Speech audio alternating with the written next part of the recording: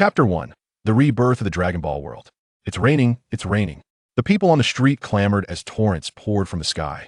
Everyone scurried to evade the downpour. Yet there stood a solitary man, dazed and conspicuous amidst the frantic scene. It's been ages since I've witnessed such a deluge, the man murmured, gazing at the sizable raindrops cascading from his hands. Lost in the rain, memories flooded back. My name is Xiao Bai, a 30-year-old deemed a failure by society. I had never seen my parents. I was raised by my grandfather. While I was in my second year of high school, my grandfather's sudden passing left me utterly alone. Coupled with my disinterest in academics, I dropped out of school and began working at a young age. At 20, I met a girl named Chushin, who, like me, was laboring to make ends meet. Her name felt like a dream. Our shared experiences quickly drew us together, and she became the first person I felt close to since my grandfather's death, making her presence all the more precious. Without a formal job, I could only manage odd jobs due to my lack of a high school diploma. I took on any work that came my way, finding satisfaction in the struggle, especially since Chushin was carrying my child. Today, having finished work early, I returned to our rented home, intending to surprise Chushin. However, upon opening the door, I was struck dumb my wife was betraying me. It was a reality that no one could bear. In a fit of rage, I lunged at the man who had invaded my home. Having endured considerable hardship in my life, I was stronger than average, while he appeared pale and feeble, clearly no match for me. I pinned him to the ground as Chushin desperately tried to intervene, but she was powerless against me. In a moment of panic, she uttered words that shattered my world. If you kill him, my child will be fatherless. Those words struck me like a thunderbolt, and I fled in a frenzy. Beep, beep, beep. The blaring of a horn jolted Xiao Bai from his reverie. A car sped toward a little girl, and instinctively, he rushed forward to push her out of harm's way, only to be struck himself. The impact sent him flying. Blood streamed from his body, mingling with the rain and forming a small pool around him. The blood soaked into the red jade necklace hanging from his neck, causing it to emit a faint crimson glow. This jade had been entrusted to him by his grandfather before his death, and he had worn it close to his heart ever since. As his consciousness began to fade, he murmured, "It seems I am dying, perhaps that is for the best," before closing his eyes. Am I dead? Where's this place? Upon awakening, Xiao Bai found himself in a strange, cramped environment that resembled neither a hospital nor a morgue. He instinctively ran his fingers through his hair. How peculiar. Why has my hair grown so long? What on earth is happening? Peering through a glass window at the scenery outside, he was left in awe. The sky was adorned with countless stars. Had he left Earth and ventured into the cosmos? Was this a spaceship? Where could this possibly be? Just as he pondered this, a surge of memories flooded his mind. Raditz, Kakarot, Vegeta. He recalled, recognizing names from the Dragon Ball series he had watched in his youth. I am Raditz, the brother of Son Goku. After the initial shock, Xiao Bai accepted this new reality. Upon touching his neck, he discovered that his grandfather's heirloom had traversed with him. It was indeed the most significant possession he had. Reflecting on the disappointments of his previous life, he resolved to start anew in this one, albeit with a challenging beginning as Raditz. It was time to contemplate his future path. Approximately 30 minutes later, the spaceship touched down and Raditz emerged, stretching and inhaling the fresh air. Is this the Earth of the Dragon Ball world? While savoring the moment, he was abruptly interrupted by a voice. Who are you? Are you an alien? Raditz turned to see a farmer brandishing a gun, and he couldn't help but chuckle. The man, despite pointing a weapon at him, appeared more anxious than Raditz himself. Beep, beep, beep, power level 5. Raditz activated his scouter to assess the farmer's power level. So this is the device that measures battle power in Dragon Ball? Disregarding the farmer, Raditz relied on his memories to take flight.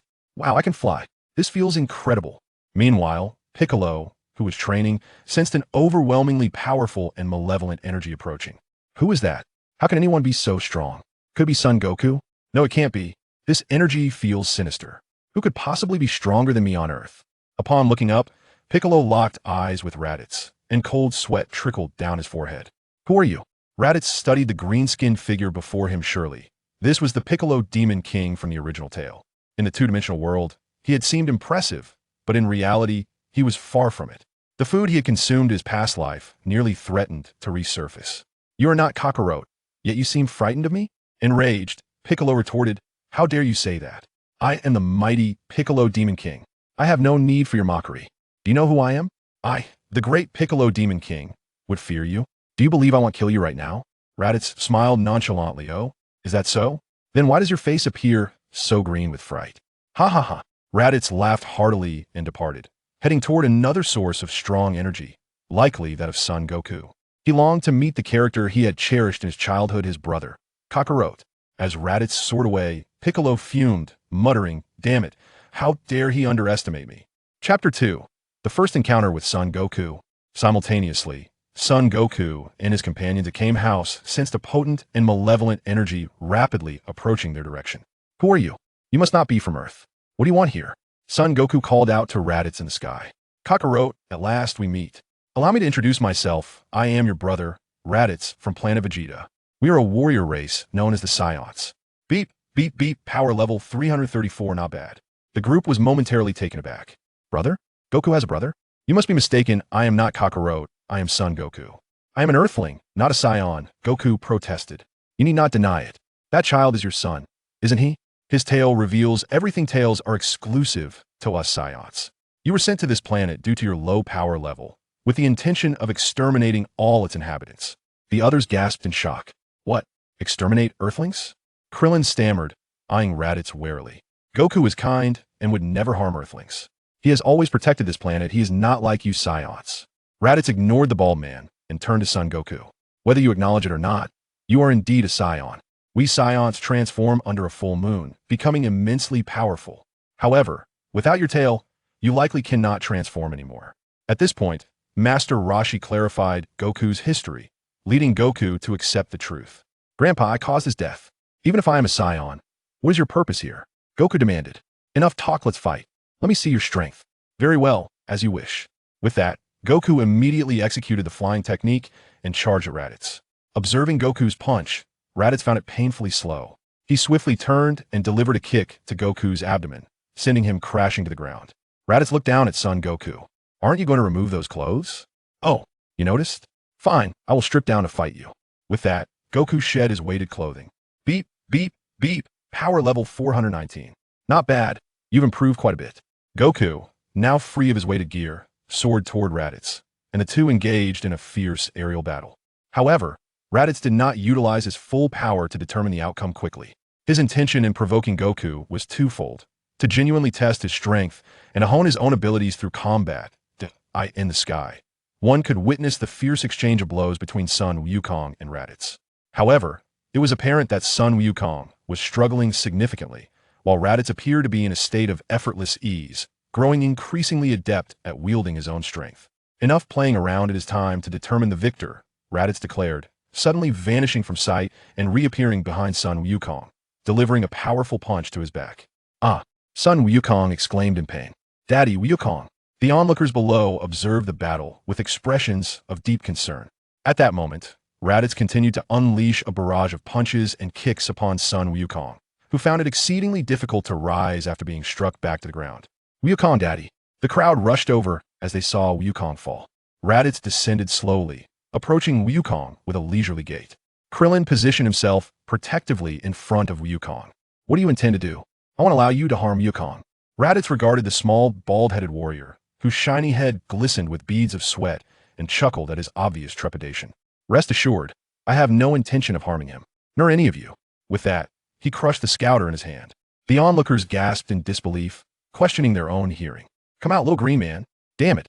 How dare you refer to me as such? I, the great King Piccolo. Do you not fear for your life? Enough. What qualifications do you have to threaten me when you cannot even defeat Sun Wukong?" Raditz replied, exasperated. "What did you mean by that? Did you not claim you would eliminate all the inhabitants of Earth? And now you assert you will spare us?" Krillin challenged Raditz. Raditz glanced at Krillin.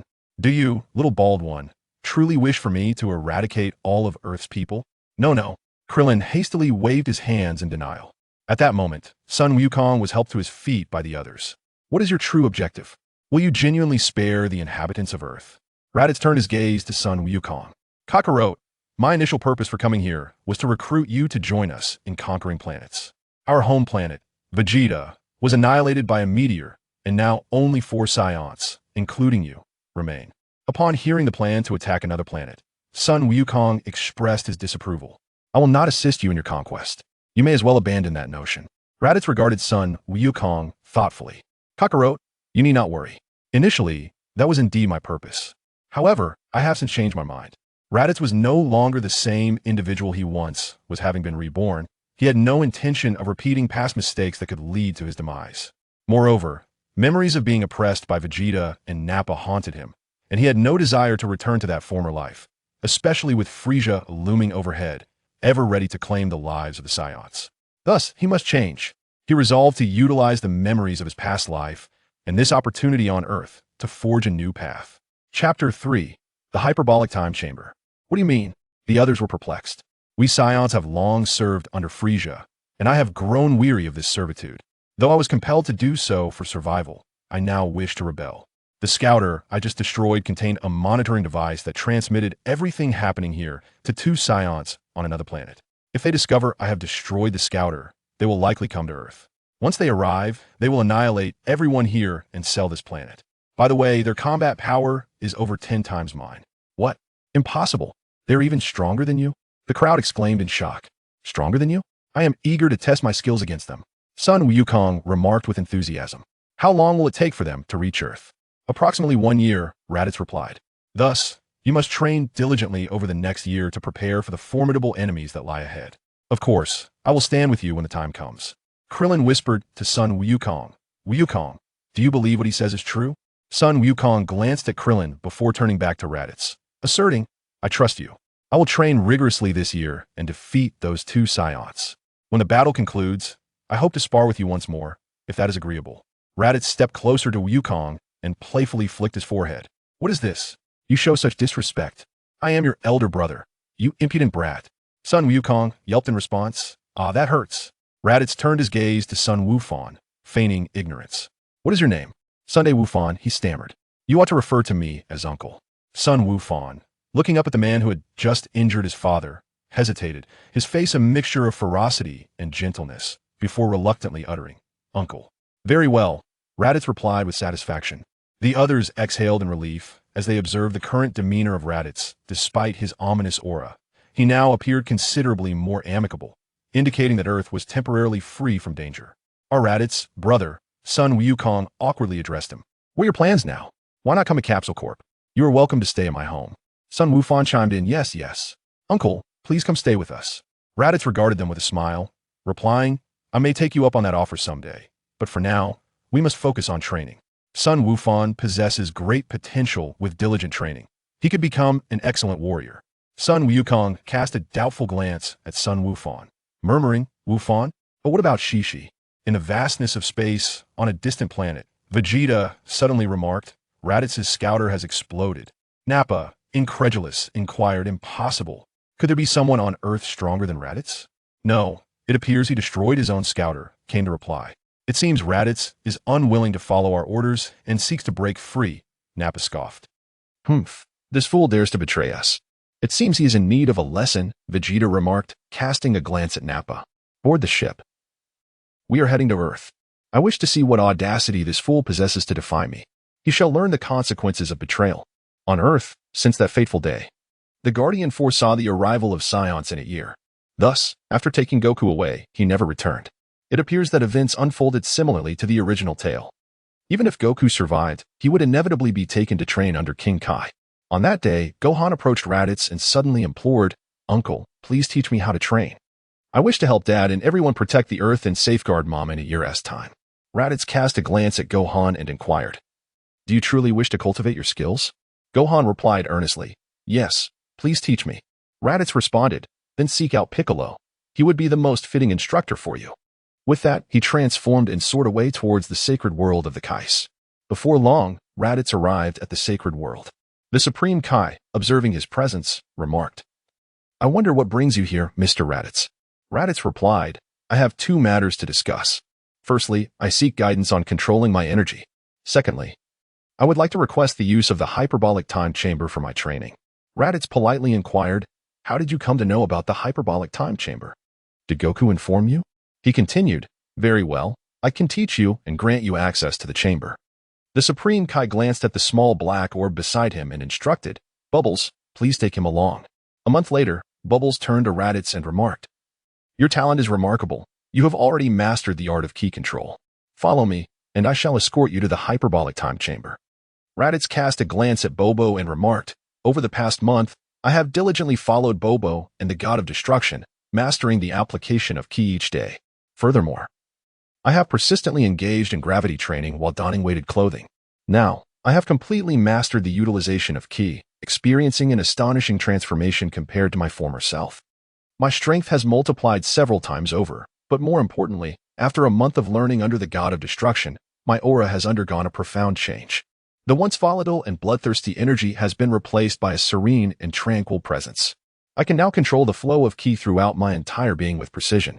Having gleaned all that I can from the God of Destruction's teachings, it is time for me to enter the hyperbolic time chamber for further cultivation. Thank you, Bobo.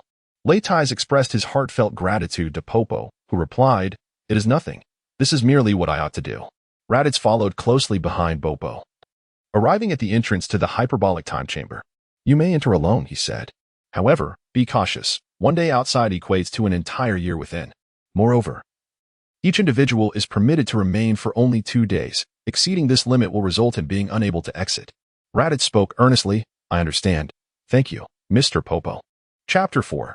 Journey to West City. The hyperbolic time chamber. Time swiftly passes. Unbeknownst to Raditz, he has been training here for over 8 months.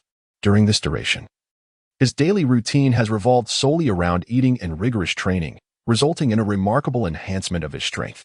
Initially, he intended to remain in this sanctuary for a full 2 years. However, he soon realized his miscalculation. The rigors of training in this realm are compounded not only by the harsh climate but also by significant psychological strain. After enduring 8 months in solitude, Raditz found himself at his breaking point. His sole desire now was to step outside, converse with others, and indulge in a hearty meal. As the door to the time chamber swung open, a disheveled Raditz emerged. The Supreme Kai observed the figure before him. Although he could not discern the extent of Raditz's power, he sensed a profound enhancement in his abilities, rendering him almost unrecognizable compared to before. "Mr. Raditz, I did not expect you to return so soon. However, it seems your strength must be formidable now. I wonder if you are capable of dealing with those 2 Saiyans." The Supreme Kai remarked, regarding the tattered Raditz. Upon hearing the words of the celestial being, Raditz could not help but scratch his head. "Indeed. I believe I have trained sufficiently, and it is time to emerge. The benefits I derived from within have diminished considerably." He was reluctant for others to realize that he had emerged due to his inability to endure any longer. As for his strength, it had undoubtedly increased significantly. Yet he remained uncertain of its true extent, as he would only ascertain it through competition with others. Considering his thoughts, Raditz regretted his hasty decision to destroy the probe, realizing that he could have allowed Bulma to thoroughly examine and modify it. Now, he yearned to ascertain the extent of his own strength. It appeared that a visit to West City was in order. "I wonder what plans Mr. Raditz has at present," he mused. Upon hearing this, the Supreme Kai replied, "At this moment, I wish to enjoy a period of rest. Would it be possible for you to assist me in procuring a suitable outfit and some nourishment?" Raditz inquired. "Of course, Mr. Raditz, please follow me." Afterward, Raditz completed his bath and donned a new outfit, strikingly similar to Goku's, yet instead of the character for turtle, it bore the emblem of the Saiyans. Raditz was thoroughly pleased. Perhaps influenced by Goku, the god had prepared an abundance of food for Raditz. Upon seeing the feast, Raditz could scarcely contain himself. Resembling a ravenous wolf confronted with a beautiful, unclad maiden, he lunged forward, devouring the food with great fervor. The god, observing Raditz's voracious appetite, was taken aback, having previously believed Goku's appetite to be astonishing. Little did he know, Raditz surpassed even his brother in this regard. Indeed, they were not merely family, but a remarkable reflection of one another. After satiating his hunger, Raditz expressed his gratitude to the god and inquired about the direction to West City and Bulma's residence before bidding farewell to the divine abode. As Raditz soared through the air, Caring, the wise sage, questioned, "What brings Goku's brother here?" Raditz departed from the heavenly palace and first arrived at Karen Tower, seeking to borrow some senza beans. Raditz gazed curiously at the talking cat and inquired, "Greetings, Master Karen. I would like to borrow some of the magical beans for my training. Would that be permissible?" Master Karen hesitated for a moment and replied, "I can certainly provide you with the beans, but I do not possess an abundance at the moment. Furthermore, I must also prepare for the upcoming battle, so I can only offer you a small portion." Upon hearing this, Raditz remarked, "Thank you, Master Karen, that will suffice." He then glanced at the nearby Yachirobe, letting out a resigned sigh.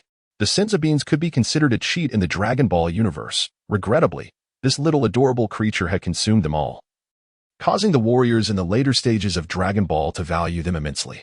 After bidding farewell to Master Karen, Raditz soared swiftly towards West City, soon arriving at Bulma's residence. Without any hesitation, Raditz strode inside. However, upon entering, he immediately felt a pang of regret. He was greeted by the sight of two exquisitely alluring women seated on the sofa, engaged in conversation. Although they were wrapped in towels, they offered scant coverage. Clearly unprepared for the sudden intrusion of a man. "Ah!" both women exclaimed in unison, and Raditz quickly recognized his breach of decorum, hastily retreating. Before long, Bulma emerged alongside a woman strikingly reminiscent of her. To be candid, Bulma could indeed be classified as a beauty, surpassing any woman he had encountered in his previous life. Angrily, Bulma pointed at Raditz, chastising him. "You scoundrel! I can't believe you would stoop to such behavior, spying on girls while they bathe and converse. Don't think that just because you are Goku's brother and possess a modicum of strength, you can act with impunity." The woman resembling Bulma echoed her sentiments, adding, "Indeed. What an impolite fellow." Leitais was aware that he had erred. Simply trespassing into a private residence was inappropriate, and to witness things he ought not to have seen only compounded his misjudgment. Nevertheless, he felt no personal loss in bearing a few scoldings, as they would merely serve to enhance the meat of the experience. He decided to let them be. Raditz, with an expression of contrition, stated, "I sincerely apologize. This was indeed my fault." Bulma, taken aback by the unexpected sincerity of the Saiyans' apology, decided to forgive him, considering it was unintentional and for the sake of her brother Goku. "Very well, I shall forgive you this time, but there must not be a next time. Do you understand?" Bulma declared, hands on her hips and standing tall. "Understood, understood. I shall be more mindful in the future," Raditz replied. Leitais also responded, acknowledging that one must remain sincere in their attitude when seeking assistance. Bulma, however, was left in the dark regarding the identity of this lady. Raditz inquired with curiosity, "This is my sister, Tais, an adventurous novelist who seldom stays at home. I never expected her return would coincide with your presence." Bulma responded promptly. Raditz seemed to have a vague recollection of Bulma's sister, though his memories of Dragon Ball were rather distant, focused solely on the exhilarating battles and characters like Goku and Frieza, leaving little room for remembering names. Upon hearing Bulma's introduction, Raditz greeted Tais. "Hello, I am Raditz, hailing from planet Vegeta, and I am a Saiyan." Tais, intrigued by his celestial origins, felt a spark of interest. Her passion lay in penning adventure novels, and she had gleaned some tales about Saiyans from her sister. She believed this Saiyan before her must possess a wealth of stories to inspire her writing, causing her to dismiss any previous rudeness she may have displayed. With utmost politeness, Tais responded, "Greetings, I am Tais, Bulma's elder sister. I hear you come from outer space and are a Saiyan. You must have encountered numerous adventures. Might you regale me with some of your tales?" Upon hearing this, Raditz did not pay much attention and replied, "If I have the time, I would be more than happy to share my story with you." Chapter 5. The Gravity Training Room. This is wonderful. Tai's delight was palpable upon learning that Raditz was willing to share his experiences. "Brother Goku, I wonder what brings you to my home," Bulma inquired, her expression one of confusion. "I have come to seek your father, Dr. Brief, as I wish to request his assistance with a matter." Raditz politely remarked, "Oh, are you looking for my father? You may come in and have a seat. My father is currently occupied, so please wait for a while inside," Bulma replied. Raditz expressed his gratitude and followed Bulma and Tais into the house. Shortly thereafter, Dr. Brief arrived and inquired, "I hear someone seeks my assistance. May I know who it is?" "Greetings, Dr. Brief. I am Raditz, the brother of Goku Kakarot. I would like to request your help in constructing a gravity training chamber, if that is possible." Latiri gazed at the elderly man, who held a cigarette between his lips, and said, "The gravity training chamber, you say? I am willing to give it a try, though I cannot assure you of the extent of my success." Raditz expressed his gratitude with a simple thank you, albeit somewhat awkwardly inquiring if he could defer payment, as he possessed no currency from Earth. Dr. Brief, a rather easygoing individual, casually responded, "It's quite all right. By the way, I had no idea you were acquainted with both of my daughters. I wonder which of them you are dating." He then added, "Oh, by the way, Bulma is involved with someone, so you must be Tai's boyfriend." Hearing this, Tai blushed and quickly interjected, "Dad, please don't say such things. He is merely my sister's friend." Meanwhile, Bulma, on the other side, stifled a laugh. Raditz spoke somewhat awkwardly, "You misunderstand. I have only just met Miss Tais today." He quickly shifted the topic, "Although I lack monetary resources, I possess something that I believe will pique your interest. I can offer it as collateral." He then produced the controller for his spacecraft, stating, "This is the control device for my ship, and I am willing to give it to you as compensation for the gravity chamber." Both Brief and Bulma expressed their interest. While Tais found the matter rather dull, perhaps only adventurous tales would capture her attention. Before long, Raditz reached an agreement with them. Sharing the fundamental operations and consciousness of the spacecraft, Brief assured him that the gravity chamber would require a month for completion. Raditz, upon hearing this, accepted with pleasure and bid them farewell, promising to return in a month. Meanwhile, Piccolo was training Gohan. Initially, Gohan sought out Piccolo for mentorship after hearing Raditz's suggestion. Although Chi-Chi was opposed, fearing Piccolo's dangerous nature, Gohan was determined to grow stronger to protect his mother, alleviate his father's burdens, and fight alongside others to safeguard the Earth. Thus, he secretly departed from home, embarking on a long journey to find Piccolo and become his disciple. Raditz, sensing the presence of Piccolo, arrived at the location and greeted him politely, saying, "Hello, little green man. It is good to see you again." Upon hearing Raditz refer to him in such a manner, Piccolo felt a surge of anger. Yet, what could he do? Engaging in a physical confrontation was futile, and arguing would yield no results. Moreover, he had to concede that he was indeed quite green. Thus, Piccolo simply responded, "What brings you here?" Raditz gazed at the diminutive green figure and remarked, "I have recently enhanced my powers significantly, and thus I require a battle to solidify my strength. Kakarot is elsewhere training, and although you are considerably weaker, you are presently the only one on Earth capable of providing me with a suitable challenge. Hence, I have come to seek you out." Upon hearing this, Piccolo exclaimed, "Do not underestimate me.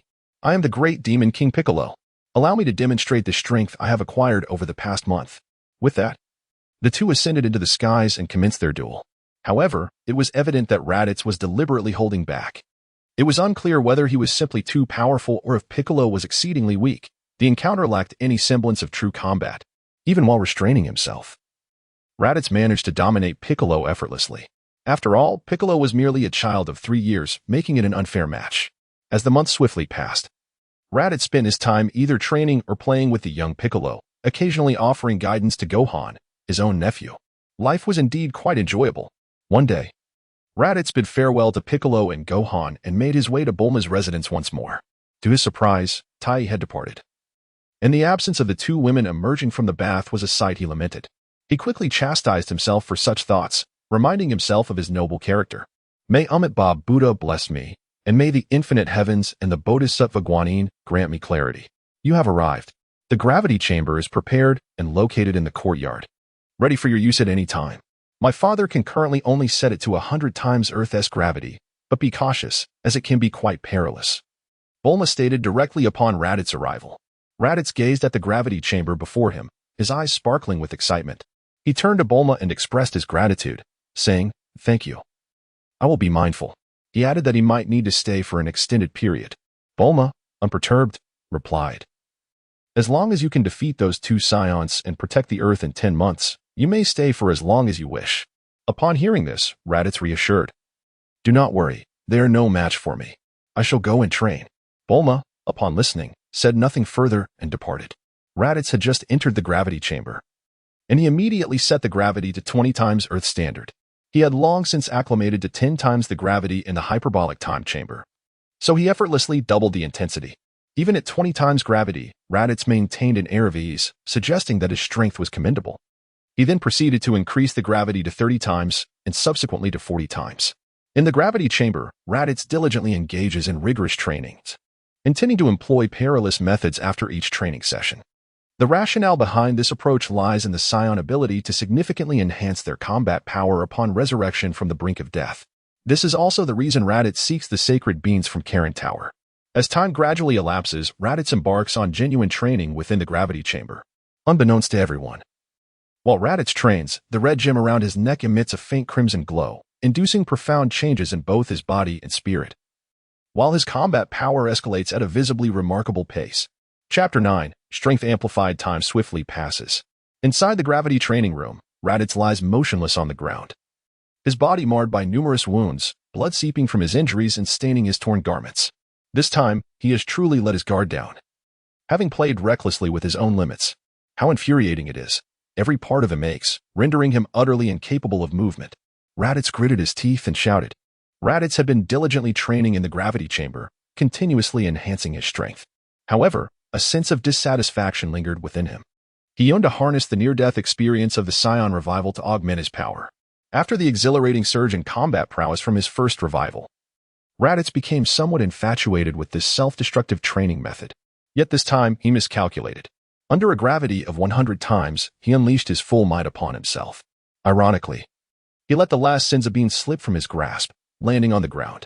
Although it was merely 10 meters away, at that moment, lying on the ground, even the thought of moving an inch caused him excruciating pain. An entire hour had elapsed as he lay there, his body feeling heavy and fatigued, desperately longing for rest. Damn it, I can't possibly die like this, he thought, a profound sense of regret washing over him. Raditz lay weakly and painfully on the ground, thinking to himself that he might be the most reckless transmigrator in history to die in such a manner. Gradually, Raditz closed his eyes. Just as he believed death was imminent, a peculiar energy radiated throughout his entire body. The wounds on his form began healing at a visible pace. Raditz's eyes snapped open abruptly. This strange energy suffused his being with indescribable comfort, and he could distinctly sense its origin, the crimson jade pendant around his neck. Approximately 3 minutes later, Raditz's injuries had completely vanished. Moreover, he felt his power had grown exponentially compared to before, unlike the temporary surge from near-death revivals. This enhancement elevated him to heights he could never have previously fathomed. He understood that both his resurrection and this tremendous power boost were inextricably linked to the jade his grandfather had bestowed upon him. Revitalized, Raditz leaped to his feet in exhilaration. I could take on 10 Friezas. Of course, this was merely the delusion of sudden, overwhelming strength. Lei Tai's removed the crimson jade from around his neck and held it in his hand, examining it with great care. It seemed that the crimson jade left to him by his grandfather was far from ordinary. Perhaps his journey through time was somehow connected to this gem. However, until today, he had never discovered its purpose. Now it appeared that this jade had the potential to heal him and restore his life when he was on the brink of death. In his previous cultivation, he had not realized its significance, possibly because he had already consumed the celestial beam before it could manifest its effects.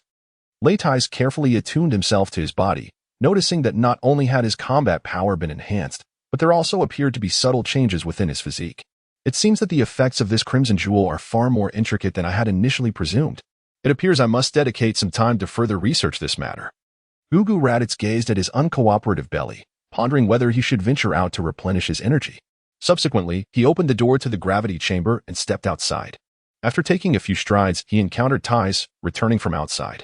He addressed her, inquiring, "Is there anything to eat?" "I am quite famished." Thais cast a glance at Raditz, her face flushing crimson as she exclaimed, "Ah, pervert, why are you not dressed?" Raditz cast a swift glance at his own physique, realizing that his training attire had been utterly destroyed. He had been oblivious to this after the incident involving the crimson jade, and now he beheld his meticulously sculpted form laid bare before Thais. Raditz, with a hint of embarrassment, spoke up, "I apologize for ruining my clothes during training. Could you kindly prepare a set of garments for me and perhaps some food? I find myself rather hungry." Thais' face flushed as she turned to leave. Yet she thoughtfully complied with Raditz's requests, gathering the necessary items for him. Having satisfied his hunger and thirst, Raditz approached Tai and said, "I regret the earlier incident. By the way, I heard from Bulma that you were venturing out to gather material for your novel. What brings you back so unexpectedly?" Tai glanced at Raditz and, perhaps due to an illusion, felt he appeared slightly more handsome, a blush creeping onto her cheeks, though she quickly regained her composure. She shot Raditz a glare and retorted, "This is my home. Must I seek your approval to return?" The memory of Raditz running around her house in the nude ignited her irritation. "By the way, didn't you mention you were going to share tales of outer space with me?" Raditz pondered for a moment and remarked, "Those 2 Saiyans will arrive on Earth in less than a month. Once I have dealt with them, I shall share a story with you." Tai felt a twinge of irritation at Raditz's dismissive tone, yet chose to remain silent. At that moment, Bulma approached, exclaiming, "Sister, when did you return? And you, the relentless training fanatic, have actually taken a break. What were you and my sister discussing?" Raditz cast a glance at Bulma and casually remarked that he was sharing tales of extraterrestrials with her sister. Tai's eyes narrowed at Raditz, yet she nodded. She wished to spare her sister the embarrassment of knowing she had caught sight of a man in a compromising manner, lest her sister mock her. Subsequently, Tai smiled at Bulma and said, "I have returned to retrieve a few items and will depart shortly." Upon hearing that her sister would be leaving soon, Bulma felt a twinge of disappointment, yet she supported her sister's decision, for she understood her sister's inclinations. Before long, Tai indeed took her leave. Bulma approached Raditz and inquired, "Is there something clandestine between you and my sister?" Raditz nonchalantly remarked that there was nothing to worry about, suggesting that one was overthinking. Bulma instantly frowned and retorted that none of you men seem to possess a sound mind, especially you Saiyans, who, like little Goku, are only adept at fighting. She then inquired of Raditz, as nearly a year had passed, whether he intended to remain in the gravity chamber. Raditz smiled and said, "No. My current strength is more than sufficient to handle those two. After spending so much time on Earth, I believe it is time for me to unwind and truly appreciate this place, familiar yet foreign." Bulma, listening to Raditz's nonsensical remarks, paid no heed and simply left with a casual "oh." A month swiftly passed. On this day, Earth was graced by two unexpected visitors. Chapter 7. The arrival of the Saiyans 2 spacecraft pierced the atmosphere, descending rapidly to the surface of the Earth, unleashing formidable and terrifying energies that shattered the tranquility of the Dragon Ball warriors' training. Far away at the sacred temple, Krillin, Tien, and others simultaneously sensed the ominous presences of Vegeta and Nappa, causing beads of cold sweat to form on their shining bald heads. What terrifying energy! Krillin clenched his fists, his face tense. Despite being mentally prepared for the Saiyans' arrival, he had not anticipated their swift approach or the sheer intensity of their power. Sighing at the overwhelming presence, he addressed the group. "They have arrived. Let us depart." Yamcha, Tien, and Chaos exchanged glances and nodded in agreement. Their rigorous training at the sacred temple was for this very moment. They soared from the temple, racing towards the source of the ominous energy. Meanwhile, Piccolo, immersed in his training, opened his eyes, gritting his teeth as he involuntarily broke into a cold sweat. He, too, was taken aback by the strength of the approaching foes. Reluctantly, he muttered, "Although I have yet to witness that insufferable foe at full strength, he should be manageable." He then turned to Gohan and said, "Let us go." "Yes, Uncle Piccolo," Gohan replied, and the two set off towards the impending threat. On the other hand, Raditz, basking in the sunlight, also sensed the energies of Vegeta and Nappa. A confident smirk gracing his lips. "Have they arrived? I can hardly contain my excitement." He leisurely rose and drifted towards Vegeta's direction. At the landing site of the spacecraft, a crowd of onlookers gathered, oblivious to the calamity about to unfold. As the doors of the two ships slowly opened, two figures emerged, a muscular bald man and a proud, diminutive warrior. "So this is Earth? It looks quite decent," Nappa remarked, surveying the surroundings. "Indeed. It should fetch a good price," Vegeta concurred. The two paid no mind to the frightened crowd, their irritation palpable. Nappa scoffed, "What weaklings, a bunch of trash." He unleashed a powerful energy wave towards the bystanders, resulting in a deafening explosion, leaving Earthlings dead or injured amidst their cries of despair. Vegeta observed the chaos without intervening, a wicked smile playing on his lips, allowing the exuberant Nappa to wreak havoc upon the planet. Nappa, exuding a horrifying aura, hurled concentrated energy downwards, obliterating a bustling city in an instant, laughing maniacally in the air. "That should suffice. If we destroy too much, we want to get a good price," Vegeta cautioned Nappa. Hearing Vegeta's words, Nappa dared not argue, his excitement tempered by fear of Vegeta's authority, and he complied. Before long, the Dragon Ball warriors arrived before Vegeta and Nappa. Vegeta scanned the group, but did not see the individuals he sought. "Where are Kakarot and that traitor Raditz? Have they hidden in fear upon learning of our arrival?" Vegeta taunted the assembly. Krillin stepped forward, his legs trembling uncontrollably, and said, "Goku and Raditz will arrive shortly. Would you care to wait for them?" Nappa immediately expressed his displeasure. "Those two low-class warriors do not deserve our patience." However, Vegeta replied, "Very well. As you wish. I shall wait. I want Raditz, that worthless traitor, to understand the consequences of his betrayal." Nappa, hearing Vegeta's command, kept quiet, but then Vegeta added, "Hey, Nappa, play with those cultivators for a while." The first to engage was Yamcha. Nappa checked Yamcha's power level with his scouter. Power level 50. Pathetic. Yet, in an instant, as Yamcha battled the cultivator, the scouter beeped. Power level 1480. What is this? How can his power exceed that of the cultivator? Nappa questioned, perplexed. Vegeta, glancing over, remarked, "Perhaps Earthlings possess some means to control their power levels. Do not rely too heavily on your scouter." Soon, Yamcha defeated the cultivator, reveling in his victory, but suddenly, Krillin shouted, "Yamcha, watch out." Yamcha turned sharply, but it was too late. He was ensnared by the cultivator, and an explosion ensued, turning both into dust. "He's dead. How could they kill Yamcha? Krillin seethed, clenching his teeth in fury. The sight of their fallen comrade ignited the rage within the group, their energies surging in response. Power level 4,500. Piccolo, having received a bit of love from Raditz, was stronger than in the original story, power level 2,800. Power level 1770. Power level 1830. Power level 910. The power levels of all the warriors surged, registering on Nappa and Vegeta's scouter. Witnessing the demise of their comrade, the group was consumed by rage.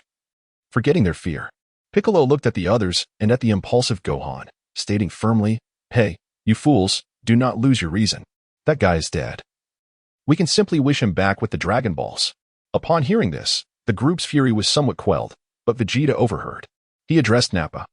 "I am growing weary of waiting. Nappa, go entertain them. Since they refuse to come, eliminate these fools." Nappa, excited by the command, could no longer contain himself and lunged forward. Piccolo, seeing this, charged in as well, and the two engaged in a fierce battle. Nappa glanced at Piccolo, a Namekian. "Is it? You may be worthy enough to be my opponent." Piccolo and the god at the sacred temple realized Nappa's words, understanding that Piccolo was indeed a Namekian. Explaining his uniqueness, Vegeta, observing the duel above, frowned and shouted at Nappa, "Hey, Nappa, finish this fight quickly." Nappa, though eager to prolong the battle, knew better than to disobey. He then unleashed his full power. As the crowd witnessed the beleaguered Piccolo, they rushed to his aid. Yet they overlooked the presence of the cultivator, which subsequently triggered a chaotic brawl. Tianjin observed Piccolo being overwhelmed by Nappa and, in a moment of impulse, unleashed a Kamehameha aimed at Nappa. Although Nappa evaded the attack, he was incensed and charged forward, delivering a powerful punch that sent Tianjin flying. In the direction where Tianjin landed, Nappa pursued relentlessly. Sensing the impending danger to Tianjin, Jiaozi sprang into action without hesitation, embracing Nappa in a desperate attempt to shield his friend. Then, a deafening explosion echoed through the air, drawing everyone's attention towards Nappa. "Jiaozi!" Tianjin shouted. As the smoke cleared, Jiaozi vanished in a cloud of dust due to his self-detonation. However, Nappa remained unscathed. The emotions of the onlookers ignited fervently, for Jiaozi was not like Yamcha. He had already been resurrected once, and the dragon on Earth could no longer bring him back. "Prince Vegeta, I apologize for my tardiness," came the voice of Raditz as he approached Vegeta. "Ah, the traitor finally shows his face," Vegeta scoffed, casting a disdainful gaze at Raditz. "Of course, after so long. I had to see how our Saiyan prince was faring. Yet, it appears you have made little progress. Not only has your combat power barely increased, but your stature remains unchanged as well." Raditz gazed at Vegeta, teasingly remarking, and then addressed the others, instructing them to withdraw, asserting that he could handle these two on his own. Vegeta, incensed by Raditz's audacity to mock his stature, was on the brink of launching an attack.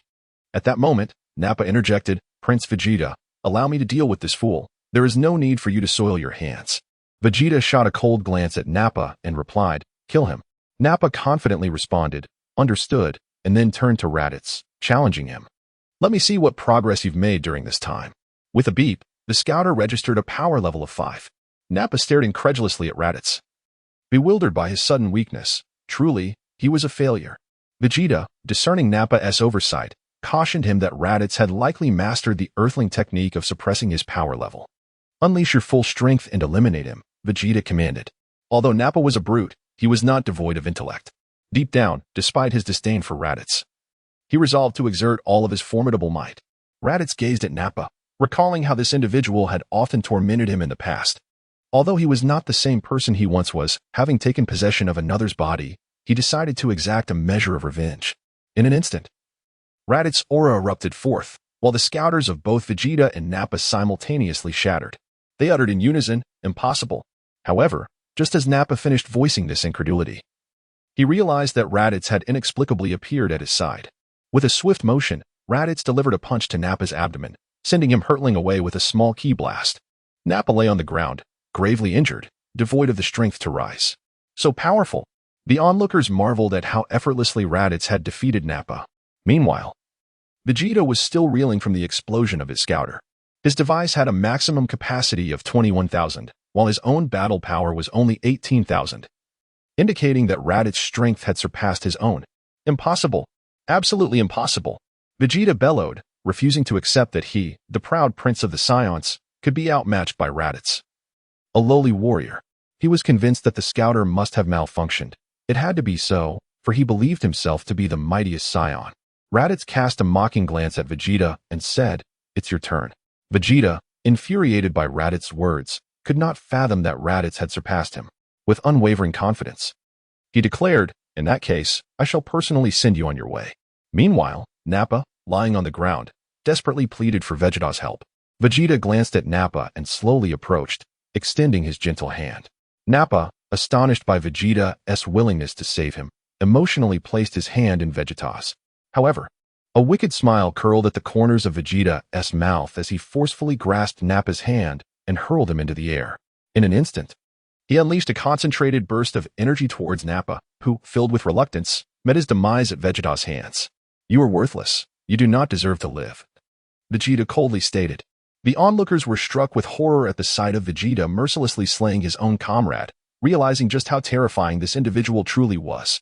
Raditz gazed at the lifeless body of Nappa suspended in the air and spoke to Vegeta. "You truly are heartless.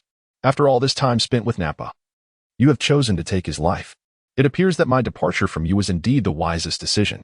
Vegeta, indifferent, retorted, "He had become a mere liability, living only to squander resources. I merely granted him a merciful end. Now, it is your turn."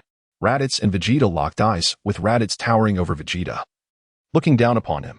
"Very well," he proclaimed, "I shall demonstrate to you the true power of a Saiyan." Just as Raditz and Vegeta were poised to engage, a distant voice interrupted, "Wait, wait." Moments later, the tardy Goku arrived at the battlefield, exclaiming, "I'm sorry for being late." The crowd erupted with excitement at Goku's arrival, reminiscent of how ordinary people in a television drama react upon seeing a hero. Indeed, the protagonist exudes an aura that captivates all. Raditz cast a glance at Son Goku and remarked, "Kakarot, you have finally arrived. I was beginning to think you would not show up." Vegeta added, "Kakarot, you two have come. Splendid. I shall send you two brothers on your way together." Son Goku gazed at the lifeless Nappa and then turned to Raditz, saying, "Brother, you have already vanquished one. May I take on the remaining one? I implore you." Raditz found it rather amusing to observe the foolish and naive Goku. He then nonchalantly remarked, "Very well, I shall leave Vegeta to you. Should you fail to handle him, I will intervene." Goku expressed his heartfelt gratitude. "Thank you so much." Upon hearing this, Vegeta's anger flared. "You fools, how dare you underestimate me? Come at me together. Today, I shall send you both to the underworld." Raditz disregarded Vegeta and exited the battlefield, eager to witness the clash between Son Goku and Vegeta. As they exchanged glances, an exhilarated Goku exclaimed, "I shall make my move." He swiftly sprang to Vegeta's side, who regarded Goku's actions with disdain. In a flash, Vegeta evaded Goku's attack and launched him into the air with a powerful kick. With a scoff, Vegeta remarked, "Is this all the strength you possess? Unleash your full power, or you shall find no opportunity to strike next time." Goku, brimming with excitement, responded, "Indeed, you are formidable. Very well, I shall fight earnestly." With a mighty shout, Goku activated the Kaioken, doubling his combat power from 8,000 to 19,000. Empowered by the Kaioken, he charged at Vegeta, and the two engaged in a fierce aerial duel. However, Vegeta's combat prowess stood at 18,000, and Goku's newly acquired 19,000 was insufficient to best him, resulting in Goku being sent flying once again. Kaioken times 3. Goku bellowed, invoking the technique that elevated his strength to 24,000. This time, Vegeta found himself outmatched, unable to counter Goku's relentless onslaught. "Damn it! How could I, Prince Vegeta, be defeated by a lowly warrior like you? I refuse to accept this. I shall kill you, Kakarot," Vegeta roared, his fury escalating as he prepared to unleash his ultimate technique. Chapter 9. The Defeat of Vegeta. Vegeta gazed skyward, seemingly searching for something, before angrily questioning, "What is happening? Where is the moon?" The onlookers, puzzled by Vegeta's behavior, inquired, "What is he doing?" Raditz responded, stating that he was in search of the moon.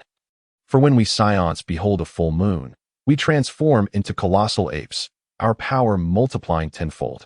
However, Piccolo, indifferent, remarked that the moon had been obliterated by him, declaring that today, Vegeta was destined to be defeated by Goku. Vegeta, filled with frustration, retorted, "Damn it, this planet lacks a moon. It seems I must resort to that technique. Although it will diminish my power somewhat, it is worth it to combat you." Swiftly, Vegeta conjured an artificial moon.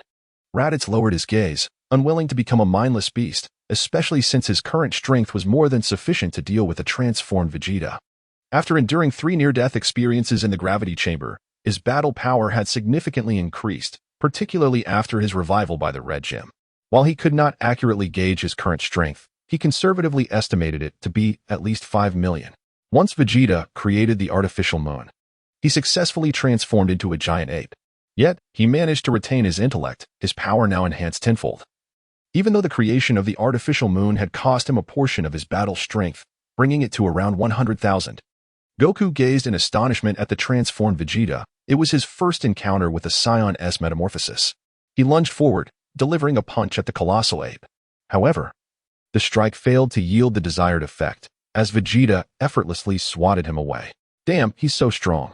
Determined, Goku shouted, fourfold Kaioken, and unleashed the technique, elevating his battle power to 32,000.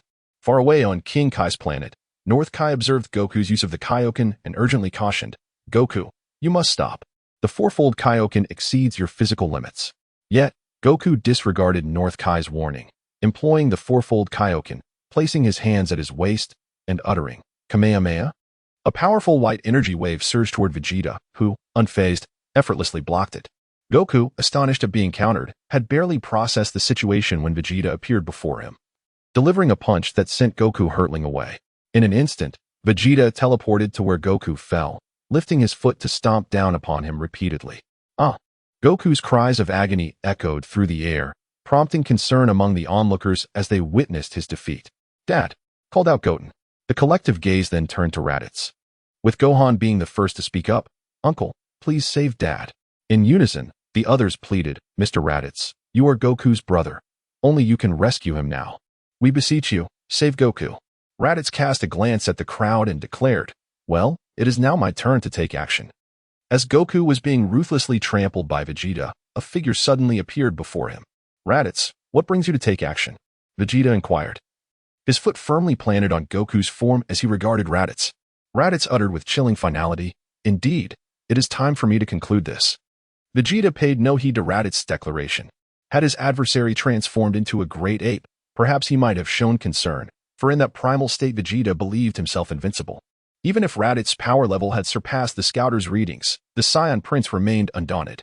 Yet to his astonishment, Raditz materialized before him with blinding speed, a movement so swift Vegeta's eyes failed to track it. A single devastating punch to the gut sent Vegeta careening through the air, his mighty form reverting to its base state mid-flight. With contemptuous ease, Raditz then obliterated the artificial moon with a casual energy blast. This cannot be, Vegeta gasped, writhing in the dirt. A single strike. How? A terrifying suspicion took root in his mind. Could Raditz have achieved that legendary transformation? Impossible. He was but a low-class warrior. Crawling pathetically toward his spaceship, the humiliated prince clung to one desperate thought, survival. So long as he lived, he would surpass this inferior warrior. Royal blood would prevail where brute strength had failed. Moreover, he'd gleaned valuable intelligence, those Namekian Dragon Balls the green alien mentioned. The legends of Namekian mystical abilities circulating through the cosmos couldn't be coincidence. That planet warranted investigation. As the defeated prince struggled, Earth's warriors approached. Krillin's hands trembled with rage, memories of slaughtered friends flashing before his eyes. He stepped forward, intent on delivering justice. From the bloodied earth, Goku's weak voice halted him. Krillin, spare him. Shocked silence followed. Through gritted teeth, Krillin countered, do you comprehend his atrocities? Yamcha, Chaozu, countless innocents. Goku persisted, each word labored. Please, I've never encountered someone who makes me burn to fight like this. I must face him properly, defeat him honorably. Krillin bowed his head. Very well. This victory belongs to you and your brother, if Raditz consents. Turning his battered face toward his sibling, Goku whispered, brother, may we? Raditz interjected, stating, do as you wish. Vegeta is not my adversary, nor has he ever been. You may proceed as you please. Goku expressed his gratitude, and at that moment, Vegeta had already boarded his spaceship. Before departing, he cast a disdainful glance at Raditz and Goku, proclaiming, fools, you have allowed me to escape.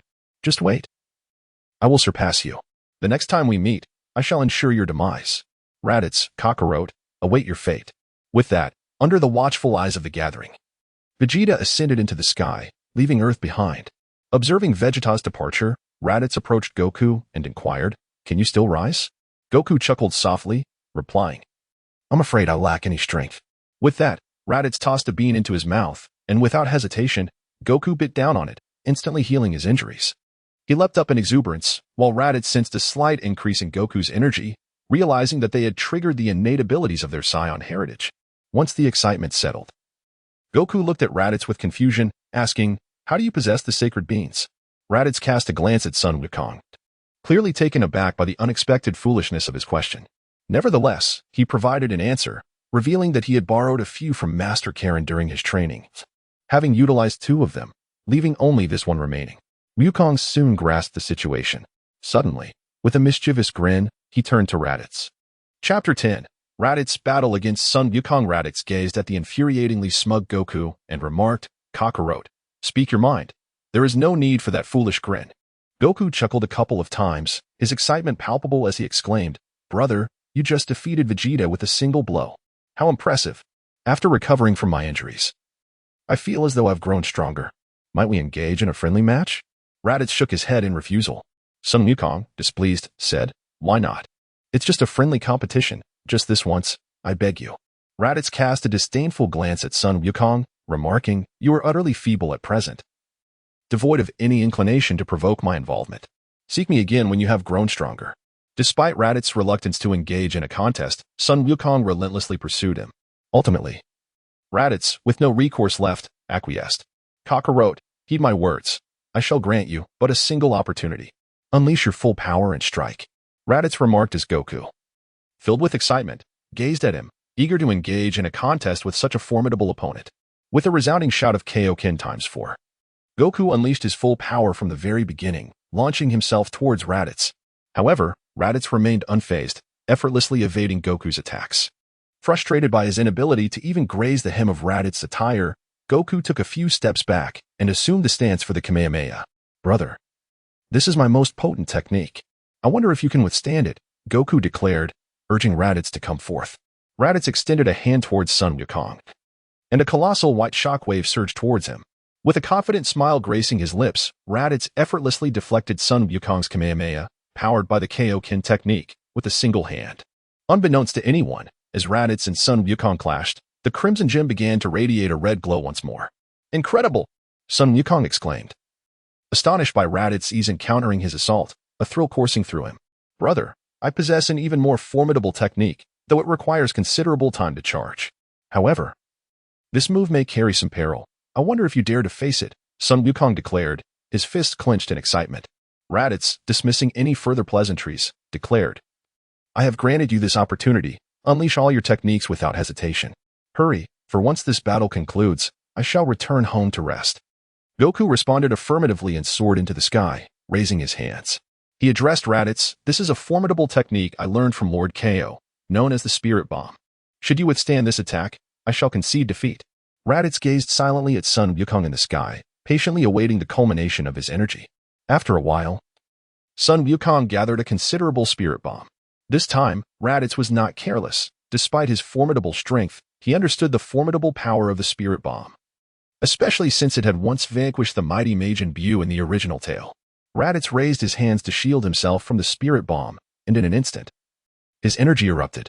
Sun Wukong and the onlookers were left in awe, realizing Raditz's strength surpassed their expectations. After the fierce battle, an exhilarated Sun Wukong rushed to Raditz's side, enthusiastically exclaiming, "Brother, that was incredible. How did you train to achieve such power?" Raditz looked at Sun Wukong with a face full of disdain and said, "Do you wish to know?" Sun Wukong, filled with excitement, nodded eagerly, while those around them perked up their ears to listen attentively. Then Raditz declared, "I shall not tell you." Raditz let out a hearty laugh as he surveyed the somber faces around him. However, Goku was not amused and, with a hint of dissatisfaction, implored, "Do not be so stingy. Please teach me how to cultivate." At that moment, a helicopter suddenly descended to the ground, and out stepped Bulma, Chi-Chi, and Master Roshi. Chi-Chi rushed towards Gohan, enveloping him in a tight embrace, her voice laced with concern. "My Gohan, are you all right? It was too dangerous. It's all your father's fault for letting you engage in such perilous battles at such a young age. Gohan, why are you silent? Don't frighten your mother." Gohan, blushing as he glanced at his mother and then at the onlookers, responded, "Mom, I'm fine. You're holding me too tightly. I can hardly breathe." Relieved to hear her son was safe, Chi-Chi loosened her grip. At that moment, Krillin approached Bulma, bowing his head in sorrow. I'm sorry, Bulma. Yamcha has fallen. Bulma paused, momentarily taken aback, before replying, it's all right. After all, the Dragon Balls can bring him back. Everyone, please gather around. On the helicopter. The atmosphere shifted as the group engaged in cheerful chatter, while Raditz sat in quiet contemplation, detached from the lively conversation. Suddenly, he heard the sound of fists clenching, prompting him to look over. In the back of the helicopter, Tien was silently gripping his fists, his head bowed in sorrow. The others noticed the change in mood and turned to him. Krillin asked, Tien, are you okay? Upon hearing Krillin's voice, Tien lifted his head, his eyes glistening with tears. Kaiatsu is gone. He has been revived once already, so the dragon cannot bring him back again. The somber revelation cast a pall over the group, silencing the previously joyous atmosphere. Just then, a voice broke through the heaviness. Perhaps there is still a way. The others turned, their eyes lighting up as they recognized the speaker, Raditz. Tien, filled with hope, asked eagerly, Mr. Raditz, what do you mean? Is there a way to revive Kaiatsu? Before Raditz could respond, Bulma, ever impetuous, interjected, yes, what is it? Please tell us quickly. Do not keep us in suspense. Goku, unable to bear Tien's distress, added, brother, is there truly a way? The creator of the Dragon Balls must be a deity, right? He hails from the universe's Namek. Perhaps we could venture to Piccolo's homeland, Namek, and seek our fortune. There may be a solution. Raditz remarked, and upon hearing this, the crowd instantly brightened with joy, finally finding a glimmer of hope. Even Tien Shin'en's previously despondent expression faded, replaced by excitement. Suddenly, a voice shattered this hard-won mirth. Chapter 11. Another purpose. This approach is indeed commendable, yet utterly impractical. Bulma suddenly interjected. The others, perplexed, inquired, why, Bulma? Bulma elaborated, firstly, our current technological capabilities on Earth are woefully inadequate for space travel. Even if we were to succeed, it would consume an enormous amount of time, perhaps a decade, or even a century. Secondly, and most crucially, we have no knowledge of the location of planet Namek. Wouldn't you agree that this notion is rather unrealistic? Upon hearing Bulma's words, the crowd found merit in her reasoning and collectively lowered their heads. Raditz spoke again, stating that the matter of the spaceship was easily resolvable. Let us not forget that there are vessels left behind by both myself and Nappa on Earth. Furthermore, I entrusted my spaceship to Bulma's father for research a year ago. If all else fails, we can seek out the spaceship that the deity used to arrive on Earth. As for the location of planet Namek, Goku is acquainted with King Kai. Perhaps he possesses the knowledge we seek. At that moment, King Kai's voice resonated. Goku, Raditz, I indeed know the whereabouts of planet Namek, and I can share this information with you. Upon hearing this, the crowd erupted in cheers, exclaiming, that's wonderful. Truly splendid. We are immensely grateful to you, Lord Kai. Tien Shin'en, filled with excitement, approached Raditz and expressed, Mr. Raditz, thank you ever so much. Lei Tai smiled lightly and remarked that it was a mere trifle to resolve these matters. Everyone resumed their cheerful conversation about past events, while Lei Tai remained seated with his eyes closed, meditating. At that moment, Sun Wukong suddenly approached Lei Tai, rubbing his hands together and inquiring, Brother, what are your plans for the future? Raditz gazed at his suddenly attentive and somewhat oblivious younger brother and remarked, I intend to settle on Earth, as I have developed a fondness for this place. Therefore, I plan to seek a home here. Upon hearing this, Sun Wukong's eyes sparkled with excitement as he exclaimed, Then you should stay at my house during this time. After all, we are brothers. Wukong thought to himself that if Raditz were to reside in his home, he would have the opportunity to spar with him at any moment, as well as observe his training methods. What a clever idea, he mused, and before long, a silly grin spread across his face. Son Gohan looked at Wukong with curiosity, feeling somewhat perplexed. He wondered when his father and uncle had grown so close. Nevertheless, he echoed his father's sentiment, saying, Yes, uncle, Dad is right. You should come and live with us. Chi-Chi observed Wukong's foolish grin and placed a hand on her head, fully aware of his intentions. However, being a woman of traditional values, she felt powerless to alter his course. With a smile directed at Raditz, she added, Indeed, brother, Wukong and Gohan are correct.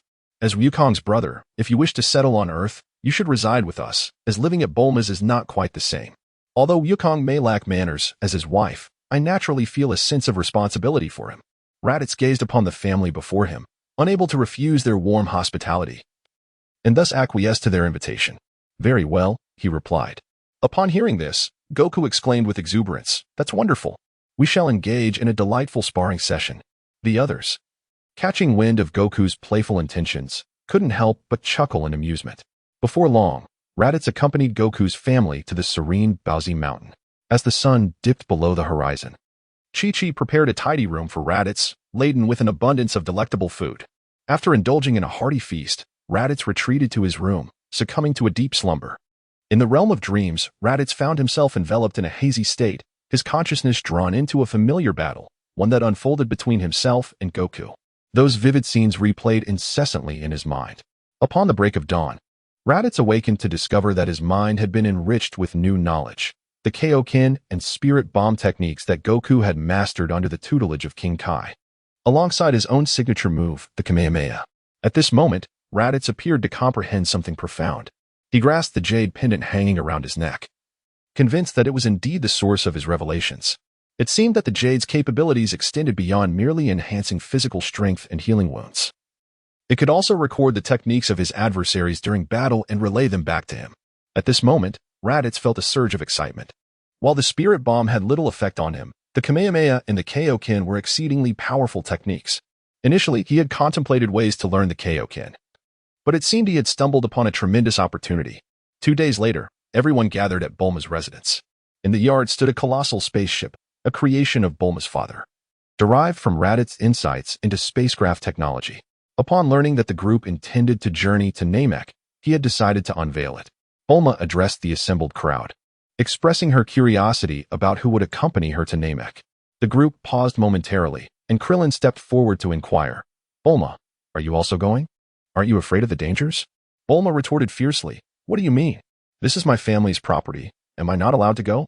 Besides, what danger could there possibly be? Isn't Goku and Raditz here to protect me?"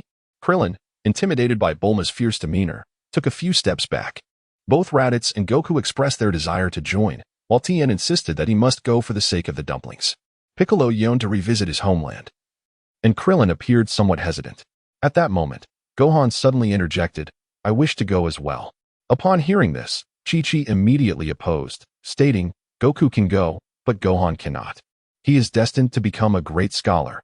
It is too perilous for him to venture to such dangerous places." Gohan, feeling his mother's disapproval, lowered his head and said, "But I want to go. I wish to see Uncle Piccolo's homeland." Goku then approached Chi-Chi and urged, "Chi-Chi, please allow Gohan to go." Naturally, Chi-Chi remained opposed. At this moment, Raditz spoke up, "Sister-in-law, there is no peril in our journey to Namek." Raditz pondered whether he would encounter Frieza this time. He intended to unleash his potential upon arriving at Namek, followed by rigorous training before ultimately confronting him. Note: unbeknownst to Raditz, the matter regarding Dragon Balls had been inadvertently disclosed by Piccolo, which was overheard by Vegeta and Frieza monitoring the situation. Furthermore, if one wishes for Gohan to become a scholar, he must venture out into the world, for as the saying goes, reading thousands of books is no substitute for traveling 1,000 miles. This experience would greatly benefit Gohan's future. Upon hearing that this would aid Gohan's scholarly pursuits, Chi-Chi readily consented but insisted that he must not neglect his studies. Gohan promptly nodded, casting a grateful glance at Raditz. Thus, the individuals destined for Namek were finally determined. Raditz, Bulma, Son Goku, Son Gohan, Tien, Piccolo, and the enlightened Krillin watched as the spaceship ascended from Earth. Yamcha, who had been resurrected by the Dragon Balls just a day prior, remained on the planet. Namek, here we come. Chapter 12, Goku's near-death revival in the vastness of space. A lizard-like extraterrestrial was tending to Vegeta in a medical pod. The pod's door gradually opened. "You are healed. You may open your eyes now, Lord Vegeta," the alien announced. A sly smile crept across Vegeta's lips as he murmured, "Raditz, Kakarot, and that bunch of Earthlings, you shall all pay." He erupted into laughter, his gaze sharp and his thoughts racing. "I have uncovered your greatest secret. The Namekians claim that the Dragon Balls can resurrect others. It appears the legends of the universe hold truth. The Namekians possess extraordinary abilities, intertwined with the fabled wish orbs. My journey to Earth has unequivocally confirmed this legend. That worthless Raditz has grown stronger, and it must be related to this. Once I obtain the Dragon Balls, my noble Scion Prince lineage will ensure I become even mightier. At that point, you, the traitor, will meet your demise, along with Frieza. Ha, ha, ha.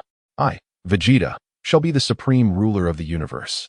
The surrounding aliens exchanged concerned glances, whispering, "Could it be that Lord Vegeta has suffered a mental blow? He must have faced an incredibly formidable foe. Prepare me a clean set of clothes and a spaceship. I have matters to attend to," Vegeta commanded coldly. "Yes, my lord," the others responded in unison. Dressed and ready, Vegeta slowly made his way outside. An alien attendant noticed that Vegeta had dropped something and hurriedly called out, "Lord Vegeta, your scouter. I no longer require that device." Vegeta dismissed, leaving the base without a backward glance. Upon exiting, he encountered an individual he found particularly distasteful, yet with more pressing matters at hand. He attempted to turn away. However, he was blocked. "Move aside, Kaiatsu. I have no time for your nonsense," Vegeta stated, his irritation palpable. Yet the peculiar, purple-skinned alien with a mustache persisted. "Lord Frieza is quite displeased with your recent expedition to Earth. However, out of his magnanimity, he has forgiven you. For you discovered something of value. The legendary wish orbs are indeed real. Lord Frieza has already departed for Namek." Vegeta, upon hearing this, became agitated. "What did you say? Frieza has gone to Namek? Get out of my way, or I shall kill you." Kaiatsu laughed heartily, defiantly responding, "You think you can threaten me?" Ignoring Kaiatsu's taunts, Vegeta refused to waste any further time on this fool. If Frieza were to acquire the Dragon Balls and make a wish, his own prospects would be obliterated. He dashed towards the spaceship, setting course for Namek. Kaiatsu, seeing Vegeta flee, wasted no time in pursuing him. Meanwhile, not far from the base, another individual overheard the exchange between Vegeta and Kaiatsu, a sinister smile curling upon their lips. Namek, how intriguing. In another part of the universe, a massive spaceship was also en route to Namek, carrying Raditz. An ear-piercing voice rang out, "Enough. Can't you let someone sleep? If you want to fight, take it somewhere else." Bulma bellowed at Krillin and Tien, who ceased their sparring. "There's no choice," Krillin shrugged. "Raditz and Goku are training in the gravity chamber. Our current abilities can't handle that level of intensity, so we have to practice here. Bulma, please bear with us." Bulma paid no heed to Krillin's explanation and struck his shiny bald head, causing a bump to form. "Why can't you learn from Piccolo? He's training quietly without all this racket." Both Tien and Krillin turned to the meditative Piccolo, nodding in agreement. In the gravity training room, Goku marveled, "Incredible. I can't believe you managed to handle 50 times the gravity with such ease. I can barely lift my feet." He gazed at Raditz with admiration. Raditz nonchalantly remarked that this level of gravity was inconsequential, as he had long since acclimated to it. Goku, filled with curiosity, inquired whether this was the method by which Raditz had become so formidable. "Certainly not." "What? Are you eager to learn?" "I shall teach you," Raditz replied. With a mischievous grin, Raditz exclaimed, "Is that true? Splendid. Please teach me swiftly." Goku replied with enthusiasm. In response, Raditz uttered a single word, and in an instant, he appeared before Goku, delivering a fierce blow to his vital points. Consequently, Goku was sent flying, landing on the ground, motionless. As Raditz witnessed Goku on the brink of death, he hastily fed him a Sinzabine, and in an instant, Goku was fully revitalized. That was a close call. He nearly perished. "Raditz, what do you intend to do?" Goku exclaimed, somewhat irate after being so nearly vanquished. Momentarily setting aside his usual jovial demeanor and addressing Raditz with discontent. "Kakarot, do you now sense the immense surge in your energy?" Upon hearing Raditz's words, Goku took a moment to assess himself and realized that he had indeed grown significantly stronger. Perplexed, he inquired, "What is the reason behind this?" "This is a unique ability of our Saiyan race. Reviving from the brink of death greatly enhances our combat prowess. It is through my own experiences with life and death that I have attained my current strength." Raditz replied, "I see. How had I not noticed before that while Goku reveled in this newfound method, Raditz suddenly reappeared beside him, delivering a blow that sent him flying. However, this time, Raditz did not aim for a critical point and had restrained much of his strength, causing Goku only a fleeting sensation of pain. Raditz approached the entrance of the gravity chamber and turned to Goku, saying, "While this method indeed enhances one's strength rapidly, it is advisable to refrain from attempting it recklessly. Otherwise, one might find oneself in a precarious situation.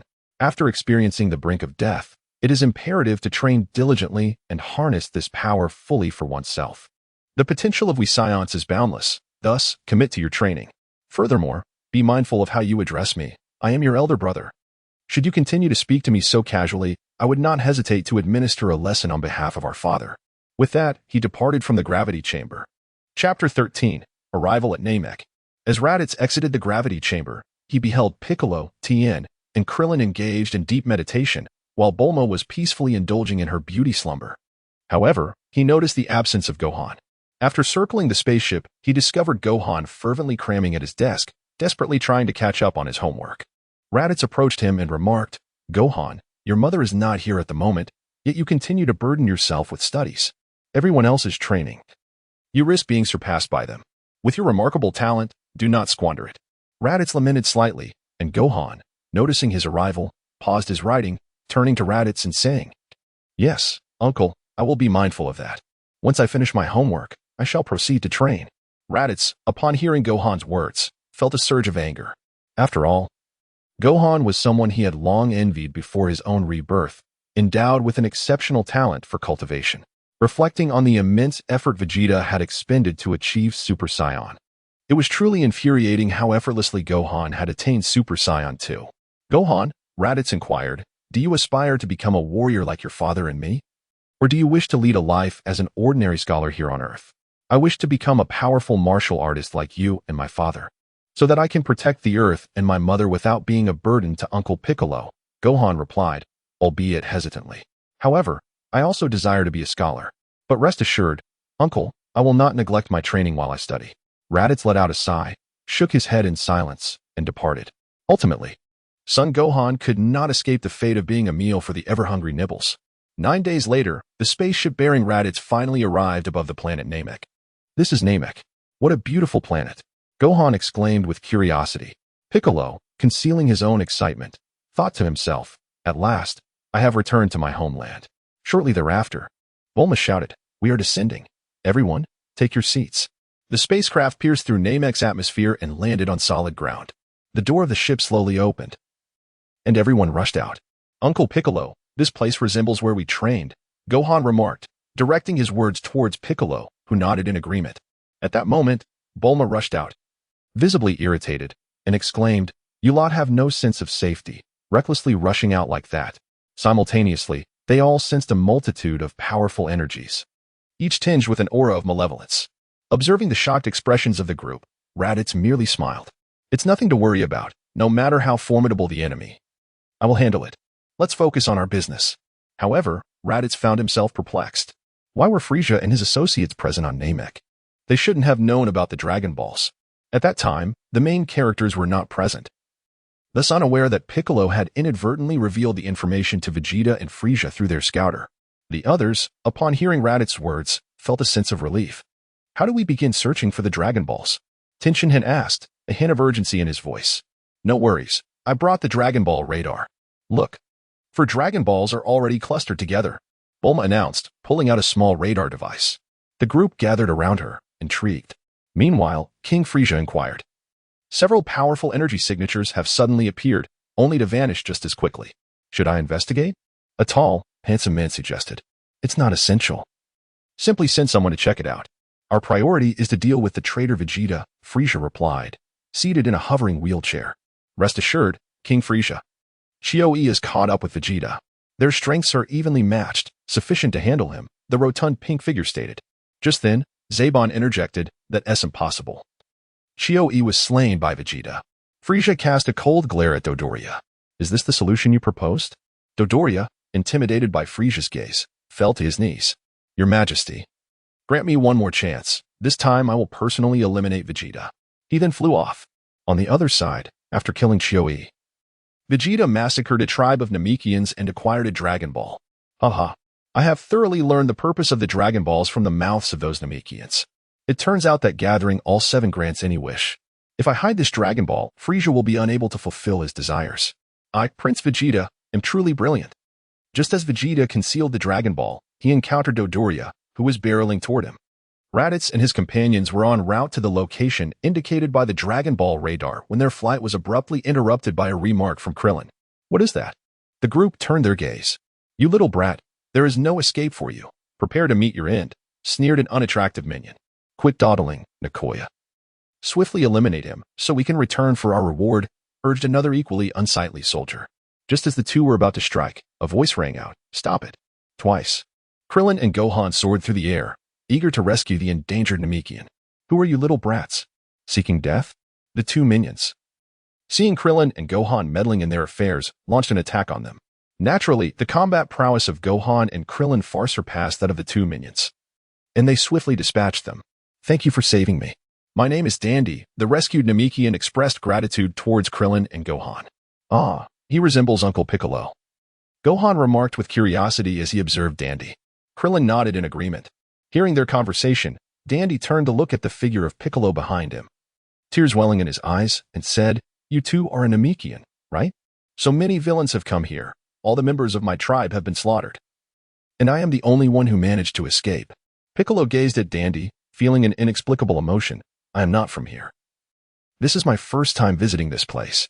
At that moment, Raditz's voice interrupted their exchange. Your name is Dandy, is it? Chapter 14. Goku unintentionally rescues the prince. Dandy glanced at Raditz, a hint of fear creeping in. He thought to himself that among this group, Raditz appeared the most menacing.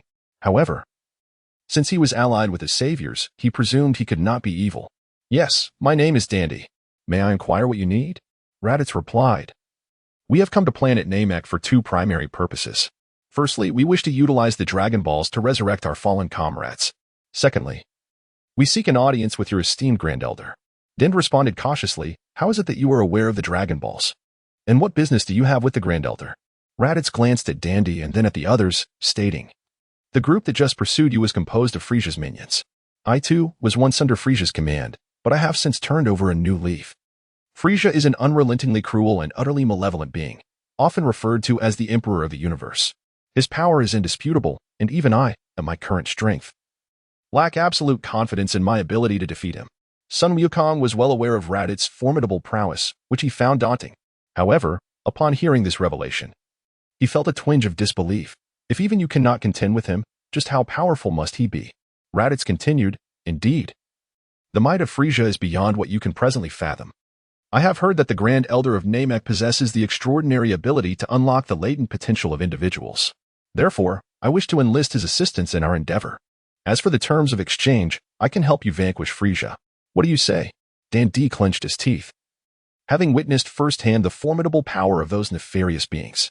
Although he had not seen Frieza in action, he surmised that his own kin would be no match for him. After a moment's contemplation, he nodded in agreement. Very well, for the sake of Namek, I shall lead you to the Grand Elder, provided you uphold your promise. Rest assured. A man of honor keeps his word, Raditz replied with a smile. Subsequently, the group soared once more toward the residence of the Grand Elder.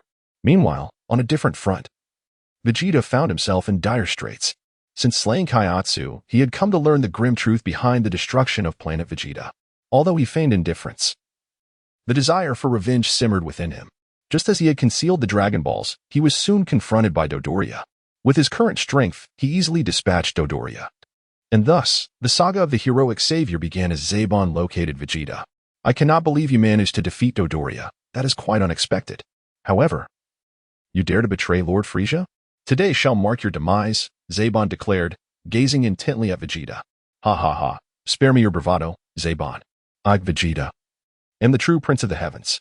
I shall first eliminate you, and once I obtain the Dragon Balls to fulfill my wish, I will send Frieza to keep you company, Vegeta retorted, his confidence radiating as the wind tousled his hair. The disdain in his eyes for Zebon was palpable. With that, the two commenced their fierce struggle. Vegeta's power slightly surpassed that of Zebon, allowing the confident prince to dominate the battle, forcing Zebon to struggle to raise his head. Zebon, were you not so boastful before? Is this all the strength you possess? Vegeta taunted, raising an eyebrow in contempt. Incensed by Vegeta's derision, Zebon snapped back. You wretched fool, you have forced my hand. Though I despise taking on this grotesque form, it is worth it to eliminate you. In an instant, Zebon's slender physique morphed into a bulkier form, transforming his once handsome visage into a hideous countenance that elicited a visceral reaction of disgust. Vegeta, upon witnessing Zebon's transformation, could not suppress his laughter. Ha ha ha, Zebon, you consider yourself a handsome man? That is truly laughable. Yet, as the laughter subsided, Vegeta soon found himself regretting it. Zebon, now imbued with incredible speed, struck Vegeta squarely in the abdomen before he could react. The prince doubled over in pain, gasping, "This is impossible, it cannot be." Ignoring Vegeta's protests, Zebon delivered another blow, marring the prince's once proud visage with bruises and causing blood to flow freely from his nose. Oh! The mighty monkey was so boastful before. Did you not claim to be the prince of the Saiyans? How is it that you now lie prostrate on the ground? Zabon's words pierced the prince's dignity like a knife. With great effort, Vegeta surged toward Zabon, but his attempts were in vain. Zabon seized him by the neck, forcefully slamming him to the ground, then unleashed a flurry of punches at Vegeta with astonishing speed. Enough of this. I shall send you on your way now. Our esteemed Prince Vegeta, Zabon proclaimed, gathering a terrifying amount of energy in his hands. Speak your final words. Curse you, curse you. Just as Zabon prepared to deliver a fatal blow, a striking figure appeared before Vegeta and Zabon. Who are you? Zabon inquired. Kakarot, Goku replied. Gazing at the nearly defeated Vegeta, he addressed Zabon. He is no longer capable of resisting. There is no need to kill him.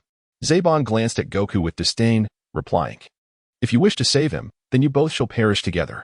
With that, Zabon launched an attack at Goku. However, after rigorous training in the gravity chamber and Raditz's guidance, Goku's battle power had surpassed 200,000, rendering Zabon no match for him.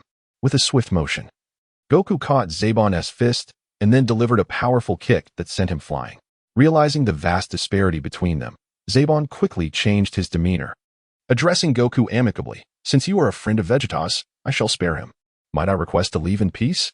Upon hearing Zabon's plea for mercy, Goku's compassion surged forth. You may go. I will not take your life. Grateful, Zabon thanked him profusely and hastily attempted to escape. Just as he thought he had evaded danger, Raditz materialized before him. Raditz, why are you here? Zabon asked. Kakarot, that naive fool, promised to spare you. I did not. Raditz struck Sabo in the abdomen, whispering in his ear, Why? Sabo, in disbelief, responded, Don't ask. The answer is simply that you are too ugly. With that, an energy blast struck Sabo on the head, resulting in his untimely demise. Having already pleaded for mercy, Sabo's life seemed unnecessary to extinguish. Goku, witnessing Raditz's lethal act against Sabo, expressed his discontent. Fool. Mercy towards one's enemies is cruelty towards oneself. How can you be so oblivious to such a fundamental truth? Perhaps your survival thus far is a testament to the naivety of your earthbound companions. Raditz cast a sidelong glance at Sun Wukong, a hint of disdain for the old fool evident in his expression. He then turned his attention to Vegeta and sauntered over.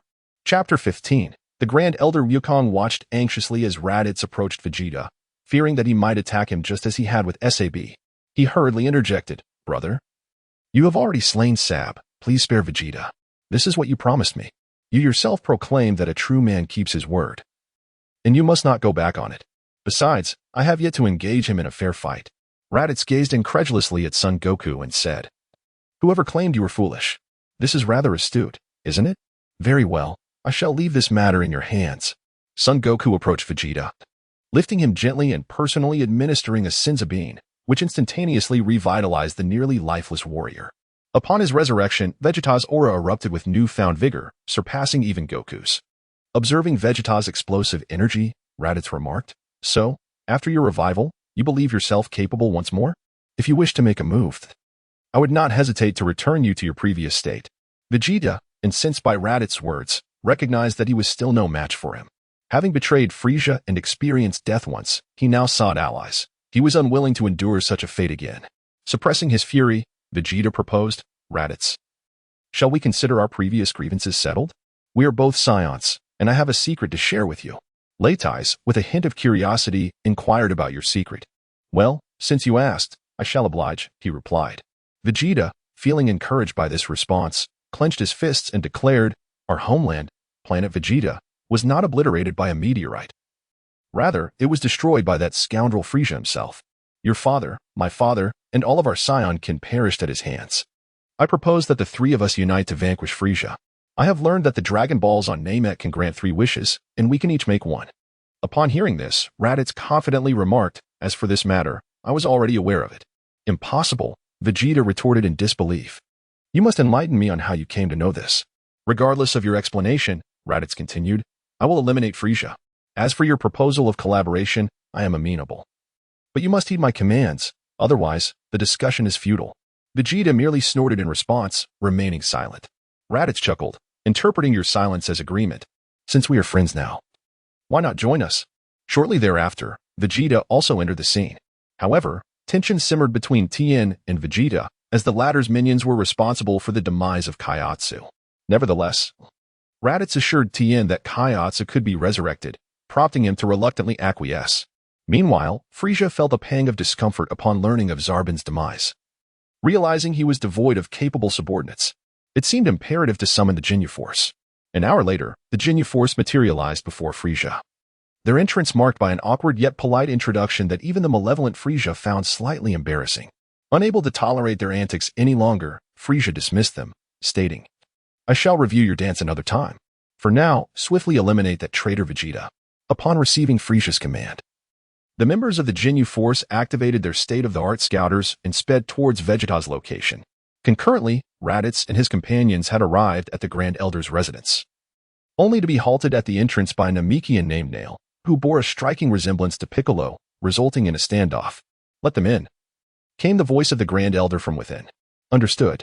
Subsequently, the group followed Nail into the chamber, where the Grand Elder, upon noticing their presence, inquired, "What brings you all here?"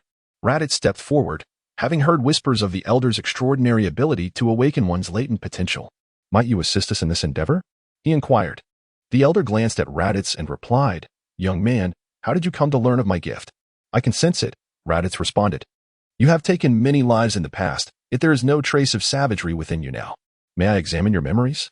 "Rest assured, I shall only seek what is necessary for my understanding."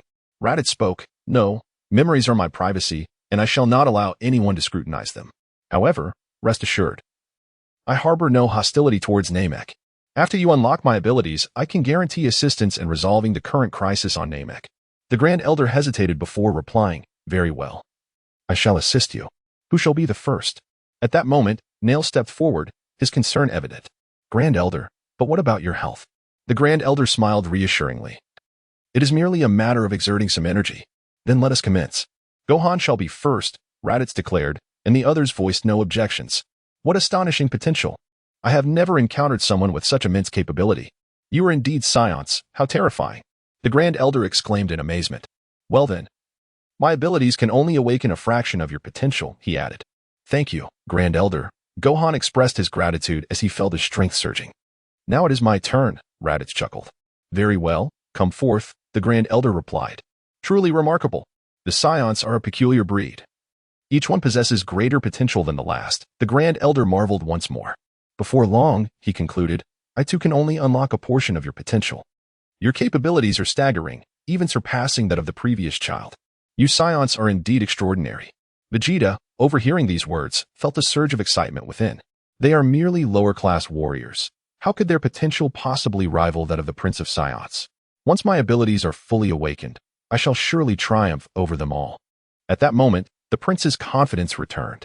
Subsequently, the Grand Elder unlocked the potential of each individual, but an unexpected turn occurred when it was Vegeta's turn. "I cannot unlock your potential," the Grand Elder stated sternly. "Why?" Vegeta asked, a hint of anger in his voice. "I can sense the blood of my children upon your hands. I shall not awaken your potential," the Grand Elder replied resolutely. Recalling the massacre of a Namekian village for the sake of the Dragon Balls, Vegeta clenched his fists in frustration. Damn it.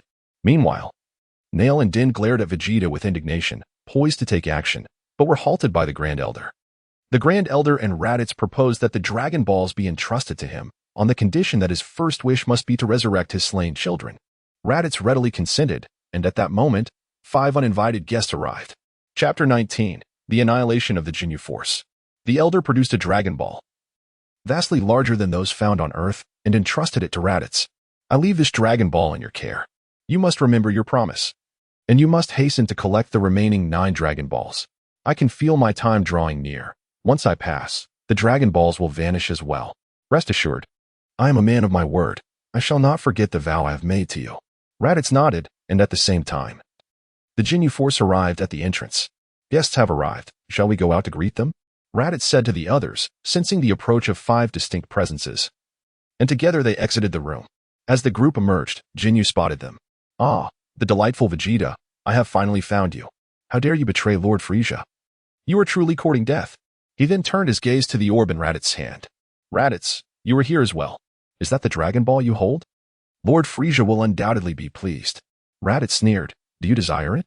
If so, come and take it." He then addressed the crowd. "Leave Ginyu. And that little runt to me, I have no interest in the other three. You may dispose of them as you wish. Raditz fixed his gaze upon Guldo, aware from his previous life that this individual possessed the extraordinary ability to halt time, an attribute akin to that of a deity, yet manifested within a mere human. He pondered whether his blood gem could replicate this astonishing power in the event of a confrontation.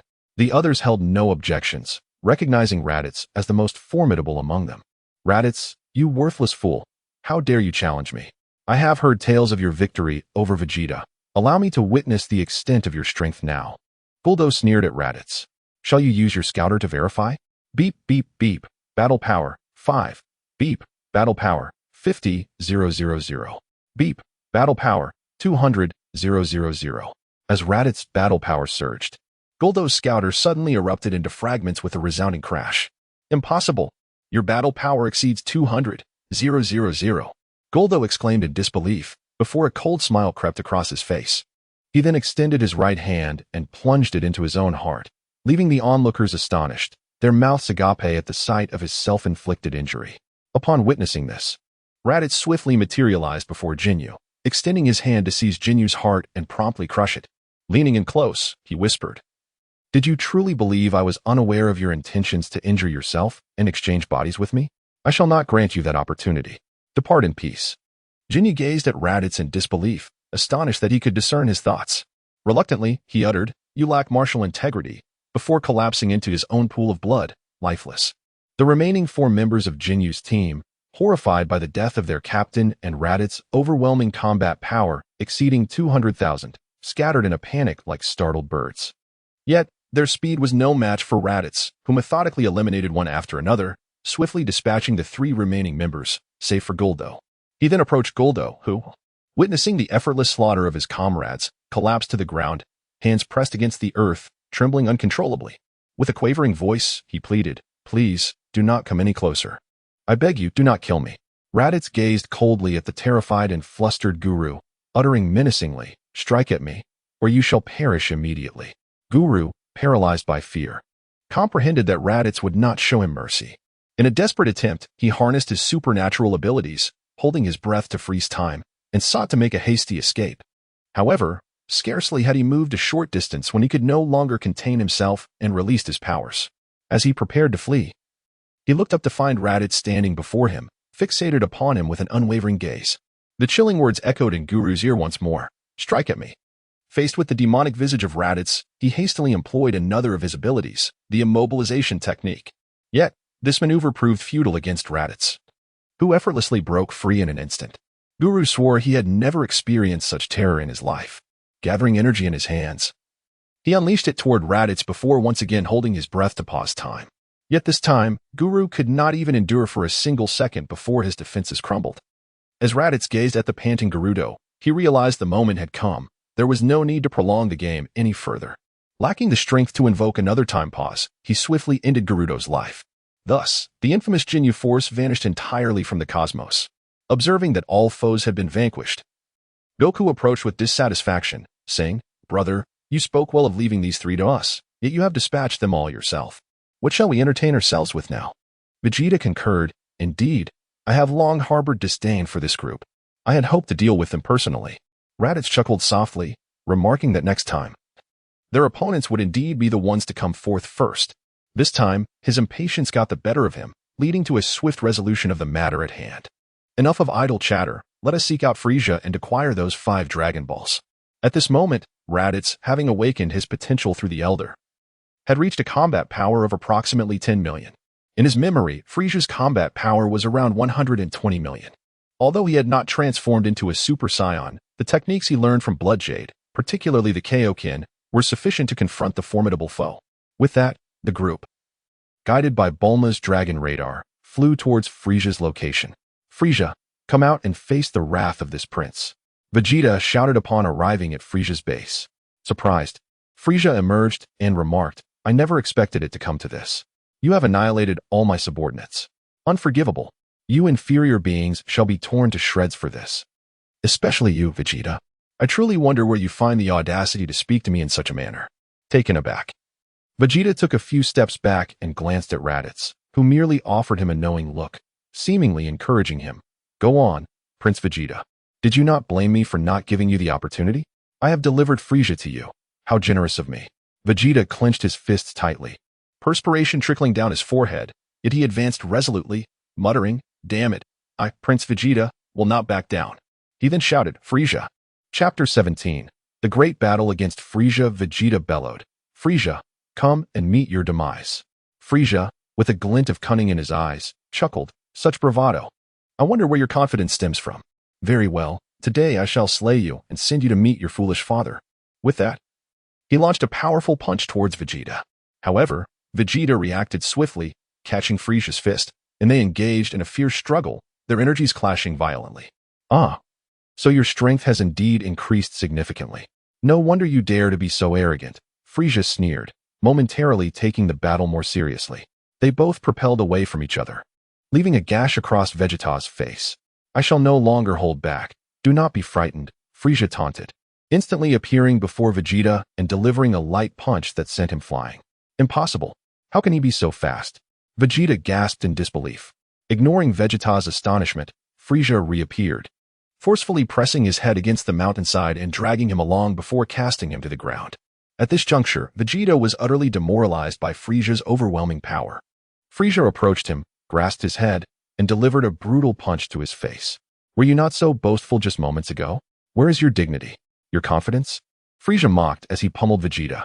Seeing Vegeta's fighting spirit extinguished, Frieza lost interest and shot a death ray at Vegeta's limbs, enduring excruciating pain. Tears of defiance streamed down Vegeta's face as he lay on the ground, utterly defeated. "It is over, Vegeta," Frieza declared, growing weary of the encounter as he prepared to finish him off. Just then, Goku arrived, scooping Vegeta up and tossing him towards Krillin. "Krillin, give him a Senzu bean," Goku instructed. Krillin caught Vegeta and, upon hearing Goku's command, hurriedly produced a Senzu bean for him to consume. "Now, it is my turn to battle you," Goku said. Casting a glance at Raditz before addressing Frieza, "Feel free to engage. I will step in when you find yourself struggling, after all." The protagonist always makes his entrance at the climax. Raditz spoke calmly as Frieza regarded Goku with curiosity, inquiring, "Who are you? You seem somewhat familiar, resembling a Saiyan." Goku responded, "I am Goku, Raditz's brother, a human from Earth and a Saiyan." Frieza dismissively remarked, "I care not whether you are a Saiyan or an Earthling. Today you shall perish." "Then let us see what you can do," Goku retorted. The two ascended into the skies, engaging in a fierce battle, their strengths proving to be evenly matched. At that moment, Goku, having unlocked his potential under the guidance of the Elder, possessed a combat power of 550,000, while Frieza's was 530,000. Soon, Goku gained the upper hand, gripping Frieza by the neck and slamming him into the ground, leaving a long trail in his wake. "Enough games, Frieza. Show me your true power," Goku declared resolutely. "How did you know?" Frieza inquired. "I have witnessed the battle between Vegeta and that being named Zarbon. I realized that extraterrestrials possess the ability to transform and grow stronger, and I sense that your power is beyond what you have displayed." Goku replied, "I am not like Zarbon. My strength is so immense that I have had to suppress it. Since you seek death, allow me to reveal it to you," Frieza stated, commencing his transformation. As his clothing shredded, his form expanded, and an enormous pink, bull-headed Frieza emerged before them. "Behold, now that you have witnessed my strength, do you not feel a sense of dread?" "My combat power exceeds 1,000,000, Frieza proclaimed. "Indeed, you have grown considerably stronger. Let us test that," Goku responded eagerly. Launching into the fray, Frieza's tail lashed out towards Goku, who swiftly evaded, only to be blindsided by an unexpected attack, crashing to the ground. "Do you now understand my terror?" Frieza said coldly. Yet, Goku rose once more, smiling and stretching his limbs. "Quite impressive, but now Kaioken." Goku unleashed the Kaioken technique, his power multiplying dramatically and radiating a crimson glow. Frieza, taken aback, marveled, "Fascinating, utterly fascinating." With newfound strength, Goku engaged Frieza again, this time overpowering him completely. Frieza, on the defensive, was soon halted by Goku's words. "Frieza, you must possess even greater power. If this is all you can do, then I am sorely disappointed." "Very well. As you wish. You are about to witness my second transformation for the first time," Frieza declared, morphing into an exceedingly grotesque form. "Ha ha ha, prepare to meet your end. My power now exceeds 10,000,000, Frieza boasted. "You have indeed become formidable, and your wounds have healed completely. A truly remarkable opponent, Goku acknowledged. Brother, I wish to face him fairly. Please do not intervene, Goku expressed with eagerness.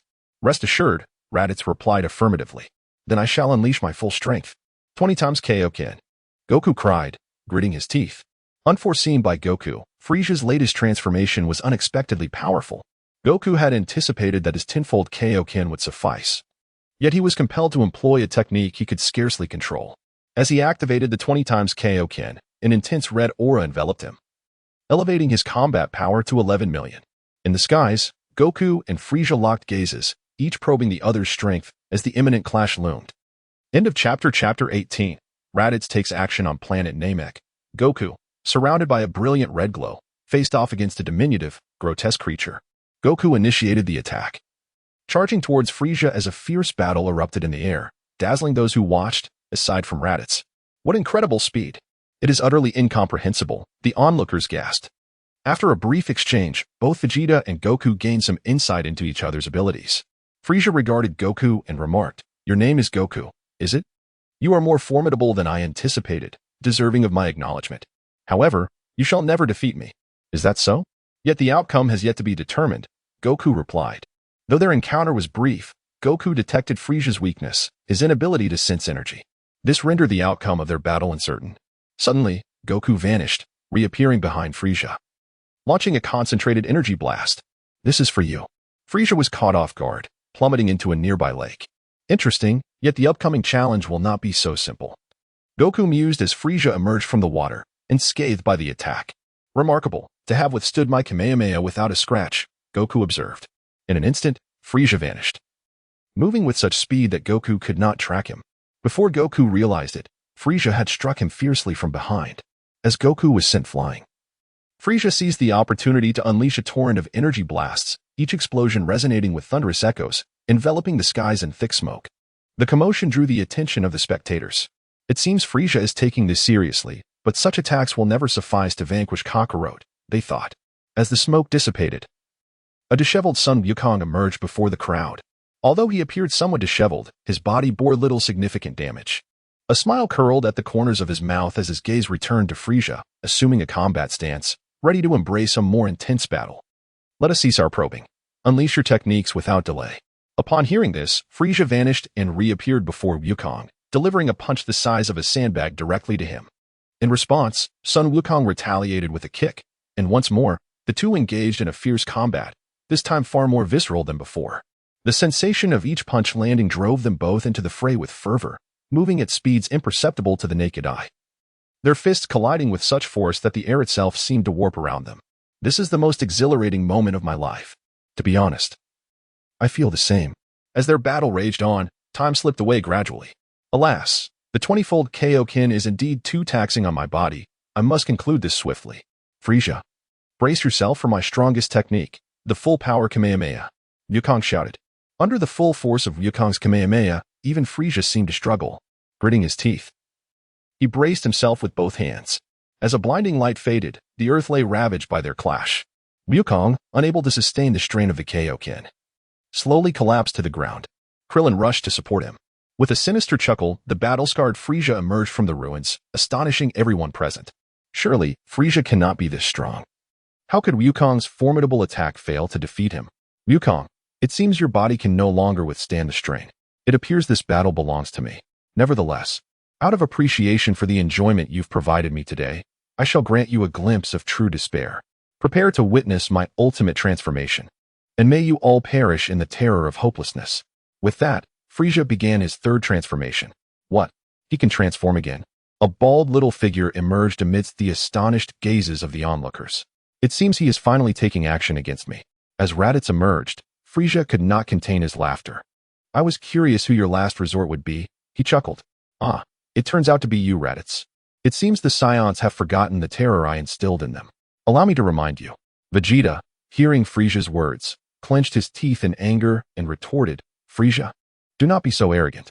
Although I am loath to admit it, I must inform you that Raditz has transformed into the very entity you fear the most, a Super Saiyan. Your demise is imminent, huh?" Frieza scoffed dismissively, unwilling to believe in the legend of the Super Saiyan, especially not in someone like Raditz. He mockingly replied, "Oh, Raditz, I never expected you to become a Super Saiyan. I wonder just how much power this so-called Super Saiyan possesses." Raditz remained non-committal. "Frieza, to speak candidly, I am not a Super Saiyan at present. Yet I shall undoubtedly become one in the future. However, even in my current state, I possess sufficient strength to deal with you." Frieza chuckled at this assertion. "You think you can defeat me? It seems that arrogance is a trait inherent to all Saiyans, each one more boastful than the last. Surely, you have not forgotten my encounter with Vegeta. I am far more formidable than he. Enough of your empty rhetoric, Frieza. I am aware that you are not exhibiting your full power. Unleash your complete strength, and I shall vanquish you in a single blow." Raditz coldly declared, "Since you are so eager to witness it, very well. I shall generously allow you to experience what true power entails before your demise." As Frieza's veins bulged, his aura intensified, reaching 90%, 95%, 100%. "This represents my full might, with a terrifying battle power of 120 million. You lowly creatures are fortunate to behold my current form. Now, prepare to meet your end." With that, Frieza concentrated a dreadful energy in his fingertip and unleashed the death ray. Chapter 19. Raditz vs. Frieza Die.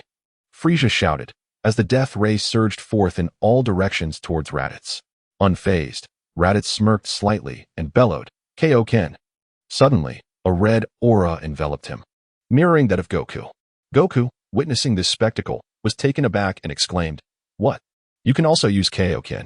As Raditz advanced towards Frieza, his body moved with subtle precision, impervious to the barrage of lethal energy beams that surrounded him. To his astonishment, he had grown remarkably strong in my absence. The Saiyans are indeed a repugnant, inferior race. Today, I shall expend some effort to eradicate you loathsome monkeys once and for all. Yet, you must possess the capability to do so. With no further ado, Raditz soared forward, unleashing the power of the tenfold Kaioken as he engaged Frieza in fierce aerial combat. The two warriors clashed with astonishing speed, their attacks ferocious and relentless. Within mere seconds, they had exchanged hundreds of blows, their silhouettes a blur in the sky.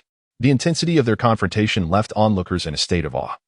As Frieza's vicious strikes met Raditz's impenetrable defense, producing a cacophony of tearing sounds that reverberated through the air, shaking the very ground beneath them.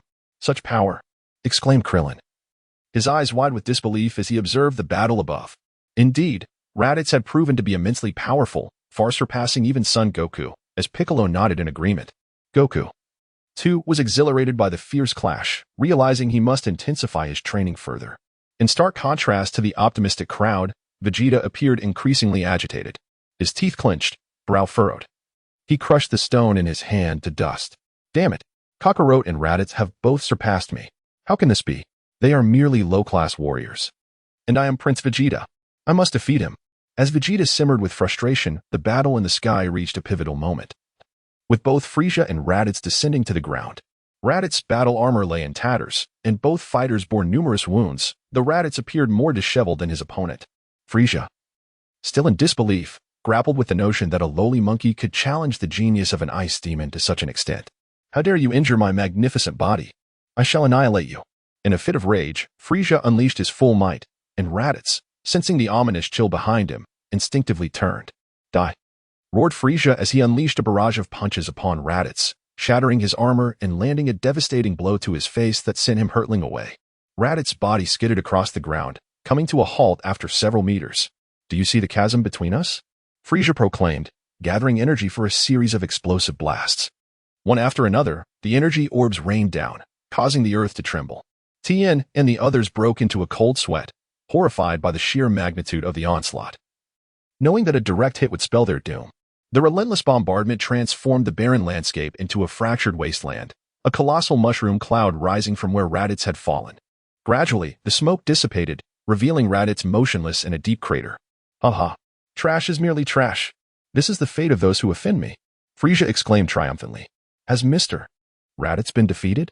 He was so powerful," Tien lamented, unable to accept the reality.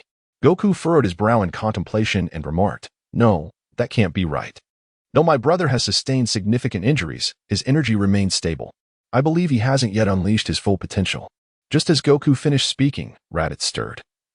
Slowly rising from the crater, his robust form standing tall and unwavering before Frieza. "My apologies, the warm-up is over."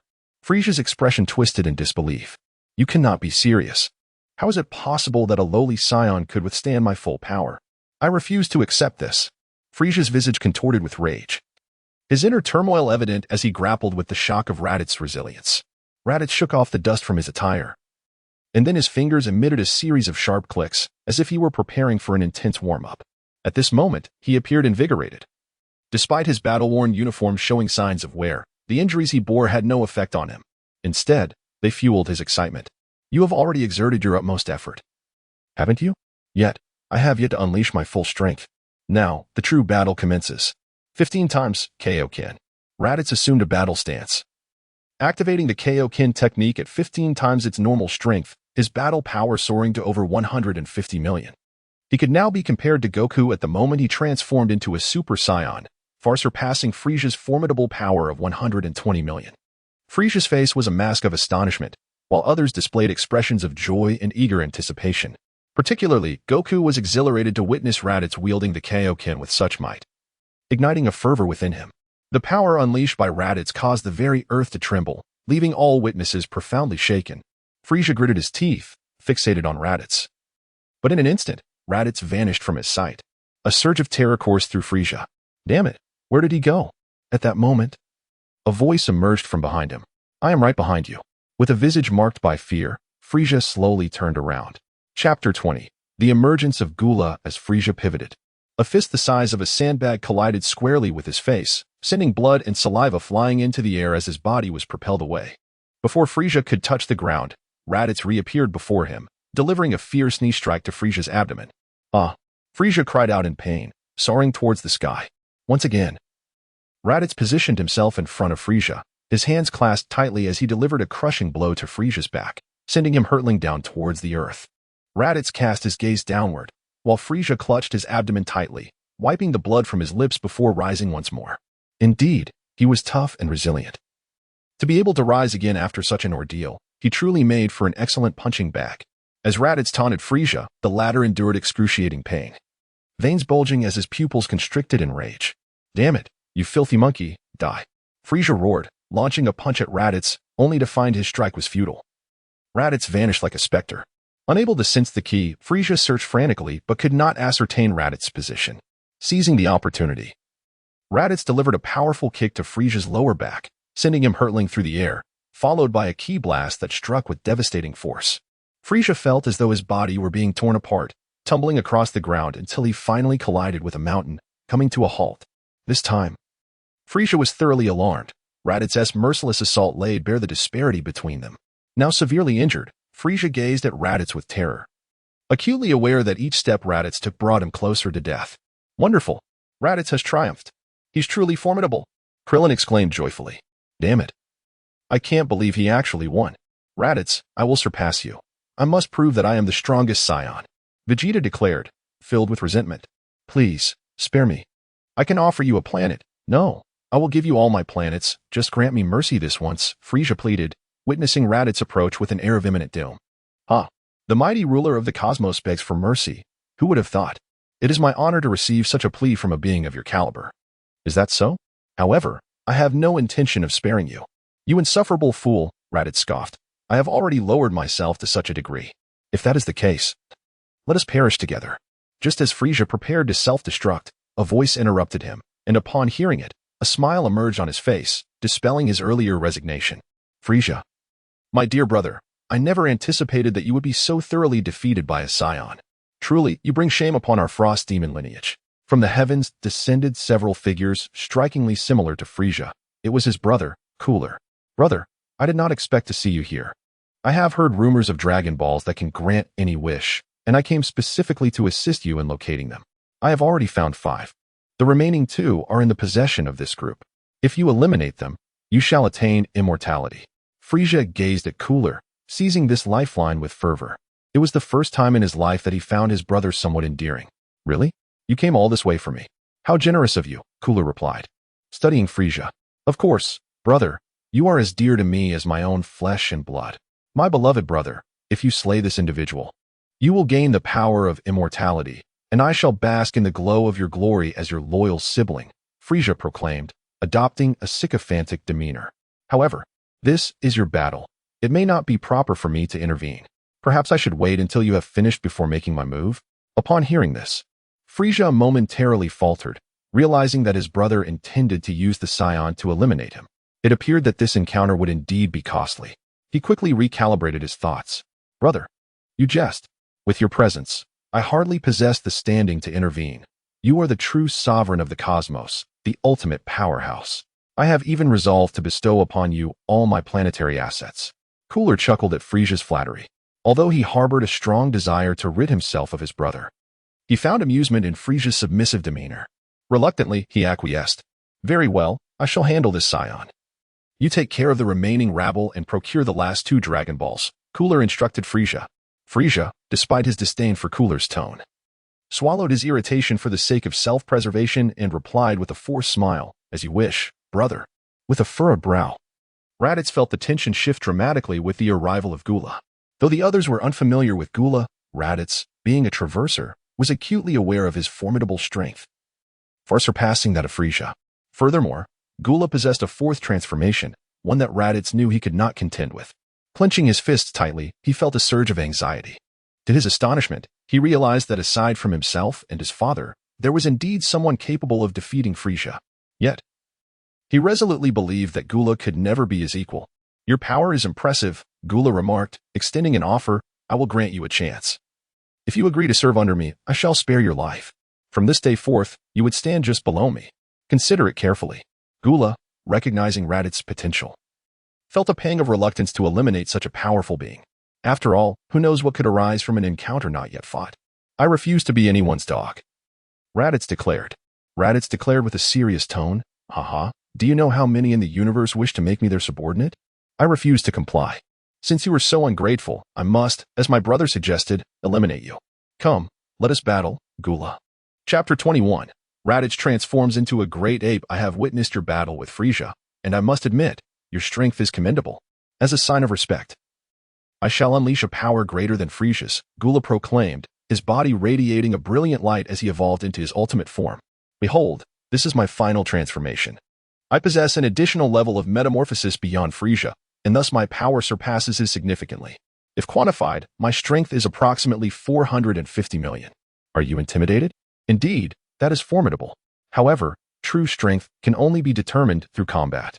I did not utilize my full power against Frieza," Raditz replied, though internally he harbored doubts about his ability to prevail. Nevertheless, a man must not show weakness. He unleashed his full potential, activating the 20-fold Kaioken, raising his battle power to around 200 million.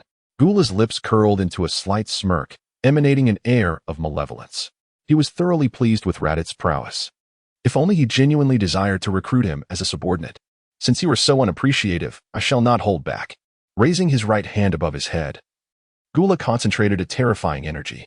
In moments, a spherical energy orb, approximately 10 meters in diameter, materialized. This energy sphere possesses the power to obliterate a planet. "Prepare to perish." Raditz gazed at Guldo's energy sphere with a sense of trepidation. He could neither evade it nor afford to hesitate. The terrifying power emanating from it was potent enough to obliterate planet Namek in an instant. Even if he were to survive the explosion, existence in the cosmos would be untenable. Stealthily consuming a senza bean, he restored himself to his prime condition. With a thunderous roar, Raditz unleashed the full force of his power. The colossal energy sphere surged toward him, enveloping Raditz in an overwhelming force that radiated blinding light. A tempest of smoke and heat erupted, and the explosion's shockwave extended for miles, instilling awe and dread in the distant Frieza, Goku, and others who quickly sought refuge. Moments later, the explosive flames subsided into the atmosphere, and the billowing smoke gradually dispersed, revealing a vast crater before Guldo. In the depths of this chasm, Raditz, bloodied and battered, knelt with both hands pressed against the ground, countless wounds marring his body. He gasped for breath, murmuring, "I survived." Guldo approached Raditz, a hint of excitement in his demeanor. "I never expected that such a tremendous energy I conjured would fail to extinguish your life. Your strength is indeed commendable. I offer you one last chance. Become my subordinate, and I shall bestow upon you immense power. However, you must eliminate your so-called allies as a token of loyalty. What say you?" With great effort, Raditz rose to his feet, locking his gaze onto Guldo, his eyes brimming with resolve. "Though I am not a paragon of virtue, I would rather die than serve under you, let alone betray my comrades. Stabbing friends in the back is a violation of fundamental principles. In that moment, Raditz stood tall and dignified, embodying the essence of a true man. Guldo, incensed by Raditz's words, struck him squarely in the chest. Raditz's body hurtled through several mountains, coming to a halt several hundred meters away. As Raditz landed, Guldo materialized before him, firmly pressing his foot upon Raditz's head. How laughable. You aspire to be a hero in your condition? Pathetic. With that, he delivered another kick, sending Raditz sprawling, injured and prostrate on the ground. Raditz gathered a sphere of light in his hand and hurled it into the sky. It was the artificial moon of the Saiyans. Guldo observed the radiant spectacle above, only to witness Raditz's terrifying energy erupt forth. His body sprouted dark fur, expanding dramatically until a colossal gorilla stood before Guldo. Simultaneously, Raditz's head throbbed painfully, his sanity consumed by a primal urge for destruction, transforming him into a mindless beast that charged at Guldo.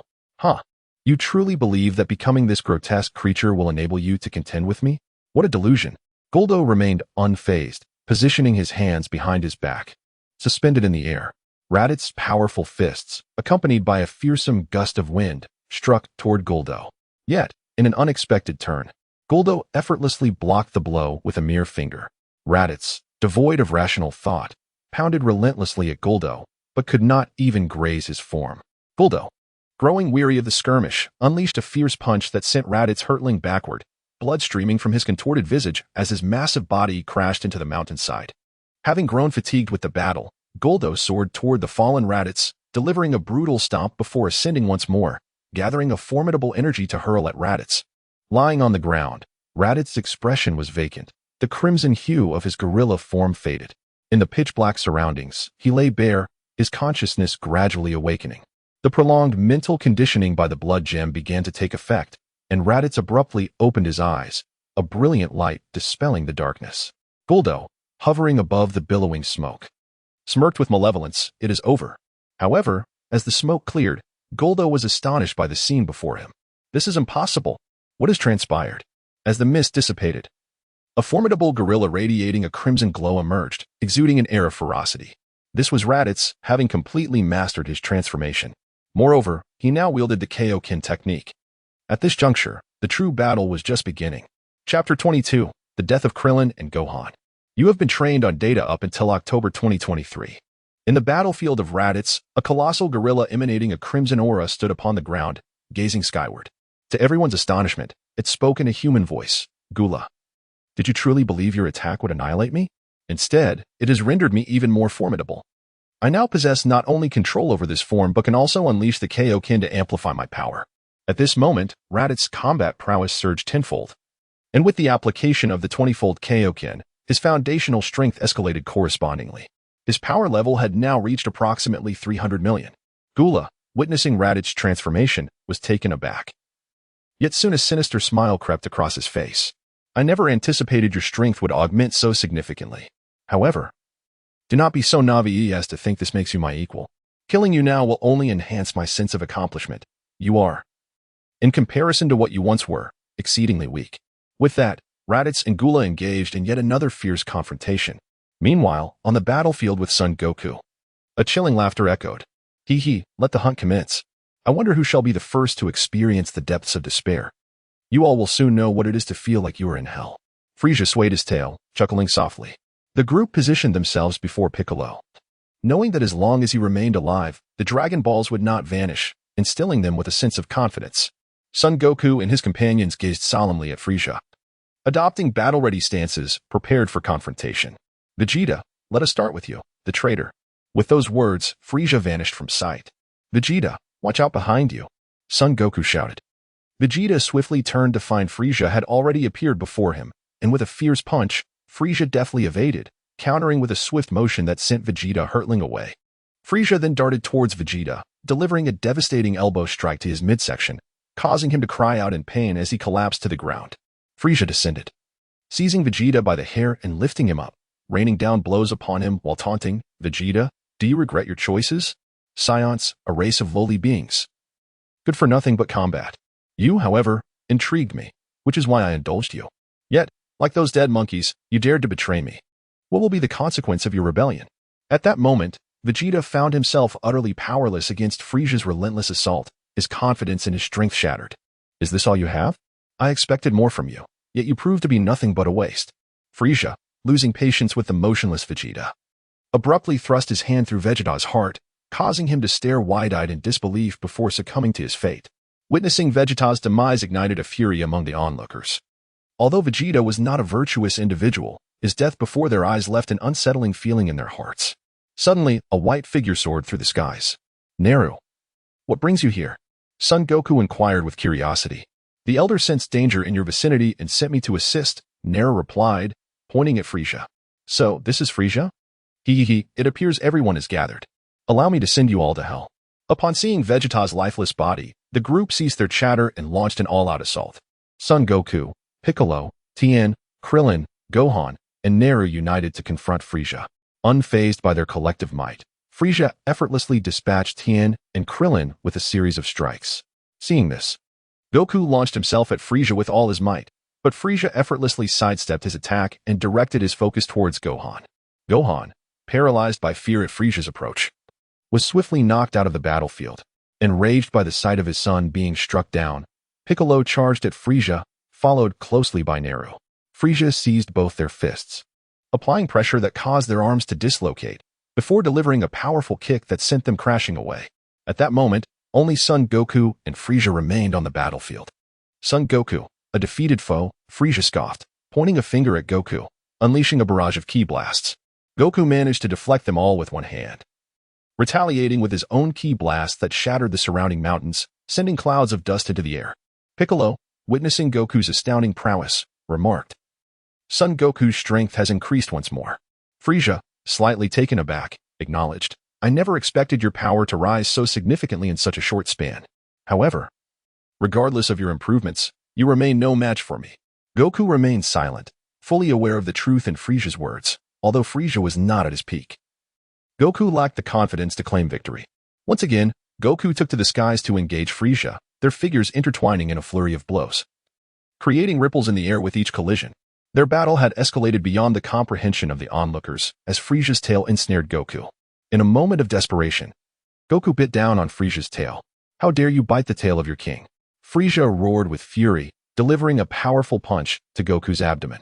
Goku found himself unable to exchange blows, overwhelmed by Frieza's relentless assault. Die! Just as Frieza prepared to deliver a fatal blow to Son Goku, a laser beam intercepted him, revealing Piccolo.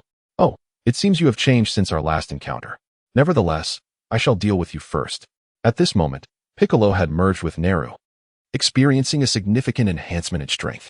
However, despite this newfound power, he stood little chance against Frieza, falling within mere exchanges of blows. As Frieza's foot pinned him to the ground, with such feeble strength, you dare to show your face here? Frieza taunted.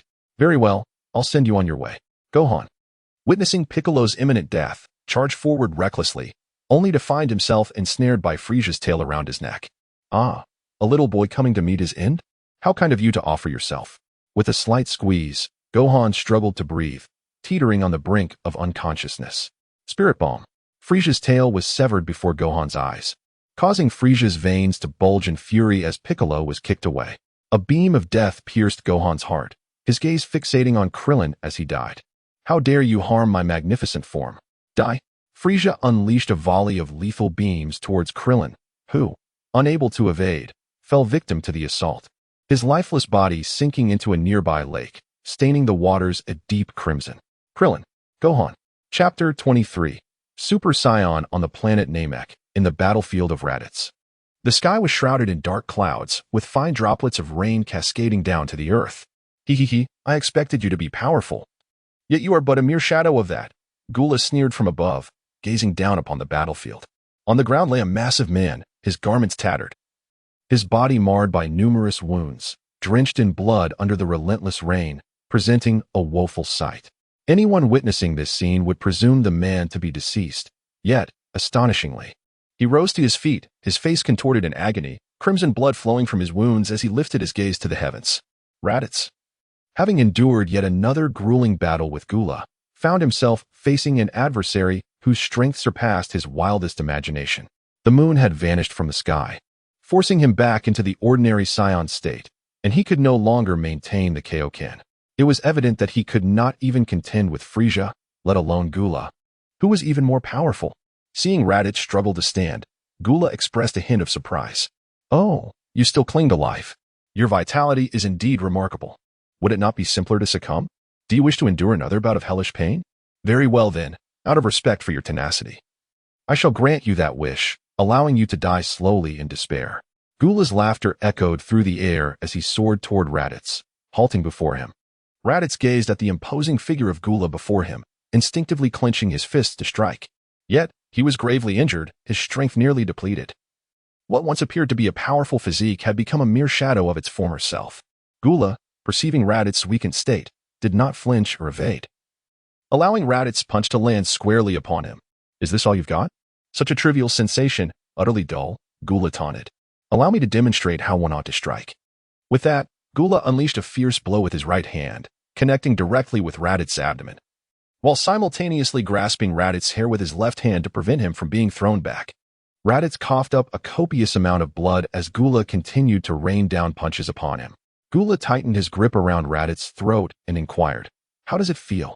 However, Raditz was rendered speechless, his contorted face betraying a fierce glare directed at Gula. "What a loathsome expression. I've grown tired of this. It's time for you to meet your end." With a slight lift of his hand, Gula effortlessly pierced Raditz's chest, casting him aside as if he were nothing more than a rag doll, with a resounding splash as he fell into the water. "Now, you must be done for," Gula remarked. Oh, it seems my foolish brother is having some trouble." As Raditz sank into the depths, his consciousness began to fade, flashes of his past life resurfacing in his mind. "I refuse to accept this. Am I to perish so soon? After finally being reborn, I cannot die again. Why must fate be so cruel to me? Why? Despite my unwavering loyalty, do you choose to betray me? Why is what I cherish most not truly mine? Why must I endure such torment?" Just as Raditz teetered on the brink of death, the blood gem emanated a brilliant crimson glow, enveloping his entire being. A surge of defiance and rage flooded his mind, and a radiant golden light coursed through his body as the red aura intertwined around him. Gula, poised to depart, halted upon witnessing the unusual commotion in the water. "What is that?" he pondered. Suddenly, a golden light erupted from the depths, and Raditz re-emerged before Gula, though he was transformed, now radiating a golden aura. Raditz bore no trace of his former injuries. His eyebrows and hair had turned a striking golden hue. His eyes glimmered with a fluorescent blue, and a golden tail trailed behind him. "Is this the legendary Super Saiyan? I feel an overwhelming surge of power." "What? A Super Saiyan? You've actually transformed into the fabled Super Saiyan," Gula exclaimed, astonishment and disbelief filling his eyes. Yet, a sinister smile crept onto his face. "What of this Super Saiyan? Before me, you are but an insect. Since you have risen once more, I shall extinguish your life again." With every ounce of his strength, Gula struck toward Raditz's chest. However, this time, his attack failed to inflict any harm upon Raditz. Raditz smirked, taunting, "By your own words, you are simply too weak. Have you not eaten? You lack the strength even to strike. This is how one should fight." With that, Raditz unleashed a powerful punch, sending Gula hurtling backward. Before Gula could even touch the ground, Raditz was already upon him, delivering a fierce kick that created a deep crater upon impact. Gula could hardly believe that such devastation could be wrought upon him by just a punch and a kick. Struggling to rise, he was met with Raditz standing before him once more. The tides had turned. This time, it was Raditz gripping Gula by the throat. "Everything you have done to me, I will repay in kind," Raditz declared vehemently, proceeding to rain down blows upon Gula just as Gula had done to him. Gula, writhing in agony, had lost all semblance of his former might. As he prepared to beg for mercy, Raditz unleashed a ki blast that pierced through Gula's heart. Gula, in disbelief, gazed at the unfolding horror, gripped by terror. He did not wish to die. "Please, spare me. I can serve you." No, I can be your dog. Whatever you command, I will obey. Please, just this once." Raditz coldly replied, "I have no need for a dog such as you. It is better for you to perish." With that, Raditz obliterated Gula into fragments, a final ki blast sealing his fate. Having dealt with Gula, Raditz soared towards the direction of Goku and the others. On the battlefield, Goku heard cries for help. "Help me. Please, save me." Frieza, split in two, lay on the ground pleading for mercy.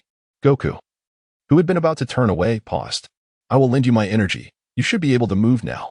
Fueled by the fury for Gohan and Krillin, Goku transformed into a Super Saiyan, his power multiplying 50-fold. He sensed Gula's energy had vanished and recalled the Dragon Balls could revive Gohan and Krillin, causing his anger to dissipate significantly, yet he still spared Frieza. Foolish monkey, you truly have shared your energy with me. You shall perish along with the explosion of Namek.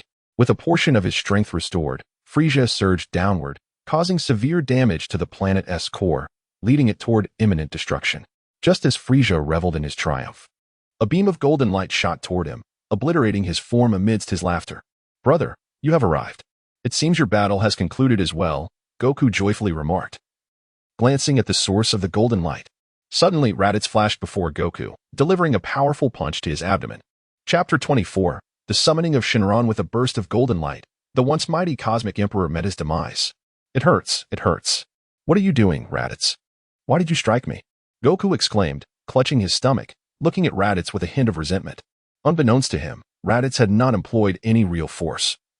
Despite Goku's transformation into a Super Saiyan, his power was merely 150 million, insufficient even to contend with Gula. Meanwhile, Raditz, having been revived from death, had seen his base combat power soar from 10 million to 50 million. In his Super Saiyan form, his strength had reached an astounding 2.5 billion. Far beyond what Goku could match. Kakarot, you imbecile. To show mercy to your enemy is to be cruel to yourself, a concept so rudimentary you fail to grasp. Look at what you have wrought. Namek is on the brink of explosion. None of us can survive in the cosmos. Your actions will lead to our demise. Raditz exclaimed in anger, I apologize. I truly apologize. This time it was my oversight. I assure you it shall not happen again. Please do not take it to heart. To everyone's astonishment, Sun Wukong, after finishing his words, burst into an unrestrained fit of laughter. Raditz, upon observing Goku's foolish expression, was momentarily amused but quickly regained his composure, exclaiming, What are you grinning about? Hurry and summon the eternal dragon. Do you wish to endanger us all? Furthermore, the dragon of Namek can only be summoned using the Namekian language. I can sense Den racing towards us with all his might. You must retrieve the last Dragon Ball at once. Remember, we have less than 10 minutes before the planet explodes. Fortunately, the Dragon radar indicates that the final Dragon Ball is not far away. Your speed should suffice. Unfamiliar with the specifics of the Namekian Dragon Balls, Goku was reminded by Raditz not to take this lightly, as the absence of oxygen was no trivial matter. Goku responded promptly, I'm on it. By the way, how come you seem to know everything, brother? Goodbye. I'm off to find the Dragon Ball. With that, Goku soared into the sky. Shortly after Goku departed, Din arrived. Panting heavily, Mr. Raditz, the Grand Elder sent me to assist you in summoning the Eternal Dragon. I understand. Goku has already gone to retrieve the last Dragon Ball, which I believe is the one Vegeta acquired. Let us gather the remaining 9, Raditz replied. Yes, Din nodded in agreement. Before long, Goku returned, cradling the last Dragon Ball. The Dragon Balls are all gathered. Now it is your turn, Din. Lateis turned to Dandy and said, Very well, no problem, Mr. Lateis. Subsequently, Dandy, with both hands directed toward the 7 Dragon Balls, began reciting the Namekian incantation, Misai Misai, Hula Laji, if you do not Misai, I shall not Laji. Gilly Gula Gula Gilly. Suddenly, the sky darkened, and a brilliant golden lightning danced across the heavens, revealing an enormous green creature, the Eternal Dragon. Unlike the majestic dragons of the East, this one bore a unique charm reminiscent of Western dragons. State your wish. I can grant any desire. 3 in total, Purunga proclaimed. So this is the Eternal Dragon? Ever since arriving in the Dragon Ball universe, I have yearned to enhance my strength yet have not encountered the dragon until now. When Bulma summoned the Eternal Dragon to resurrect Yamcha on Earth, I was deeply engrossed in perfecting the Kaioken technique and missed the opportunity to behold this magnificent being. Raditz murmured softly, then turned to face Dandy. Dandy, please instruct Shenron to restore Namek. After a series of operations in the Namekian language, Purunga gestured an OK and stated, No problem, it's exceedingly simple. Your first wish has been granted. Now, please articulate your second wish. Instantly, the imminent explosion of Namek was averted, restoring it to its former state, as were the scenes ravaged by the prior battle. Dandy, please resurrect those slain by Frieza and his cohorts, Goku implored Dandy. That cannot be done. One can only resurrect a single individual at a time, Dandy replied. How is that possible? Does that not render it exceedingly difficult for everyone to be revived? Goku furrowed his brow at Purunga's words. Dandy, have Shenron revive Krillin and Kaiatsu, and later, allow Gohan and the Namekians to request the revival from Earth Shenron. Upon hearing Raditz's words, Dandy's expression brightened as he addressed Shinran. For my second and third wishes, I request the resurrection of Krillin, who was slain by Frieza, and Kaiatsu from Earth. Very well, it is exceedingly simple. Your wishes have all been fulfilled. Farewell. Purunga declared before transforming into a beam of light and vanishing before the group. Simultaneously, not far away, Krillin was resurrected and flew towards Raditz and the others. Dandy, you possess healing abilities, do you not? Please heal them both, Raditz urged. Raditz glanced at Dandy and pointed to the unconscious bodies of Piccolo and Tien on the ground. Gravely injured. All right, no problem. Goku, it's truly wonderful that you are unharmed. As Krillin flew in and saw Goku, tears welled up in his eyes. And he embraced him tightly. By the way, after my resurrection, I noticed that Gohan was not present. I distinctly recall that he perished alongside me at the hands of Frieza. Goku scratched his head in response. Krillin, you've died once already. The Dragon of Earth can no longer revive you. Hence, I entrusted the Namekian Dragon Balls to resurrect you. We can use the Earth-S Dragon Balls later to bring Gohan back. But what if Chi-Chi learns of Gohan's demise? She would undoubtedly be devastated, Krillin cautioned. Oh no. How could I have forgotten about Chi-Chi? We must ensure she remains unaware. Goku exclaimed in a fluster. Let us refrain from returning to Earth for now. I still have a place to visit to learn a unique ability, Raditz suggested. Kakarot, you may accompany me. This will greatly benefit our future battles. Once the Earth Dragon Balls are usable again in a year, we can resurrect Gohan and return together. Goku felt a wave of gratitude wash over him upon hearing Raditz's words. Is that true? That would be splendid. We shall wait a year before heading back. At that moment, Dandy interjected, and both Piccolo and Tien, having recovered from their injuries, stood up. It's a relief to see everyone safe. Has Frieza been vanquished? Tien inquired. Feeling reassured, knowing that they had all ventured to Namek to aid in resurrecting Kaiatsu. If anything had happened to them, he would have been consumed by guilt. Frieza is indeed dead, and all are safe. Moreover, Kaiatsu has been revived. We can consider this mission a resounding success, Krillin replied with a sigh of relief. Everyone. The Grand Elder is nearing his end. He has something he wishes to convey to Mr. Raditz. Can we? Leitais, upon hearing Dandy's sudden remark, replied, No problem. Let us proceed to the residence of the Grand Elder. Subsequently, a group of 9 soared towards the abode of the Grand Elder. Chapter 25, Departure for Adalatstar. After making their wishes, Raditz and his companions arrived at the residence of the Grand Elder. Upon entering, they were greeted by Bulma, who animatedly exclaimed, You're finally back. Had I known it would be so perilous, I wouldn't have come. Krillin stepped forward to comfort her, reminding her. Weren't you the one who insisted it was safe and insisted on joining us? However, as expected, Bulma retaliated with a couple of punches, loudly declaring, How was I to know there would be danger? Besides, without me, would you have been able to reach Namek and gather the Dragon Balls? The group had long grown accustomed to Bulma's fiery temperament. Witnessing Krillin's embarrassment only elicited a chuckle from me without further comment. Seated in a chair was a colossal and notably aged Namekian, quietly resting with his eyes closed. Din approached him cautiously, saying, Grand Elder, Mr. Raditz and his companions have arrived. The Grand Elder wearily opened his eyes, surveyed the group, and spoke, Congratulations to all of you on fulfilling your wishes. I did not expect that 2 legendary Saiyans would appear simultaneously today. Young ones, do you still remember the promise we made? Standing before the Elder, Raditz assured him. Rest assured, Great Elder, I shall uphold my promises. When the Dragon Balls on Earth are functional, I will resurrect the Namekian. With that, he turned to Piccolo, observing, It appears you have assimilated with Nail. You are indeed a prodigy of Namek, yet regrettably, your body is not whole at present. Otherwise, your strength would rival that of a Super Saiyan. I hope in the time to come, you can assist me in looking after Din, for he is a remarkably gifted child. Furthermore, Din, the current climate of Namek has become harsh and inhospitable for our kin. When our people are revived, I hope you can harness the power of the Dragon Balls to help us find a suitable environment in which to thrive.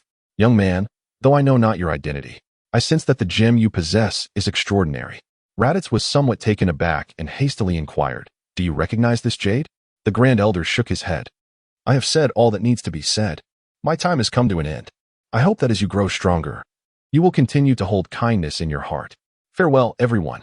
With those words, the Grand Elder's figure vanished before their eyes. Grand Elder, watching the last and most cherished member of his clan depart, Din's eyes welled up with tears. What are your plans now?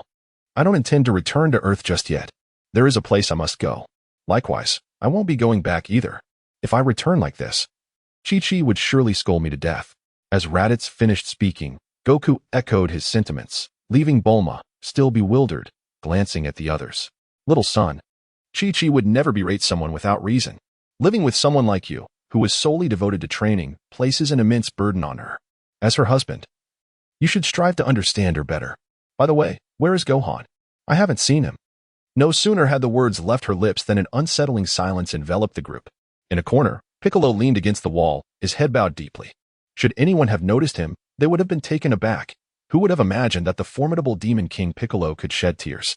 His hands were clenched tightly, and he was overwhelmed with self-reproach. This is all my fault. If I hadn't saved Gohan, he wouldn't have. Though resurrection through the Dragon Balls was possible, Gohan's demise had pierced his heart profoundly. After over a year of companionship, he had come to regard Gohan as his own child. Bulma, observing the peculiar expressions on everyone's faces, sensed something was amiss and turned her gaze towards Krillin.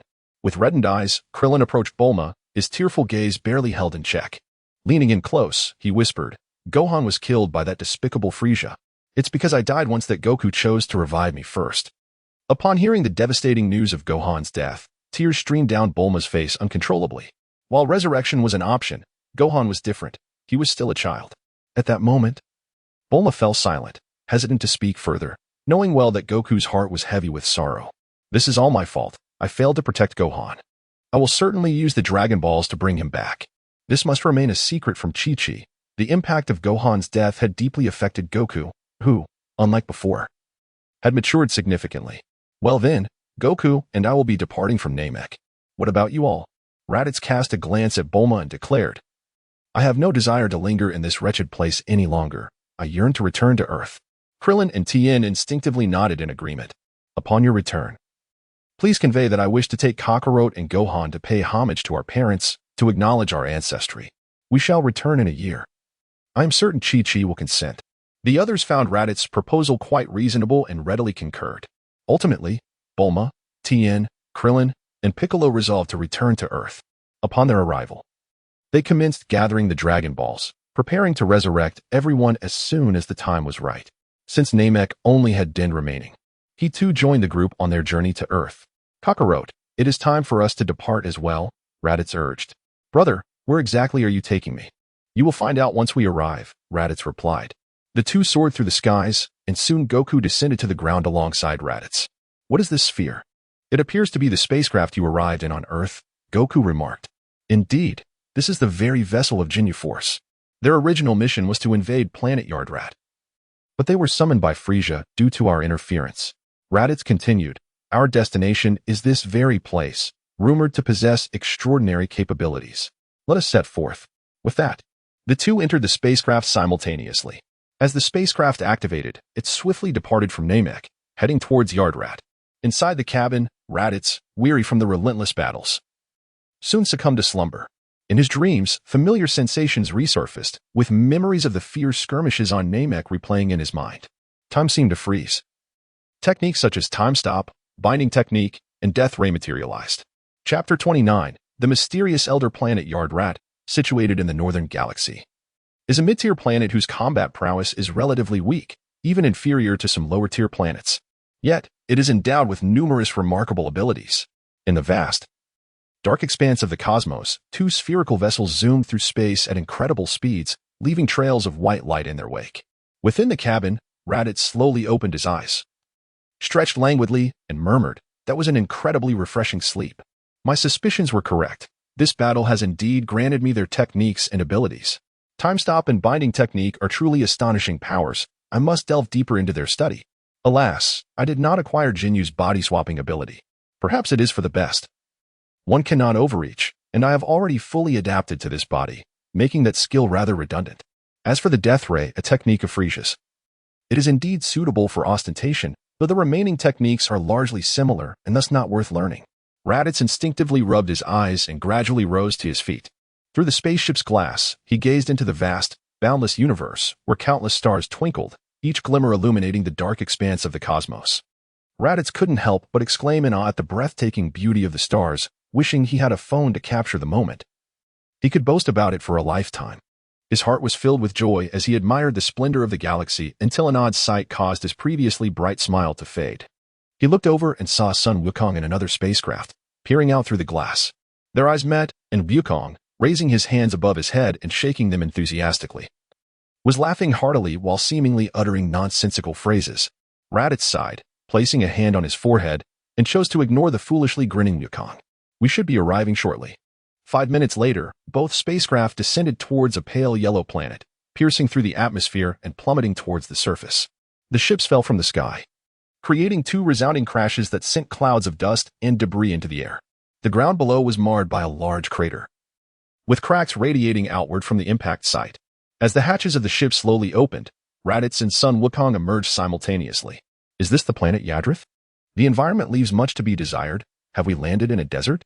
Raditz surveyed the desolate surroundings, nearly entirely shrouded in yellow earth. Brother, is this truly our destination? It appears rather unremarkable. I am quite famished. It seems there is little to consume here besides stones. Raditz nodded in agreement, sensing an approaching presence. Without delay, he and Goku ascended into the air, hovering approximately 100 meters above the ground. As they surveyed the scene below, they beheld a creature resembling a crocodile. Its body adorned with shimmering golden scales, opening its gaping maw to regurgitate a purple extraterrestrial being. The remaining 3 aliens were desperately attempting to flee. How dare you harm others? Goku exclaimed, immediately charging towards the golden-scaled beast and delivering a powerful punch that sent the creature flying. Upon witnessing Goku's intervention, the onlookers halted in astonishment, their awe quickly transforming into relief. What an impressive individual! We are saved. One of the 3 extraterrestrials, an elderly purple alien with a wrinkled visage, sighed in gratitude. At that moment, Raditz descended to join them. You are the indigenous inhabitants of this planet, Ardrat? He inquired. Yes, I am Jila, and these are my children. We are grateful for your rescue. Not at all. Greetings, I am Son Goku. He replied cheerfully as he approached them for a proper introduction. May I inquire about the purpose of your visit to our planet? First, could you share the circumstances here? What was that creature we just encountered? Raditz did not answer his question but countered. The creature you referred to as the golden armored crocodile is an immensely powerful being native to our region. Our tribe was besieged by it, and now only the 3 of us remain. Fortunately, we encountered you, Jira explained. I see. Then let us be direct. We wish to acquire the skill of instantaneous movement on your planet. Might that be possible?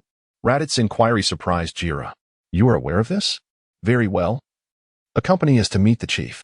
If he consents, you shall be permitted to learn. Under their guidance, Raditz and Goku, along with their 3 companions, soared toward the southeast, the very heart of the planet Ardrat, where the chief of all tribes resided. It was not long before they arrived at their destination, and soon they followed Jira to the headquarters, where the surroundings were quite pleasant. Raditz exclaimed in admiration, "This is the place." He then instructed the 2 guards at the entrance, "Please inform the old leader that the 8023 tribe of Jila seeks an audience." An aged voice responded, "Come in. Esteemed guests who have traveled from afar, your efforts are appreciated." With that, Raditz and Sun Wukong were ushered inside. How remarkable! How did you know we were coming? Sun Wukong inquired, astonished as he entered. The elderly man chuckled. It is simply a matter of intuition. I possess an innate ability to sense the ebb and flow of all things, whether past or future. While my insights are not always perfectly clear, I can discern certain omens. Oh, does your planet, Adrath, possess the gift of foresight as well? Raditz inquired, expressing surprise. This is indeed a delightful revelation. However, it is not something extraordinary. It is an innate ability that I possess, unique to me on this entire planet. I am not the leader of this tribe. Rather, I am merely an ordinary elder with some peculiar abilities. In truth, I am not originally from this planet. I have merely lingered here for so long that I have forgotten my origins, and as a result, the people here hold me in a certain esteem. I am already aware of the intentions behind your visit. In fact, I knew from the moment you embarked from Namek that this encounter was inevitable. Long ago, I foresaw a crisis looming over our world, an invasion by extraterrestrial beings. Nonetheless, those invaders would be drawn away by a golden-haired Saiyan, who would subsequently arrive on our planet. That Saiyan is you. With that, the elder gestured towards Sun Wukong. Sun Wukong scratched his head, perplexed. However, my predictions have never faltered until now. This time, they have indeed proven erroneous, for your presence contradicts my foresight. Please allow me to be so bold as to say that, according to my predictions, you were meant to be deceased, yet here you stand, very much alive. As Raditz listened to the elder's eloquent discourse, a faint smile appeared on his lips. It seemed that this individual possessed a modicum of talent, reminiscent of the original storyline. Could he possibly be a screenwriter? You do not seem to belong to our world, the elder remarked.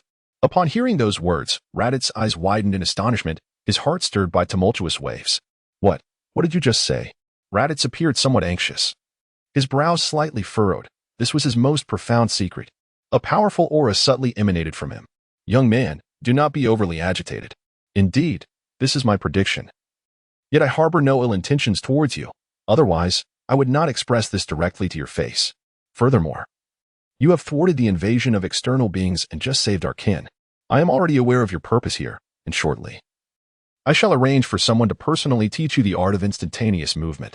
However, may I request a favor from you? Upon hearing the elder's words, Raditz calmed himself and inquired, what is it? Please, speak. In addition to possessing the ability to foresee events, I can also expend my lifespan to provide an accurate prediction of an individual's future. I sense that the person beside you will become incredibly powerful, potentially attaining a supreme status. Yet, I have yet to perceive anything of significance within you. Therefore, so, you wish to glimpse my future, do you? Very well.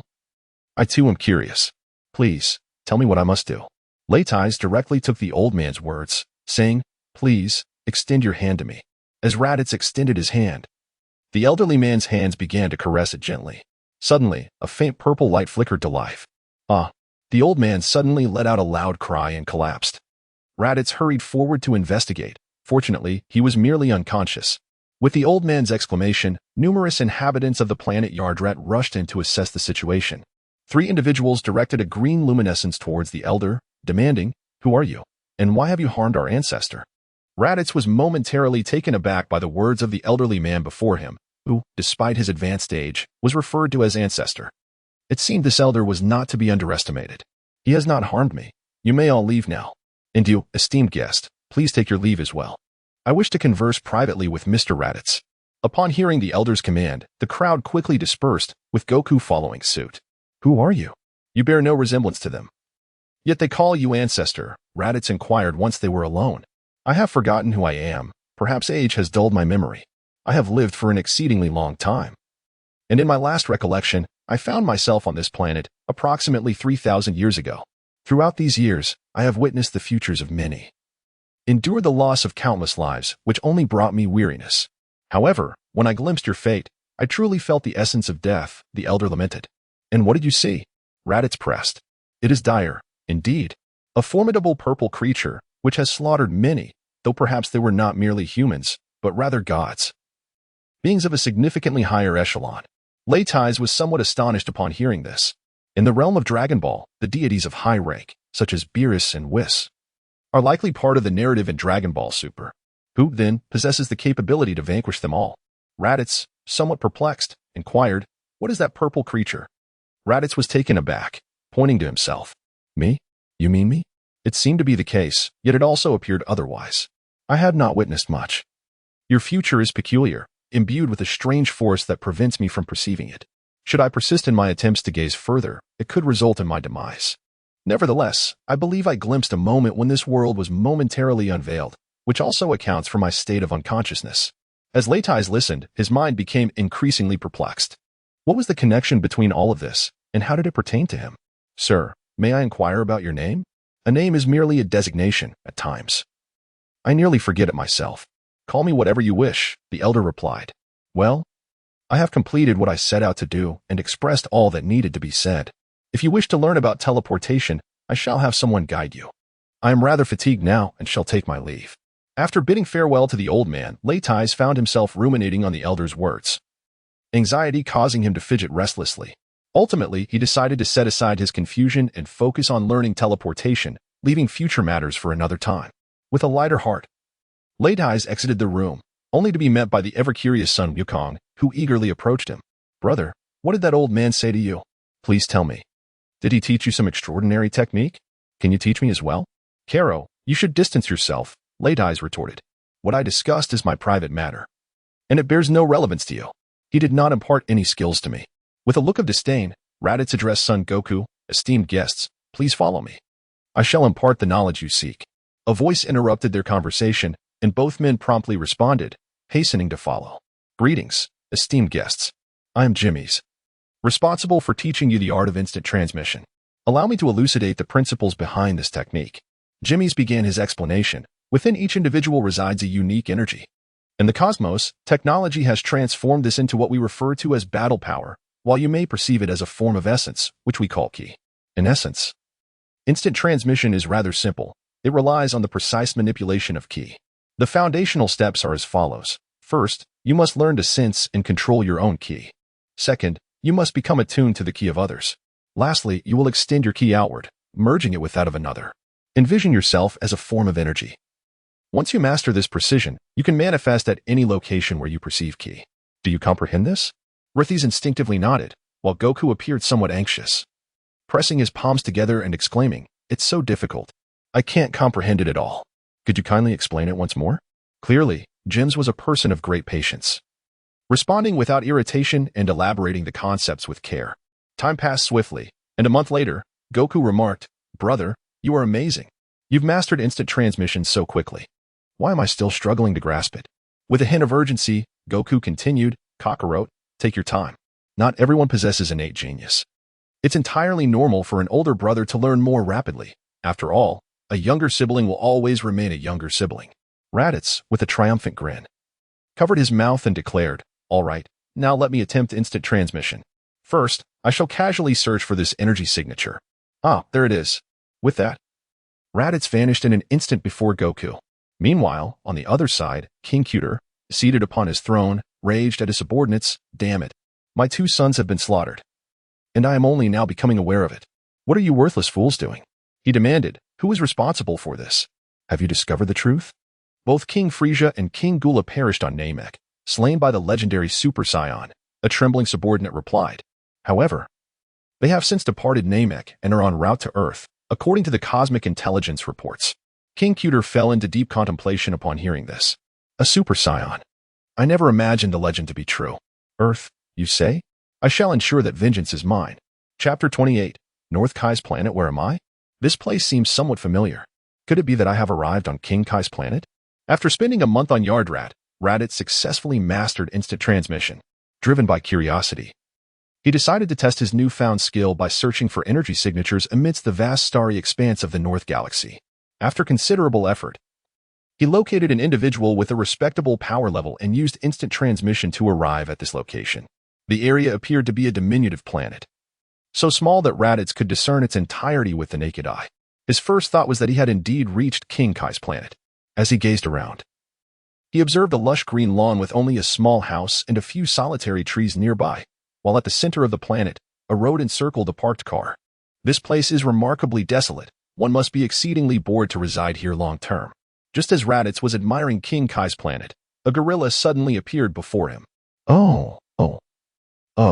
The large gorilla exclaimed, prancing about in front of Raditz. It appears this is indeed King Kai's domain. A guest has arrived. At that moment, a figure emerged from the house, standing less than 5 feet tall, with 2 antennae sprouting from his head, dressed in peculiar attire and sporting sunglasses. "Ah, it is you. Goku's brother. What brings you to my humble abode?" King Kai inquired, recognizing Raditz. Upon catching sight of Raditz, he immediately recognized the identity of the person before him. However, as it was their first encounter, Raditz chose to conceal his awareness and feigned ignorance, inquiring, "Who are you, and how do you know me?" With a hearty laugh, the North Kai proclaimed, "I am the supreme deity, the king of the otherworld, reigning above even the king of hell. The Kaioken technique you practice originates from me." Upon hearing this, Raditz approached respectfully and said, "Ah, it is the Lord of the North Kao. Greetings. Thanks to your Kaioken technique, I have managed to escape peril on multiple occasions. You are truly a genius to have conceived such a powerful move." The North Kao, pleased with Raditz's commendable attitude and the praise for his signature technique, appeared somewhat smug as he stroked his little mustache and chuckled. "Ha ha ha. It is but a modest feat. Your talent is commendable as well. You have grasped my Kaioken after merely observing it a few times." As Raditz contemplated, he respectfully beseeched the North Kai. "Might I train here, esteemed Kai?" Although Raditz possessed sufficient strength to forego such training, he recalled that during his previous viewing of Dragon Ball, Goku frequently sought the North Kai's tutelage. Goku's ascension to the state of Super Saiyan 3 was undoubtedly influenced by his time with the North Kai. Furthermore, while Raditz's prowess was formidable, much of it stemmed from the gravity chamber and his Saiyan heritage. The being before him, though seemingly unimposing, had devised techniques such as the Kaioken and the Spirit Bomb, indicating that he was far from ordinary, a divine entity who had existed for countless ages. With experiences beyond Raditz's comprehension, the guidance he could receive here would be far superior to the futile endeavor of training in solitude. Upon hearing this, the North Kai expressed mild surprise, stating, "Your strength far surpasses mine, and you have already mastered the Kaioken technique. Why then do you wish to train under me? It truly seems unnecessary." Raditz discerned the subtle refusal in the North Kai's tone and hastily replied, "Oh, esteemed Kai, please do not speak thus. Though my strength may be modest, it relies solely on brute force. You, however, are a supremely exalted deity, capable of devising unparalleled techniques such as the Kaioken and the Spirit Bomb, truly magnificent feats. It would be an immense honor for me to cultivate my skills in your presence. Furthermore, should you mold me into a formidable warrior, others would undoubtedly recognize that it is your esteemed guidance that has brought forth my prowess. Moreover, your towering stature and striking handsomeness could captivate countless maidens, while your extraordinary talents resonate through the ages. My admiration for you flows like an unceasing river, akin to the resplendent stars that illuminate my path forward." Half an hour later, through Raditz's eloquent flattery and incessant praise, he had managed to evoke a sense of pride in the North Kai. With his hand over his mouth, the North Kai exclaimed with delight, "I never imagined that you, Mr. Raditz, would perceive my hidden virtues so astutely. You are far more astute than that fool Goku. It appears that your parents' intelligence and integrity have been bequeathed to you. Indeed, how fortunate I am to encounter someone so pleasing to my palate. Ha ha. However, if you wish to train under my tutelage, you must first pass my trials. Should you fail to do so, even if you were to enumerate the remaining 9,999 of my virtues, I would still not acquiesce." Upon hearing a glimmer of hope, Raditz pondered what challenges Lord of the Otherworld might present. "Beyond the commendable traits you have just mentioned, I possess an additional gift. I am a genius at telling jokes. If you can share a joke that brings a smile to my face, I might contemplate imparting my training knowledge to you. So, what do you say? Are you willing to give it a try? However, be forewarned, it will not be an easy task." Upon hearing this, Raditz suddenly slapped his forehead, realizing how he had forgotten this matter. The North Kai's sense of humor was so pitifully low that it seemed anyone could pass this test. Perhaps only Frieza would find it challenging. Leitais casually recounted a humorous anecdote from his past life, causing the North Kai to double over in laughter, clutching his abdomen. Once he regained his composure, he stood up and wiped away the tears of joy from the corners of his eyes, savoring the moment. "It seems you have come well prepared, bringing forth such a delightful jest. Very well, I shall grant you permission to pursue your training here. You may reside here for the time being." "Splendid. Thank you, Lord Kai." Upon witnessing this, Raditz felt a surge of joy. "The gravitational force of my planet is 10 times that of Earth. How do you feel about it?" he inquired. "I find it exhilarating. It mirrors the gravity of my homeland, planet Vegeta. Moreover, I frequently train in the gravity chamber. So this level of gravity poses no challenge for me," he continued. "I see. Then I shall contemplate how best to train you," North Kai remarked, stroking his chin thoughtfully. "Lord Kai, please take your time. I would like to seize this opportunity to return to Earth," Raditz requested. "Go ahead," North Kai responded, waving his hand dismissively while deep in thought.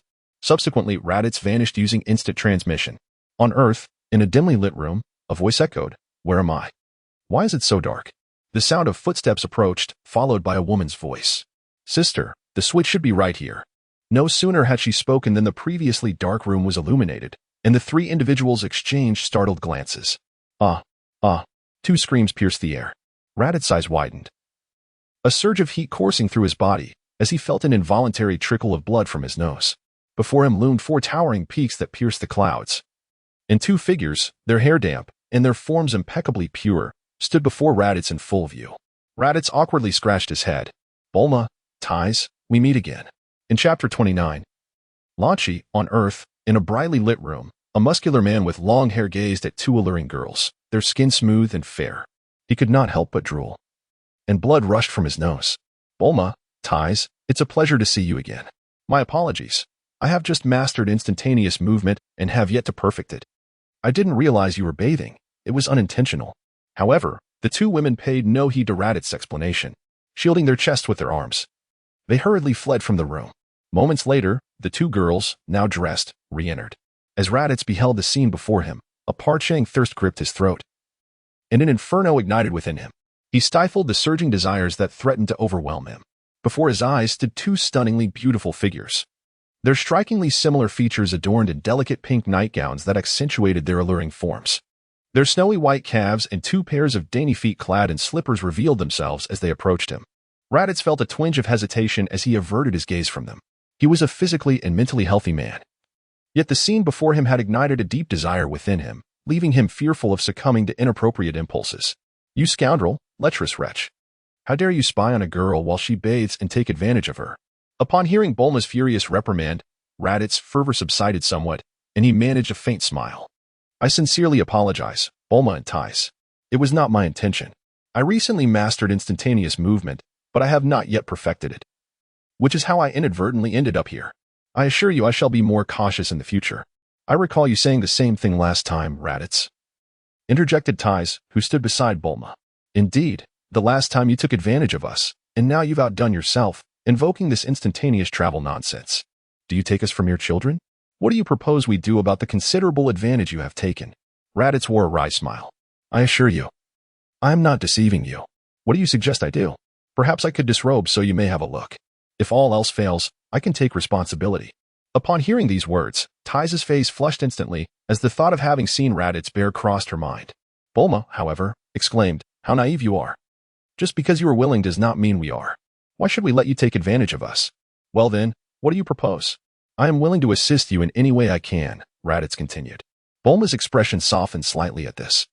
"Let us make a deal. You will unconditionally perform 10 tasks for us. I will inform you of the specifics later." 10 tasks? That seems excessive. Would one suffice? Raditz countered. "You've gained such a significant advantage from us. Surely one task is not enough." "The minimum is 8, Bulma replied firmly. 3 tasks, no more," Raditz insisted, gritting his teeth. "Fine, then it's settled. Each of us will request 3 tasks from you." Bulma agreed with a nod. Raditz appeared somewhat bewildered, sensing that something was amiss. "By the way, how have you returned so swiftly? Was it not said that you would not come back for another year? And where's Goku?" Bulma suddenly inquired. "Goku has not returned this time. We have been mastering the technique of instant transmission on Yardrat, and I was the first to grasp it. Which is why I could come back for a brief visit. Goku remains there," Raditz explained. Upon hearing Raditz's words, Bulma replied, "I see.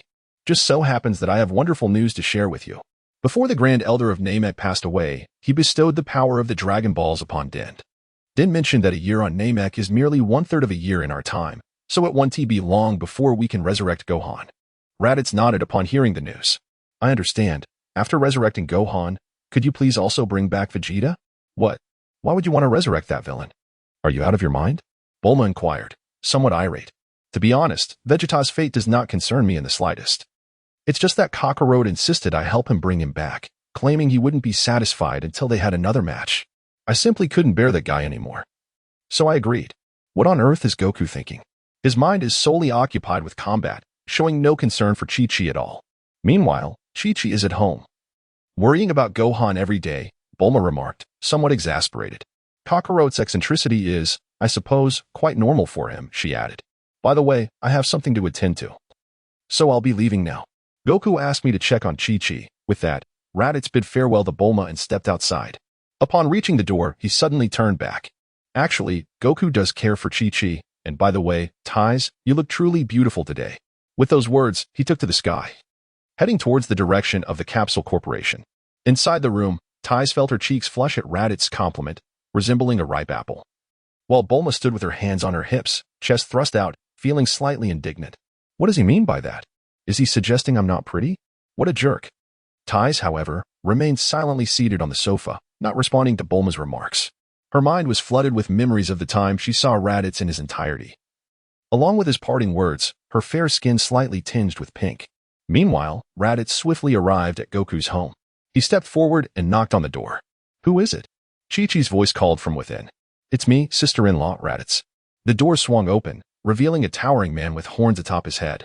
Chi-Chi rushed out, her eyes glistening with tears, her expression a blend of anxiety and hope. "Gohan, my Gohan, where are you?" "Sister-in-law, Goku and Gohan have not returned yet. I am here alone. Rest assured, they are safe and will return after acknowledging their heritage." "Oh, I see. By the way, You must be starving after such a long journey. Please come inside. At Raditz's words, Chi-Chi's initial excitement waned. Hello, you must be Goku's brother, Raditz. I'm the Ox King. Chi-Chi's father.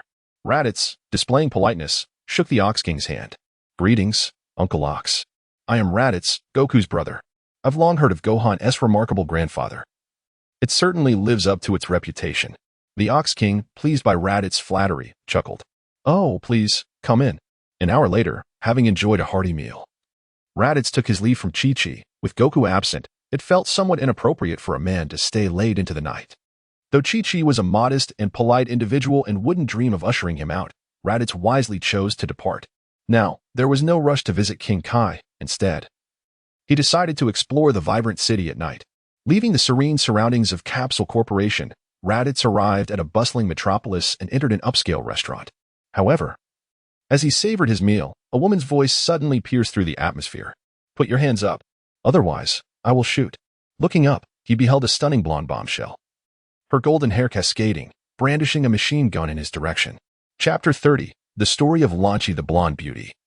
Noticing a long-haired muscular man across the room staring at her intently, felt a surge of disdain. She swiftly approached him, gun pointed at his head, and declared, What are you staring at, you filthy pervert? Keep looking and I'll gouge your eyes out. Raditz, unperturbed, took a sip of his drink and spoke with nonchalance. The blonde beauty, Blanky, was taken aback when the man before her suddenly uttered her name. She scrutinized Raditz closely, realizing that he bore a slight resemblance to someone familiar. Yet she was certain she did not know him.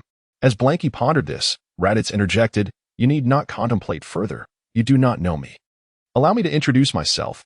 I am Raditz, the brother of Kakarot, known to you as Son Goku. As for my knowledge of you, I have heard your name mentioned during my time at the Turtle Hermit's abode, and I have seen your photograph. Upon hearing this, Blanky's confusion dissipated.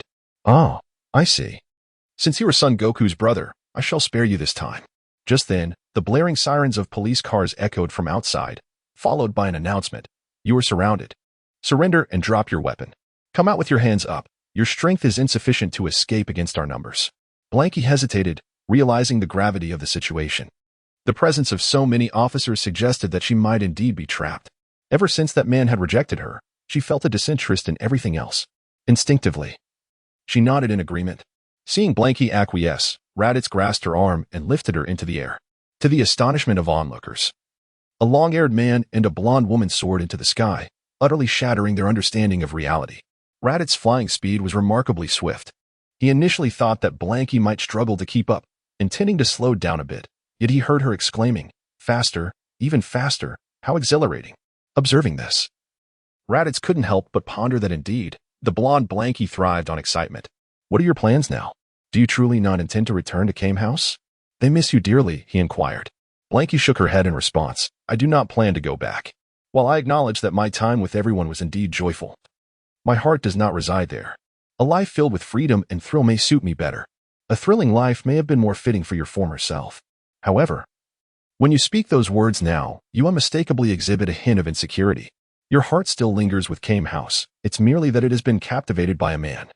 Am I correct? As Raditz gazed at the figure of Bulma before him, memories of his previous life flooded back, recalling how, in the latter episodes of Dragon Ball, Bulma scarcely made any appearances. Perhaps today, she would not evade the police's pursuit, or perhaps she would commit even graver mistakes in the future. He had always believed that Bulma and Tien would eventually be together, a notion that had lingered in his heart since childhood, leaving him with a profound sense of unfulfillment. Now, having the chance to enter the world of Dragon Ball and fortuitously encounter Bulma, he genuinely wished to alter the destiny of this individual standing before him. Upon hearing Raditz's words, Bulma fell into a contemplative silence, and after a considerable pause, she inquired, Your name is Raditz, is it? Would you care to join me for a drink? With the utmost pleasure, he replied. Subsequently, Raditz led Bulma to a bar, where the atmosphere was chaotic and vibrant. Numerous young men and women swayed fervently, while several girls performed sultry pole dances on stage. Indeed, no matter the world, the earth could not stifle the exuberant ambitions of the youth to revel and dance. Raditz reserved a private room with Bulma, signaling the waiter to ensure they would not be disturbed. Noticing the generous tip, the waiter complied willingly, and amidst the clamor of the bar, only this room exuded a profound tranquility. Inside, silence enveloped them. Bulma remained taciturn, and Raditz chose not to disrupt this serene atmosphere. observing Bulma consuming her drink with abandon. Raditz eventually spoke. If there is something troubling you, feel free to share. Perhaps I can assist you. You cannot solve it, she retorted. How would you know unless you speak of it? It might be cathartic to articulate your discomfort. Truthfully, I already know the cause. It's Tianjin Fan, Bulma admitted, nodding as she downed her drink. Would you care to hear my story? I shall share it with you. I am an orphan with a dual nature. In my childhood, I was often bullied. Eventually, I realized that weakness could not sustain one in this world. So I began to adopt a more assertive demeanor and engaged in misdeeds to provoke my own emotions. It was not until 2 children brought me to a house by the sea that my life took a turn. There was a remarkable talking turtle and a martial arts master, reputed to be the greatest, who turned out to be quite the lecher. Additionally, there were 2 adults who were solely dedicated to their training. As she recounted her tale, tears of nostalgia welled in Bulma's eyes, and an infrequent smile graced her face. While Raditz remained a patient listener, refraining from interruption, Bulma took another sip of her drink and continued. They practiced daily, while I prepared their meals. They treated me with sincerity. It was the first time in my life I had friends. From that moment, I considered the Turtle Hermits house my home and then my family. Later, I accompanied them to the World Martial Arts Tournament, where I met a boy, a martial arts enthusiast. Initially, he was a rogue, yet he possessed principles and a fervent desire to become strong. His dedication and resilience profoundly moved me. Eventually, he transformed into a good person and became our ally. During that time, we spent every moment together, and my feelings for him deepened uncontrollably. However, after I confessed my love and was rejected, my heart grew cold. I departed from the Turtle Hermit's house. He continued his training while I returned to my previous life. After hearing Bulma's narrative, Raditz felt a pang of sympathy for her and gently inquired, Do you truly love him? Can you forget him? Bulma shook her head. I once believed I could, yet the farther I drift from him, the more I yearned for him. Gradually, I lost joy in life. If it weren't for your presence today, I might have been reminded of my past and faced the prospect of atoning for my wrongdoings in prison. Is there someone you hold dear? Raditz pondered for a moment before shaking his head. You will never truly comprehend my feelings. Although I do not currently have someone I cherish. If there ever comes a day when a girl captures my heart, I shall pursue her relentlessly. Regardless of how many times she may reject me or the means I must employ, I am determined to win her over. I refuse to allow my life to be marred by regrets. Upon hearing Raditz's words, Lan Xi responded, Is that so? I understand. A subtle, mischievous smile crept across her lips. End of chapter. Chapter 31. Lan Xi's scheme went in a room within the bar. As Raditz gazed at the inebriated Lan Xi, he could not help but shake his head in resignation. The Buddha spoke of the 4 great sufferings in life: greed, anger, ignorance, the meeting of enemies, the pain of love and separation, and the anguish of unfulfilled desires. The torment of love is a universal experience. The agony of unrequited affection is indeed distressing. Yet the betrayal of a beloved is the most devastating blow of all. I offer you counsel, yet I find myself unable to navigate my own turmoil. With that, he downed his drink in one gulp, gently lifted Lan Xi, and laid her on the bed in the private room, tucking her in snugly. Raditz then returned to the sofa, indulging in his libations once more, the haze of intoxication soon lulling him into slumber. The night passed in silence. The following morning, the first rays of sunlight streamed through the window, illuminating Raditz's eyes, stirring him from his dreams. He instinctively rubbed his eyes and rose, stretching his weary limbs. Sleeping on the sofa was far from comfortable. You're awake. Good morning, came a voice. Turning to look, Raditz saw Lan Xi had risen early. The sunlight cascading over her, intertwining with her golden locks, resembling the arrival of a goddess of dawn. Good morning. I didn't expect you to be up this early. It's a habit I've cultivated since childhood. If I were to indulge in sloth, I might have long since faced dire consequences. Thank you for yesterday. Not at all. I am quite the opposite. I have always relished sleeping in. Well, I must be on my way. With that, she began to walk toward the door. Where are you going? Could you assist me with something? I cannot manage it alone, Lan Xi implored as she noticed Raditz's intention to depart. Raditz turned back with a smile. We often wish for a helping hand during our times of despair. However, upon reflection, we realize that no one in this world can truly assist us, only we can aid ourselves. The ocean of suffering is boundless, and only self-reliance can lead us to salvation. The matter between you and Tien can only be resolved by you. If your resolve is not steadfast, no amount of assistance from others will suffice. Yet, if your heart is as unwavering as a mountain, then what need do you have for external help? Thank you. I have come to understand. After listening, Lan Xi nodded and said, Raditz, had I encountered you first, I might have fallen for you. However, my heart has long been given to him. Raditz was taken aback. Would this girl lead him astray with her perspective? He quickly added, one should not dwell on what is destined. Pondering the what-ifs will only bring harm to oneself and others. I understand your point, she replied, but could you do me one last favor? Please take me to find Tien Shinhan. I have something to say to him.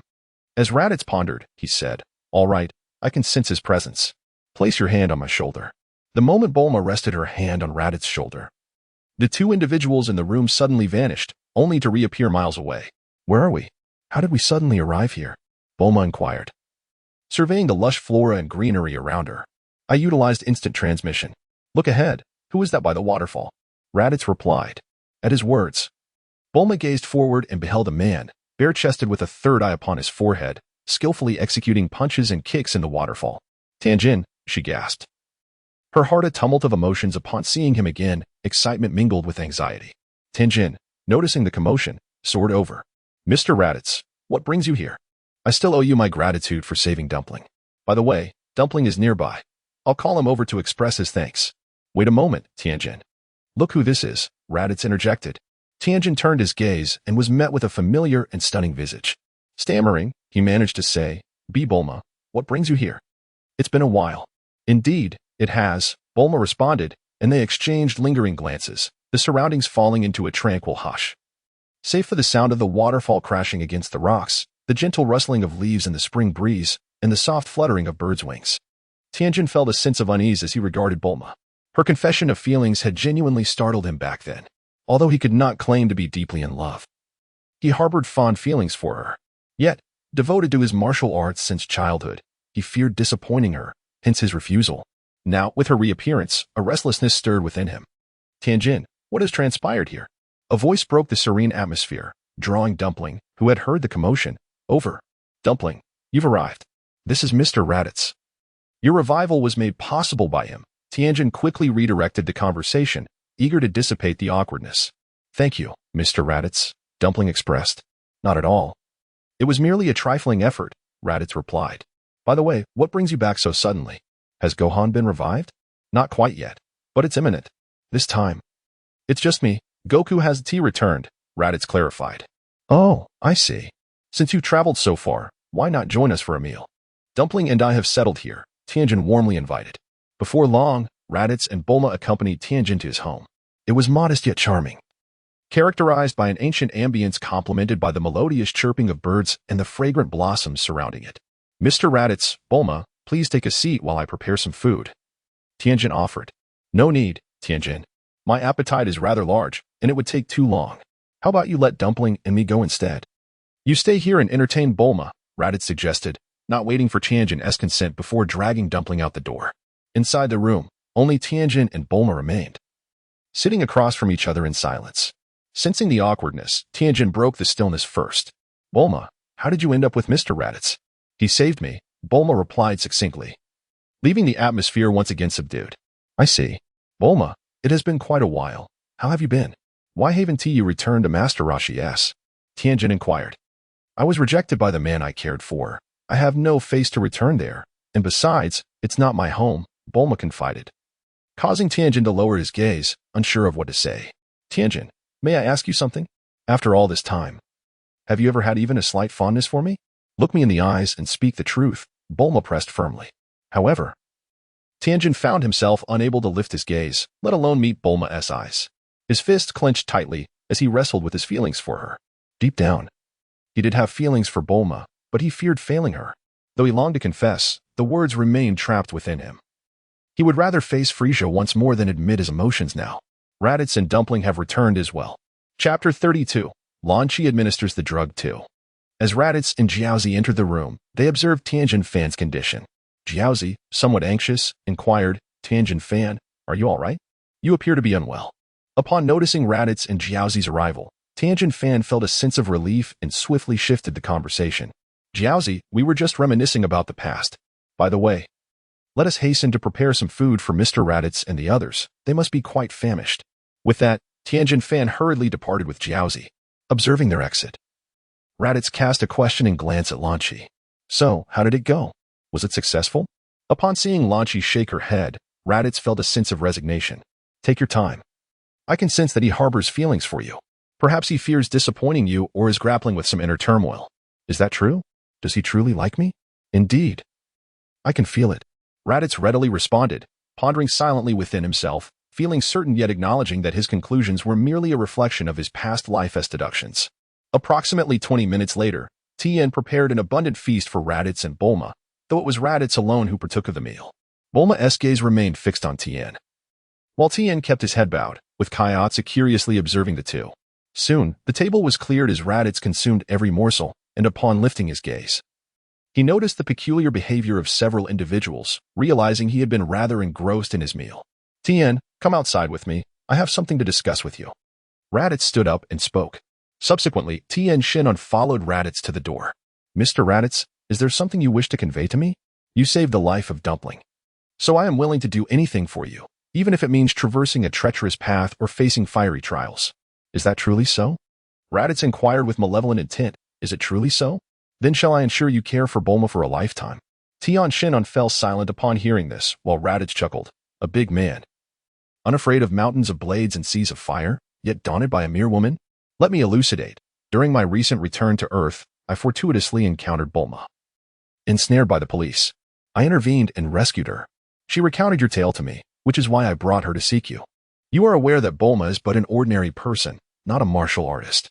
However, the endeavors she undertakes daily will inevitably attract the attention of the authorities, leading to her downfall. In her heart, she harbors only thoughts of you. Perhaps her only chance at redemption lies in your company. I know you harbor feelings for her, yet your singular focus on martial arts makes you fear she may hinder your aspirations, just as you worry about impeding her path. Am I correct? Tien Shinhan nodded slowly. And seeing him continue, Raditz pressed on.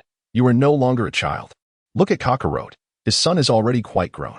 Now, observe yourself. Moreover, Kakarot is married yet still pursues martial arts. Has his skill diminished? Pursuing martial arts is your dream, and your unwavering dedication is commendable. Yet do not overlook those who deserve your utmost appreciation. Do not wait until old age to regret your choices. Tien Shinhan opened his mouth to respond, but was interrupted by Raditz.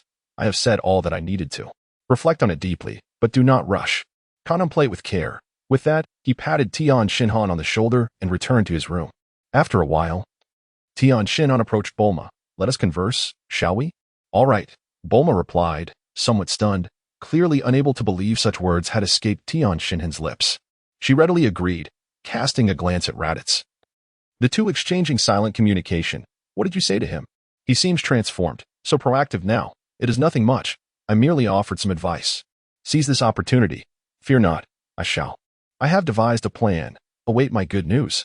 Raditz observed the unwavering determination in Lanchi's gaze. This woman seemed to have devised some plan, exuding an air of confidence. In the room of Tianjin Fan, Lanchi and Tianjin Fan sat closely together, both of their faces flushed with a rosy hue. Lanchi, I have something to confess to you. He began. Speak. I am listening, she replied.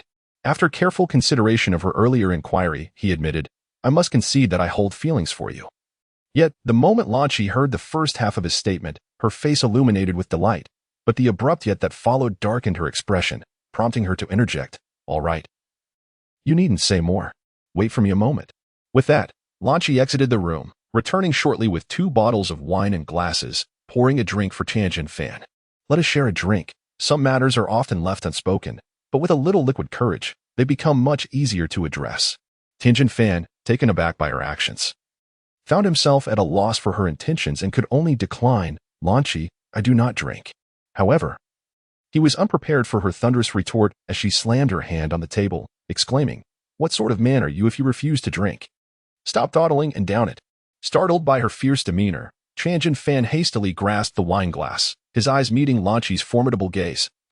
And he timidly brought the glass to his lips, taking a small sip. Finish it all. Lanchi shouted again, startling him into gulping the remainder down. A triumphant smile spread across her face as Tianjin Fan complied. Outside, Raditz and Jiaozi were drawn to the commotion, eavesdropping on the unfolding scene. Tianjin Fan. We have known each other for quite some time now. We have yet to share a proper meal or drink together.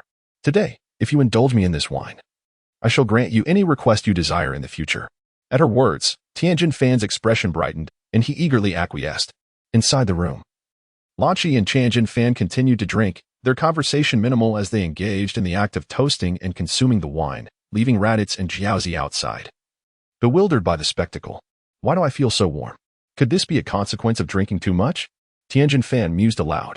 Meanwhile, Lan Qi leaned closer, wrapping her arms around him. The sight left Raditz momentarily speechless, exclaiming, "This is quite unexpected. Lan Qi is certainly bold." Jiaozi, oblivious to the nuances of the situation, assumed something was amiss and attempted to enter, only to be held back by Raditz. "Let the adults handle their affairs. Come, let us play elsewhere." With the departure of Raditz and Jiaozi, Lan Qi felt liberated, and soon the ensuing events unfolded. The subsequent narrative grows tedious, which the author wisely chose to omit. Chapter 33. Lovers united. A sudden scream pierced the air from Tianjin Fan's chamber, prompting the curious Raditz and Jiaozi to rush in. Upon entering, they were met with a shocking scene. A naked Tianjin Fan with his head bowed, while Lan Qi, shrouded in a blanket, exhibited tears of distress, her visage one of heartbreak. Raditz, witnessing this, quickly ushered Jiaozi out. Moments later, a limping Tianjin Fan emerged, supporting a transformed Lan Qi. No longer the fiery blonde beauty, she now bore azure hair, exuding a delicate and gentle demeanor entirely different from before. Lan Qi's eyes brimmed with sorrow. She felt as though she had merely awakened from slumber only to find herself violated by a familiar companion. Despite her gentle nature, anger simmered within her, and the combination of her distressed expression and indignation left Tianjin Fan utterly humiliated. Upon witnessing the scene, Raditz hastily interjected, "Lan Qi, the situation is not as you perceive it. Please, do not be agitated. Allow me to elucidate the sequence of events before you reflect on it." Subsequently, Raditz recounted in detail all that had transpired since his acquaintance with Lan Qi. Upon hearing this, Lan Qi covered her mouth in disbelief. Her anger had dissipated, replaced by a profound sense of injustice, for she had been the one to drug him, yet she found herself in this predicament. Tears streamed down her face, and anyone witnessing her sorrowful countenance would likely feel compelled to assist her, regardless of the truth. Raditz, observing the dazed Tianjin Fan, felt a twinge of annoyance, though he recognized that Tianjin Fan was not at fault. Perhaps this was merely a manifestation of the double standards inherent in human nature. Tianjin Fan, why are you still standing there? Are you not a man? You must take responsibility for the mess you've created, or else do not blame me for my wrath," Raditz declared. Tianjin Fan nodded in acknowledgement. He was not afraid of Raditz's potential retaliation. The sight of the pitiful Lan Qi tugged at his heartstrings, and he would willingly bear any punishment, even sacrificing his own life, if it would alleviate her distress. He approached Lan Qi, his demeanor softening, exuding a warmth akin to that of a caring gentleman. He was cautious with his words, fearing that a harsh tone might cause her further sorrow. "Lan Qi, I apologize. My previous actions were misguided. As Mr. Raditz has stated, a man must bravely accept his mistakes. I am willing to take responsibility for you." Raditz, overhearing this, placed a hand on his head in exasperation. Goodness, at such a moment, how can you not utter some sweet words to console her? Such bluntness is truly insufferable. You are as dense as they come. However, Lan Qi perceived these words differently.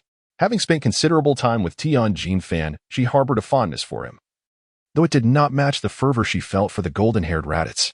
Yet, the directness of their intimate encounter had left her overwhelmed. Hearing Tianjin Fan's willingness to take responsibility eased her heart, albeit she still felt a twinge of disappointment. "You only wish to be with me out of a sense of obligation. If you do not genuinely care for me, do not force yourself," she replied. Tianjin Fan, upon hearing her words, became flustered, scratching his head in distress. He indeed harbored feelings for Lan Qi, but struggled to articulate them. Tension coursed through him as he sought the right words, his hands anxiously gripping his own body. Seeing Tianjin Fan's anxious demeanor made Lan Qi chuckle, her previous grievances fading away. Rising to her feet, she embraced him, whispering softly in his ear, "You need not speak further. I understand. In truth, I sensed your affection for me 3 years ago. I too hold feelings for you, and I wish to be with you." At her declaration, Tianjin Fan's entire being flushed with warmth, his face radiating an indescribable joy.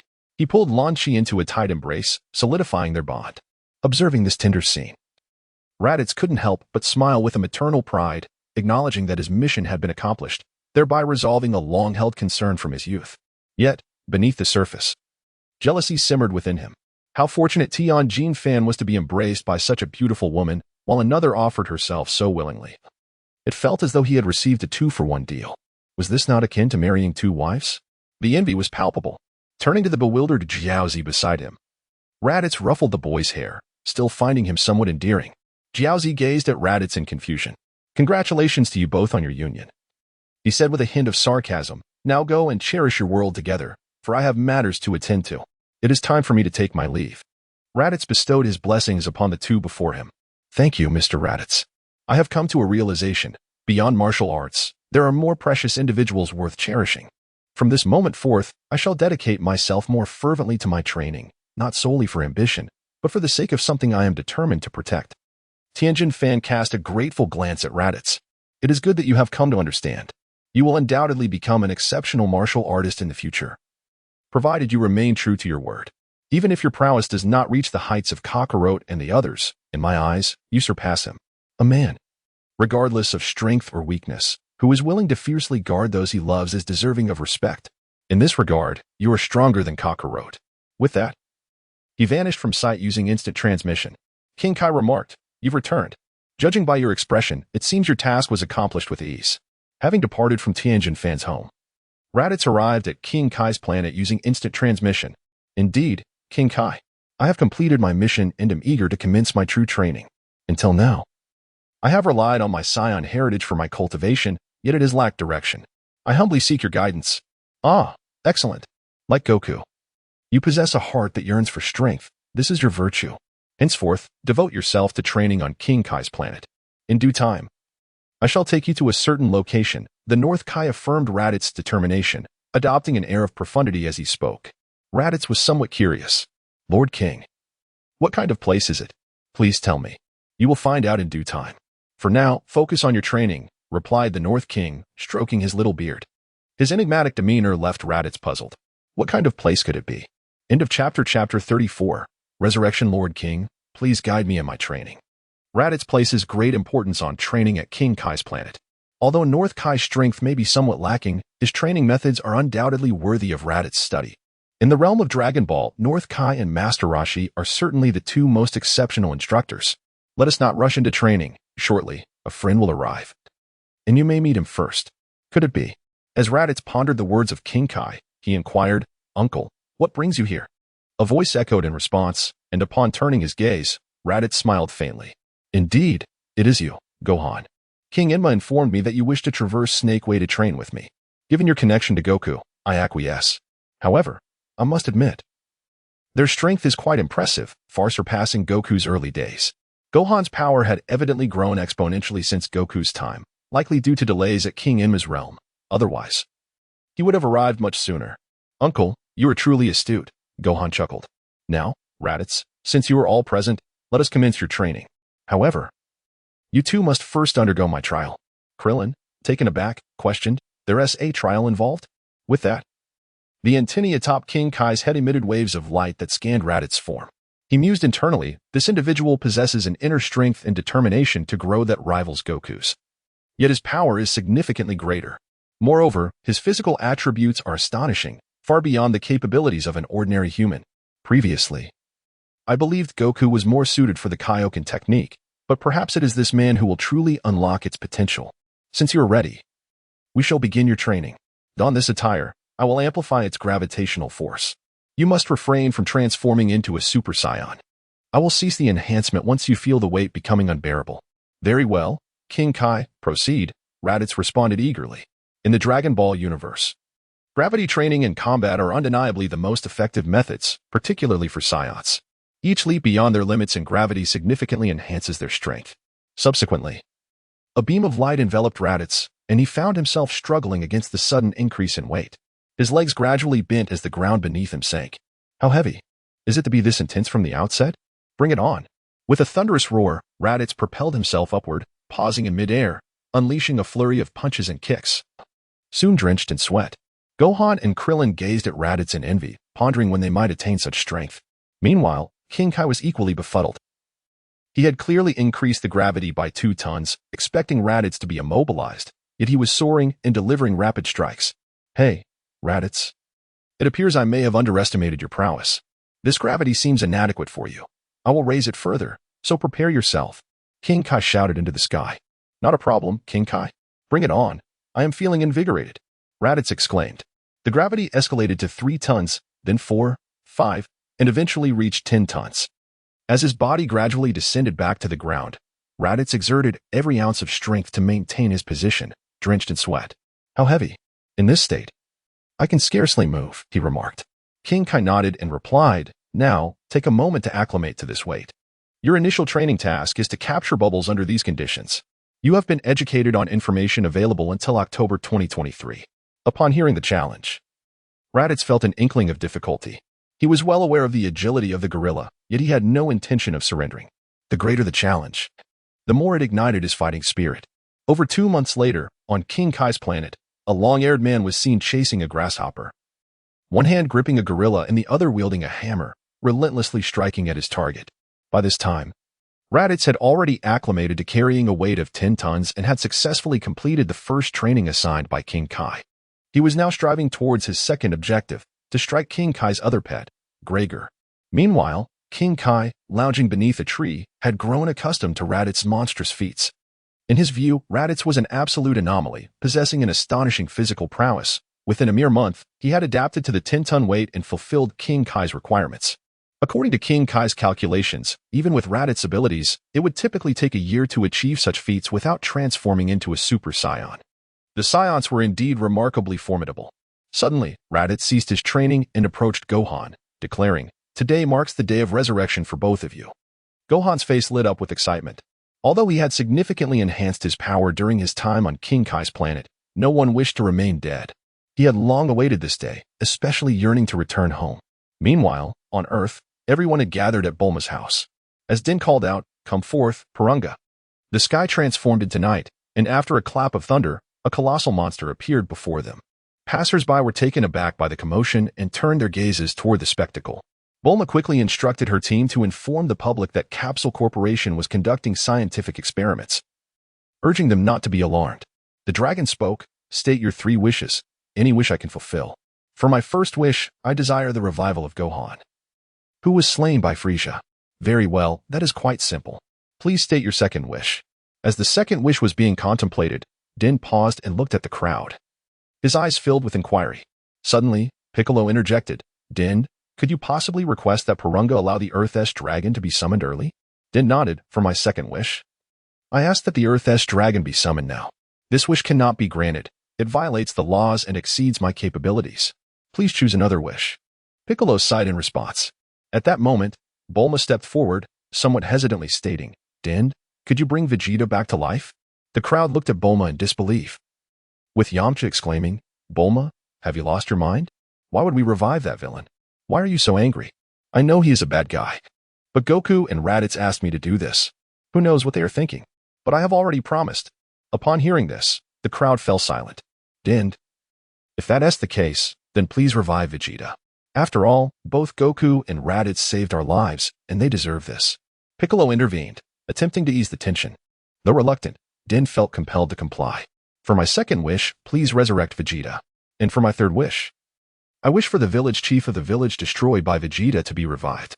"Okay, all your wishes have been granted, and I have additionally brought them here. Farewell. And remember to leave a 5-star review." With that, the dragon vanished before the crowd. Hello everyone, we have returned. End of chapter 35. A significant power boost. Hello everyone, we have returned. The resurrection of Krillin and Gohan filled everyone with joy, and they rushed to greet them. Bulma was the first to speak. "Wonderful, you both have finally returned. Gohan, are you heading home soon?" Chi-Chi has been worried sick. Gohan, feeling remorseful, nodded. "I'm so sorry, Mom. I'll hurry home." Yamcha and Tien joined in. "Krillin, congratulations on being revived once more." Krillin awkwardly scratched his head and then was taken aback by a stunning sight. Tien was holding hands with a beautiful girl, none other than Launch. Krillin gasped in astonishment. "Tien. Launch. When did you two get together?" Tien's face turned crimson. "About 2 months ago, thanks to Mr. Raditz's help. We are now married." "What?" The crowd was left incredulous. They had only just learned that Tien and Launch were a couple, but to discover they had tied the knot was beyond their expectations. Krillin felt a twinge of jealousy. "You're not being a good friend for not inviting us to the wedding." He sighed. Goku has Chi-Chi. Tien is married to Launch, and while Yamcha and Bulma aren't married yet, they're probably close. I'm the only one left." Yamcha approached Krillin and said, "Don't worry, I'll have Bulma introduce you to some of her friends." Upon hearing this, Krillin's spirits lifted. and he laughed heartily. Meanwhile, Vegeta slowly opened his eyes in the grass, sitting up and clenching his fists, muttering in confusion, "What is going on? I was killed by Frieza. Was T.I.? Where am I?" The others, hearing the commotion, turned to see Vegeta emerging from the bushes. "Where is this place? How did I end up here? I was dead. Wasn't T.I.? Answer me," Vegeta demanded urgently. Bulma, irritated by his tone, snapped, "Rude guy. Of course, you were dead. We used the dragon to bring you back to life, and you dare speak to us like that? Revived? What about Frieza? Where is he?" "Frieza is dead." Along with Cooler, slain by Raditz and Goku in their Super Saiyan forms. Vegeta's composure shattered. "What? You mean Kakarot has become a Super Saiyan? That is impossible. A Super Saiyan appears only once in 1,000 years in 2 low-class warriors. This can't be true." "Believe it or not, the truth remains," Krillin replied. "Where are they now? Tell me." "Goku and Raditz are training outside and are not on Earth. If you want to see them, you'll have to wait for their return." "How long will that take?" "We do not know." "Enough. Everyone be quiet," Bulma interjected, cutting through the conversation. "Hey, you rude guy. If you want to see them, you'd better wait patiently here. They'll be back before long. And if you have no place to go, you can stay at my house, but no destruction allowed. Understand?" Vegeta remained silent but nodded in reluctant agreement. Yamcha was displeased. "What? Bulma, you want him to stay here? He is a dangerous individual. This is my house. I can let anyone stay here. If you disagree, you can leave. But that is final." Bulma's assertiveness left no room for argument. The group, realizing further discussion was futile, departed from Bulma's home. On King Kai's planet, it seemed that Krillin and Gohan had indeed returned. They had long awaited this day. However, Gohan, being still a child, would likely face setbacks in his training upon returning home. Raditz sighed and said, "Very well, everyone has their own ambitions. You should not press too hard. Son Gohan is different from you and Goku. He has too many concerns and cannot possibly devote his heart solely to training." "I understand, King Kai. As long as Gohan knows the path he wishes to take, that is sufficient. That is the best approach." The North Kai nodded in agreement. "By the way, King Kai, how should I proceed with my training from here? What are your own thoughts? What do you feel you are currently lacking the most?" "You have been trained on data until October 2023. Raditz pondered for a moment, recalling that during his previous viewings of Dragon Ball, Goku had maintained his Super Saiyan form for an extended period, significantly enhancing his power. Perhaps he could attempt a similar strategy. "King Kai," he remarked, "I believe that my current state and power have reached a plateau, and I wish to focus on the Super Saiyan form. Although transforming grants me immense strength, the energy consumption is quite rapid. Therefore, I intend to maintain the Super Saiyan state as my new norm." Upon hearing Raditz's thoughts, King Kai nodded approvingly. "A commendable idea. You should certainly pursue it. The days of training are fleeting, akin to the briefness of a school vacation. Before you know it, 8 months have flown by." At this moment, on King Kai's planet, Raditz, a towering figure with long golden hair cascading to his waist and striking blue eyes, lay peacefully on the grass, savoring the tranquility of life. Raditz, noted King Kai, "Your training methods seem remarkably effective. Your current strength is leagues beyond what it once was. In the universe, aside from that one individual, I dare say no one could rival you." Yet, Raditz remained unconvinced, acknowledging that he had only tapped into the full potential of Super Saiyan Form 1. Many adversaries in the universe surpassed him, such as the android Cell and Majin Buu. In truth, Raditz had brushed the threshold of Super Saiyan 2, yet he found himself unable to cross it. He understood that to achieve such a transformation, he would need to engage in a vigorous battle or harness a profound fury, but presently, neither condition was fulfilled. An overwhelming rage could not simply manifest.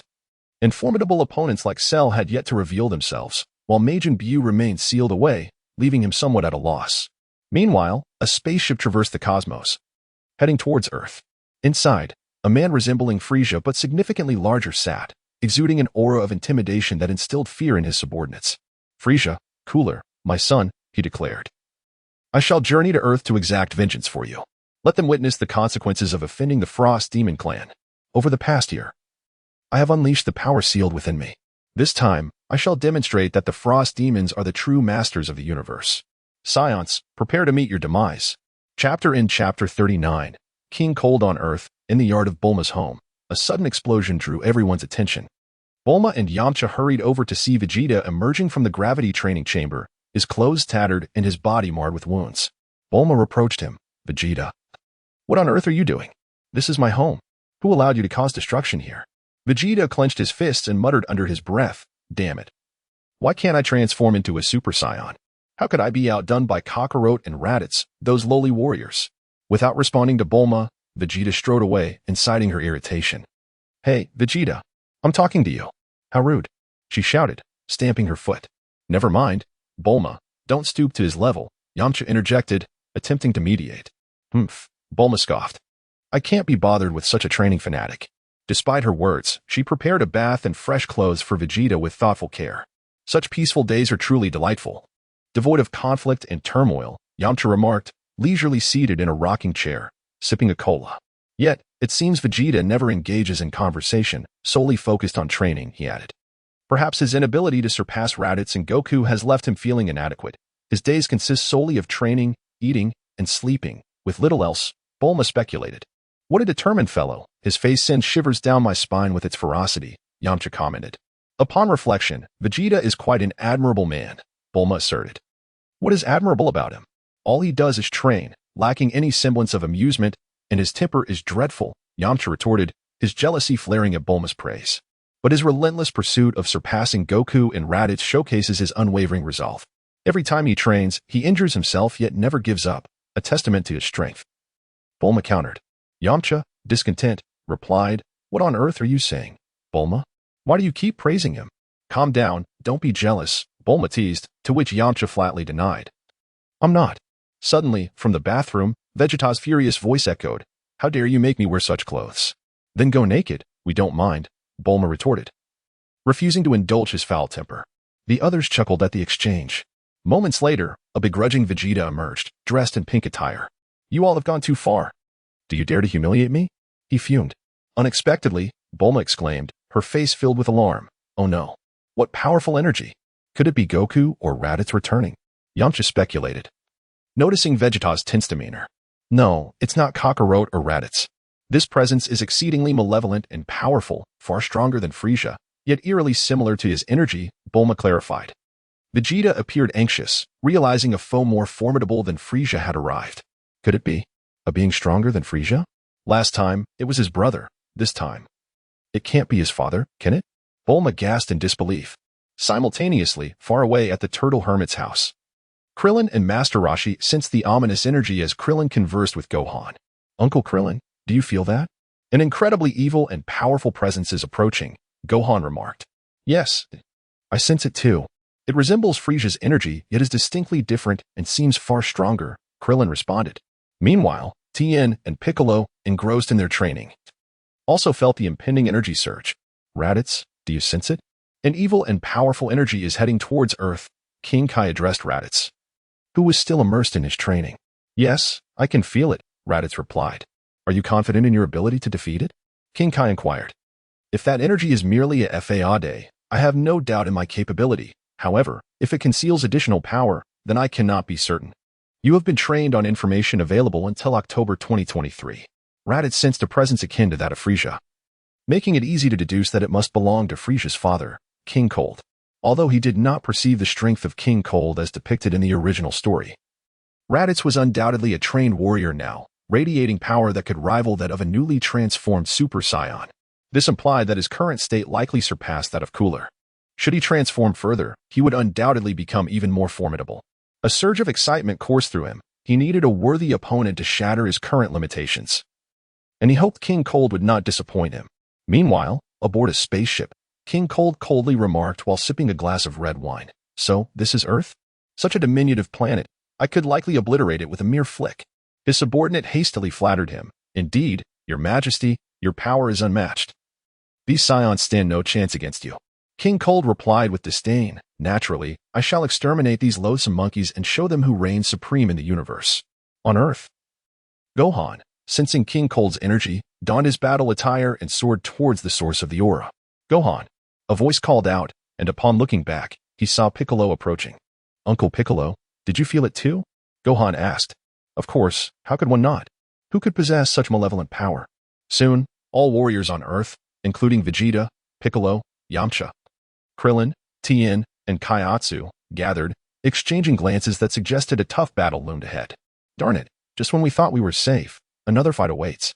Yamcha clenched his fists in frustration. If you're scared, you can always retreat, Vegeta scoffed. Who said I was afraid? I'm just unprepared, Yamcha retorted. But before he could argue further, Piccolo interjected, they're here. As the warriors looked on, a spaceship descended from the sky. Quick, conceal your energy and hide, Vegeta shouted. Inside the ship, King Cold had successfully landed. Upon opening his eyes, he rose and exited the spaceship. So this is Earth? Not a bad planet. But where have those Saiyans hidden? He surveyed his surroundings and commanded his subordinates, go and eliminate all the humans. The Saiyans will inevitably reveal themselves. His underlings complied. Heading towards the cities, while the concealed warriors clenched their fists in defiance. We cannot allow them to massacre at will, even if it costs us our lives. We must intervene. Just as the Z warriors prepared to act, alien corpses began falling from the sky, and a blue-haired youth wielding a sword descended. Who is he? The crowd wondered as they watched the boy dispatch King Cold's subordinates with ease, an unexpected display of power on Earth. What brings you here, Earthling? King Cold inquired. To eliminate you. Why are you alone? Where's Frieza? The boy's audacity irritated King Cold, who responded with anger, you dare question me after your kind killed Frieza? However, the boy, Trunks, interpreted King Cold's words differently, furrowing his brow. What? Frieza is alive? Has my arrival altered history? Regardless, since you are alone now, I shall deal with you. Deal with me? How bold and ignorant you are, King Cold sneered. I know you, Frieza's father, King Cold. I am aware of your lineage. Trunks replied coldly. Oh, I didn't expect anyone on this remote planet to know my name, King Cold remarked dismissively, instructing his men, you handle him. The rest will deal with the humans. Don't waste your efforts. You will all perish here. I will not spare anyone who threatens Earth, Trunks proclaimed. Such bravado. Let's see your power, King Cold mocked. What? Only a power level of 5? Kill him. Trunks flicked his hair back, drawing his sword and swiftly dispatching one alien after another, leaving a trail of corpses. King Cold merely observed, intrigued by the boy's potential, indifferent to the fate of his subordinates. Soon, all his men lay defeated, and Trunks, sword in hand, confronted King Cold with a cold expression. Now, it's your turn. Impressive. I didn't realize an Earthling could reach such strength. If you eliminate all the humans now, I may spare you and even take you as my subordinate, King Cold proposed. Dream on. Today is your last day, Trunks retorted. Such a pity. Those who boast often meet their demise early. King Cold's patience waned as he recognized Trunks' power, pushing him to his limits. Come. I will unleash my full strength from the start. I am not like Goku, who shows mercy. Not only he can become a Super Saiyan. What? King Cold and the hidden warriors were incredulous. Did that boy claim he can also transform into a Saiyan? Krillin asked curiously. Impossible. The Saiyan race is down to just me, Kakarot, and Raditz. There cannot be others. Yet, as Vegeta spoke, he was quickly proven wrong. An immense power began to swell, sending debris swirling through the air. With a fierce cry, Trunks' blue hair transformed into golden locks, and his eyes turned azure. His demeanor shifting to one of icy intensity reminiscent of Vegeta, exuding an aura that warned others to keep their distance. Impossible. Is there truly another who can become a Super Saiyan? Has the legendary transformation become so cheap? How infuriating that I, Prince Vegeta, am overshadowed by 3 others. This revelation struck deeply at Vegeta's pride. Transformed, Trunks swung his sword with full force at King Cold, who countered by clasping Trunks' face with both hands.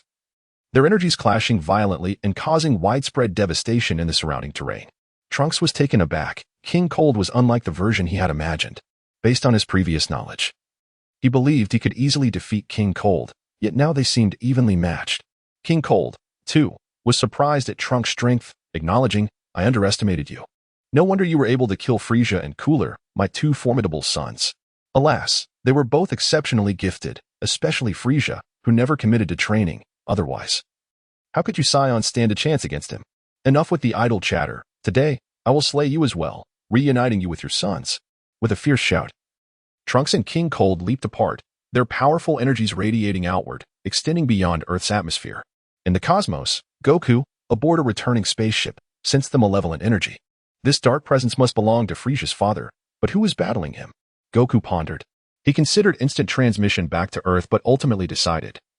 Earth must be protected by others. I cannot shoulder this burden forever.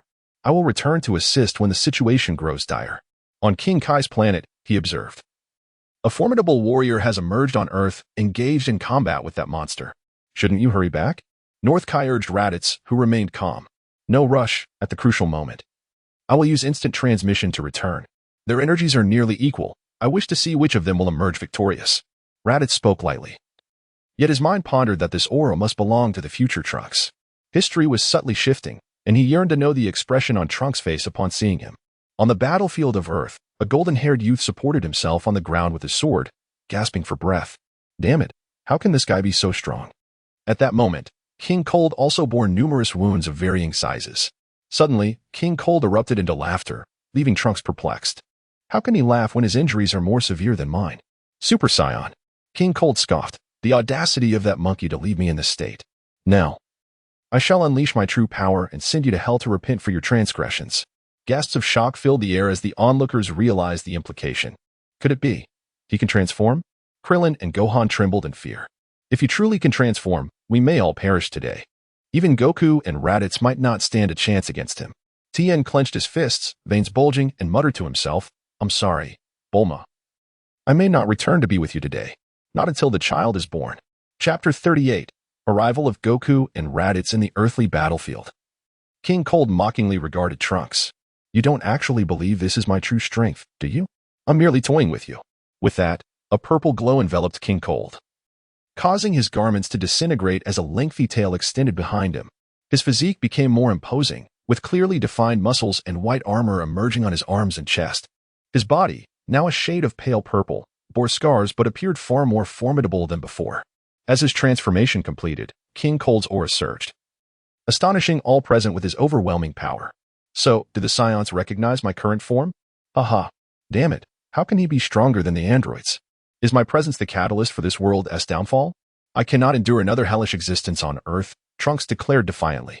King Cold, swift as lightning, approached Trunks and struck him away with a single blow, casually toying with his sword. What a fine weapon. Too bad it belongs to the wrong master.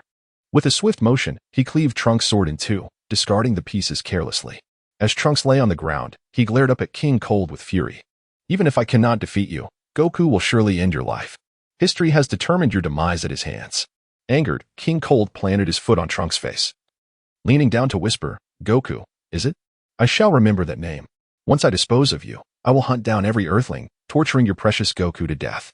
Trunks, seething with rage, retorted, enough. I will not permit you to harm the people of Earth. Now you know fear?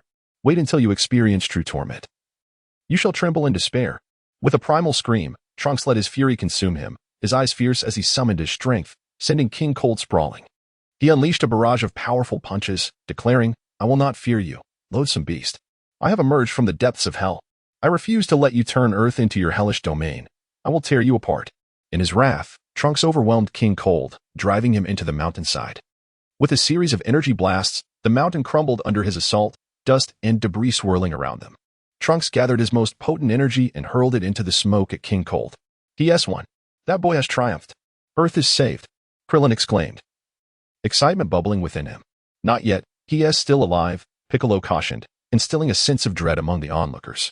Could such immense energy truly fail to slay this monster? As the smoke cleared, King Cold stood unscathed. How disappointing. I expected you to be formidable. It seems the legendary Super Saiyan is rather lackluster. With that, King Cold soared into the air, delivering a sudden punch to Trunks' abdomen. Taken by surprise, Trunks felt the pain surge through him, his golden hair reverting to blue. Prepare to die, King Cold declared, slamming Trunks into the ground. Helpless and writhing in agony, Trunks lamented, Am I to perish? Forgive me, Mother, for failing my mission. Forgive me, future Earthlings. Farewell, foolish Saiyan. King Cold hurled an energy blast toward Trunks, descending rapidly, just as Trunks faced his end. A key blast shot towards King Cold's energy, igniting a massive explosion in the air. Emerging from the chaos was Vegeta. I have questions for this fool. You cannot kill him. Seeing Vegeta intervene, the others rallied around him. Trunks, lying on the ground, managed to open his eyes, spotting a man in pink attire standing protectively before him. They called him Vegeta. Could he be my father? Tears welled in Trunks' eyes. He had never seen his father before, and now, on their first meeting, he was being saved. To think there were so many pests lurking nearby. Since you've all shown yourselves, I'll kindly send you all to hell. King Cold sneered. Perhaps hell is where you truly belong. Allow me to escort you there. A voice resonated. Turning, the crowd beheld Goku and Raditz, their presence igniting a spark of hope. You dare speak so boldly? Who are you? King Cold scoffed. We are both Saiyans. You came to Earth seeking vengeance for your son, did you not? Then allow me to inform you. I killed your son, Frieza, and Cooler. Goku proclaimed.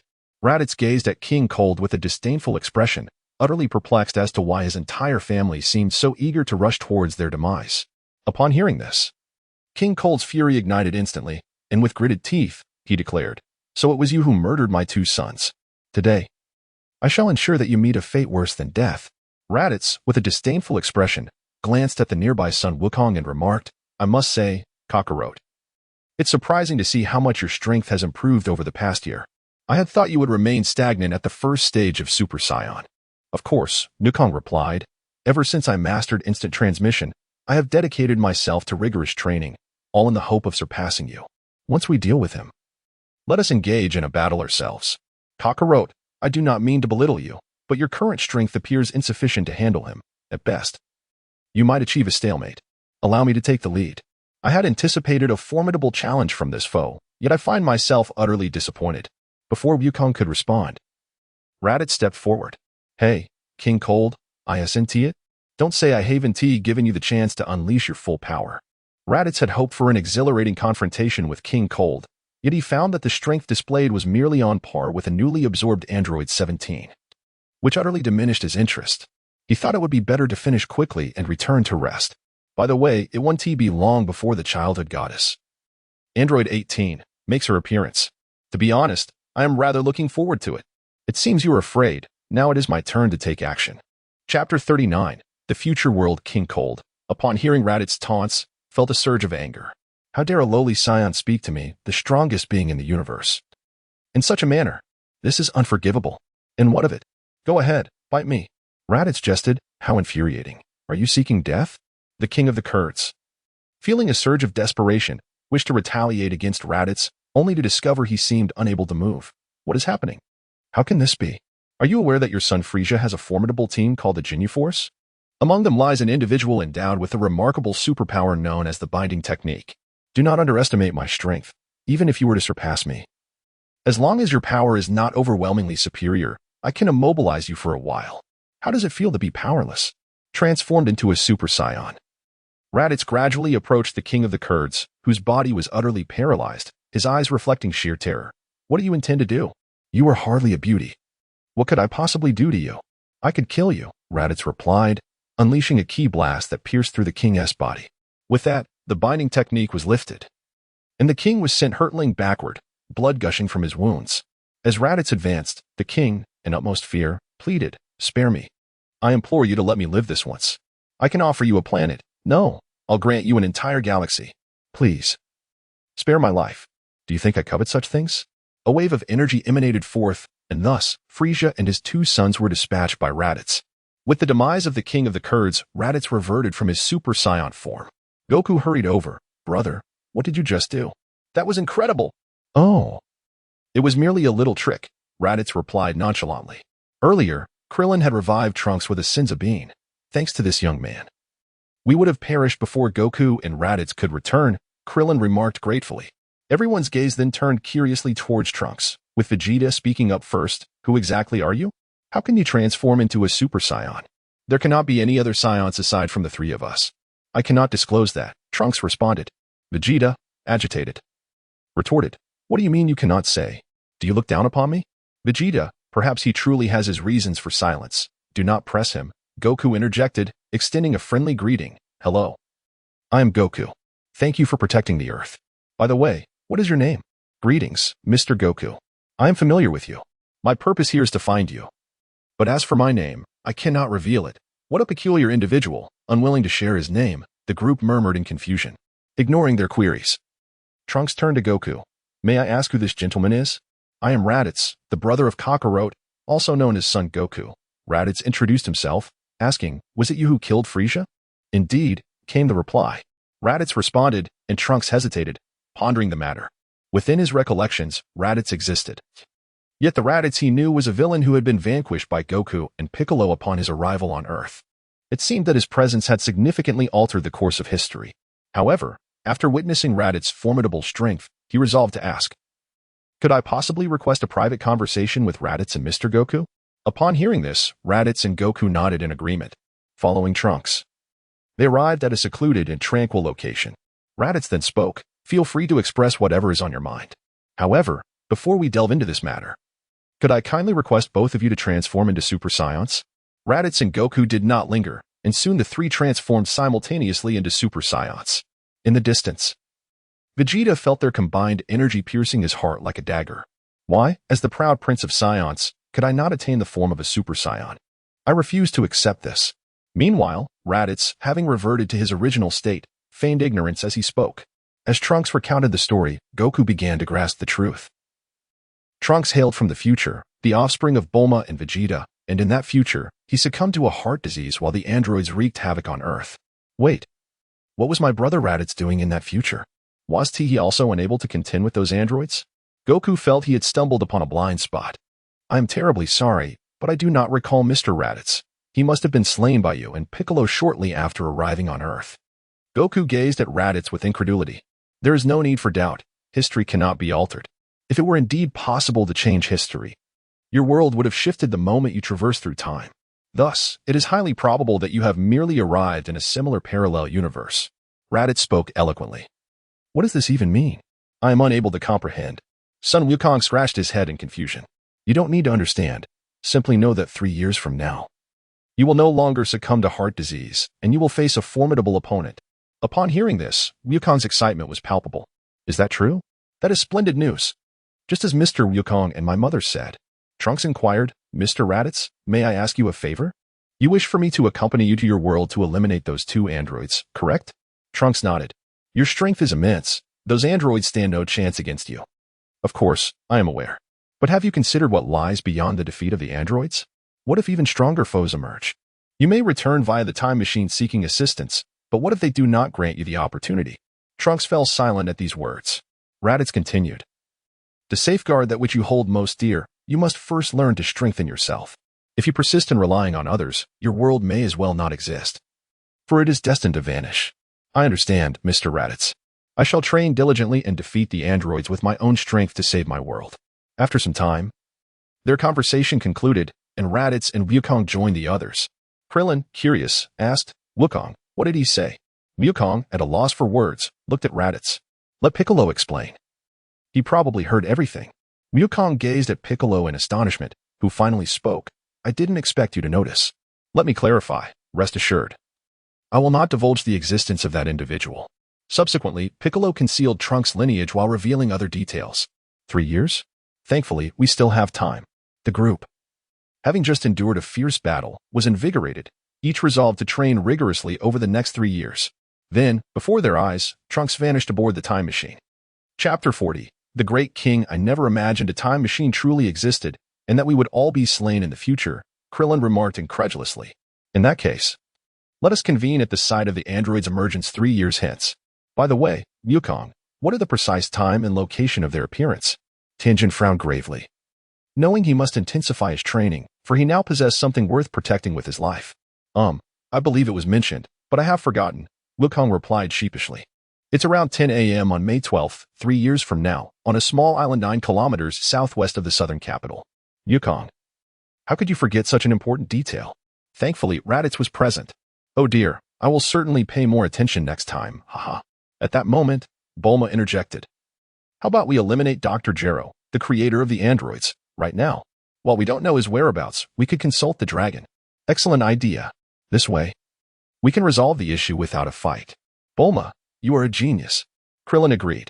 Anyone who meddles unnecessarily will face my wrath. Vegeta threatened, clenching his fist at the group. What do you mean by meddling? This is no child's play. It concerns the fate of Earth and our lives. Wukong.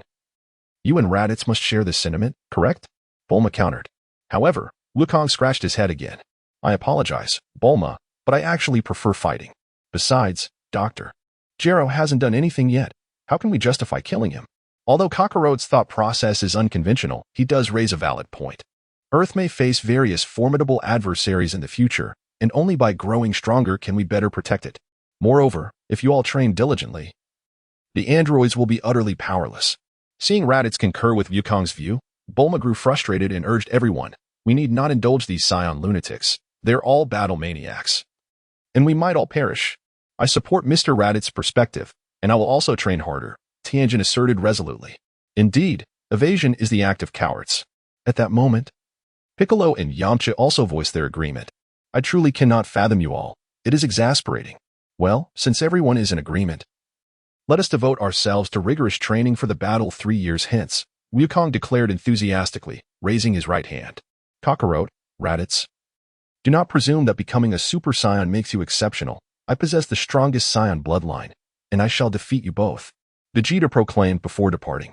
Then let us bid farewell for now. We shall meet again in 3 years. Very well, until we meet again. With that, everyone returned to their respective homes. You have returned. I am aware of the android situation, but that child traversing time is not a trivial matter. If those above learn of it, it could lead to complications. The King of the Worlds, having observed the departing group, teleported to Raditz and cautiously advised him. Fear not, Lord King. We shall address future matters in due time. Did you not mention taking me to a place teeming with masters? When shall we depart? I cannot believe you still remember after all this time. Had you not reminded me, I would have forgotten. Since you have brought it up, prepare yourself.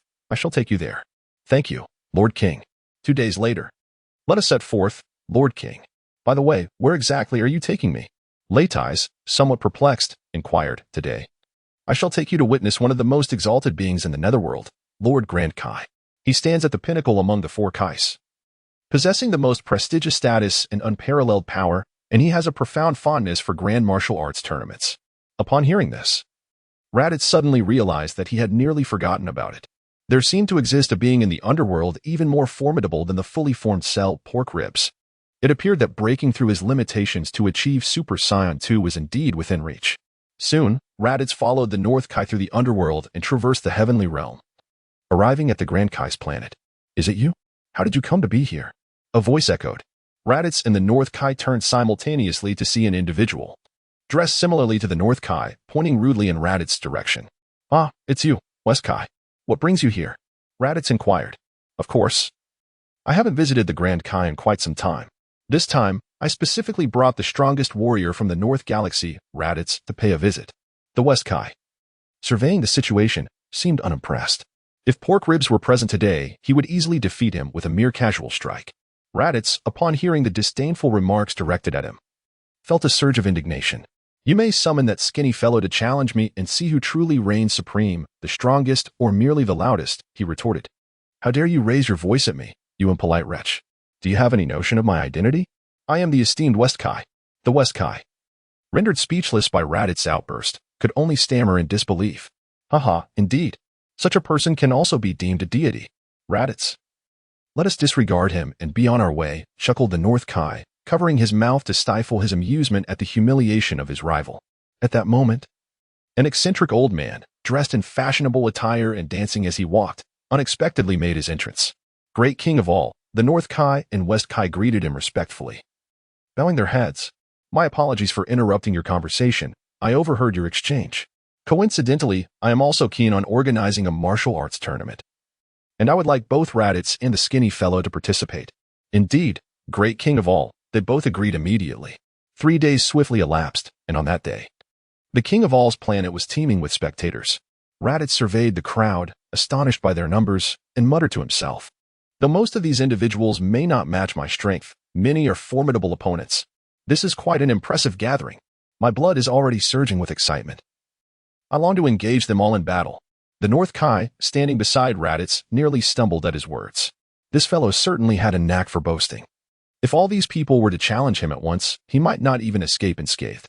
A sudden realization dawned upon him. It was a grave error to bring this braggart here. It has been a long time since we last held a martial arts tournament. Everyone, please follow me. The Great King of all rose from his seat at the highest point and addressed the crowd, following his lead. The spectators made their way to a grand arena. This shall suffice. The Great King of all nodded in satisfaction at the venue. Now, let the competition commence.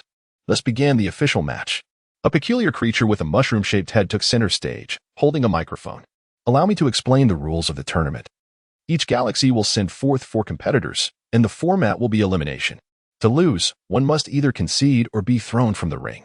Any underhanded tactics will result in disqualification. By the way, the victor shall receive personal martial arts instruction from the Great King of all. Now, if there are no objections, we shall officially commence the tournament. The first match features Raditz from the North Galaxy against Capita from the South Galaxy. Raditz ascended the arena with quiet determination, his gaze falling upon a large, humanoid green insect. This creature boasted 19 arms, each adorned with gloves. You truly possess a peculiar appearance, yet you do not seem formidable. Raditz remarked. Is that so? Then try me, and you shall find out, came the retort. Bring it on. Suddenly, Capita's eyes emitted a yellow glow, and his antennae rippled with energy. In an instant, Raditz found himself ensnared by his opponent's grasp.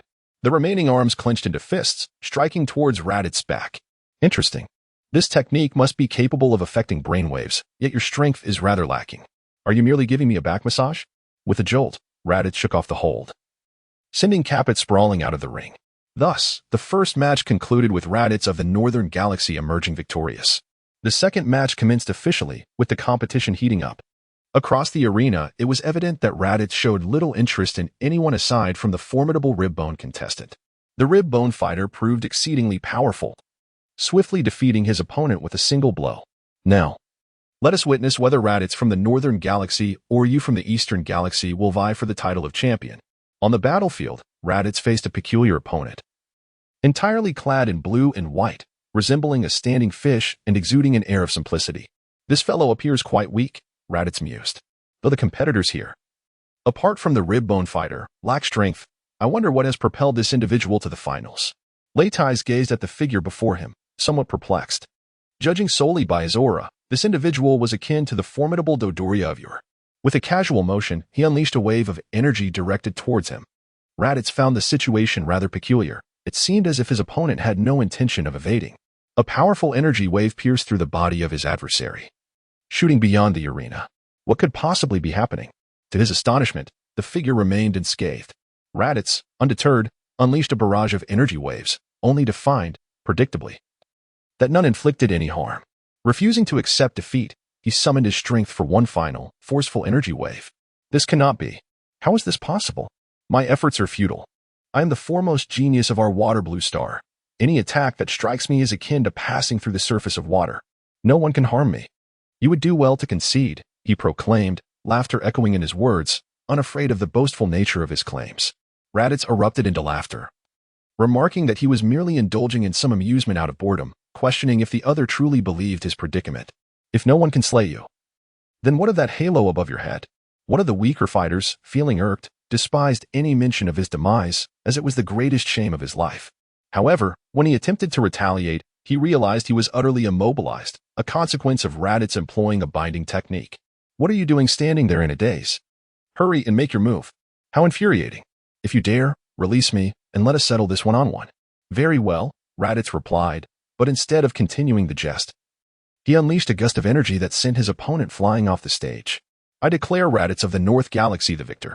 Next, he shall face Ribrice from the West Galaxy. Finally, Raditz smiled slightly. Your strength is commendable, yet you remain far from my equal. I suggest you concede. It was evident that Ribrice did not view Raditz as a worthy adversary. One does not comprehend the nature of an opponent until faced with them. I have yet to encounter someone so arrogant. Prepare yourself. At that moment, the arena was devoid of visible figures as the two engaged in rapid movements, the air reverberating with a series of explosive sounds. Approximately 15 minutes later, Raditz was sent hurtling through the air by Ribrice. Rising to his feet and wiping the blood from the corner of his mouth, Raditz exclaimed, It has been a long time since anyone has given me such a thrilling fight. Ha. Leitais erupted into an exuberant laugh. Hey, Ribs. Why don't you shed your garments? I am aware that you are clad in a gravity suit. I, too, shall unleash my full potential for a spirited battle. What do you say? As you wish, replied Ribs, and with that, he cast aside his clothing, which landed on the ground with a resounding thud, creating a deep crater. Raditz simultaneously let out a cry, and in an instant, his full Super Saiyan power was unleashed. The onlookers were astounded to witness Raditz, enveloped in a golden aura, while the others, including Riboku, gazed in astonishment. What could this mean? How could such a being exist? The drastic increase in energy following his transformation was remarkable. The three Kaioshins were equally taken aback, their mouths agape in disbelief. What has this lad done? However, amidst the astonished gazes, one individual was filled with joy, North Kaioshin. Fear not, for Raditz has merely transformed into a Super Saiyan, he proclaimed. A Super Saiyan? Who would have thought that the legend was indeed true? It is astonishing that this young man is one of the warriors who appear only once in a millennium. The Grand Kaioshin then spoke up, addressing Riboku. How do you find this? This is my true power. Raditz, I must admit, I previously underestimated you. Yet I am no ordinary opponent. Winning against me will not be so simple. Is that so? Then allow me to demonstrate this technique. Kamehameha. Raditz unleashed the Kamehameha he had learned from Goku, directing it towards the rib rice dish. After a brilliant flash of white light, however, there was no trace of the rib rice on the stage. Quite impressive, it managed to evade the attack. Raditz looked up and saw Rib's rice standing in the sky with arms crossed. Come, Raditz, allow me to demonstrate my unique technique, the rib-style whirlwind. The healing essence of Rib's rice transformed into a tornado, enveloping Raditz entirely. The fierce winds mercilessly clawed at his body. In that moment, Raditz shielded his vital areas. Yet he was still overwhelmed by excruciating pain. Numerous wounds of various sizes adorned his form, and despite the agony, he gritted his teeth in defiance. Damn it. If that is the case, I shall employ the time freeze technique. As Raditz activated a skill he had never used before, time seemed to come to a halt. The entire world fell silent, and Rib's rice's attacks were rendered ineffective. Raditz now held the advantage, calmly walking towards the motionless figure of Rib's rice. However, to his astonishment, a voice suddenly resonated, causing Raditz to anxiously glance around. The chapter concludes here. Chapter 42, The Origin of Time Freeze. Time Freeze? Truly remarkable. I never expected humanity to wield such divine abilities. Although it is merely a rudimentary form of time manipulation, your mastery of it is indeed impressive. While Raditz was engaged in his time-freezing technique, he suddenly heard a voice, his expression frozen in tension as he scanned the surroundings. To his bewilderment, everyone present remained utterly still. What was happening? Who was it? Who could it possibly be? Do not worry, I harbor no ill intentions. I am the Grand Kai. Continue with your match, and I shall explain everything to you once it concludes. Upon hearing this, Raditz comprehended the situation, yet he could not dwell on it any longer. He steadily approached the rib rice, experiencing time pause for the first time. With each step he took, a growing sense of suffocation accompanied his breath. Nevertheless, Raditz paid little heed to his discomfort and boldly advanced, sending the rib rice flying. As time resumed, he inhaled deeply twice, pondering the bizarre occurrence. It was not only the rib rice that bore a look of disbelief. Everyone nearby was equally astonished by the sudden turn of events. What had just transpired? How had the rib rice been struck away so abruptly? Despite the uncertainty surrounding his actions, Rib Rice bellowed, "Now, you shall experience my technique." Gathering an immense and terrifying energy in his hands, a force so potent that it made even Raditz break into a cold sweat, he proclaimed, "Here it comes." Raditz summoned all his energy for defense, and as their energies collided, the entire arena trembled. The formidable power exhibited by both combatants elicited admiration from the onlookers. As the smoke dissipated, Raditz lay in the center of the arena. However, he did not succumb to defeat but instead rose once more, laughing heartily. What a thrill. You should concede. You must be running low on fighting strength now. Pork Ribs gazed at Raditz, whose body was marred with wounds, and retorted. Conceding is out of the question, and unnecessary as well. I may be injured, but you too must be feeling fatigued. What? Haha. I see I hit the nail on the head. Pork Ribs, let us settle this once and for all. Very well, as you wish. You are indeed a worthy opponent. At that moment, both warriors unleashed their remaining energy, launching themselves into the air. A tremendous explosion of energy erupted overhead, sending both Pork Ribs and Raditz crashing to the ground, incapacitated. Witnessing this, North Kai and West Kai expressed concern and hurried over to inspect them, relieved to find they were merely unconscious. At this juncture, Grand Kai emerged and declared, "I announce that the result of this match is a tie between Pork Ribs and Raditz." The crowd erupted into cheers upon hearing this result. Indeed, it is only the strong who command respect anywhere. North Kai, once Raditz awakens, bring him to me. Today's match was exhilarating. Everyone else may return home now. Understood. North Kai replied promptly, and the crowd began to disperse. As they were leaving, West Kai approached. Hey, do you know what Grand Kai wants with that kid? How would I know? Perhaps he is impressed by Raditz's strength. North Kai responded casually. Humph, I admit that the kid is somewhat formidable to have drawn with Pork Ribs. But he is terribly impolite. You should discipline him. TCH, our affairs in the North Galaxy do not require your concern, North Kai retorted dismissively. TCH, who cares? With that, West Kai departed with Pork Ribs, leaving Grand Kai's planet behind. 3 hours later, Raditz gradually regained consciousness. Raditz, you are awake. As he surveyed the unfamiliar surroundings, Raditz inquired. Lord Kai, where are we? We are still on Grand Kai's planet. We haven't left. Grand Kai instructed me to bring you to him once you awaken. Do you have any idea why he seeks you? North Kai leaned in with curiosity. Well, I'm not entirely sure, but since Grand Kai is looking for me, let us go see him. Raditz, feeling somewhat guilty, shook his head and said, Very well, then, follow me. As Raditz arrived at the residence of the Grand Kai alongside the North Kai, he found the Grand Kai already waiting at the entrance. You have arrived. North Kai. Please wait for me here. Raditz, come inside, spoke the Grand Kai. The North Kai, somewhat disheartened, complied and patiently remained at the door.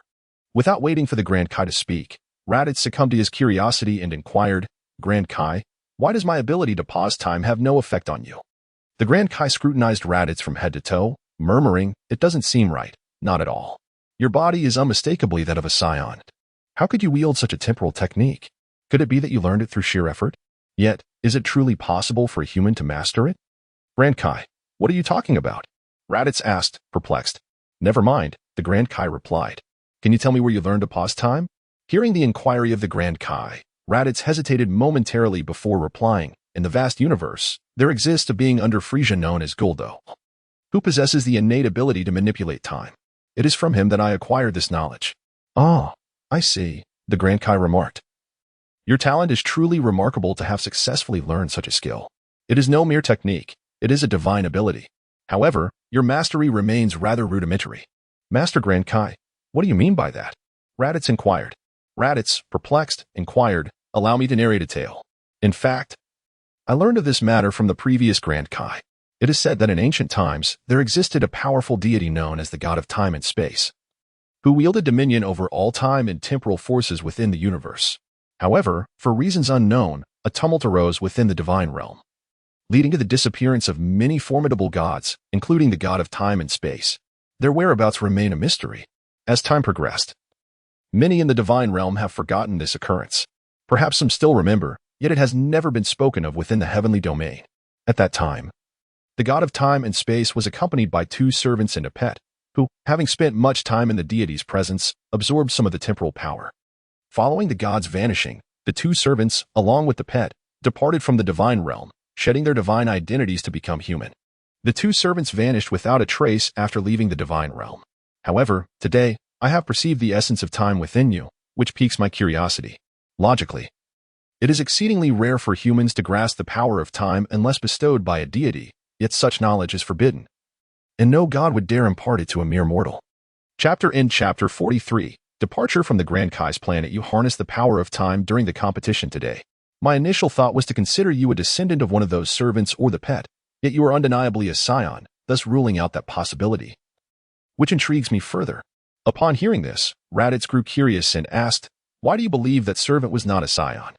Because one of my ancestors was one of those 2 servants, hence I am aware that the other servant was not a Saiyan.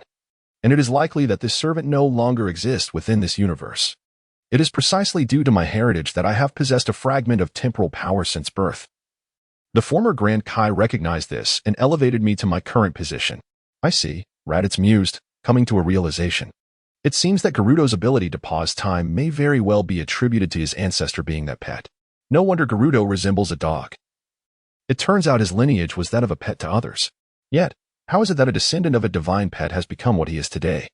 The Grand Kai, observing Raditz's contemplation, interjected, The mastery of time you currently possess is quite rudimentary. One could say you have merely grazed the surface of time. The ability to pause time you wield is fraught with numerous shortcomings. Upon hearing this, Raditz appeared somewhat perplexed and requested the esteemed Kaishin to elucidate further. Haha. Not a problem. You are the first individual I have encountered who comprehends the essence of time and possesses a heart brimming with righteousness. I shall not be so parsimonious. First and foremost, while your ability to suspend time through the act of holding your breath is indeed effective, have you not noticed the sensation of asphyxiation that accompanies the use of this skill? Raditz nodded in profound agreement, having already observed this phenomenon with the rib rice. Each time one engages the time pause, one's lungs endure a certain degree of damage, and the more formidable the target of your attack, the more intense the sensation of asphyxiation becomes, resulting in greater harm. Over time, as your lungs become unable to bear the strain, your body will ultimately succumb to collapse. Upon hearing this, Raditz felt a wave of apprehension. Fortunately, this was his inaugural experience with time suspension, and it was merely by chance that the Grand Kai witnessed it. Otherwise, he would have found himself in peril. Furthermore, one must refrain from employing the art of time suspension when confronting adversaries of significantly greater strength.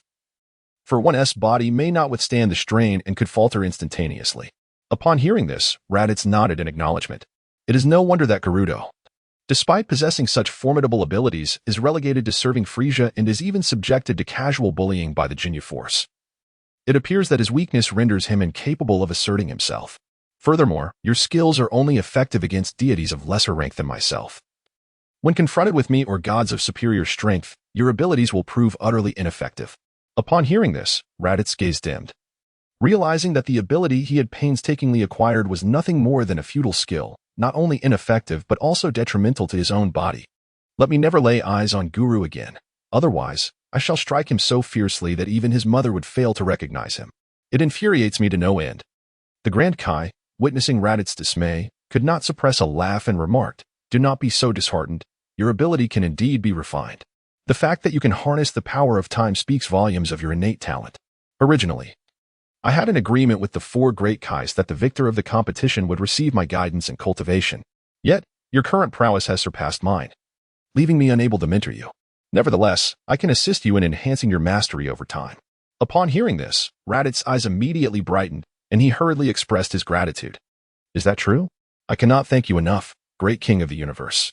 Your selflessness is truly commendable, and my admiration for you flows like an unending river." Just as Raditz was about to flatter further, he was interrupted by the great king. "All right, rest assured, as long as you are willing to learn, I shall teach you. For now, you will stay here on the King's planet for a while." "Yes, great king." Thus, Raditz decided to reside on the King's planet. At that moment, he was in his room listening to the great king elucidate the mysteries of time. The great king spoke with great clarity, yet Raditz found himself utterly perplexed. It seemed evident that humanity's struggle to control time was well-founded. Without the aid of the Blood Jade, he would have no chance of mastering the power of time.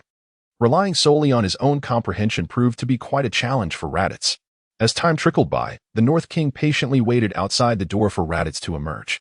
However, after a considerable duration, he still had not seen Raditz. Upon noticing someone approaching, the North King quickly inquired, "Has the Great King not yet finished his discussion with Raditz?" "My Lord North King, why are you still here?" "The Great King and Mr. Raditz have already left through the back. The Great King has asked Mr. Raditz to stay here for a while. We assumed you had returned." Upon hearing this, the North King felt a wave of frustration wash over him. Realizing that he had been waiting in vain, he muttered under his breath, "Damn Raditz, I despise you. I hope never to see you again," before storming away from the King's planet. A year later, on the King's planet, the Great King addressed Raditz, "Congratulations, Raditz. You have finally grasped a modicum of the true power of time. It is remarkable that you have learned to pause time from nothingness. Given your talent, it should not have taken you this long for even a slight improvement." Upon hearing this, Raditz felt a few beads of cold sweat trickle down his forehead, and he appeared somewhat embarrassed, muttering quietly to himself, "How was I to know that the essence of time is so difficult to comprehend? Until now, I have relied entirely on the assistance of the Blood Jade. Nevertheless, it mattered not. The fact that you are the first human I have encountered capable of wielding time is already remarkable. Time is a concept that many deities struggle to grasp. Thank you, great king of the universe. This past year, your meticulous guidance has allowed my strength to soar to new heights. I believe it is time for me to take my leave." The great king nodded and said, "Go forth. Your potential is immense, and you have a long journey ahead. However, always remember to never forsake your righteous heart, no matter the circumstances. Throughout this year, I have come to realize that you are a person of great thought and profound justice, that your temperament tends to be somewhat extreme. I am unaware of what you have endured in the past, but regardless of what you may face in the future, do not lose your capacity for discerning right from wrong. Before you depart, I wish to impart a piece of wisdom. Remain true to your original intentions, and you shall achieve your ultimate goals." Raditz bowed deeply to the Grand Kai and expressed, "I shall remember this. Thank you." The Grand Kai waved his hand, signaling, "Go on. Do come back to visit this old man whenever you have the time. After all, you are the only one who has conversed with me over the years." Subsequently, Raditz bid farewell to the Grand Kai and returned to the North Kai. Chapter 44. Things that should not be seen. Having departed from the Grand Kai's planet, Raditz utilized instant transmission to return to the North Kai's realm. At that moment, the North Kai was engaged in a global journey while driving. Raditz's sudden appearance caught the North Kai off guard, resulting in a collision. "Raditz, what are you doing?" Must you always appear out of nowhere and damage my vehicle? The North Kai exclaimed, visibly irritated by Raditz's unexpected arrival. My apologies, dear Lord Kai. I shall be more careful next time, Raditz replied. Humph. Have you returned from your training with the Grand Kai? Indeed, thanks to the Grand Kai. I have gained immense knowledge this time. Curiosity piqued, the North Kai inquired, Oh? What have you learned from the Grand Kai? A satisfied smile spread across Raditz's face as he remarked, Since my last battle with the rib rice, I have sensed a shift in my realm. During this past year of training on the planet of the Supreme Kai, I have successfully transcended to Super Saiyan 2. And I have also begun to harness a fragment of temporal power. Super Saiyan 2? I had heard you mention it before, but I never imagined you would truly achieve it. Wait, did you just say time? Isn't that a skill only deities can master? How did you accomplish that? Raditz, with a hint of pride in his voice, remarked, Haha, this must be innate talent. It is something you cannot learn. The North Kai, visibly perturbed, recognized that Raditz was becoming somewhat overconfident. What can you achieve with your current mastery of time? Raditz replied, I can pause the time of any individual or deity for a precise duration of 0.2 seconds without any adverse effects upon myself. However, the drawback is that I require a respite of half an hour to recuperate afterward. If I exceed the 0.2 seconds, it poses potential risks to my body. Nonetheless, Lord Grand Kai mentioned that I have only recently grasped the art of time manipulation. With further training, I may be able to utilize it more frequently and for longer durations. Perhaps one day, I could even reach a level where I can manipulate time to flow both forward and backward, with a sense of pride. Raditz began to reminisce about what the Grand Kai had said. Mastering time to its fullest extent is an impossible endeavor, perhaps only achievable by the fabled deity. Perhaps I could seek out the dragon to see if it could eradicate the physical ailments caused by my temporal manipulations. If that were the case, I would indeed be invincible, just a modest little prodigy. By the way, esteemed North Kai, I must make a journey to Earth, so I shall take my leave for now. With that, Raditz set off in search of Vegeta's energy signature, knowing that he still resided at Bulma's home. He needed to borrow the dragon radar from Bulma. Upon locating Vegeta's energy, he sensed something amiss. Why did it feel so peculiar? Could it be that the blow we dealt him had caused some mishap in his training? Regardless, I shall proceed to investigate. The silhouette of Raditz vanished in an instant before King Kai, who bellowed in indignation, Raditz, you truly are an impolite fellow. You come and go as you please. Do you truly believe this is your home? In Bulma's abode, Raditz utilized instant transmission and swiftly appeared before Vegeta. However, upon witnessing the scene before him, Raditz was momentarily taken aback. Oh my, I apologize for the intrusion. Within the room, Vegeta and Bulma had just engaged in activities of an intimate nature. Their attire hastily put on. Raditz hastily sensed another energy and once again vanished without a trace. Curse you, Raditz. I shall surely make you pay. Vegeta roared in fury at the disappearing Raditz. In the skies, Raditz suddenly materialized between Piccolo and Goku, who both ceased their skirmish. Brother, what brings you here so unexpectedly? Goku inquired, puzzled. Oh, nothing much. I merely thought of you and decided to pay a visit, Raditz replied. Raditz offered an awkward smile and nonchalantly remarked, clearly still reeling from the earlier events. Really, brother? That's quite embarrassing, haha. Observing Goku's foolish grin, Gohan and Piccolo were left in disbelief. Brother, since you're here, why not engage in a battle with me? Oh, you're asking for a beating again, are you? Very well, let the three of you come at me together. Humph. You underestimate us, Piccolo retorted disdainfully, yet he couldn't voice much more, for Raditz's power was undeniably formidable. All right, in that case, we shall all fight together. Subsequently, the four ascended into the sky.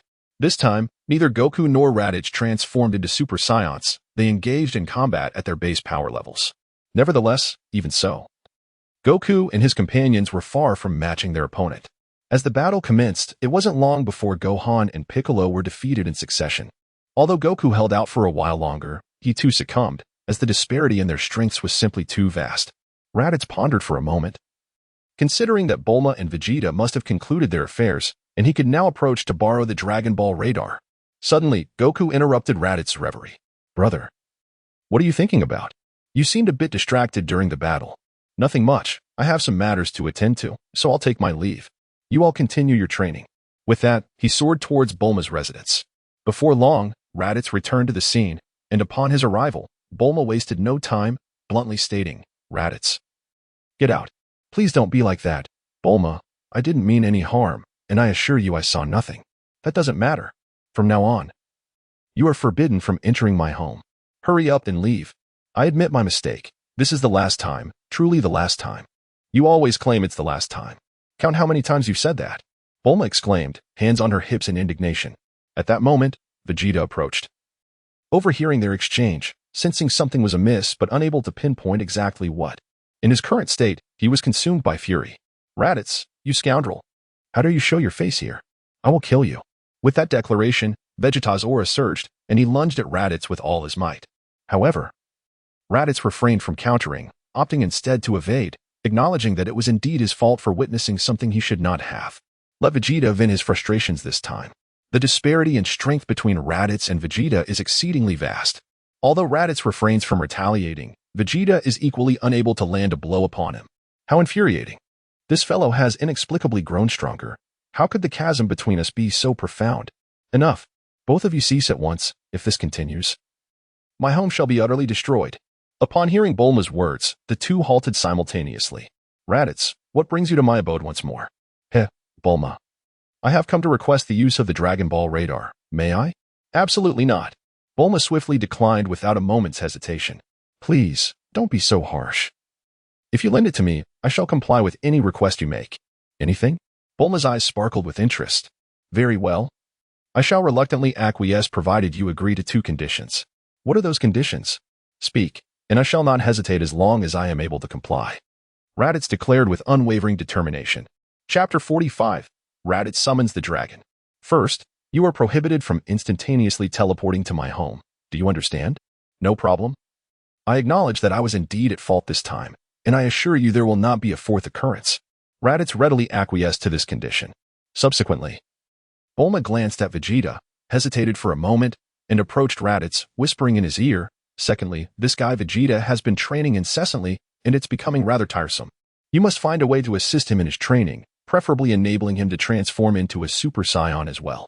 Raditz, taken aback by Bulma's fervent protectiveness towards her husband, couldn't help but tease. Oh, Bulma, I never imagined you would. Before he could finish his sentence, Bulma shot him a fierce glare and retorted, Silence. If you desire the dragon radar, you must refrain from speaking, understood? Very well. I shall comply with that condition as well. Now, I will retrieve the dragon radar for you. Please wait here. All right, be swift in your return. With that, Bulma made her way towards her laboratory. Once she had departed, Vegeta approached with a dubious expression, tinged with jealousy, and demanded, What did Bulma just tell you? You better divulge every detail. Oh, it was nothing much, merely her requesting that I share the secrets to becoming a Super Saiyan. I never expected our Prince Vegeta to be so adept at riding the coattails of others. Perhaps you could teach me sometime? Vegeta's anger flared at this. You imbecile. The illustrious Prince Vegeta, a noble Saiyan, would never rely on others. I can become a Super Saiyan through my own efforts. Why all the racket? I can hear your squabbling from afar. Can't you, as Saiyans, coexist in peace? Bulma interjected as she returned, clutching the dragon radar. At her words, Vegeta fell silent. Muttering under his breath, who would coexist peacefully with this traitor? Upon witnessing this scene, Raditz couldn't help but chuckle and remark to Bulma. I never imagined our proud Saiyan prince would be so submissive to you. Impressive indeed. Upon hearing this, Vegeta's temper flared once more. Bulma, mind your own business. Did you enlist Raditz to teach me how to train? I am the illustrious prince of the Saiyans. While he is merely a lowly warrior who has fortuitously transformed into a Super Saiyan, I can succeed on my own. Bulma, recognizing that this was merely Vegeta's wounded pride speaking, refrained from further comment. Instead, she shot a fierce glare at Raditz, her eyes seemingly conveying the message, Did I not warn you not to let Vegeta know? With remarks like that, you can forget about the dragon radar. Latte eyes, feeling somewhat exasperated, cast a glance and said, Very well, leave it to me. He then looked at Vegeta and lamented, Hey, Vegeta. You have long since met the criteria to transform into a Super Saiyan. Do you not realize why you have yet to succeed? Vegeta, deeply affected by the notion of becoming a Super Saiyan, instinctively inquired, Why? What is the reason? Please tell me. Latte Eyes chuckled and replied, The reason is simply that I shall not disclose it to you. Go ahead, take a bite. Raditz playfully teased Vegeta, How dare you toy with me? Do you believe I won't kill you right now? Enough, Raditz. Tell Vegeta quickly, or you'll never lay your hands on the dragon radar again. Bulma interjected suddenly. Humph. Mind your own business, Vegeta retorted haughtily. His desire to transform into a Super Saiyan was overwhelming, and now that the opportunity lay before him, he could not afford to squander it. Despite his tough exterior, he felt a deep gratitude towards Bulma, and within his proud and cold demeanor, a hint of tenderness towards her emerged. Observing this scene, Raditz shook his head in resignation. It seemed that our Prince Vegeta had truly fallen in love. I need the Dragon Balls for some matters. Once I finish, I will assist Vegeta in becoming a Super Saiyan, if that is acceptable. Upon hearing Raditz's words, Bulma glanced at Vegeta, who remained silent, clearly acquiescing to Raditz's proposition. Very well, but what wish do you intend to make with the Dragon Balls? Nothing much. Just a trivial matter. With that, Raditz successfully acquired the Dragon Balls from Bulma, subsequently gathering the rest from various locations, and even borrowed the 4-star ball from Goku. In less than half a day, the Dragon Balls were completely assembled. I'm truly envious of you. Back in the day, Goku and I faced numerous hardships while collecting the Dragon Balls, yet you managed to gather them so effortlessly, Bulma reminisced as she gazed at the 7 Dragon Balls. Arise, Shenron. With a thunderous roar, Raditz summoned forth a moment where the sky darkened ominously. In the aftermath of a brilliant golden lightning strike, a verdant eastern dragon materialized before him. Speak your wish, it proclaimed, for I possess the power to fulfill any desire. Great dragon, could you assist me in eliminating the perils that my manipulation of time has inflicted upon my body? After a brief silence, the dragon responded. This wish is beyond my capabilities. Your request encroaches upon the domain of the divine, which I cannot traverse. Pray, present me with another desire. Is it truly unattainable? It seems that mastery over time must be attained through personal enlightenment. There are no shortcuts to be taken. With a hint of disappointment, Raditz murmured. Do you still have any wishes? If not, I shall take my leave. Raditz glanced at Vegeta and Bulma, inquiring, I have no desires left. But the Dragon Balls have already been summoned. What wishes do you harbor? Vegeta, somewhat impatient, replied, I have no wishes either, since your matters are settled. Do hasten to disclose the method for transforming into a Super Saiyan. Raditz responded, in that case, the dragon is of no use, it cannot even fulfill a trivial wish. You might as well take your leave. Leitais, somewhat dissatisfied, directed his words towards the dragon, exclaiming, You humans are truly impolite. With a huff, the dragon vanished before the group. Leitais, feeling a sense of displeasure, remarked on the dragon's lack of courtesy, noting that it didn't even bid farewell. He pondered that this dragon was likely created by Piccolo, and indeed, it reflected his character. Next time, I shall teach it a lesson. Meanwhile, far away in the heavenly palace, both the deities and the meditating Piccolo simultaneously sneezed, murmuring, What has transpired? Has someone spoken ill of me? Hey, Leitais. Have you finished your ramblings? Hurry and tell me how to transform into a Super Saiyan. Vegeta increasingly urged with impatience. Very well, follow me, Leitais replied, leading Vegeta to a desolate location. Hey, Leitais, why have you brought me here? With your demeanor, do you think you deserve to pursue Bulma? Raditz cast a mocking glance at Vegeta and said, What did you say? Speak again, Raditz. Raditz did not respond to Vegeta's words and delivered a powerful punch to Vegeta's abdomen. Chapter 49, Vegeta Transforms. Raditz, what did you mean by that statement you just made? Raditz did not respond. Instead, he sent Vegeta flying with a single blow. You dare call yourself Prince Vegeta in such a pitiful state? Let me witness the extent of your incompetence, he taunted. Raditz, you contemptible low-class warrior, I shall demonstrate the might of Prince Vegeta. As Vegeta unleashed his techniques, Raditz merely scoffed, displaying no inclination to evade. He simply conjured an energy barrier around himself, rendering Vegeta's attacks utterly ineffective. Gradually, Raditz approached Vegeta, delivering punch after punch while deliberately avoiding vital areas, inflicting only pain upon him. Raditz utterly overwhelmed Vegeta, leaving him powerless to retaliate. As the battle wore on, Vegeta became increasingly despondent, ultimately collapsing to the ground, murmuring, Why? Why can I not even defeat a lowly warrior? Why am I unable to ascend to Super Saiyan? Is this all I am capable of? With such inadequacy, how could one dare to dream of becoming a Super Saiyan? Raditz mocked Vegeta, yet he remained silent. Raditz continued. Oh, Prince of the Saiyans, how utterly inept you are. I have transformed into a Super Saiyan, Kakarot has achieved the same, and even that Future Boy has done so. Yet you, the Prince of Saiyans, are incapable. Would you not agree that you are quite powerless? Upon hearing these words, Vegeta's pride was struck down like a thunderbolt. Damn it, Raditz, you scoundrel. Upon witnessing the effects, Raditz continued, Bulma is such a beautiful girl. How could a worthless creature like you ever hope to lay a hand on her? I might as well end your life today. I shall take care of Bulma myself. You can descend into hell and keep Frieza company. At the sound of Raditz's words, Vegeta was consumed by rage. His pride and Bulma were his ultimate boundaries, and Raditz had brazenly crossed them. In an instant, Vegeta's aura surged dramatically, his eyes glowing crimson as he enunciated each word with fierce determination. I will not permit you to violate my Bulma, Raditz. I will kill you. In that moment, a radiant golden light emanated from Vegeta, transforming his hair and eyebrows to a brilliant gold, while his eyes turned a striking blue. With a single, powerful strike, he sent Raditz flying. What on earth is happening? This defies logic. How could Vegeta, having transformed into a Super Saiyan, possess such overwhelming strength? Could it be that I have inadvertently provoked him too greatly? Upon witnessing the scene, Raditz did not dare to underestimate the situation and promptly transformed into a Super Saiyan. The two engaged in combat mid-air, their overwhelming energy and tremendous force causing the surrounding environment to disintegrate at an alarming rate. This was the essence of Vegeta, impressive indeed. He never anticipated that this individual could grow so formidable. In the distance, Goku, who was training with Piccolo, paused to sense the clash between Raditz and Vegeta. Raditz, this time I will surely eliminate you. I will not allow you to lay a finger on Bulma, Goku declared fiercely. If you have the ability, then come and try. I am eager to see the extent of your power. Ever since his battle with the Ribfest, he had longed for a worthy confrontation. Since Vegeta wished for a fight, he was ready to oblige. However, Raditz did not unleash his full strength. He merely tapped into the first stage of Super Saiyan, yet he undeniably felt the strain. What is happening? My base power should far exceed Vegeta's, yet why can I only match him, and even find myself at a disadvantage?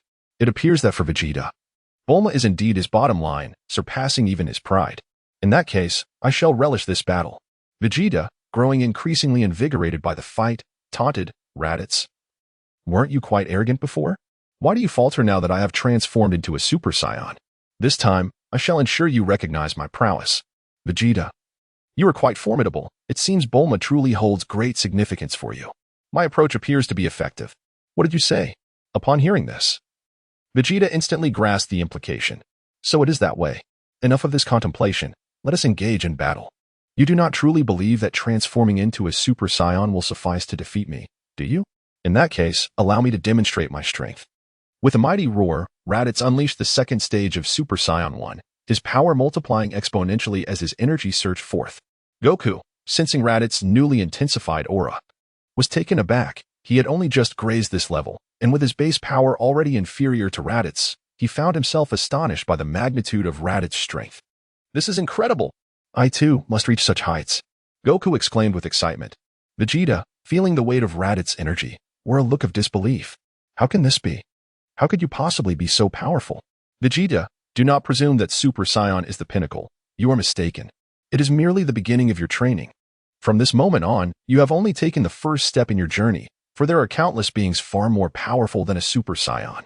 Raditz, looking down from his elevated position, addressed Vegeta with a scoff. Cease your alarmist rhetoric. The Super Saiyan is the mightiest being in the universe, and it is utterly inconceivable that anyone could surpass it. Vegeta, equally incredulous, perceived Raditz's claims as mere bravado, for he harbored unwavering confidence in the supremacy of the Super Saiyan. You possess a remarkably narrow perspective. You shall come to understand this in due time. However, as for now, this battle must reach its conclusion. With that, Raditz vanished, reappearing directly before Vegeta. Before the prince could even react, Raditz delivered a single punch, reverting him back to his ordinary state. Your strength is still woefully inadequate. Train diligently. The next time we meet, do not disappoint me again, Prince Vegeta.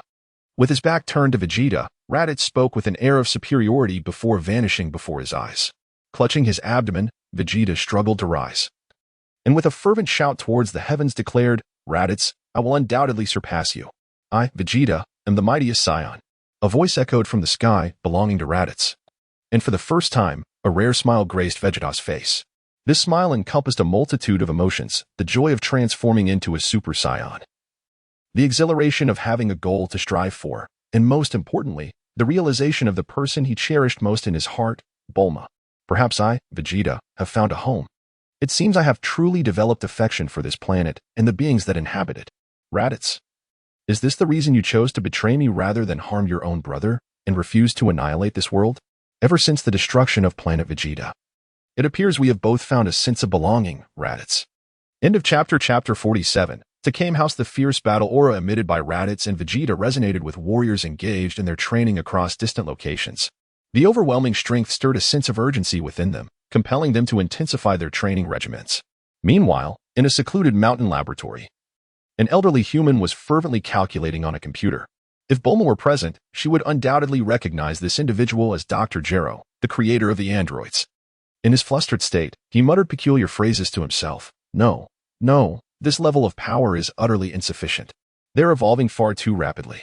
If that is the case, I cannot be held accountable for my ruthless decisions. I must unleash the androids' full potential without restraint. However, this approach will certainly affect their mental states. I cannot even fathom what they may become. Regardless, I will tighten my control over them. If necessary, I shall implant sufficient explosives in their hearts. If it comes to an uncontrollable scenario, I shall have no choice but to annihilate them. After defeating Vegeta, Raditz initially intended to return to King Kai's planet to continue his training. However, he suddenly recalled an exceedingly important matter that had slipped his mind, the ultimate technique known as the Mafuba, created by Master Roshi's mentor, Master Mateto. In the original Dragon Ball series, the Mafuba is undeniably akin to a cheat code, capable of sealing away beings such as the Kaioshin Zamasu. Should he master the skill, it would serve as a safeguard against formidable opponents in the future. How astute of me, he thought. Thus, Raditz redirected his flight towards Master Roshi's abode. As he passed through a city, he unexpectedly spotted a familiar figure and came to a halt, striding towards that person. Yamcha, what brings you here? Raditz approached Yamcha from behind and playfully tapped him on the shoulder, exclaiming, it's Mr. Raditz. I just finished my training today and was planning to go shopping with my girlfriend to unwind. Yamcha chuckled sheepishly, scratching his head. Isn't your girlfriend Bulma? I've been separated from Bulma for nearly half a year now, and I've found myself a new girlfriend. I initially intended to focus on my training, but she insisted on going out, so I reluctantly agreed, Yamcha clarified, addressing Raditz's curiosity. He then added, you'd never guess who Bulma is with now. That's of no concern to me. I have matters to attend to at Master Roshi's house, Raditz replied. What brings you to Master Roshi's place, Mr. Raditz? Krillin is nearby. Would you like him to accompany you? Yamcha inquired. Is Krillin around? Shouldn't he be training? That's my fault. After my breakup with Bulma, I confided in Krillin. Not realizing it would disrupt his training, Yamcha admitted. Don't worry, if you're concerned about the androids, you can rest assured that I can handle them. You all should pursue whatever you desire. With a sense of resignation, Raditz remarked, fully aware that Yamcha had long since abandoned his pursuit of martial mastery. Instead, Yamcha spent his days indulging in frivolous escapades with young women. Similarly, Krillin had lost his once fervent desire to grow stronger. His aspirations now revolved around finding a girlfriend. Perhaps, for them, the ideal destiny lay in marriage and family. Moreover, even with relentless training in the world of Dragon Ball, one ultimately achieves nothing without innate talent or lineage. It would be better to allow them to engage in the endeavors they truly desire. To put it bluntly, their potential was swiftly nearing its limits. Is that so, Mr. Raditz? Are you truly confident in your ability to handle the androids? But what about the future? Rest assured, the androids are hardly a concern. That is not our future, at least not the future we face. Hearing Raditz's resolute response, Yamcha felt a wave of relief wash over him. It turned out that Mr. Raditz had already devised a solution, which allowed him to breathe easy. To be candid, the pressure of training had been quite overwhelming lately, and he longed to spend time with his girlfriend. However, the uncertainty of the future weighed heavily on his mind. With Raditz's assurance, both he and Krillin felt a renewed sense of security. As Raditz and Yamcha conversed, Krillin approached, accompanied by two beautiful young women, who exuded an air of grace and poise. Hello, Raditz. What brings you here? Krillin greeted him warmly. I have some matters to attend to at Master Roshi's place. You two carry on. I shall take my leave. With that, Raditz chose not to engage further and departed. Yamcha stepped closer, placing a hand on Krillin's shoulder. So, how is it? Marin is quite cultured and graceful. Ever since you saved her, she has taken quite a liking to you and has agreed to be your girlfriend. I'm sorry, Yamcha, but I can't accept. I acknowledge that Marin is wonderful and I do like her, but I feel we are not suited for one another. Especially with the unresolved situation regarding the androids. I believe I must first focus on my training and explain my feelings to Marin, Krillin replied with a look of regret. Don't rush, Krillin.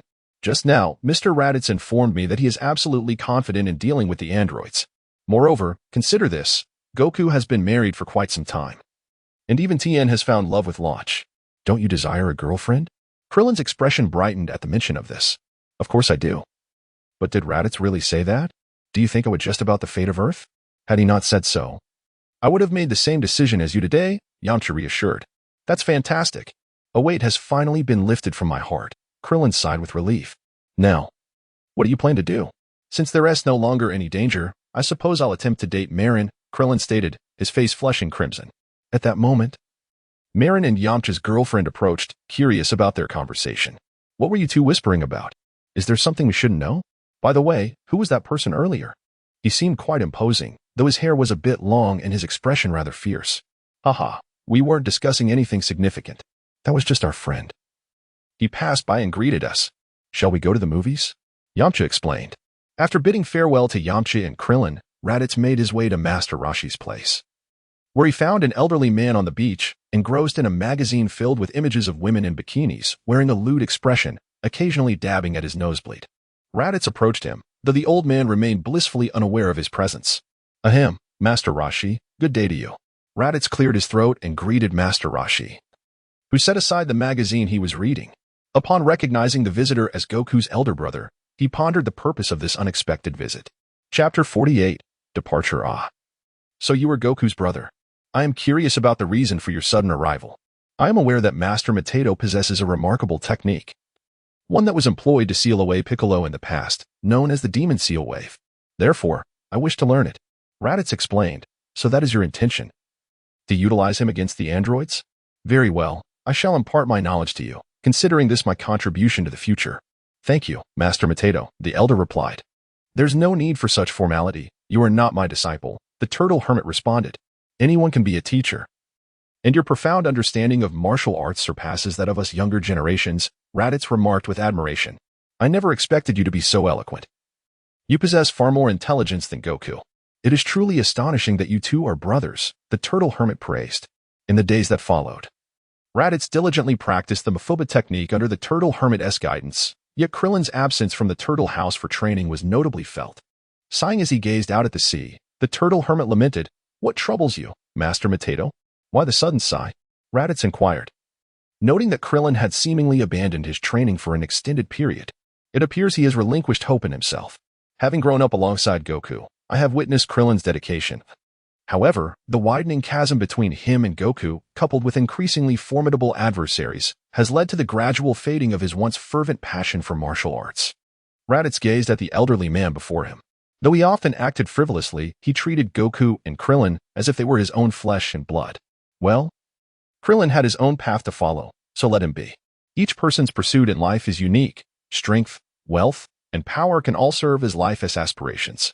Once one chooses their desired path, they should forge ahead without regret. So, Raditz, what is your choice? What do you seek? Is it merely a simple desire for strength like Goku's?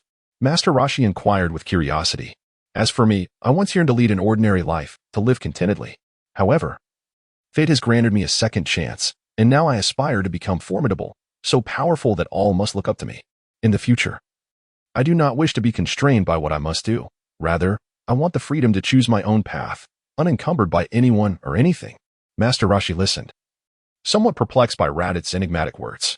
Yet, he understood that Raditz possessed a wealth of stories, though he would not pry into them. Thus, the old man and the young warrior gazed out at the sea, each lost in their own thoughts, witnessing the ebb and flow of the tides and the breathtaking beauty of the setting sun. 2 years swiftly passed. At the entrance of Goku's home on Mount Paozu, 4 figures stood together. Goku, Gohan, Piccolo, be cautious, Chi-Chi warned. Understood, Chi-Chi, you need not worry, Goku replied before turning to Piccolo and Gohan. Let us depart. They both nodded in agreement, and the trio soared toward the southeast. Old son, to be honest, do you think you can defeat me in this battle? Piccolo suddenly asked mid-flight. It's hard to say without having faced off yet. Only after we spar will we know, Goku responded. For some reason, I have a nagging sense of foreboding, Piccolo confessed. Goku fell silent for a moment. Piccolo, promise me that if you cannot win, do not push yourself. If you perish, the Dragon Balls will disappear. Your survival is our hope. I understand, Piccolo replied. Dad, Uncle Piccolo, we've arrived. It's just ahead, Gohan interrupted. All right, let's land, Goku said. And the 3 descended to the ground.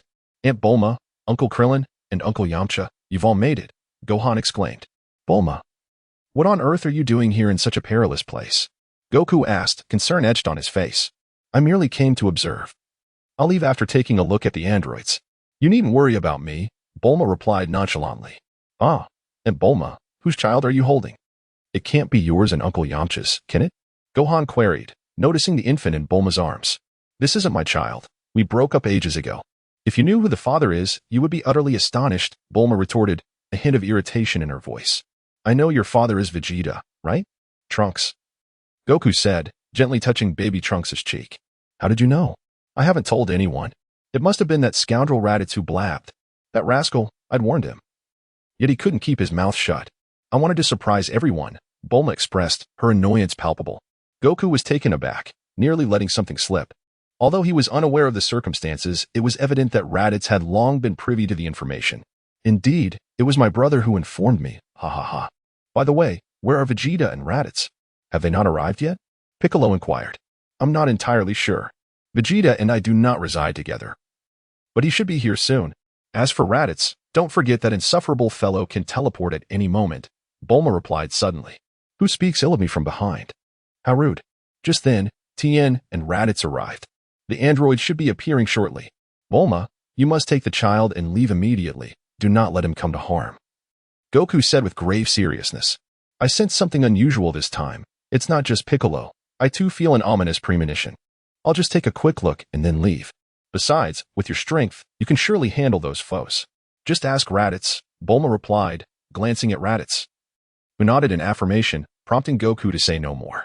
Someone approaches, Piccolo warned, causing everyone to become alert.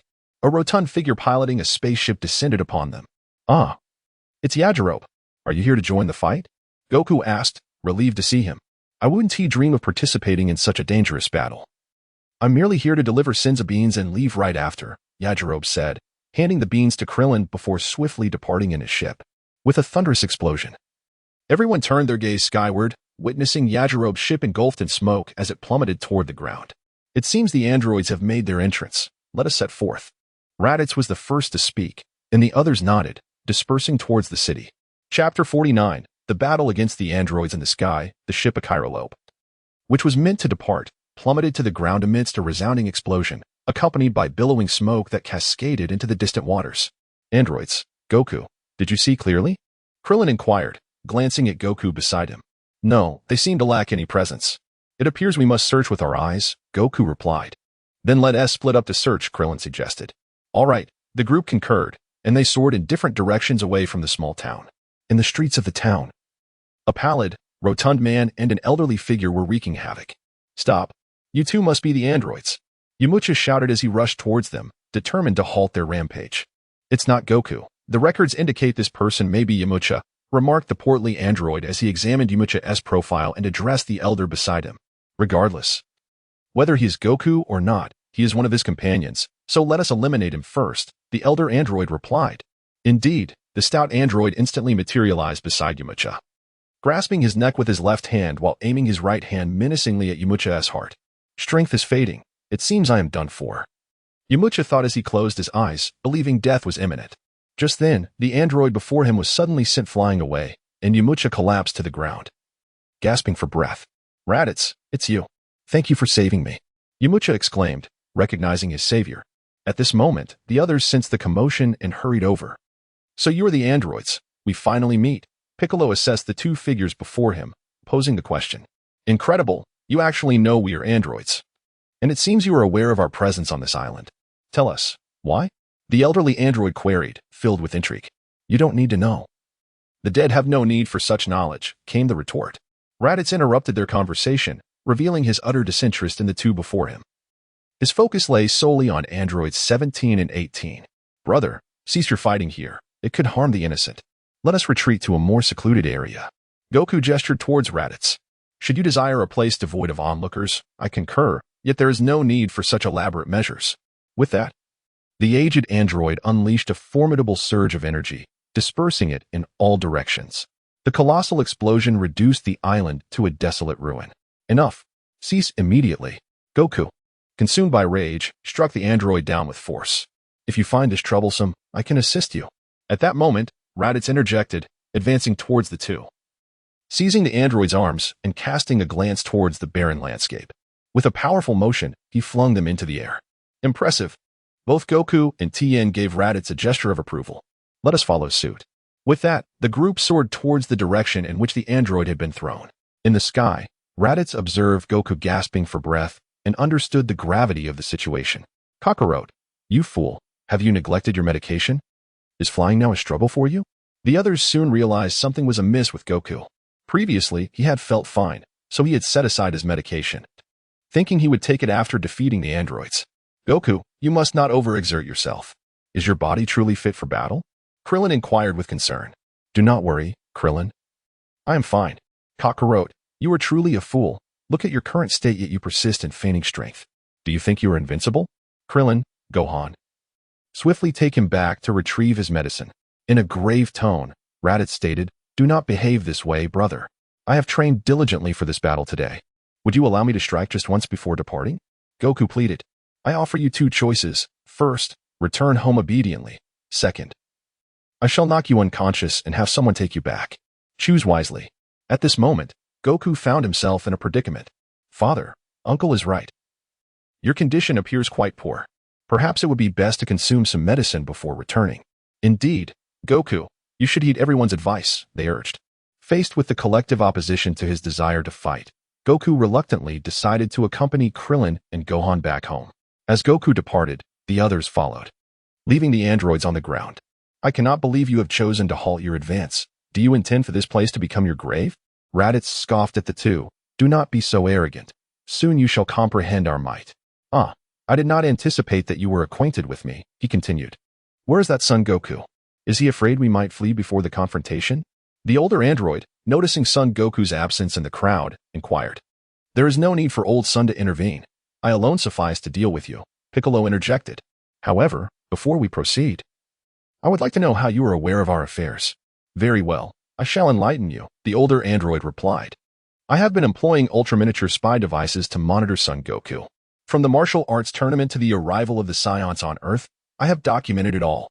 After he obliterated the Red Ribbon Army, I began to ponder how to defeat Son Goku, and we are the illustrious creations of Dr. Gero, androids 19 and 20. Piccolo chuckled. I see. However, it seems you have overlooked a most critical detail. Are you referring to the transformation into golden-haired beings that exponentially amplifies power? At this revelation, not only was Piccolo taken aback, but even Raditz found it hard to believe. He distinctly remembered that in the original narrative, Dr. Gero was unaware of the Super Saiyan phenomenon. Android 20, or rather the modified Dr. Gero, how did you come to know about the Super Saiyans? Raditz's eyes glimmered with coldness. He loathed matters beyond his control. He inquired, I never imagined you would possess such knowledge. Yet, it is to be expected, as the intellect of Dr. Gero is unparalleled. It is no wonder you have seen me in newspapers and on television.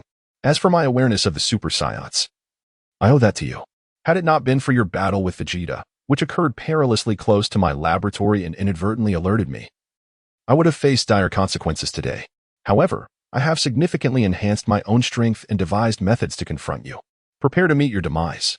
No sooner had Dr. Gero spoken than a mocking voice echoed from the sky. You dare challenge us Super Saiyans?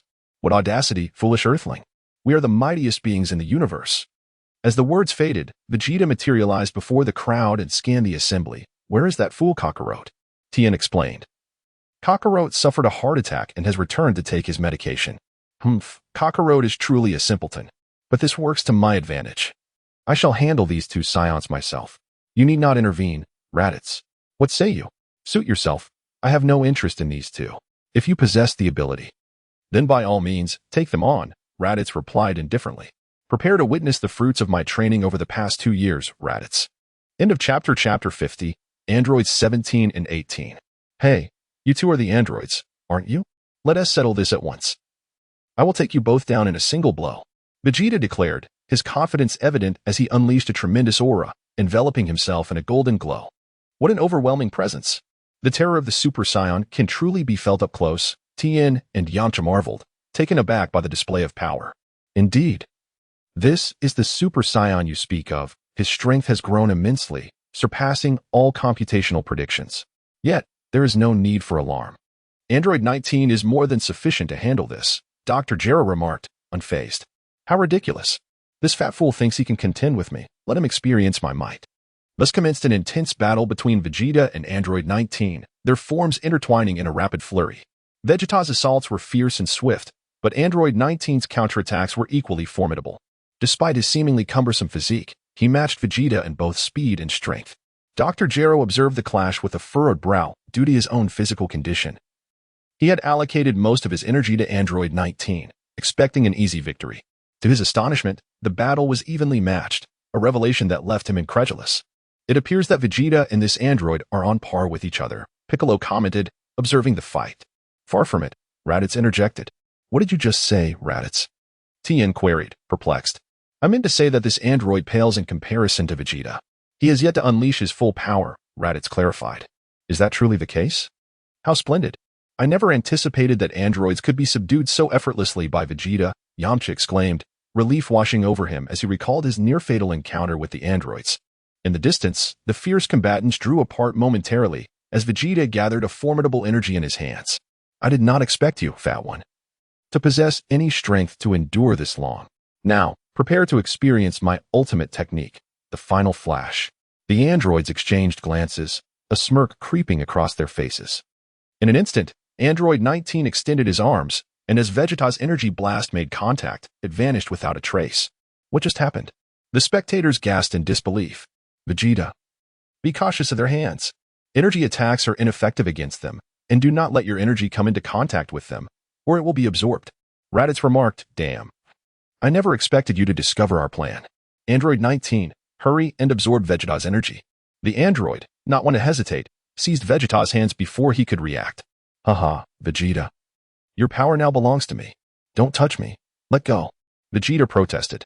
I shall not release you until I have absorbed your energy. Kicking me will do no good. I will hold on tightly. Android 19 clung to Vegeta's hands with unwavering determination. Absolutely won't let go? Then brace yourself. Vegeta, summoning his strength, ascended to the pinnacle of Super Saiyan Stage 1, mere moments away from the second stage, his power escalating from 50 times to 90 times his normal state.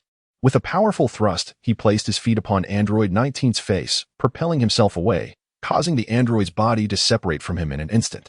In a state of sheer panic, Android 19 fled without looking back. Is the android frightened? Vegeta observed the fleeing figure and, without a moment's hesitation, unleashed an energy blast that obliterated Android 19.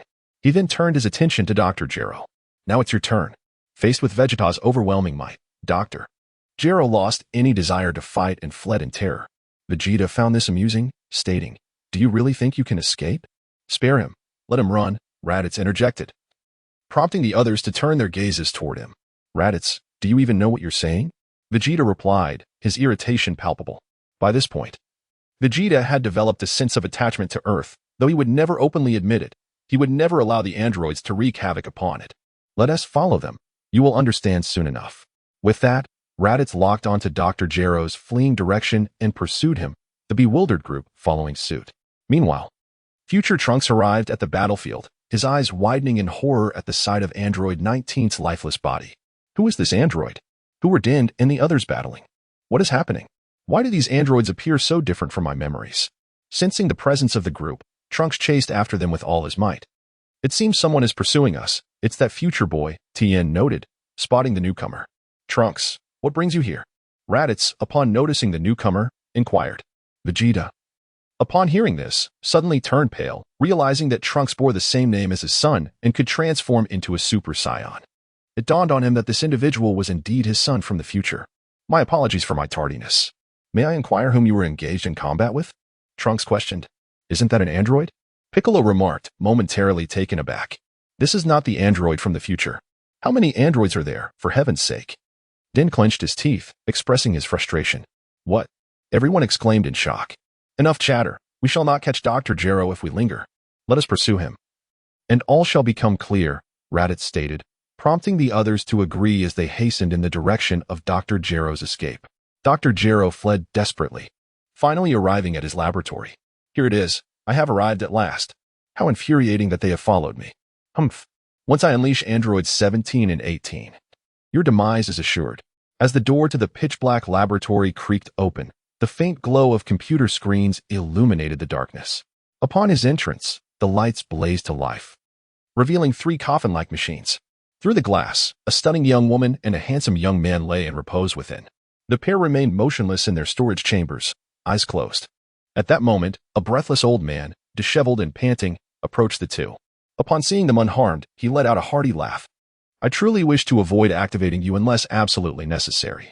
But the detestable Goku and Vegeta, prepare yourselves. I shall show you the true terror of androids. Subsequently, the doors to the storage chambers slowly opened. With mounting excitement, Dr. Gero fixed his gaze on androids 17 and 18, who simultaneously opened their eyes. A wave of murderous intent emanating from them, causing Dr. Gero to recoil, clutching the control device tightly. Before him stood a striking young man with long black hair. Exuding an eerie charm, his sharp gaze radiating lethal intent, creating an oppressive atmosphere. Soon after, a golden-haired young woman also rose, her beauty captivating. Her icy demeanor scanning the surroundings without a hint of emotion.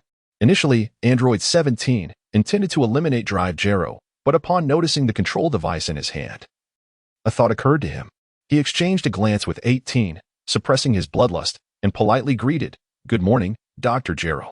17, you actually greeted me? Dr. Gero replied incredulously. Of course, I and 17 are your creations, and thus, we must heed your commands. 18 chimed in gently. 18, you two have become so courteous. It seems you are indeed repaired, Dr. Gero noted. At that moment, an explosion resounded, blowing the laboratory door open. Raditz and the other warriors entered. You dare pursue me? Perfect. 17, 18, I command you to eliminate them all. Dr. Gero ordered. Curse it. They are the culprits responsible for the future destruction of Earth. Trunks exclaimed. His expression tense as he regarded the two. Indeed, they are the ones, but they merely appear as a girl and a boy, he added. Do not be deceived by their appearance. Their strength is terrifying, Trunks warned the others. Raditz scrutinized Android 18. She truly was a vision of beauty, a childhood goddess. And he found himself reluctant to engage her. Hey, 17 and 18, did you not hear my command? Do you wish to be confined once more? Dr. Gero glared at the two, who remained unmoved. At that moment, 17's expression was devoid of any warmth, and his murderous intent was palpable as he advanced steadily toward Dr. Gero. If you attempt to stop us, you will surely be killed by these individuals, he warned. Dr. Gero, trembling with fear, gazed at the icy demeanor of 17. Utterly unprepared for the transformation from the cordial being he had just greeted. What do you intend to do? He stammered, but 17 offered no reply. Instead, he forcefully seized the controller from Dr. Gero's hands and tossed it to 18, who shattered it into fragments under Dr. Gero's horrified gaze. With a cold chuckle, 17 grasped Drive Gero by the throat, applying pressure until the scientist's eyes bulged. Meanwhile, 18 pierced through his chest with her hand, and thus, Dr. Gero met his demise at the hands of his own creations. Do you know what this is? 18 inquired as she approached another storage chamber marked with the number 19. Could it be another android? Let us open it. Stop. I absolutely forbid another android from existing in this world. Trunks, upon discovering yet another creation, erupted with fury, channeling his energy toward the laboratory. With a resounding explosion, everyone was propelled outward, and the storage pod for 19 opened to reveal a hulking android emerging. Are you also a creation of Dr. Gero? You must be designated as Android 19, 17 inquired, yet received no response, indicating that the newcomer was not one for conversation. Hey, 17, what should we do now? Dr. Gero is dead. Should we still pursue Goku? Since we have some time to spare, let us eliminate him, 17 declared. Turning to the others. You, tell me where Goku is. I intend to kill him. Are you addressing me? Too bad you shall never meet Kakarot for today. You shall perish at my hands. Remember my name, Vegeta. With that, Vegeta transformed into a Super Saiyan and hurled a punch towards 17's impassive face. However, 17 did not flinch, displaying a hint of disdain as he caught Vegeta's fist effortlessly. Your power is insufficient, 17 remarked, locking eyes with Vegeta. Vegeta scoffed and forcefully broke free from 17's grip, both combatants soaring into the air, poised for an intense battle.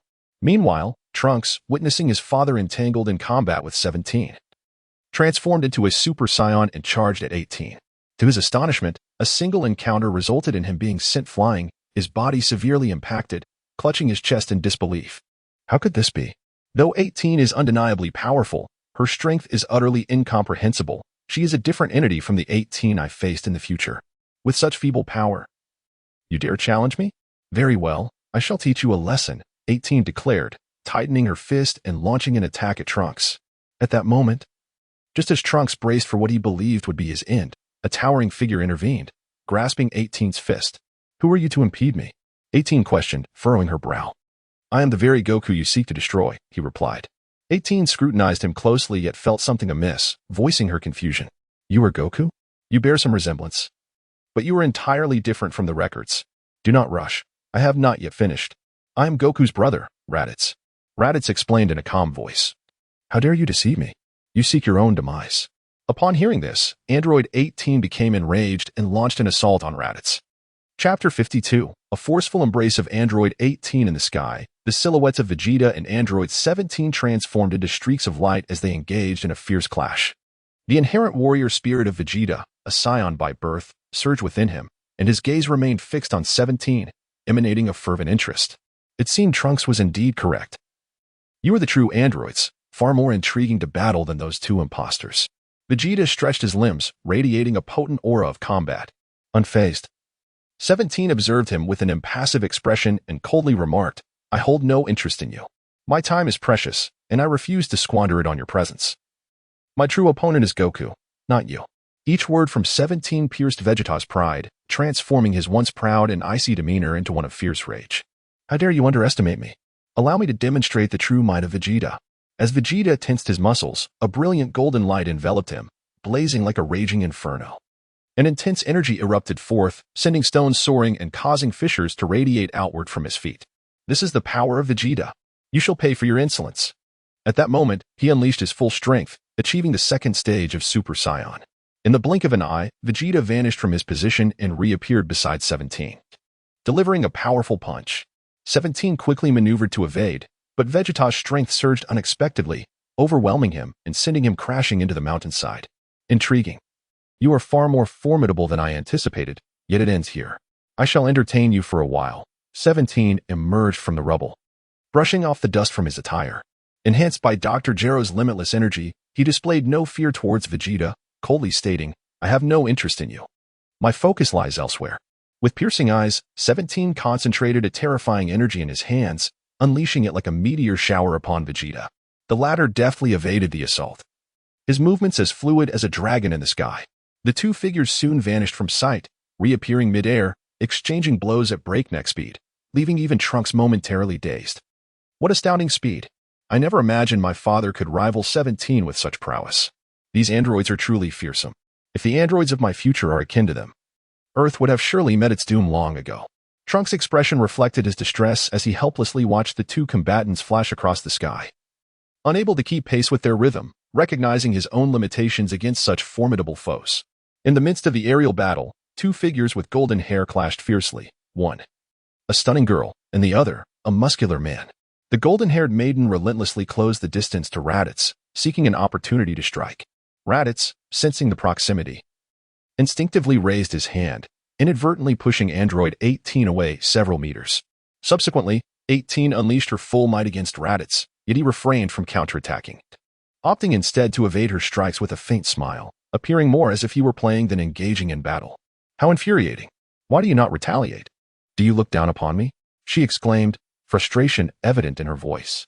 I have no desire to strike a woman, especially one as beautiful and captivating as you. Raditz replied. Raditz gazed upon the blonde maiden before him, observing her entire being suffused with an intense aura of murderous intent, her eyes brimming with fury. It struck him as peculiar, prompting him to inquire, Android 18, I believe this is our first encounter today. Yet why does it feel as though we share a deep-seated enmity? With a disdainful snort, Android 18 refrained from answering Raditz's query, instead channeling her energy to its zenith, unleashing a terrifying wave of hostility directed at Raditz's vital points. This elicited a slight furrow of concern in Raditz's brow as he seized her delicate hand. Release me. You reckless scoundrel. I detest your kind above all else. Android 18's exquisite visage twisted into a grimace, her eyes radiating such rage that they could rend Raditz asunder. What is wrong with my kind?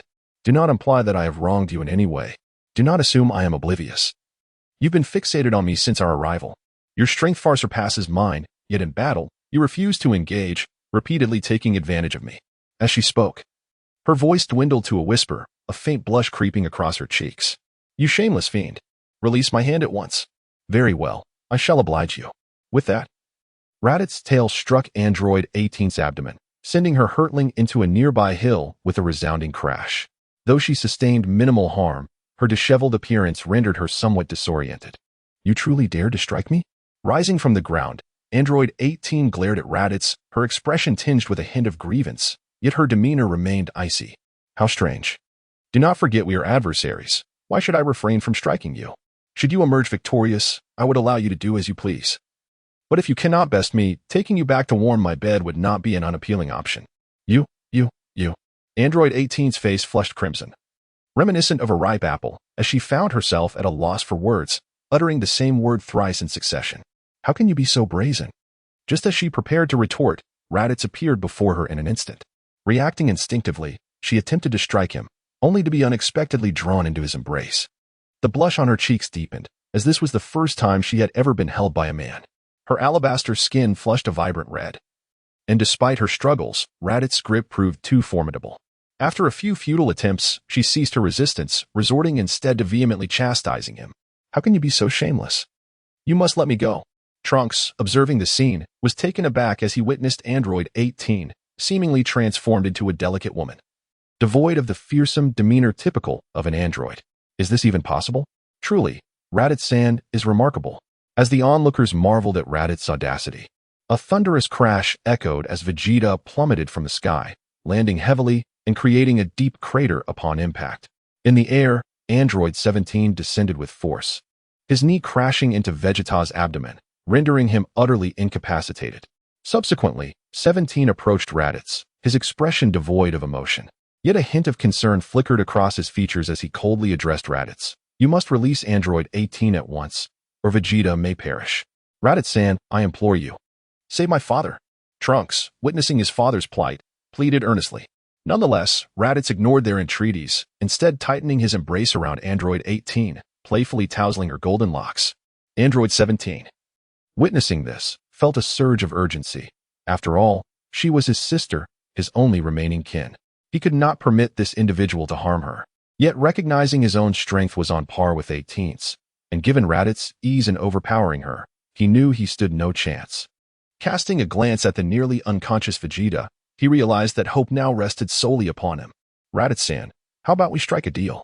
A deal, you say? I find this intriguing. What do you propose, dear brother? Oh, I mean Android 17. Android 18, nestled quietly in Raditz's embrace, felt a whirlwind of emotions upon hearing his words. How did he know about her and 17's sibling bond? Why did he refer to him as dear brother? Could it be that he had feelings for her? Such a notion seemed impossible. She was merely an android, devoid of desirability. Surely he aimed to humiliate her. With these thoughts swirling in her mind, anger ignited within her, and she glared at Raditz. Observing her reaction, Raditz merely smiled gently, stroking her hair, causing her cheeks to redden anew. Why had she not resisted his advances? Was it truly voluntary, or was it merely because of his overwhelming strength? However, sensing Raditz's willingness to negotiate, Android 17 spoke with caution. I will exchange Vegeta for Android 18, and we can guarantee that the Earth remains unharmed and that Son Goku is spared. What do you say? Trunks, upon hearing this proposal, could hardly contain his excitement, exclaiming, Raditz-san, you must agree to 17's terms. This is an opportunity for everyone to be safe. Yet, upon hearing the proposal, Raditz's demeanor darkened. Not at all, I cannot consent. Why not? This question was posed not only by Android 17 but echoed by the others. Equally perplexed, how could these two worthless men, Vegeta and Kakarot, ever compare to Android 18? They do not even measure up to a single strand of her hair. Android 18, upon hearing this, felt a surge of emotion. Could it be that he genuinely held affection for her? To assert that his friends and brother were inferior to her was a testament to her significance in his eyes. Unconsciously, she leaned against Raditz's shoulder, her gaze softening as she regarded him. Raditz also noticed the change in Android 18, surprised at how easily the young lady was swayed. It was no wonder that the original story allowed the little bald-headed Krillin to win her over. In light of this, little bald-headed one, you may spend your days with your Marin, for I shall take care of Android 18 from now on. As he pondered, Raditz had already begun to regard Android 17 as his little brother-in-law and spoke up. How about this, 17? I will give you Vegeta to handle your laundry and cooking, and he can also serve as an outlet for your frustrations. In return, you can let me have Android 18 to warm my bed. What do you say? Of course. If you wish to use Vegeta for that purpose, I would not mind either. Upon hearing Raditz's words, a flicker of anger crossed 17's previously indifferent face. However, knowing he stood no chance against the imposing figure before him, he redirected his frustration towards Vegeta, landing 2 hard punches on his back. Vegeta cried out in pain, a mouthful of blood spilling forth. Humph. Since you show such a lack of sincerity, there is nothing more to discuss. As for Vegeta, his existence holds little value now. 17 said menacingly, preparing to strike Vegeta down. In that moment, Trunks, witnessing the unfolding chaos, cried out, "No, do not harm my father." He then knelt before Raditz, bowing his head in desperation, tears streaming down his face, pleading, "Mr. Raditz, I beg you, save my father." Seeing this, Raditz felt reluctant to refuse any longer. After all, the child had implored him so earnestly. Moreover, if he were to take Android 18 back to warm his bed, she would probably despise him for it. Very well. I shall comply, he conceded. With a lingering hesitation, Raditz released Android 18, preparing to hand her over to Android 17. At the moment of her departure, he leaned in and planted a kiss on her cheek, leaving the onlookers utterly astonished. Could it be that Mr. Raditz has truly developed an affection for this artificial being? Caught off guard by the sudden kiss, Android 18 could only hastily retreat from Raditz, moving to join Androids 19 and 17. Meanwhile, Vegeta was unceremoniously tossed over by Android 17, prompting Raditz to disdainfully pass him on to Trunks. Let us depart, Android 18. Raditz, we shall uphold our promise. And from this moment forth, the grievances between Son Goku and myself are resolved. With that, number 17 declared, preparing to depart with number 19 and number 18. Suddenly, number 18 turned back, casting a lingering gaze at Raditz, accompanied by a gentle smile. Raditz, I will remember you. We shall meet again. Rest assured, number 18. I too shall remember you. When we next meet, I shall ensure you keep me warm, Raditz replied with a smirk. Number 18 offered no response, neither acceptance nor denial, merely huffing before departing. At that moment, Vegeta, having recovered after consuming the senzu bean given by Piccolo, stood in silence, emanating an aura of terror, his hands clenched tightly. He could scarcely fathom that despite his relentless training, believing he had attained the Super Saiyan's second stage capable of defeating Raditz, he found himself unable to even best an android, while Raditz effortlessly triumphed. To add insult to injury, he had to witness his own son kneeling in supplication. The proud Prince Vegeta's self-esteem suffered a grievous blow that day. Trunks discerned his father's distress and approached him. "Father, are you all right?" Vegeta, however, disregarded Trunks and soared into the sky, leaving without uttering a word. Chapter 54. The emergence of the monster. Deeply shaken, Vegeta ignored Raditz and the others, opting to depart alone. How dare they belittle me, an android? He fumed as he flew at full speed, fist clenched, veins bulging with rage. He recalled number 17's disdainful taunts during their battle. "Is that all the strength you possess?" Number 17's mocking laughter echoed in his mind, his eyes glinting with contempt. Exhausted, Vegeta found himself evading attacks from number 17, whose speed had suddenly surged, making it increasingly challenging for him to dodge. He could not believe that after such a prolonged fight, number 17 showed no signs of fatigue. Growing weary, his evasive maneuvers became clumsy, and he was struck, leaving a golden streak in the air as he was propelled into a hillside. Dust and debris swirled around him as he crashed into the cold earth. Unable to maintain his Super Saiyan form, struggling to rise, he overheard a voice from above, coolly stating, "Your strength is still lacking." As his thoughts returned, Vegeta's fury intensified. He cursed under his breath, "Beast, scoundrel, how dare you underestimate me? One day, you will learn of my might." With that, he transformed into a streak of white light, shooting off into the distance. Elsewhere, having dealt with the androids, the group decided to check on Goku's recovery. They flew towards the Capsule Corporation. "By the way, Trunks, how long will the special medicine take to heal Goku?" Yamcha inquired. "About 10 days, Trunks replied as they sped through the air. Soon, they arrived at Goku's home, where Chi-Chi greeted them at the door. Upon seeing Goku peacefully sleeping, they felt reassured. "It seems the medicine is working. Chi-Chi, take good care of Goku. I've resolved the android situation, so let him rest. We won't intrude," one of them said. They were surprised that the android menace, which had wrought havoc in the future, was so easily quelled. "Raditz, could you accompany me back to the future?" Trunks implored, his expression earnest. Vegeta, arriving unexpectedly, scolded Trunks. Handle your own affairs. 3 years ago, that man told you that only by becoming stronger can you protect what is precious to you. As my son, you must not be so feeble-minded. What will you do if a greater threat appears after the androids are dealt with? Will you simply return for help? How will you protect your mother? Trunks lowered his head, remorse evident. I'm sorry, father. I understand now. I will defeat the androids with my own strength. That is more like it. Did you not say that the future androids are significantly weaker than those here? I shall train you rigorously until you can vanquish them. Vegeta declared. Yes, thank you, father. Seeing Trunks' demeanor, Vegeta merely huffed in acknowledgement, secretly pleased with his son's progress, though he lamented his lack of determination to grow stronger. In a world devoid of Raditz, both he and Kakarot had perished. How could he protect Bulma if Trunks remained weak? This thought furrowed Vegeta's brow. After parting ways, Raditz ventured to a small island he had discovered during his time on Earth, a desolate place where he had constructed a grand house. A project that had consumed him for half a year. As he entered his home, he reveled in the spacious, serene environment. This is my first home in the Dragon Ball world. I've primarily trained at King Kai's and Haven T had the chance to truly live here, he mused. Meanwhile, Piccolo, engrossed in training, suddenly felt the call of the Supreme Kai and curiously flew towards the Kai's palace. You've arrived, Piccolo. What brings you here? The two exchanged glances, and the air fell silent. You and I, or rather your father and I, are essentially one. We are two incomplete beings. Are you suggesting we merge into one? Piccolo asked calmly.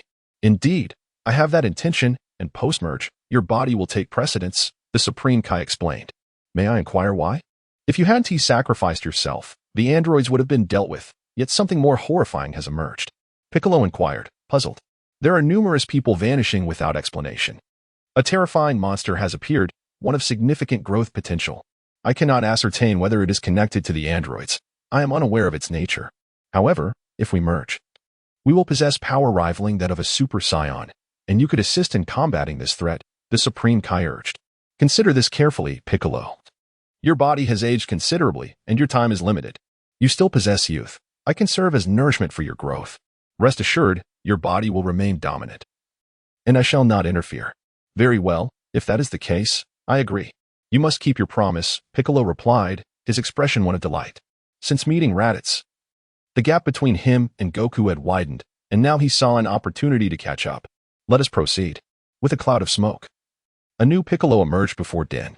Farewell, Supreme Kai, Din said, tears streaming down his face. Piccolo approached the edge of the Supreme Kai's palace, declaring, I am neither Piccolo nor the Supreme Kai. I am a completely new Namekian. With that, he departed the palace, soaring down to the lower realms. Chapter 55, Cell vs. The androids in a desolate area of West City, a once bustling, affluent village lay eerily silent.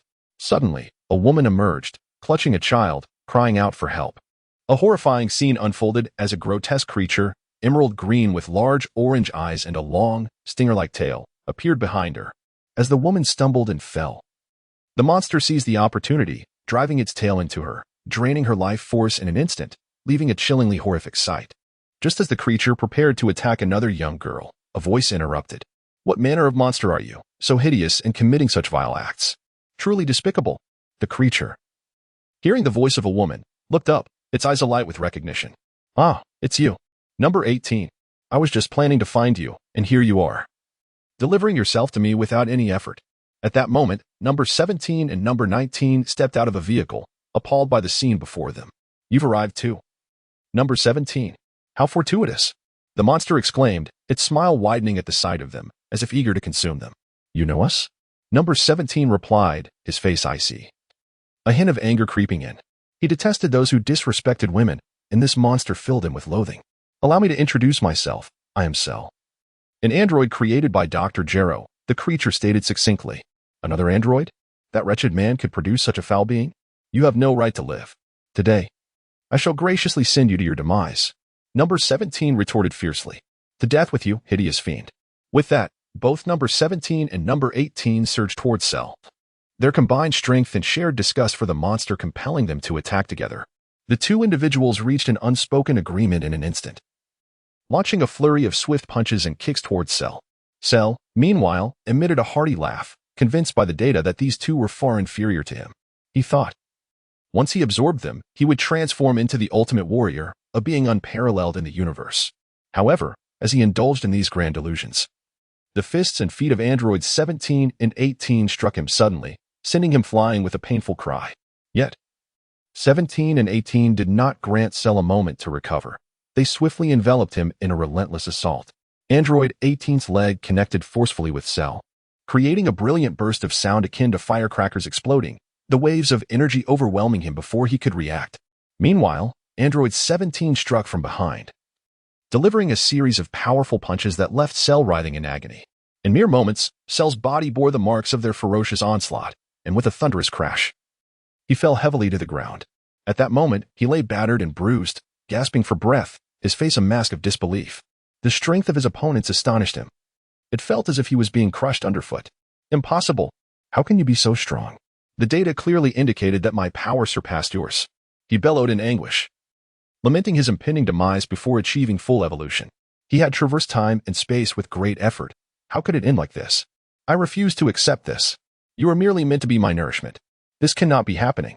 I will fight you. With that, Cell summoned every ounce of his remaining strength and lunged at 17 and 18. In perfect synchrony, 17 and 18 unleashed their terrifying energies, two distinct forces converging upon Cell, erupting in a blinding flash like rolling thunder ascending to the heavens. The combined might struck Cell squarely, launching him into the sky, the devastating energy tearing apart the clouds above.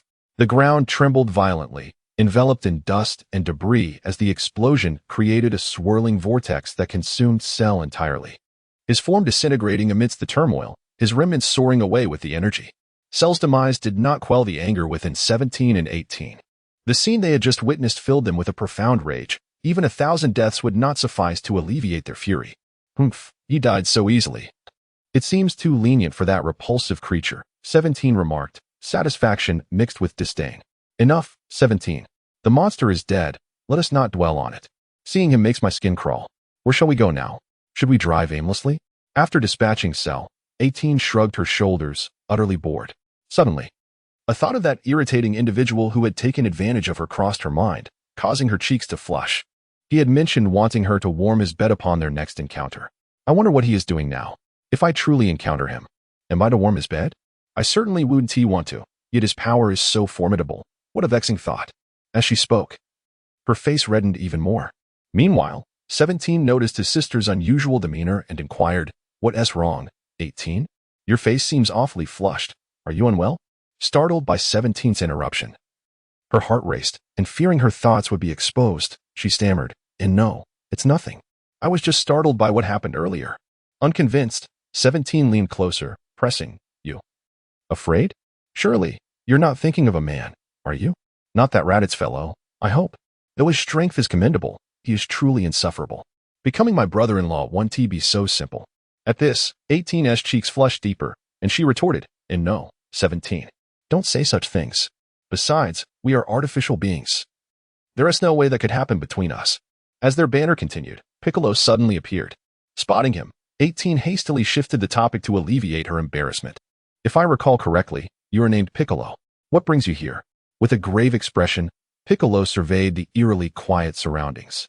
The once bustling streets lay deserted, littered with discarded clothing, hinting at the dire fate of the inhabitants. He furrowed his brow in anger. He was no longer the same Piccolo, now imbued with the kindness of the Guardian. Witnessing so many vanished Earthlings ignited his fury, especially after just acquiring immense power. He confronted 17 and 18, androids. "Where have all the people gone? You promised Raditz you wouldn't harm them." 17 and 18 bristled at his tone, astonished he dared speak to them so. Did he not fear for his life? They were hardly friends. However, out of respect for Raditz, 18 chose to overlook his rudeness. Just as she was about to explain, 17 interjected, "Humph, who do you think you are to question us? Even if we did kill them, what is it to you? Do we owe you an explanation?" With an impassive expression and eyes filled with menace, 17 advanced, but Piccolo, now fused with the Guardian's essence, stood resolute. "If that is the case, I'll have to fight you. Let me show you my current strength."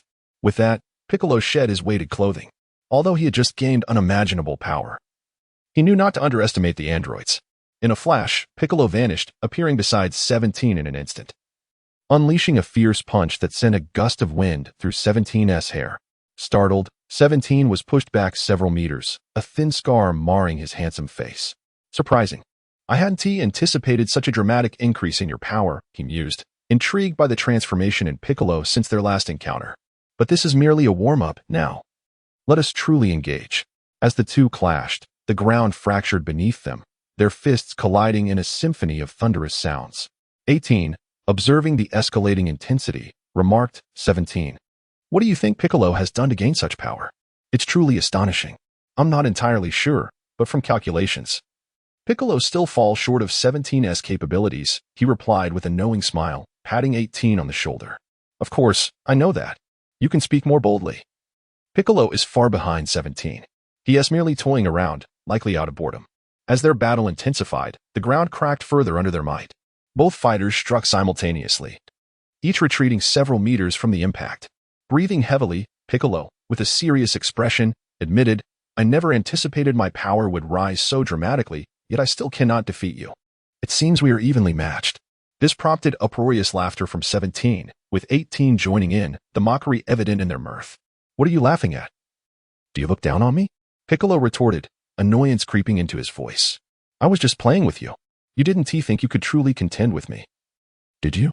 Now that I'm warmed up, let me show you my real strength. With that, 17 vanished, appearing directly before Piccolo, launching him away with a single blow. Impossible. How could you move so quickly? Piccolo's expression soured as he struggled to comprehend the speed of 17's movements, witnessing only a blur as he was sent flying. Is this all you're capable of? How dare you challenge me? 17 mocked, his eyes gleaming with disdain. With an explosive surge of speed, he closed in on Piccolo, unleashing a fierce barrage of attacks. Faced with 17's taunting and contempt, Piccolo's face darkened. He was overwhelmed by the onslaught, unable to defend himself against the sheer power that sent him crashing to the ground, groaning in pain, utterly incapacitated.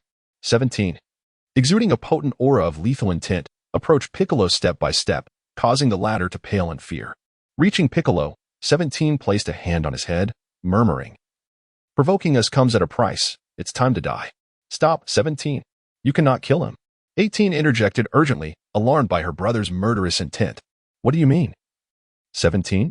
He provoked us first. I know, but we promised Raditz we wouldn't kill. We cannot break our word. 18. You don't seriously like that guy, do you? 17's voice was cold, his disdain for Raditz evident. He had no desire for that man to become his brother-in-law. Stop saying such things, 17. Regardless, Piccolo is his ally, and you know how powerful he is. What if he retaliates? Am I truly to warm his bed? As she spoke, her cheeks flushed once more, her voice dwindling to a whisper. Realizing her sister's feelings, 17 sighed, determining to keep them apart as much as possible. Fine, I want to kill him. Let us leave. With that, 17 ignored the wounded Piccolo, departing with 18 and 19. As the androids vanished, Piccolo exhaled a sigh of relief. I'm saved. End of chapter 57. The tragic fate of Cell in a desolate place. Vegeta slammed his fist into the ground, causing the earth to shatter beneath him. He could hardly believe that after enduring countless trials to become a Super Saiyan, he was bested by mere androids. What tormented him further was Raditz. How could someone who was once an inferior warrior, merely a shadow at his side, possess such overwhelming power? The proud Saiyan Prince, Vegeta, found himself left behind by that wretched creature. No, I, Prince Vegeta, cannot concede defeat like this. I must devise a way to become stronger, to surpass the androids, and to outshine Raditz. A fierce anger ignited within Vegeta's eyes, fueled by an urgent desire to elevate his power. The memories of his past experiences gnawed at him with seething resentment. Suddenly, a commotion nearby interrupted Vegeta's thoughts. Curiosity piqued. He approached the source of the disturbance and was met with a shocking sight. A chip-like entity emitted jets of green liquid, filling the air with an aura of malevolence as a humanoid monster emerged, its eyes shining ominously. Under the glaring sun, Vegeta beheld a grotesque figure, its body cloaked in dark green, adorned with strange black spots and a long tail dragging on the ground. Its face was hideously elongated, particularly the sausage-like mouth that evoked a sense of revulsion, accompanied by a chilling laugh. Surprised, aren't you? I, Cell, am very much alive and stronger than ever. Androids 17 and 18, await your fate. Once I gather enough sustenance, I shall absorb you both, and then I, Cell, will reign as the strongest in the universe. Who are you, monster, to appear here? The title of the strongest in the universe belongs to me. Vegeta retorted, his annoyance palpable as he faced the hideous creature. Cell, equally startled by Vegeta's voice, had not anticipated encountering another being upon his resurrection. He looked up and grinned. "Ah, it's you, Vegeta. What fortune! To revive and find such a splendid source of nourishment. Fate truly favors me." Vegeta, taken aback, expressed his confusion. "How do you know me? Allow me to introduce myself. I am the ultimate android created by Dr. Gero," Cell began, but before he could finish, Vegeta's fury exploded. Without hesitation, he struck Cell squarely in the face, catching him off guard and sending him hurtling backward. "How dare you, Vegeta? You lack honor." Cell seethed as he charged at Vegeta in a fit of rage. In response, Vegeta transformed into a Super Saiyan, and the two clashed mid-air, their punches echoing through the atmosphere with thunderous collisions. With a fierce shout, Cell unleashed his power, causing Vegeta to pause in disbelief. "How is it possible? Your energy is identical to Kakarot's. What is happening here?" Meanwhile, at Kame House, the others sensed Goku's energy. Yet he remained fast asleep in his room. Unbeknownst to them, Cell had no intention of explaining himself. Instead, he focused on absorbing Vegeta. Their fists collided, creating ripples of invisible energy in the air, a force akin to a raging torrent. "Is this truly all your strength? I expected more," Vegeta mocked, having gauged Cell's abilities through their brief encounter. "You are far weaker than I anticipated." "What did you say?" Cell growled, determined to showcase his might. With a roar, Vegeta unleashed his hidden power, a formidable aura radiating from him. "Impossible! Your strength cannot be this immense." Cell gasped, shocked by Vegeta's sudden surge of power, which rivaled the pressure he had felt from Android 17. Vegeta's confidence swelled as he charged at Cell, delivering a devastating blow that sent the latter crashing to the ground, creating a massive crater. The destruction surrounding Cell illustrated the sheer ferocity of Vegeta's attack. As Cell lay on the ground, bloodied and battered, he gazed up at Vegeta, who approached with unwavering determination. "Please, don't come any closer," Cell pleaded, fear flooding his senses. Vegeta relished in Cell's terror, yet he was not done yet. He struck again, sending Cell spiraling away. Cell, now desperate, attempted to retaliate, but Vegeta seized the opportunity, grasping Cell's tail and ripping it from his body. Cell cried out in agony, pleading for mercy, but Vegeta was relentless, reveling in Cell's suffering as he tore him apart. "Father, what has happened here?" Trunks, who had been training with Vegeta, rushed over to witness the gruesome scene. He found his father engaged in a brutal display against a creature that resembled an insect, now reduced to shreds. Vegeta turned to Trunks, questioning, "How many androids remain in the future?" Trunks, realizing the truth, responded, "Father, could this creature also be an android?" Vegeta nodded, noticing Trunks' expression shift. "Indeed, all androids deserve death. I have shown mercy." Trunks then informed Vegeta that Bulma had contacted him about discovering another time machine, suggesting they investigate together. Having vented his frustrations, Vegeta agreed, and the two took flight towards West City. Amidst the bloodshed, Cell, thought to be lifeless, suddenly opened his eyes. "I, Cell, have returned," he proclaimed, his body visibly regenerating as he grew stronger, thanks to the genes of Piccolo. Laughing ominously, Cell reveled in his newfound power. "Nothing can kill me. It only makes me stronger. The Saiyan gene truly shines in the face of death. I feel my strength rivaling even Vegeta's now." However, Cell pondered the strange strength of androids 17 and 18, realizing he needed to grow even more powerful before confronting them. "I require more sustenance," he concluded, floating into the air and heading towards the densely populated cities. In West City, Vegeta and Trunks had returned to Bulma's home. "You finally returned. I've been waiting for you," Bulma exclaimed, presenting Trunks with a photograph of an unidentified flying machine that resembled his time machine. "How many time machines did my future self create?" Trunks asked. Bulma handed Trunks the photo, and upon examining it, his brow furrowed in concern. In a resource-scarce future, only one time machine was constructed. "There shouldn't be another," he said, determined to investigate further. Bulma joined him, insisting Vegeta accompany them. Although Vegeta expressed indifference, he followed them, knowing this matter concerned his family. Upon arriving at the time machine, they found it overgrown with moss, indicating it had been there for quite some time. Trunks produced a capsule containing a new time machine, revealing it to the group. "This is the one I stored in a capsule. The future me only built one time machine. This must be the one I traveled in," he stated, puzzled by the simultaneous appearance of two machines. As they examined the area, Bulma spotted something unusual. "What is this?" she exclaimed, drawing their attention to a large insect-like shell. Trunks recognized it immediately. "Yes, this resembles the monster I recently defeated," he concluded. Realizing the implications, Bulma reassured them, "It's fine. That monster is dead. We should leave this place." Meanwhile, in a distant city, Cell was wreaking havoc, absorbing energy from the lifeless bodies strewn about. "I need more life force to surpass androids 17 and 18, he declared, relishing the thought of attaining ultimate power. As he prepared to leave, a familiar voice interrupted him. "Who are you?" Cell turned to see Yamcha, whose presence radiated an energy unlike any ordinary human. "Ah, Yamcha, what luck to encounter you," Cell sneered, recognizing Yamcha's combat prowess. Yamcha, sensing the ominous atmosphere, prepared for battle. "I won't hold back," he vowed, launching a powerful assault against Cell. However, Cell effortlessly dodged Yamcha's attack, mocking him with a cruel laugh. "Is this truly your all? You are far weaker than I anticipated," he taunted. Yamcha, realizing the danger, unleashed his ultimate technique, the Wolf Fang Fist. But Cell caught his punch with ease, piercing Yamcha with his tail, draining his life force. As Yamcha's strength waned, Cell absorbed his energy, becoming even more formidable. "With this power, I shall surpass 17 and 18, he proclaimed, flying towards another city.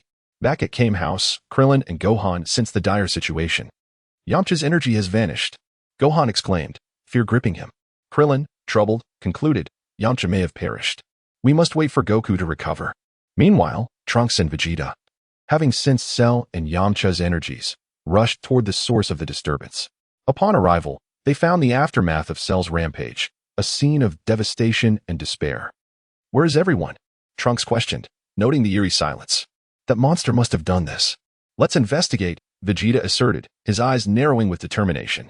Suddenly, a cry for help shattered the stillness. The duo rushed towards the sound, discovering Cell, the grotesque creature, stalking a terrified man. "Help me. There's a monster after me. I'll pay anything," the man pleaded. Cell, undeterred, swiftly absorbed the man, leaving only a pile of clothes behind. "You two have delivered me a feast," he taunted, his gaze settling on Vegeta and Trunks. "Stay back.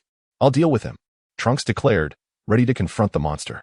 Vegeta, coldly observing, simply grunted in agreement, allowing Trunks to take the lead.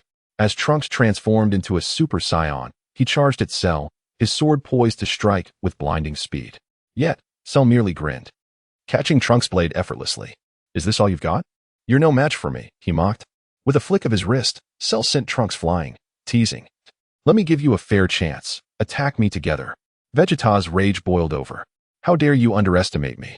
he shouted, his power surging as he prepared to retaliate. As the battle escalated, Vegeta and Trunks launched a combined assault, but Cell's speed was overwhelming. The air crackled with energy as they clashed, the fate of their world hanging in the balance. As the battle raged on, Vegeta relentlessly pressed his advantage, conjuring a golden blade that sliced through the air, aiming directly for Cell's face. At the crucial moment when the sharp edge was about to make contact, Cell seized the opportunity, raising his arm to firmly grasp Vegeta's hand, ultimately unleashing a grotesque laugh. "Foolish creature, do you truly believe you can contend with me? Allow me to show you the true extent of my power." With that, Cell's aura erupted, and he unleashed a terrifying barrage of energy blasts. Vegeta, caught off guard, was struck and sent hurtling backward. Meanwhile, at Master Roshi's house, Goku, still recovering from his illness, sensed the distant battle and awoke abruptly. A thought crossed his mind. Who is Vegeta fighting? The opponent's energy is immense. "Hey, Goku. You're finally awake. How does your body feel?" Krillin exclaimed, rushing over to check on him. "I feel much better," Goku replied, a flicker of joy evident in his voice. "By the way, Krillin, did you feel it? Vegeta is engaged in a battle with a formidable foe, and both he and Trunks' energy are steadily dwindling." Krillin nodded instinctively, acknowledging the overwhelming presence he sensed, yet feeling powerless to intervene. "Dad, you're awake." Gohan entered the room, noticing the conversation, just as Goku was about to speak. His stomach growled audibly. He sheepishly scratched his head and chuckled, "I'm so hungry. Is there anything to eat?" The room erupted in smiles at Goku's recovery, and Krillin hurried off to prepare food. With only Goku and Gohan left, Goku turned to his son, intrigued by the events that transpired during his illness. "What has happened while I was unwell?" he asked earnestly. Gohan recounted the recent events, detailing how Trunks had dealt with 2 androids, only for a new and terrifying monster to emerge, complicating matters further. "Dad, now that you're awake, you must take your medicine on time," Gohan reminded him with the maturity of an adult. Suddenly, as they chatted, Goku's expression turned grave as he gazed out the window into the distance. "Goku, what's wrong?" "Krillin, carrying a plate of food, noticed his change in demeanor and inquired simultaneously with Gohan. With a serious tone, Goku stated, "I just sensed that malevolent energy rise again. This foe is incredibly powerful. Vegeta and Trunks are in grave danger." The weight of Goku's words settled heavily on Gohan and Krillin, fully aware of Goku's strength and the threat this opponent posed. Yet, unexpectedly, Goku broke into a smile, leaving Krillin and Gohan bewildered. What a formidable opponent. I can't wait to spar with him once I'm fully recovered. But first, I need to fill my stomach. He wiped his mouth as he looked at the food Krillin brought in and began to eat heartily. On a silent, deserted island, a grand villa housed a long-haired man indulging in a relaxing bath, humming a tune. Who would have thought that Cell would advance so rapidly, now able to dominate Vegeta? I initially believed this matter could be resolved without my intervention, Raditz mused, stretching as he exited the bathroom. He donned a stylish battle outfit and, using instant transmission, arrived at the scene of the battle. On the battlefield, Trunks lay injured but conscious, while Vegeta, engaged in combat with Cell, was covered in wounds and bleeding profusely. Coughing, Vegeta wiped the blood from his lips, realizing he was utterly powerless against Cell, forced to evade his relentless attacks. His injuries worsening and stamina dwindling. He sensed his collapse was imminent. In stark contrast, Cell appeared relaxed, sustaining only minor injuries, his orange-yellow eyes glinting with mockery, fully aware of his superiority over Vegeta. This battle was merely a game for him. Curse you, monster. Vegeta, ignited by rage and pain, gathered a dazzling sphere of energy in his hands, determined to unleash his strongest attack. Behold my ultimate technique, the final flash. Perish, you fiend. The gathered energy exploded towards Cell, creating a colossal detonation that resonated through the skies, a mushroom cloud forming as dust and debris soared, engulfing Cell entirely. Exhausted, Vegeta fell to his knees, a triumphant grin on his face. Dare to provoke me, Vegeta? This is your consequence. You, monster, shall once again perish by my hand. As the chapter concluded, the sky echoed with the aftermath of Vegeta's full-force assault, leaving Trunks stunned on the ground. As the smoke cleared, a half-formed green monster emerged, quickly regenerating to full strength. Impossible. Such a powerful attack couldn't kill him. Trunks felt his worldview shatter at the sight. Cell's wicked laughter filled the air. That was entertaining. I didn't expect you could injure me. But the game ends here. It's time to send you both to hell. With a cold smirk, Cell accelerated towards Trunks and Vegeta, striking them with a devastating blow that sent them crashing into nearby structures, their clothes tattered and bodies battered. Gasping for breath, Trunks gazed at the approaching demon-like Cell, dreading becoming a mere tool for his ascension, unwilling to die in this familiar yet alien history. Cell, drawing near, could easily claim their lives, yet he refrained, knowing that only the living could serve as sustenance for his evolution. The prospect of achieving his perfect form made him laugh maniacally. You must be Cell. What a hideous laugh you have. At that moment, a voice interrupted, drawing Cell's curious gaze. A strikingly handsome, muscular man, with a long tail trailing behind him, stood watching. Is that Raditz? I thought he was killed upon his arrival on Earth. But it matters not. I can easily dispose of him. In an instant, before Cell could react, Raditz struck with overwhelming energy, sending Cell flying. Hearing Cell's anguished cry, Trunks felt a surge of hope. Father, Raditz has come to save us. He is truly powerful. If only he had existed in our future, perhaps everyone would have survived. Yet, disappointment coursed through Vegeta as he hastily recovered his strength, remaining silent. Cell, regaining his footing, looked at Raditz, whose radiant golden aura was blinding. The sight of Raditz, transformed into a Super Saiyan, emanated an overwhelming pressure that suppressed Cell's malevolence entirely. Raditz is incredible! This is the power a Super Saiyan should possess, Trunks gasped, feeling a renewed vigor despite his injuries. Is this the power a Super Saiyan can achieve? Why can't I surpass him despite my efforts? Vegeta's face, pale with despair, was etched with frustration. Raditz fixed his gaze upon Cell before turning to Vegeta and Trunks beside him. I arrived here via instant transmission. Once I eliminate this monster, I shall take you away from this place. With that, Raditz plunged into battle, unleashing the full power of Super Saiyan 1. He had long since surpassed the full power of Super Saiyan 2, yet he deemed it unnecessary to employ such strength against a foe like Cell. How dare you underestimate me? Since you have so graciously presented yourself, I shall transform you into my sustenance. Cell, incensed by Raditz's disdain, glared defiantly at him. Raditz, be cautious of his tail. It can absorb energy, and he possesses the ability to utilize everyone's techniques, even Piccolo's regeneration. Trunks, fearing Raditz might grow complacent, urgently warned him. Haha, What he said is true. Allow me to demonstrate this technique, Cell declared, gathering energy in his hand and launching a swift attack known as the Keyblade. The energy slashed through anything that came into contact, cleaving it asunder. However, Raditz remained unfazed, summoning a golden aura around him and effortlessly dispersing Cell's Keyblade with a casual slap.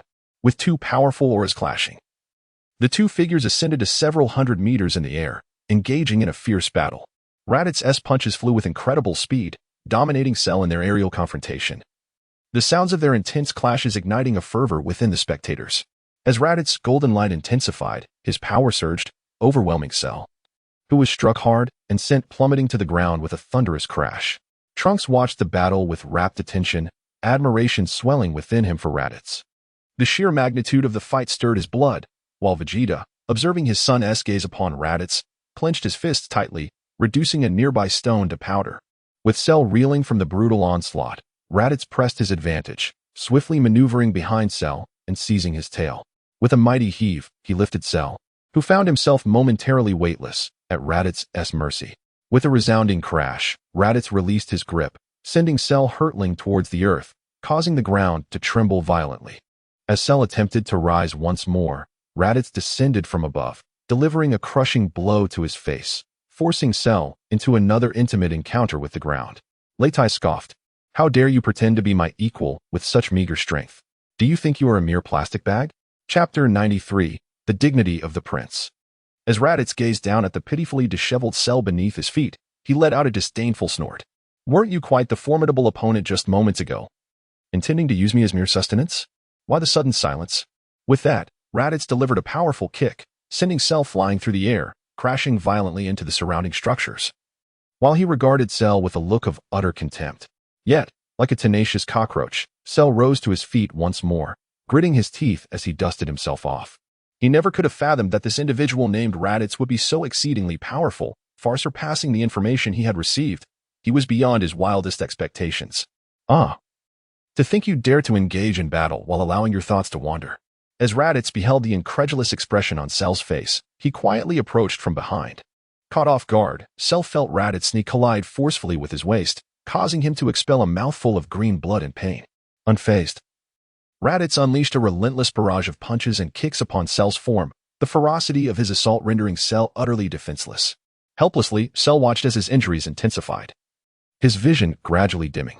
The battle concluded with alarming swiftness, leaving Trunks astonished. He never anticipated that Cell, who had caused so much anguish for him and his father, would be dispatched by Raditz in fewer than 10 exchanges. Just as Raditz prepared to deliver the final, decisive blow, a voice suddenly pierced the tension. Stop. Release him. The onlookers turned in unison towards the source of the voice, incredulously recognizing Vegeta as the speaker, which shocked both Cell and Trunks alike. Father, what are you doing? Why are you saving this monster? Trunks, bewildered, could hardly fathom that his father would intervene just as Cell was on the brink of death. Silence. I, the proud prince of Saiyans, shall not allow this low-class warrior to save me repeatedly. Vegeta's agitation escalated as he stepped forward, seizing Trunks by the collar. And you, my son, blessed with the strongest bloodline, continuously seek to rely on others for salvation instead of striving for greatness. Observing Vegeta's fervor, Raditz interjected. And what do you propose to do? Allow Cell to handle this on his own? I do not require your assistance. You are incapable of defeating him with your current strength. Engaging him would only lead to your demise. Raditz held a rather dim view of Vegeta, asserting that. To be frank, the current Vegeta was far from being a match for Cell. I have my own methods, he declared, even if it leads to my demise. I cannot forsake the dignity that comes with being Prince Vegeta. Observing the confident yet haughty demeanor of Vegeta, Raditz furrowed his brow and inquired. What exactly do you intend to do? Vegeta gazed up at the sky, reminiscing. This planet truly is remarkable. Raditz, do you not remember our birthplace, planet Vegeta? Do you recall the life we once led and the things we accomplished together? Raditz, with a hint of ambiguity, remarked, I am no longer who I once was. The past is faded from my memory, and I have no desire to recall it. I only know that I am Raditz from the moment I arrived on Earth. Indeed. You have changed. Will you promise me one thing? Vegeta's sudden plea perplexed Raditz. Take Trunks and leave this place. No matter what transpires here, do not look back. Promise me, Raditz. Vegeta spoke with utmost seriousness, his voice low. Do not question this. It is my final dignity. Please, promise me. Witnessing the usually proud Vegeta in such a vulnerable state, Raditz began to understand the weight of his pride and dignity, and he nodded in agreement. Seeing Raditz acquiesce, Vegeta felt a sense of relief. He then approached Trunks. Trunks, remember that you are my son, Vegeta. You must possess your own dignity and pride. If you wish to protect what you cherish, strive to improve yourself. Do not rely on others. Today, I shall show you what it truly means to be a Saiyan. As he spoke, tears welled in Vegeta's eyes. Trunks was taken aback by this unfamiliar sight of his father. Was this truly the man he had always known? Vegeta's eyes were filled with a mix of reluctance and an unwavering resolve. Trunks, remember you are my son. You must safeguard yourself and protect your mother, Bulma. Whether now or in the future, show me you can do this. After uttering these words, Vegeta strode towards Cell. As he passed Raditz, he heard, "Are you truly going to do this? I have my own pride. Remember your promise to me, quickly take Trunks and leave." Understood. I have always honored my commitments. With that, Raditz hastened to Trunks, lifting him as one might a rabbit, and soared into the distance. "Mr. Raditz, what is my father planning to do? Do not concern yourself with that. Just remember the words your father has shared with you. No matter what occurs, know this, we still possess the Dragon Balls." On the battlefield, Vegeta approached Cell, despair evident in his gaze, causing Cell to tremble slightly. "Today, you are destined to perish at my hands, Vegeta." "Haha. You're merely a defeated foe. Now that Raditz is gone, you shall serve as my sustenance." Cell laughed derisively, regarding Vegeta with scorn and mockery. Unconvinced that Vegeta held any formidable power left, Vegeta then clutched Cell tightly, his energy coalescing in that instant. Realizing something was amiss, Cell shouted, "What are you doing, Vegeta? You madman, let me go." Yet, Vegeta paid him no heed, lost in memories of moments shared with Bulma. "How crucial this woman is to me," he murmured, his face ashen yet his tone tender. "Farewell, Bulma. Farewell, Trunks. Farewell, Kakarot." As 2 tears streamed down the prince's face, the energy he had gathered erupted violently. A resounding explosion illuminating the surroundings, obliterating the city into nothingness. In the distance, Raditz and Trunks halted, drawn by the sound of the explosion. Trunks, grasping his father's intent, cried out in anguish, "Father!" His body yearned to rush towards the explosion, but Raditz held him firmly in place. End of chapter 94. Gathering in the hyperbolic time chamber with Vegeta's self-detonation, the immense destructive energy rendered the surrounding city to mere ashes. As both Vegeta and Cell dissipated into dust, the overwhelming force caused the very earth to tremble. From afar, Trunks witnessed the scene, tears streaming down his cheeks. "Father! Father!" Trunks called out, the first whispering softly, but the second erupted in a heart-wrenching shout. Tears flowed uncontrollably from his eyes as the once gallant youth fell to the ground. Weeping inconsolably, clearly devastated by the loss of Vegeta, Raditz gazed upon the pitiable child before him. A boy who had never known the presence of his father since the dawn of his consciousness. Although he had arrived in a world steeped in a different history, his brief encounters with Vegeta had allowed him to experience a semblance of paternal affection. Just as Raditz was about to offer words of comfort to Trunks, an ominous and formidable energy began to emanate from the surroundings. In an instant, both Trunks and Raditz recognized the unmistakable aura of Cell. To their astonishment, this creature proved to be remarkably resilient. Even after Vegeta's self-destruction, he managed to resurrect. "Very well, Trunks," Raditz declared. "Stay here for a moment while I confront him once and for all." In Raditz's typically calm gaze, a flicker of anger now emerged. Although his relationship with Vegeta was far from amicable, they could still be considered friends. A subtle aura of menace radiated from him, and even the faintest hint of it sent shivers down Trunks' spine, who was standing close by. Just as Raditz was about to depart, Trunks suddenly called out to him. Upon turning back, Raditz was taken aback to see Trunks, who had been weeping profusely, now brimming with determination.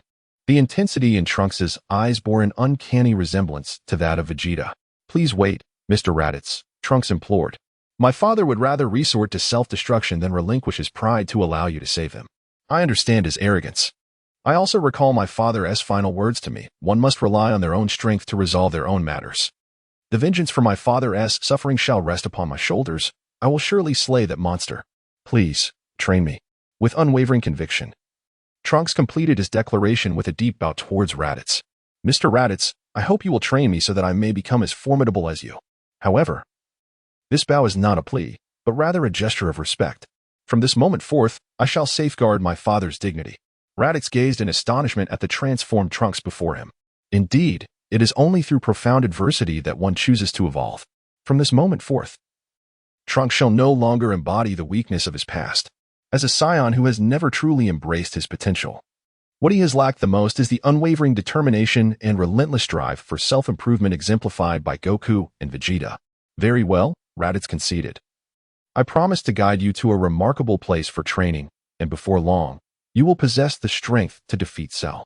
Raditz nodded with satisfaction at the sight of Trunks before him. Given the current circumstances, he felt compelled to accept. Kakarot, what brings you here? Just as Raditz and Trunks were engaged in conversation, Goku suddenly appeared before them, utilizing instant transmission. I am already aware of Vegeta's situation.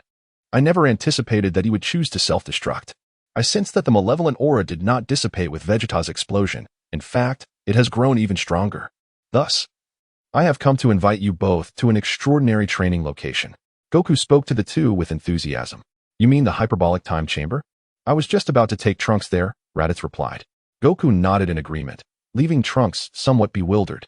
In his world, due to the death of Piccolo, the Guardian had vanished as well, and he had never heard of such a place. Curiosity piqued, he inquired, Mr. Goku, Mr. Raditz, what exactly is this hyperbolic time chamber?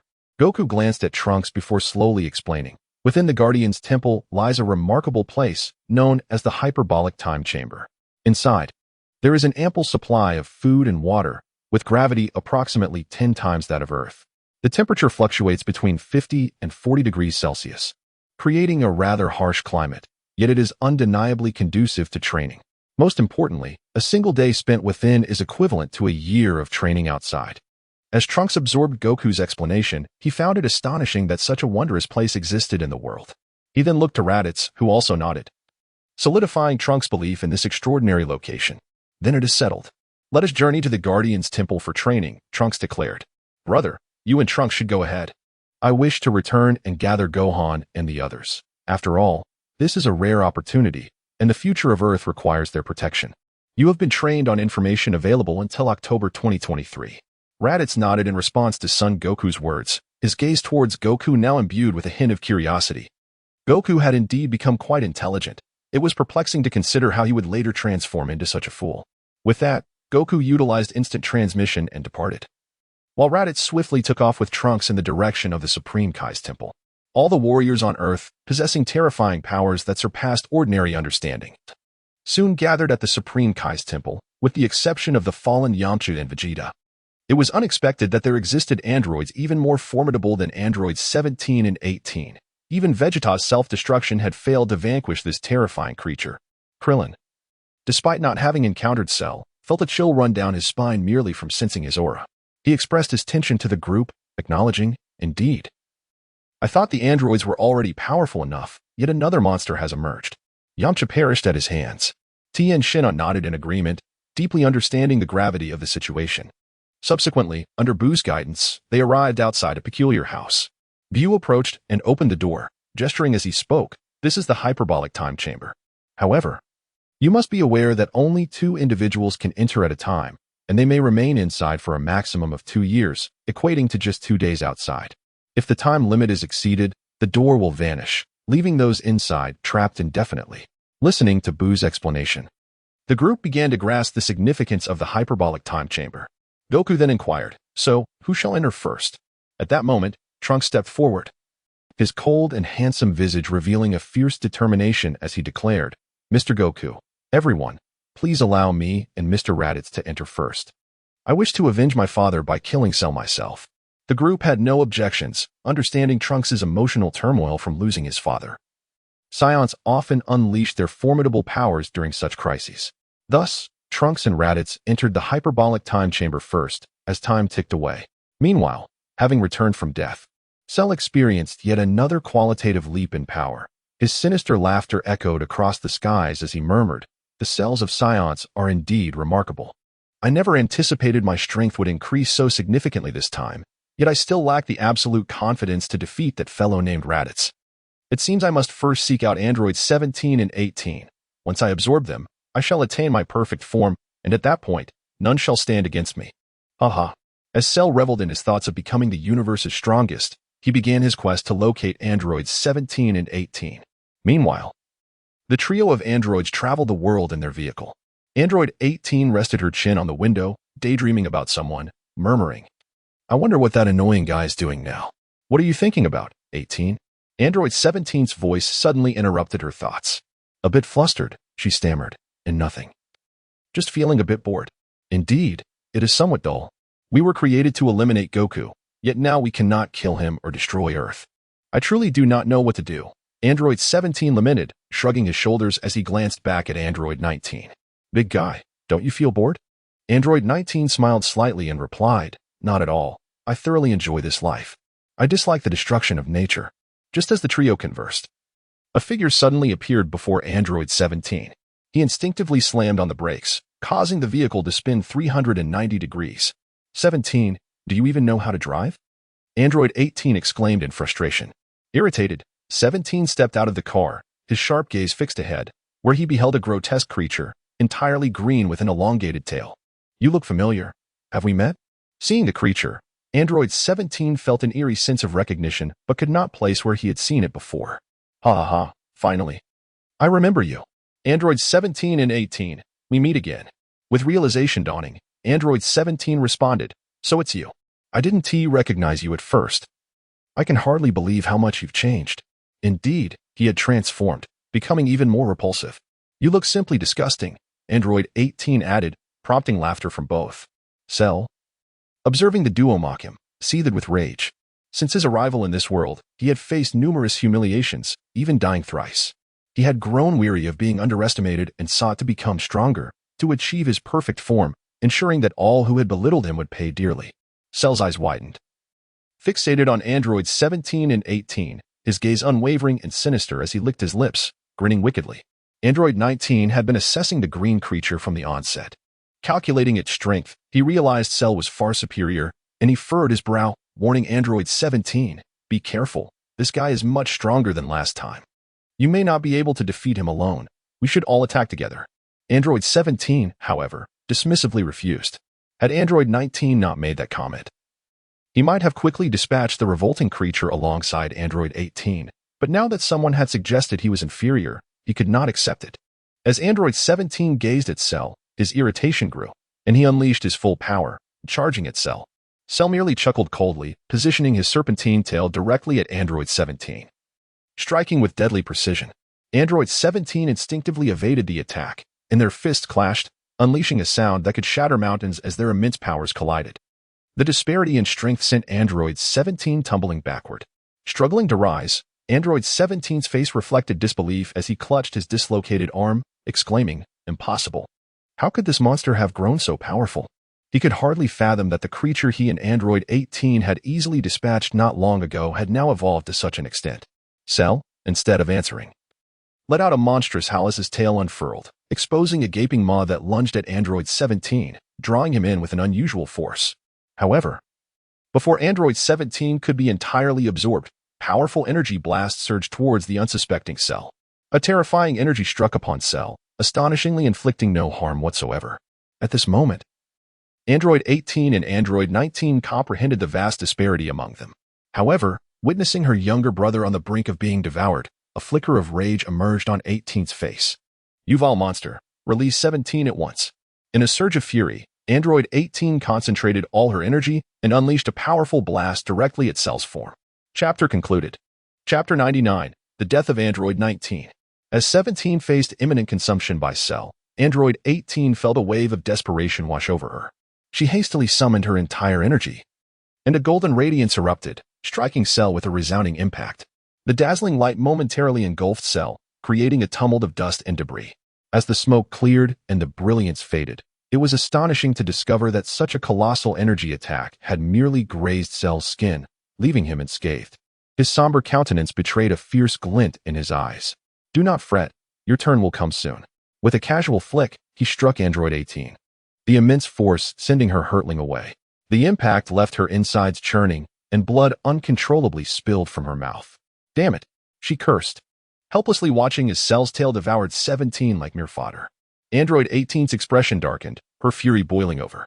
At this moment, Android 19's eyes reflected a flicker of anxiety. His facial muscles twitching involuntarily, a potent sense of impending doom flooding his mind.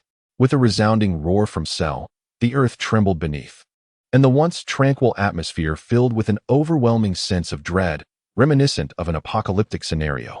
Concurrently, Cell's energy surged dramatically, his mere presence evoking terror. He was enveloped in layers of luminescence, his spotted skin shimmering, as his aura radiated outward, fracturing the ground beneath him. Cell's gaze glimmered with malevolence, sending chills through the air as his body underwent a transformation, evolving steadily towards a more human form. The serpentine tail behind him gradually shrank until it vanished entirely, and his previously grotesque visage morphed into an unexpectedly handsome countenance. The sinister aura instilled profound unease and pressure in androids 19 and 18. They sensed that this monster had grown exceedingly formidable. His power had reached a staggering zenith. Coldness flickered in Android 19's eyes as he cautioned Android 18. You must flee while he is yet to complete his evolution.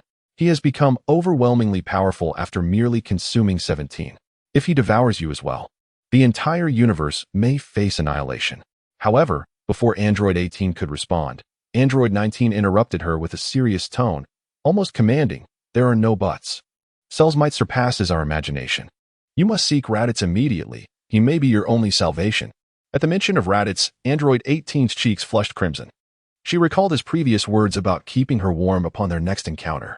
The thought of willingly walking into a lion's den brought a smile to her lips despite the dire circumstances. Android 19, accustomed to her reactions, recognized her feelings for Raditz, though she refused to admit it. With a resolute demeanor, he turned his gaze towards Cell. Cell had now completed his evolution, his form fully human. Hovering in the air with a myriad of expressions, his eyes gleaming with mockery as he regarded the two. Internally, he reveled in joy, astonished that repeated deaths had unlocked his latent potential. Merely absorbing 17 had transformed him into his ultimate form. Such incredible strength. I never anticipated that my past revivals would unearth my hidden potential, allowing me to attain this form prematurely. Even 10 Raditzes would stand no chance against me now. Ha ha ha ha. His sinister laughter echoed across the sky, his newfound confidence radiating from him. He felt invincible, convinced that no one in the universe could rival him. As his aura expanded, a palpable pressure enveloped androids 19 and 18, inducing a chill. Cell licked his lips, glancing mockingly at them. You shall both perish here today. 18, flee now. There is no time to waste. Suddenly, a silhouette appeared before Cell. It was the previously silent android 19. With fury, he raised his fist and struck Cell's face with a mighty blow. At that moment, android 18 ceased her hesitation, seeing 19 fighting valiantly for her. Her eyes began to well with tears as she sprinted away, her sole thought being to escape Cell's grasp and find Raditz, the man who stirred her heart. Facing the sudden attack from android 19, Cell did not flinch. A resounding crash echoed as 19's fist connected with Cell's cheek. The sheer force of the impact failed to budge him. Have you not eaten? Your attacks lack strength, yet you still dare to call yourself an android. Allow me to teach you how to wield a fist properly. Cell slowly raised his hand, grasping 19's outstretched arm before delivering a devastating blow to his torso. In an instant, 19's arm detached from his body, and he collapsed in agony. As 19 lay on the ground in torment, Cell exerted a slight force, reducing 19's severed arm to metallic dust scattered upon the wind. With a derisive chuckle, Cell conjured a blinding orb of energy in his palm, hurling it towards 19, propelling him hundreds of meters away with a thunderous crash into a cloud of rising dust. Cell, now unconcerned with 19, turned his attention towards the fleeing android 18.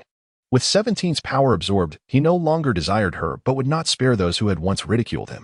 Yet, 19 rose from the dust, confronting Cell once more. Your opponent is me. Cell regarded the battered 19 with disdain, utterly unimpressed by his weakened state. What a bothersome insect.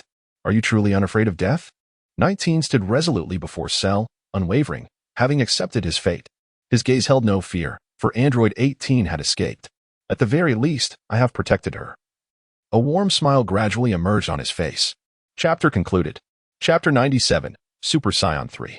Cell descended slowly to the ground, his icy gaze fixated on android 19. An aura of lethal intent surrounding him. In his eyes, Cell recalled Vegeta's contemptuous stare as he coldly remarked, what a loathsome individual. If you wish to die, I shall oblige. Cell gathered a sphere of terrifying energy in his hand, launching it directly at 19. Alarmed, 19 realized he could not evade such an attack and braced himself, gathering energy to withstand the blow. The two forces collided, sending shockwaves in every direction, ultimately propelling 19 away, leaving him motionless on the ground. Humph, an arrogant insect, daring to challenge me. With a mere energy wave, Cell had vanquished 19. His confidence soaring as excitement danced upon his features. Just as Cell prepared to depart, 19 rose once more, swiftly approaching Cell and embracing him. Cell, let us die together. With a thunderous explosion, 19's body detonated, transforming the bustling street into a desolate wasteland, akin to an apocalypse. Dust and debris filled the air, creating a hostile environment. Gradually, the winds cleared the dust, revealing a green-skinned monster hovering in the sky, radiating golden light with a slight smirk. Why do people relish self-destruction? Do they truly believe such energy could harm me? Ha ha ha ha. I, Cell, am the true strongest in the universe. Cell laughed heartily, his sinister laughter echoing through the heavens. The true game was only just beginning. In the time chamber of the Supreme Kai's palace, though familiar with the term time chamber, the author has grown accustomed to this phrasing for the sake of word count. Trunks and Raditz were engaged in combat, both transformed into Super Saiyan forms. Surrounded by crackling lightning. Let us pause here for today. We shall rest for a while. Raditz spoke up. Yes. Teacher, Trunks replied earnestly. I have mentioned many times that you need not call me teacher, for I have not imparted any knowledge to you. Raditz helplessly covered his head as he spoke. Ever since arriving in this realm, Trunks had been in awe of Raditz's prowess. With Raditz's guidance, Trunks had remarkably ascended to Super Saiyan 2 in merely a year, his strength having surged far beyond that of Cell. Consequently, Trunks insisted on recognizing Raditz as his mentor. Master, without your training, I cannot fathom how long it would have taken me to achieve my current state. Therefore, I implore you to accept me as your disciple. This time, Trunks spoke with utmost sincerity, kneeling before Raditz. Given the circumstances, even if Raditz wished to decline, he found himself unable to do so and reluctantly nodded in acquiescence. Trunks, from now on, you shall train alone within. Stay there for another year to further enhance your strength before you emerge. Raditz's sudden interjection left Trunks somewhat taken aback, prompting him to hastily inquire, Master, are you planning to leave early? Raditz nodded and said, I once spent some time here. A person can only remain in this place for 2 days in their lifetime, and the training here has ceased to be of significant benefit to me. Although Trunks felt somewhat reluctant to see Raditz depart, he nodded in agreement, understanding the truth in Raditz's words. Over the past year, Raditz had been diligently training, experiencing remarkable growth in his strength, yet his power remained unfathomable. Even Trunks, in his current state, could not fully perceive it. Wait a moment, teacher. Before you leave, may I make a small request? Trunks said with a serious demeanor. I wish to witness your true power, so that I may have a goal to strive for. Please. Oh, I see. Very well, that can be arranged. Pay close attention, Raditz replied. He then unleashed his energy. Although Trunks was slightly taken aback by Raditz's normal battle power, he had grown accustomed to it over time. Next came the transformation into Super Saiyan 1, followed by Super Saiyan 2. Is this the state of your Super Saiyan 2? How formidable, and your energy continues to rise. Gradually, Raditz elevated his power to the peak of Super Saiyan 2. Trunks, who had only just begun to reach such a form, was utterly astonished by the force emanating from Raditz. Incredible. I never imagined that a person's power could reach such heights. Is this truly the extent of your strength, teacher? Do not be distracted, Trunks. Keep watching. What follows is my true strength. What? You can still increase your power? Trunks was rendered speechless in shock. At that moment, Raditz's power continued to surge. Suddenly, his eyebrows vanished, his golden hair became more pronounced, his expression grew considerably fiercer, and the aura emanating from him caused the entire hyperbolic time chamber to tremble. This is Super Saiyan 3, the highest level I can currently achieve. Leitai spoke with a cold expression, then reverted to his usual demeanor. At that moment, the astonished Trunks regained his composure and stammered, Incredible. I never imagined you had reached such heights. Surely no one in the entire universe could rival you. Trunks, you're mistaken. Always remember that there are greater forces beyond what you perceive. Martial arts have no limits. When you believe yourself to be invincible and disregard others, you have reached the end of your martial journey. Such individuals can never become the strongest. Raditz spoke eloquently, and upon hearing this, Trunks bowed deeply to him. Thank you. Master, I understand. Your disciple has learned much. Ah, it is good that you comprehend, Raditz replied. For the time being, you shall diligently train within the hyperbolic time chamber. I hope that when you emerge, you can astonish me. With that, Raditz turned and strode out of the chamber, not looking back. To be honest, he had no desire to linger in that place any longer. The conditions were unbearable, poor sleep and inadequate nourishment, compounded by mental strain. Most infuriating was the fact that he had been in the company of a single, imposing man for an entire year. He felt his sanity waning, and all he yearned for was to step outside, indulge in a feast of delicacies, and perhaps, if fate allowed, to hold Android 18 in a peaceful slumber. Chapter 98. Coming together as the door to the hyperbolic time chamber swung open, a disheveled man with long hair emerged, his clothes tattered and soiled, drawing the attention of all present. "Brother, I didn't expect you to return so soon. It seems your time inside was fruitful. You must have surpassed the limits of Super Saiyan," Goku exclaimed, stepping forward to greet Raditz. Although he could not perceive the entirety of Raditz's power, he could sense an undeniable strength within him, as Raditz emitted no discernible aura. "Raditz, do you believe your current strength could defeat Cell?" Krillin inquired, stepping forward with curiosity. Truthfully, he harbored no confidence in confronting Cell, believing that even a century of training in the chamber would yield no results. Thus, the hopes of Earth rested solely on Raditz and Goku. Be cautious. I have never regarded Cell as a threat. I merely promised Trunks that he could confront this monster himself, otherwise, he would not have survived until now.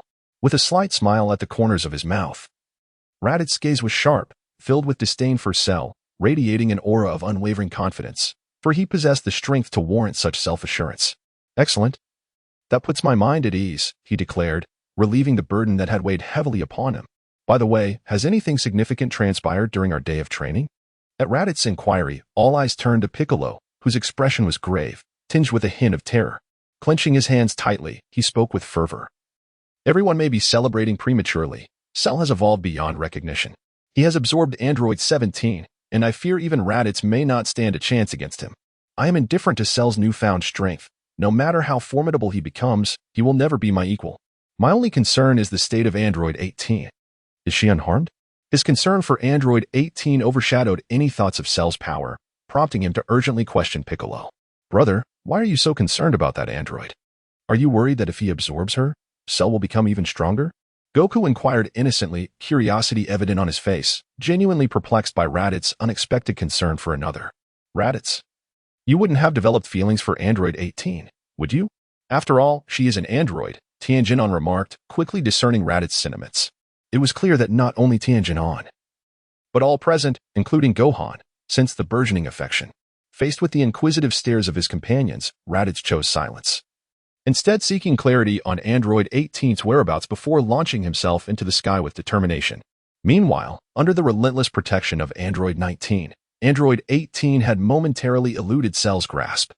Yet, with Cell in hot pursuit, she was forced to flee desperately. The haunting memory of 17 being absorbed by that monster filled her with dread. Now, she appeared disheveled, her clothes riddled with tears, exhausted from her frantic flight, her spirit weighed down by fear.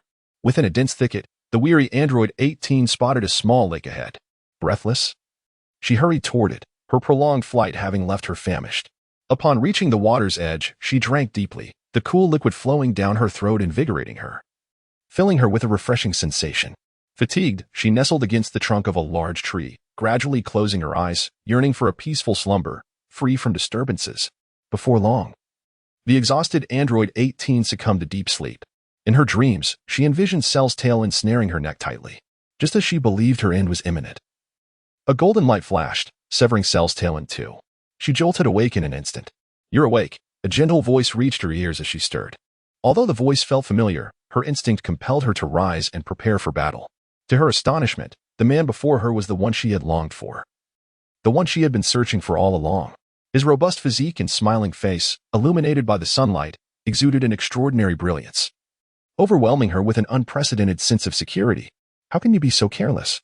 In such perilous circumstances, you managed to fall asleep. If I hadn't arrived just in time. Do you have any idea how dangerous that could have been?" Though there was a hint of reproach in Raditz's tone, it resonated in No. 18's ears with an undeniable warmth and concern. As she surveyed her surroundings, her gaze fell upon a colossal python, cleaved in two, lying at her feet. In that moment, she comprehended the reality of the situation. The earlier sense of impending danger was not merely a figment of her imagination. Latte's eyes gradually approached number 18. And before she could react, he pulled her into his embrace, gently stroking her golden hair. Whispering tenderly in her ear, he reassured her, "As long as you are safe. From this day forth, stay by my side. Even if the sky were to fall, I would not let it harm you." Upon hearing Latte's words, number 18, who was already on the brink of despair, could no longer contain her emotions. Tears of gratitude welled in her eyes, soaking Latte Eye's clothing as she clung to him tightly. As the distance to Latte Eye's residence was not far, he decided to take number 18 to his home. Is this your house? It looks magnificent. Do you live here alone? She inquired upon arriving at the vast, empty villa on the small island. Indeed, this island was once a deserted land, and after 6 months of hard work, I transformed it into my home, he explained. As for living alone, that was true until now. However, from this moment on, this house has found its mistress. It is both an honor for it and for me. Hearing Latte Eye's unexpected confession, number 18's cheeks flushed crimson. Yet this time, she neither rejected nor resisted him. Instead, she nodded gently and took his hand as they walked inside together. From that moment on, she was destined to become the lady of this house and the future partner of the man before her. Her heart swelled with a myriad of emotions, having transitioned from profound sorrow to overwhelming joy in less than 2 days.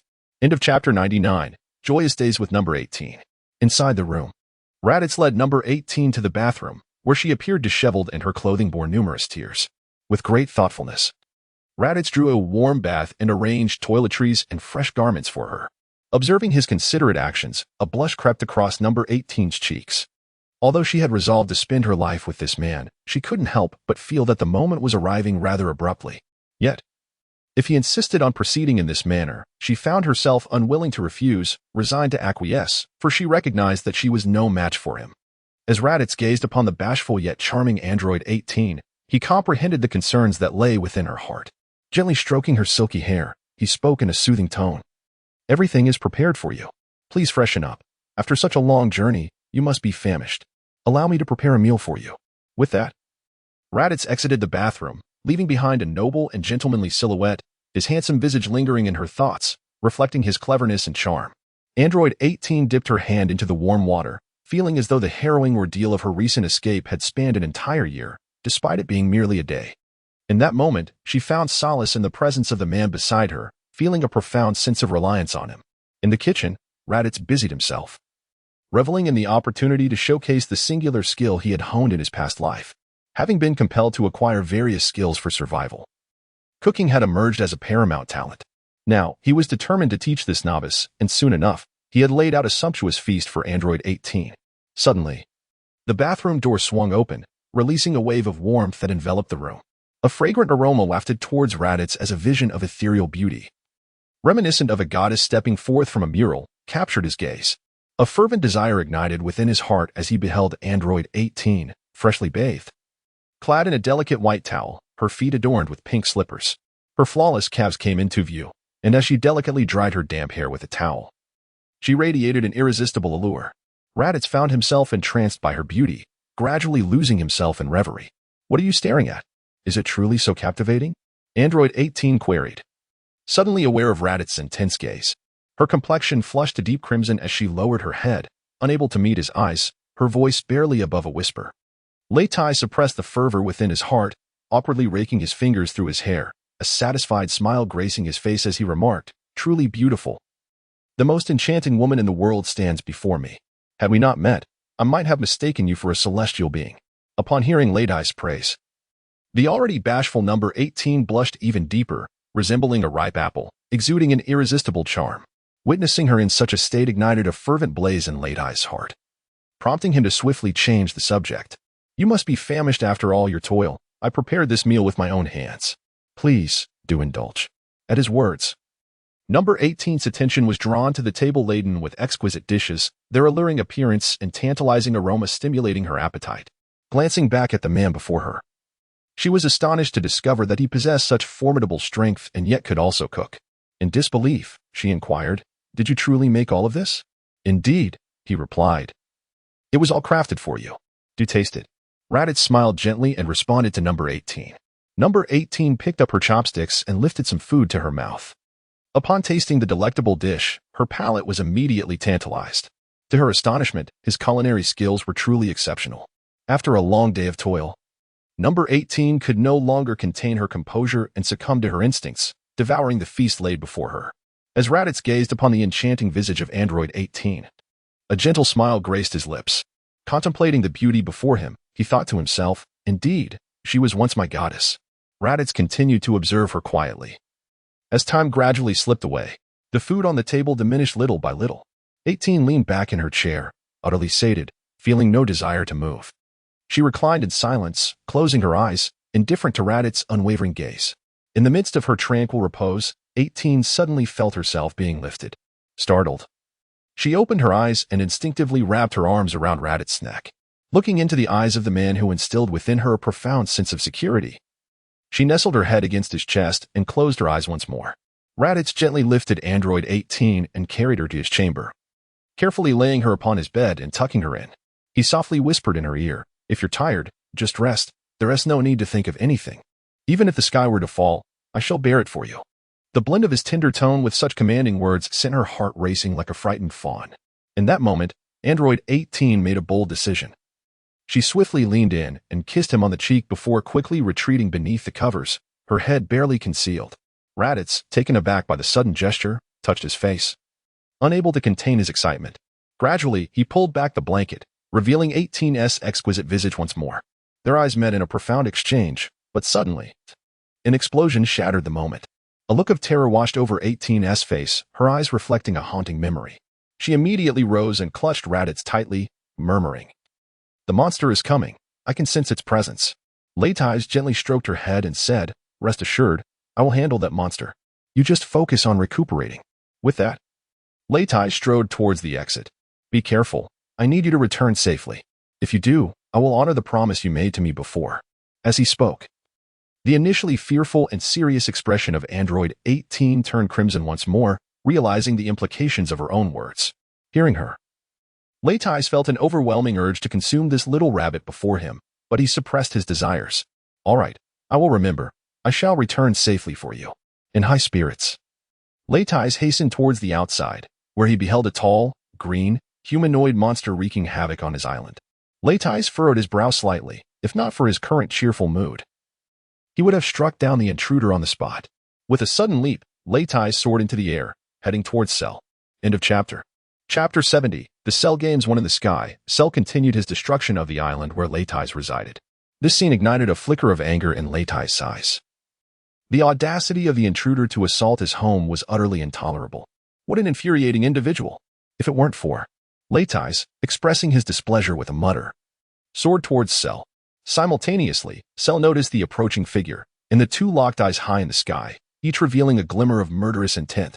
In that fleeting moment, they engaged in a silent mental duel.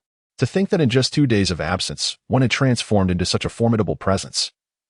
Did he truly believe that achieving his perfect form granted him the right to challenge me? Raditz spoke first, his eyes still filled with disdain for Cell.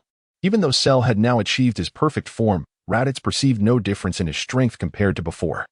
Had it not been for the intention to leave him for Trunks, Raditz would have resolved the matter long ago. In response to Raditz's mockery, Cell surprisingly remained composed, his expression exuding an unwavering confidence, as if he believed himself to be unparalleled, viewing all others as mere ants beneath his feet. With a haughty demeanor, he proclaimed, "My transformation into perfection is thanks to you all. My power has grown to such an extent that even I can scarcely believe it. You possess a modicum of strength, but in my eyes, you are utterly insignificant." Upon hearing Cell's words, Raditz could not help but chuckle in disbelief. He had encountered many confident beings, yet none as self-assured as Cell. Though he had not clashed directly with Cell, their brief encounter had allowed him to discern the latter's prowess, which was indeed superior to Trunks upon his exit from the hyperbolic time chamber, due in part to the influence of certain factors. 17 had become significantly stronger than in the original tale, and Cell had also experienced a degree of enhancement. "So, you were quite confident in your abilities. Do you intend to kill me today?" Raditz inquired. In response, Cell shook his head, his eyes reflecting a sense of superiority, murmuring, "I did entertain that notion before, but I have since changed my mind. In 7 days, I shall host a tournament. The rules will mirror those of the World Martial Arts Tournament. Should you lose, I will eradicate all of humanity." The idea of hosting a martial arts tournament indeed piqued Raditz's interest. Raditz nodded, acknowledging the opportunity he had just presented to Trunks, a chance for a one-on-one confrontation that could lead to his demise. "I shall inform you of the precise location and details shortly, possibly through a televised announcement. Gather more allies, strive to strengthen yourselves, and do not let me down. Farewell. And remember to prepare an ample supply of senza beans." With that, Cell departed without a backward glance. Raditz observed Cell's retreating figure and couldn't help but muse to himself, Indeed, his demeanor is a true testament to being the offspring of Vegeta and Kakarot. Upon Cell's exit, Raditz returned to his chamber. As soon as he opened the door, he was greeted by the sight of Android 18, wrapped in a towel and wearing a pair of pink slippers, rushing towards him and enveloping him in a tight embrace. The fragrant aroma that wafted into his nostrils, combined with 18's alluring form, ignited an insatiable thirst within him, rekindling the flames of desire. He drew her closer into his embrace. Gradually, their faces drew nearer, and he whispered softly into 18's ear, "I recall someone mentioning that upon my return, whatever I wished for would be granted. I wonder if that promise still holds true." At his words, 18's cheeks flushed a deep crimson, resembling a ripened apple. She lowered her gaze, resting her forehead against Raditz's chest, softly uttering a single syllable, "Mm." This simple utterance ignited a fervor within Raditz that enveloped his entire being. Gently, he lifted 18 and laid her upon his bed. Unable to resist the allure of her captivating visage, he leaned in and kissed her. A bathrobe was sent flying across the room, details omitted for brevity. 3 hours later, Raditz and Android 18 engaged in a warm and friendly conversation, deepening their bond. After their encounter, Raditz reclined quietly on the bed, cradling the effortlessly beautiful Android 18 in his arms. Gazing into her enchanting eyes, he leaned in for another kiss.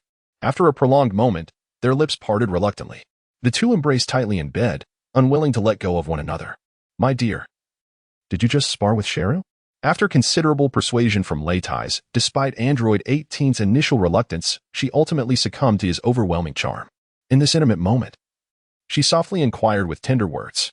As Raditz gently massaged the aching parts of number 18, he slowly began to speak. "We merely crossed paths, engaging in a brief exchange to gauge each other's strengths. He mentioned that a martial arts tournament will be held in 7 days, inviting us to challenge him." Upon hearing this, number 18 inquired further, "What do you think of his strength? Do you believe we can defeat him?" Raditz smiled faintly, casting a reassuring glance at number 18, and resolutely stated, "Do not worry, he is still far from being my match. Had I not promised Trunks, I would have dealt with him today. Well, that puts my mind at ease. By the way, could you also rescue number 17 in 7 days? After all, he is my younger brother." "Of course, your brother is like my little brother-in-law." Raditz readily agreed, only to suddenly express his dissatisfaction, asking, "Are you still in pain?" "It's much better now," Android 18 replied softly. "I still want more." Upon hearing Raditz's request, Android 18 did not refuse. She merely responded with a simple mm, indicating her acquiescence. Thus, Raditz once again initiated a biological research lesson for Android 18. She behaved like an obedient student, following his every instruction. In no time, a fierce battle ensued, the sounds of their combat echoing throughout the room. Meanwhile, approximately 3 hours earlier, after leaving Raditz Island, Cell arrived at a desolate highland. Satisfied with the vast expanse before him, he thought, "Yes, this will do. I shall construct a stage here, one that is large and spacious." As he unleashed his energy, the surrounding highland was instantly flattened. He then utilized his abilities to locate a massive, sturdy boulder, which he swiftly divided into pieces, creating a grand arena. Pleased with his creation, Cell nodded in approval. Next, he planned to announce his arrival to the world. "I, Cell, have come. Tremble, Earthlings." Chapter End. Chapter 70. Cell's Game 2 in a barren land. Cell gazed at the enormous arena he had constructed, nodding in satisfaction. Although it lacked some embellishments, it was still impressive. "Now, to the television station," he declared, swiftly heading toward West City. Soon, he reached his destination, leaving chaos in his wake. Cars exploded, buildings collapsed, and amidst the people's terror, a green monster with wings and a humanoid form entered the globally broadcast television station. On a distant island, Master Roshi was enjoying a fitness routine performed by a beautiful woman on television when suddenly, a crackling sound erupted from the screen, and Cell's figure appeared before him. Master Roshi's expression instantly froze. On the television, Cell, with gentlemanly composure, began his address. "Greetings, people of all regions. I appreciate your time as I commandeer this television station. My name is Cell. As many of you are aware, numerous lives have been lost to a monster. I am the evolved form of that creature. I thank you for providing the essence of life that has nourished my growth. To repay you, I have decided to host a martial arts tournament 7 days from now. Located 28 kilometers north of Central City. The arena is prepared, and I welcome you to challenge me. However, I must mention that there will be no rewards for victory. If you lose, I shall exterminate all humanity." With that, Cell concentrated a terrifying energy in his hand and hurled it outside, causing an explosion that reverberated through the city. resulting in death and injury among the populace. The city was engulfed in cries of despair, as if doomsday had arrived. Following Cell's broadcast, panic spread among the global population. Their peaceful lives abruptly shattered by the threat of a monster, who proclaimed his intent to annihilate all humans in 7 days, instilling palpable fear. Due to Cell's destruction, nearly half of West City lay in ruins. The once bustling streets were now eerily quiet, with only robbers seizing the opportunity amidst the chaos. Meanwhile, far away on a small island, Raditz and Android 18 continued their amiable conversation, seemingly unaffected by the tumultuous events outside. After more than an hour, Raditz, feeling invigorated, stood up. He and Android 18 slowly dressed, and Raditz took her delicate hand, affectionately saying, "My dear, I shall take you somewhere. Hold on to me tightly." At that moment, Android 18 had completely surrendered her heart and body to the man before her, unwilling to refuse wherever he might lead her. However, before she could process her thoughts, Raditz suddenly used instant transmission to leave the island. In the blink of an eye, Android 18 found herself in an unfamiliar setting. Having left the comfort of her once familiar room, this sudden change bewildered her, but as she noticed Raditz still holding her hand, her heart gradually calmed. It seemed that as long as Raditz was by her side, there was nothing to fear. This man had already provided her with ample security. As Raditz gazed at the curious expression of Android 18, he gently squeezed her small hand and began to elucidate. "This place is called the Temple of the Gods. Just now, I utilized instant transmission to bring you here." With that, Raditz led Android 18 by the hand towards the crowd, introducing her to each person in turn. Upon witnessing Raditz approaching hand in hand with the android, the onlookers were rendered nearly speechless in astonishment. Indeed, Mr. Raditz was still with her. This was a relief, as it alleviated concerns about her potentially wreaking havoc on Earth. As they drew nearer, Tien Shinhan muttered to himself. At this moment, Raditz introduced everyone to Android 18. "You have met everyone else, but this is your first encounter with Krillin and Gohan, right?" Upon hearing this, 18 nodded. Now that she had become Raditz's partner, it was only proper to treat his friends with respect. With a gentle smile, she greeted them. "Hello, Krillin, Gohan. And 18, are you together with my uncle?" Gohan, astonished to discover that this beautiful and gentle woman was the dangerous android Trunks had mentioned, inquired with curiosity. Seeing both 18 and Raditz nod in affirmation, Gohan felt reassured and politely replied, "Hello. I should call you Aunt, right? My name is Son Gohan. I look forward to your guidance." Upon hearing Gohan's introduction, Krillin awkwardly scratched his head and smiled. "Hello. I'm Krillin. I hope to get along well." As they conversed, an inexplicable sense of unease washed over Krillin. He felt as though he had lost something of great significance. Gazing at 18's beautiful visage, he shook his head, repeatedly reminding himself not to entertain such thoughts. As she was now with Raditz, and he himself had a girlfriend, he could not betray her. After introducing Krillin and Gohan, Raditz intended to introduce his brother to 18. However, before he could speak, 18 interrupted, her demeanor turning icy as she faced Son Goku. The contrast between her previous warm expression towards Gohan and her current one was stark. She coldly stated, "I know him, Son Goku. I was created with the purpose of killing you." A tense silence filled the air, but then 18's cold countenance softened into a warm smile as she greeted Goku, however. "Rest assured, I once promised Raditz that I would not kill you, and now that I am Raditz's wife, you are his brother, which makes us family." Raditz, observing the exchange, felt relieved. He hoped they wouldn't end up fighting on their first meeting. If that occurred, he mused, he would have to give Kakarot a good thrashing, for he was quite protective of his wife. He couldn't help but think how swiftly a woman's demeanor could change. Upon hearing 18's words, Son Goku's previously tense expression relaxed. He smiled and said, "You startled me. Hello, Android 18. I am Son Goku. I've heard you were quite strong. Perhaps we could spar sometime." This comment reached Raditz's ears, and he was taken aback. Was Goku really trying to challenge his wife after just a brief conversation? Clenching his fists, Raditz delivered a sharp blow to Goku's head. "Ouch, brother. Why did you hit me?" Goku exclaimed in pain. End of chapter 71. The Cell Games 3. Raditz clenched his fist and struck Son Goku's head forcefully. Caught off guard, Goku immediately winced in pain, clutching his head and crying out, his face contorted in agony. "And 18 is someone you can call out to. She is now my wife, which makes her your sister-in-law. At your age, shouldn't you be more polite like Gohan? Apologies for the wait, everyone." While the group was engaged in conversation, the door to the hyperbolic time chamber slowly creaked open, revealing a handsome young man with long hair, dressed in tattered clothes. "Trunks, you finally emerged. We have indeed been waiting for quite some time, Goku exclaimed upon seeing Trunks, and the others approached him to greet him. Just then, a yellow aircraft suddenly descended upon the sacred world of the Kais. Amidst the curious gazes of the crowd, Bulma stepped out, cradling little Trunks in her arms. Hello, everyone. Bulma greeted as she disembarked from the aircraft, rushing towards Trunks. With one hand holding little Trunks and the other embracing big Trunks tightly, her eyes glistened with tears, which streamed down her cheeks, soaking big Trunks' shoulder. Upon witnessing Bulma's condition, big Trunks realized that his mother must have learned of his father's demise. And he extended his arms to comfort her, whispering softly, "I'm sorry, Mom." Observing this poignant scene, the others were at a loss as to how to console Bulma and felt hesitant to intrude. Only Goku stepped forward, inquiring, "Bulma, what brings you here?" After receiving big Trunks' comforting words, Bulma felt somewhat relieved. Wiping the tears from her eyes, she replied, "I visited Master Roshi, that old pervert, who informed me that you were here, so I rushed over." As she spoke, Bulma retrieved a capsule from her pocket and tossed it to the ground, causing a white box to materialize before everyone. "This is the battle suit Vegeta asked me to make for him, but unfortunately, he can no longer wear it. I made some for everyone as well. Come and try them on." As she spoke, Bulma pulled out a battle suit from the box and handed it to Big Trunks. "Thank you, Mom." Big Trunks expressed his gratitude, eagerly accepting it. "Trunks, I just noticed your hair has grown quite long. Are you wearing a wig?" "You've also grown quite a bit," Bulma remarked. "There's a magical room in the temple where a year inside equates to a day outside," Trunks explained, leaving Bulma astonished.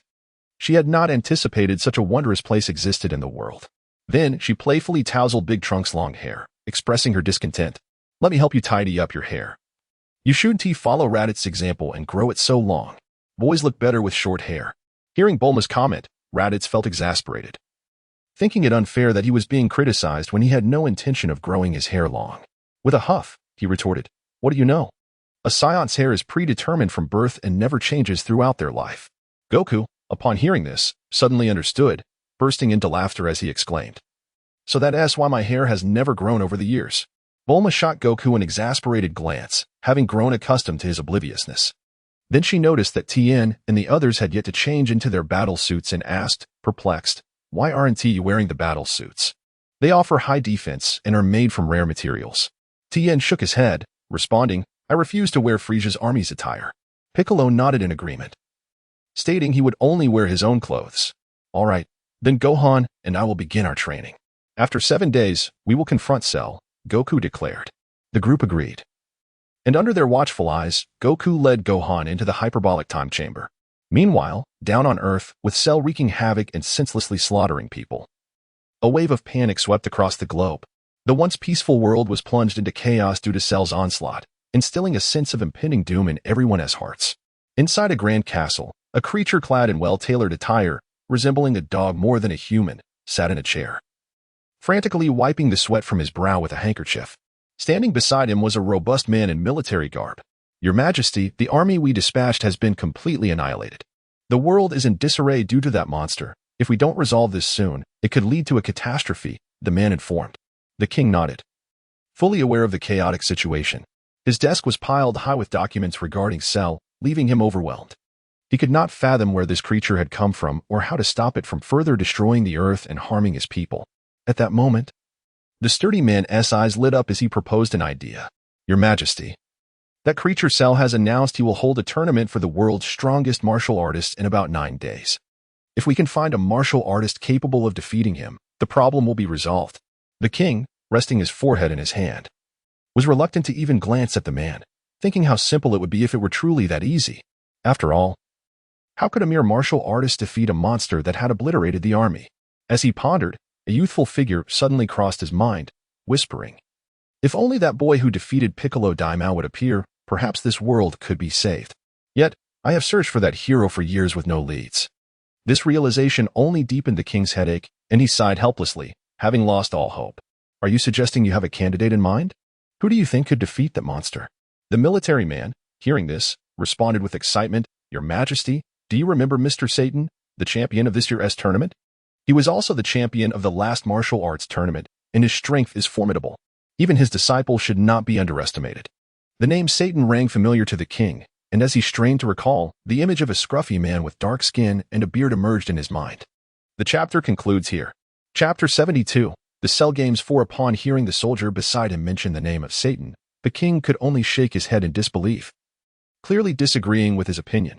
Observing the king's disdain for his idol, the soldier persisted, stating, "I have witnessed Mr. Satan's strength firsthand. With his capabilities, defeating a mere cell is trivial. He can certainly safeguard world peace." The king, recalling his impressions of Satan, recognized that this individual possessed some degree of power. He was impressive among ordinary people and adept at garnering attention, quickly amassing a substantial fan base. Alarmingly, these fans idolized him unconditionally. Even those who had witnessed Cell's prowess continued to extol Satan, indicating that he indeed possessed certain skills. Yet, the king understood that, given Satan's actual strength, he would likely struggle against even King Piccolo, let alone the more formidable Cell. The king held a particularly unfavorable view of Satan, criticizing his lack of humility and his excessive fondness for the spotlight. However, as he listened to the soldier's relentless praises, he felt a wave of exasperation. Suddenly, a thought struck him, reminding him that it was the soldier's insistence that could lead to catastrophe. He then stated firmly, "Why don't you give Mr. Satan a call? The future of Earth rests in his hands." With a dismissive wave, he signaled for the soldier to leave and pulled out his phone, urgently inquiring with his most trusted confidant, "Have you yet located the boy who defeated King Piccolo?" In another scene, within an ancient martial arts dojo, a middle-aged man clad in a brown and black martial arts uniform, his muscular physique accentuated by a commanding presence, relentlessly pounded a sandbag, exuding powerful grunts with each strike.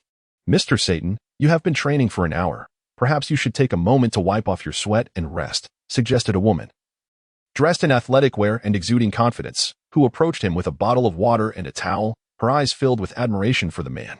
This middle-aged man was none other than the widely recognized strongest on Earth, the champion of the last World Martial Arts Tournament, Mr. Satan.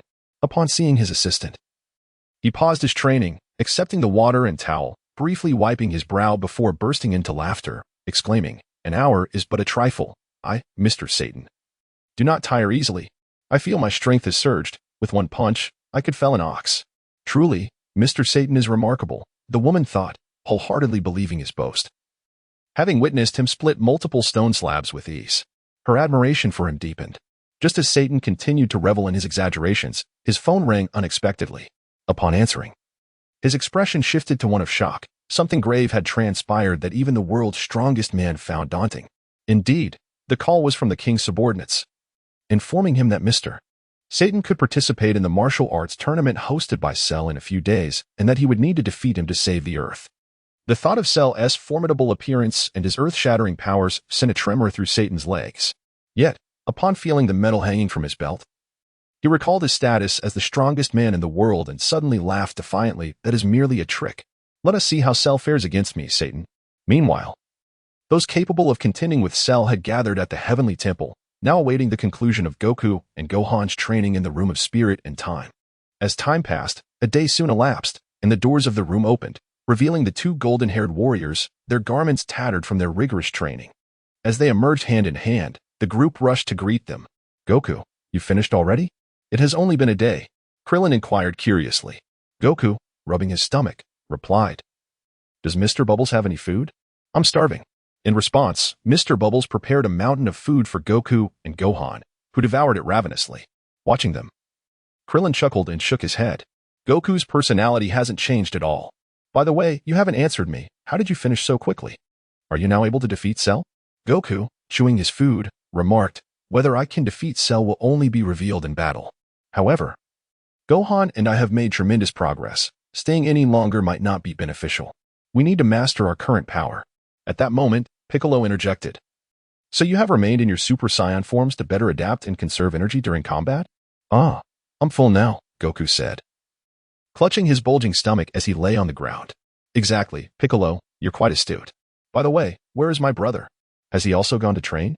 Upon hearing Goku's question, everyone fell silent, except for Tien, who blushed and spoke up, "If you mean training, he is indeed training, just in a rather unusual manner with Android 18. Goku, taken aback, quickly stood up, realizing Tien's implication. "Android 18 is also quite powerful. No wonder he wanted me to spar with her.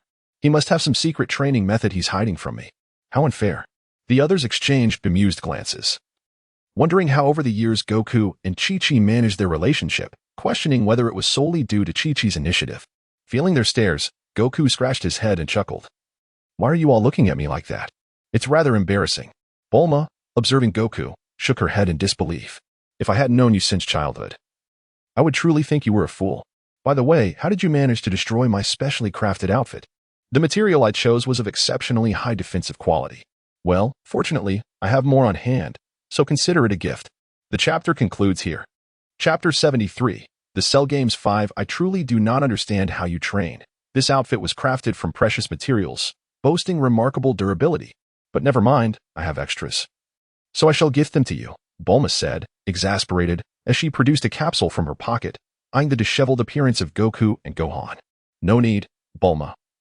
During battle, I prefer my combat attire, Goku replied appreciatively, then turned to Mr. Bubbles and asked, by the way, my clothes are still intact, right? Yes. And they have been washed, Mr. Bubbles confirmed. Goku donned the clothing Mr. Bubbles handed him, expressing his gratitude. Thank you, Mr. Bubbles. At that moment, Gohan approached Piccolo, saying, Uncle Piccolo, I would like a new outfit as well. Of course, I'll provide you with something stylish, Piccolo replied, and with a flash of light from his hand. Gohan was clad in an outfit identical to Piccolo's. Simultaneously, Raditz, hand in hand with Android 18, approached, surprised to see the two emerging from the room. Kakarot. I didn't expect you to finish so soon. Do you believe your strength is now enough to defeat Cell? Goku smiled nonchalantly. I haven't fought him yet, so I can't say. But staying in there longer wouldn't yield much improvement.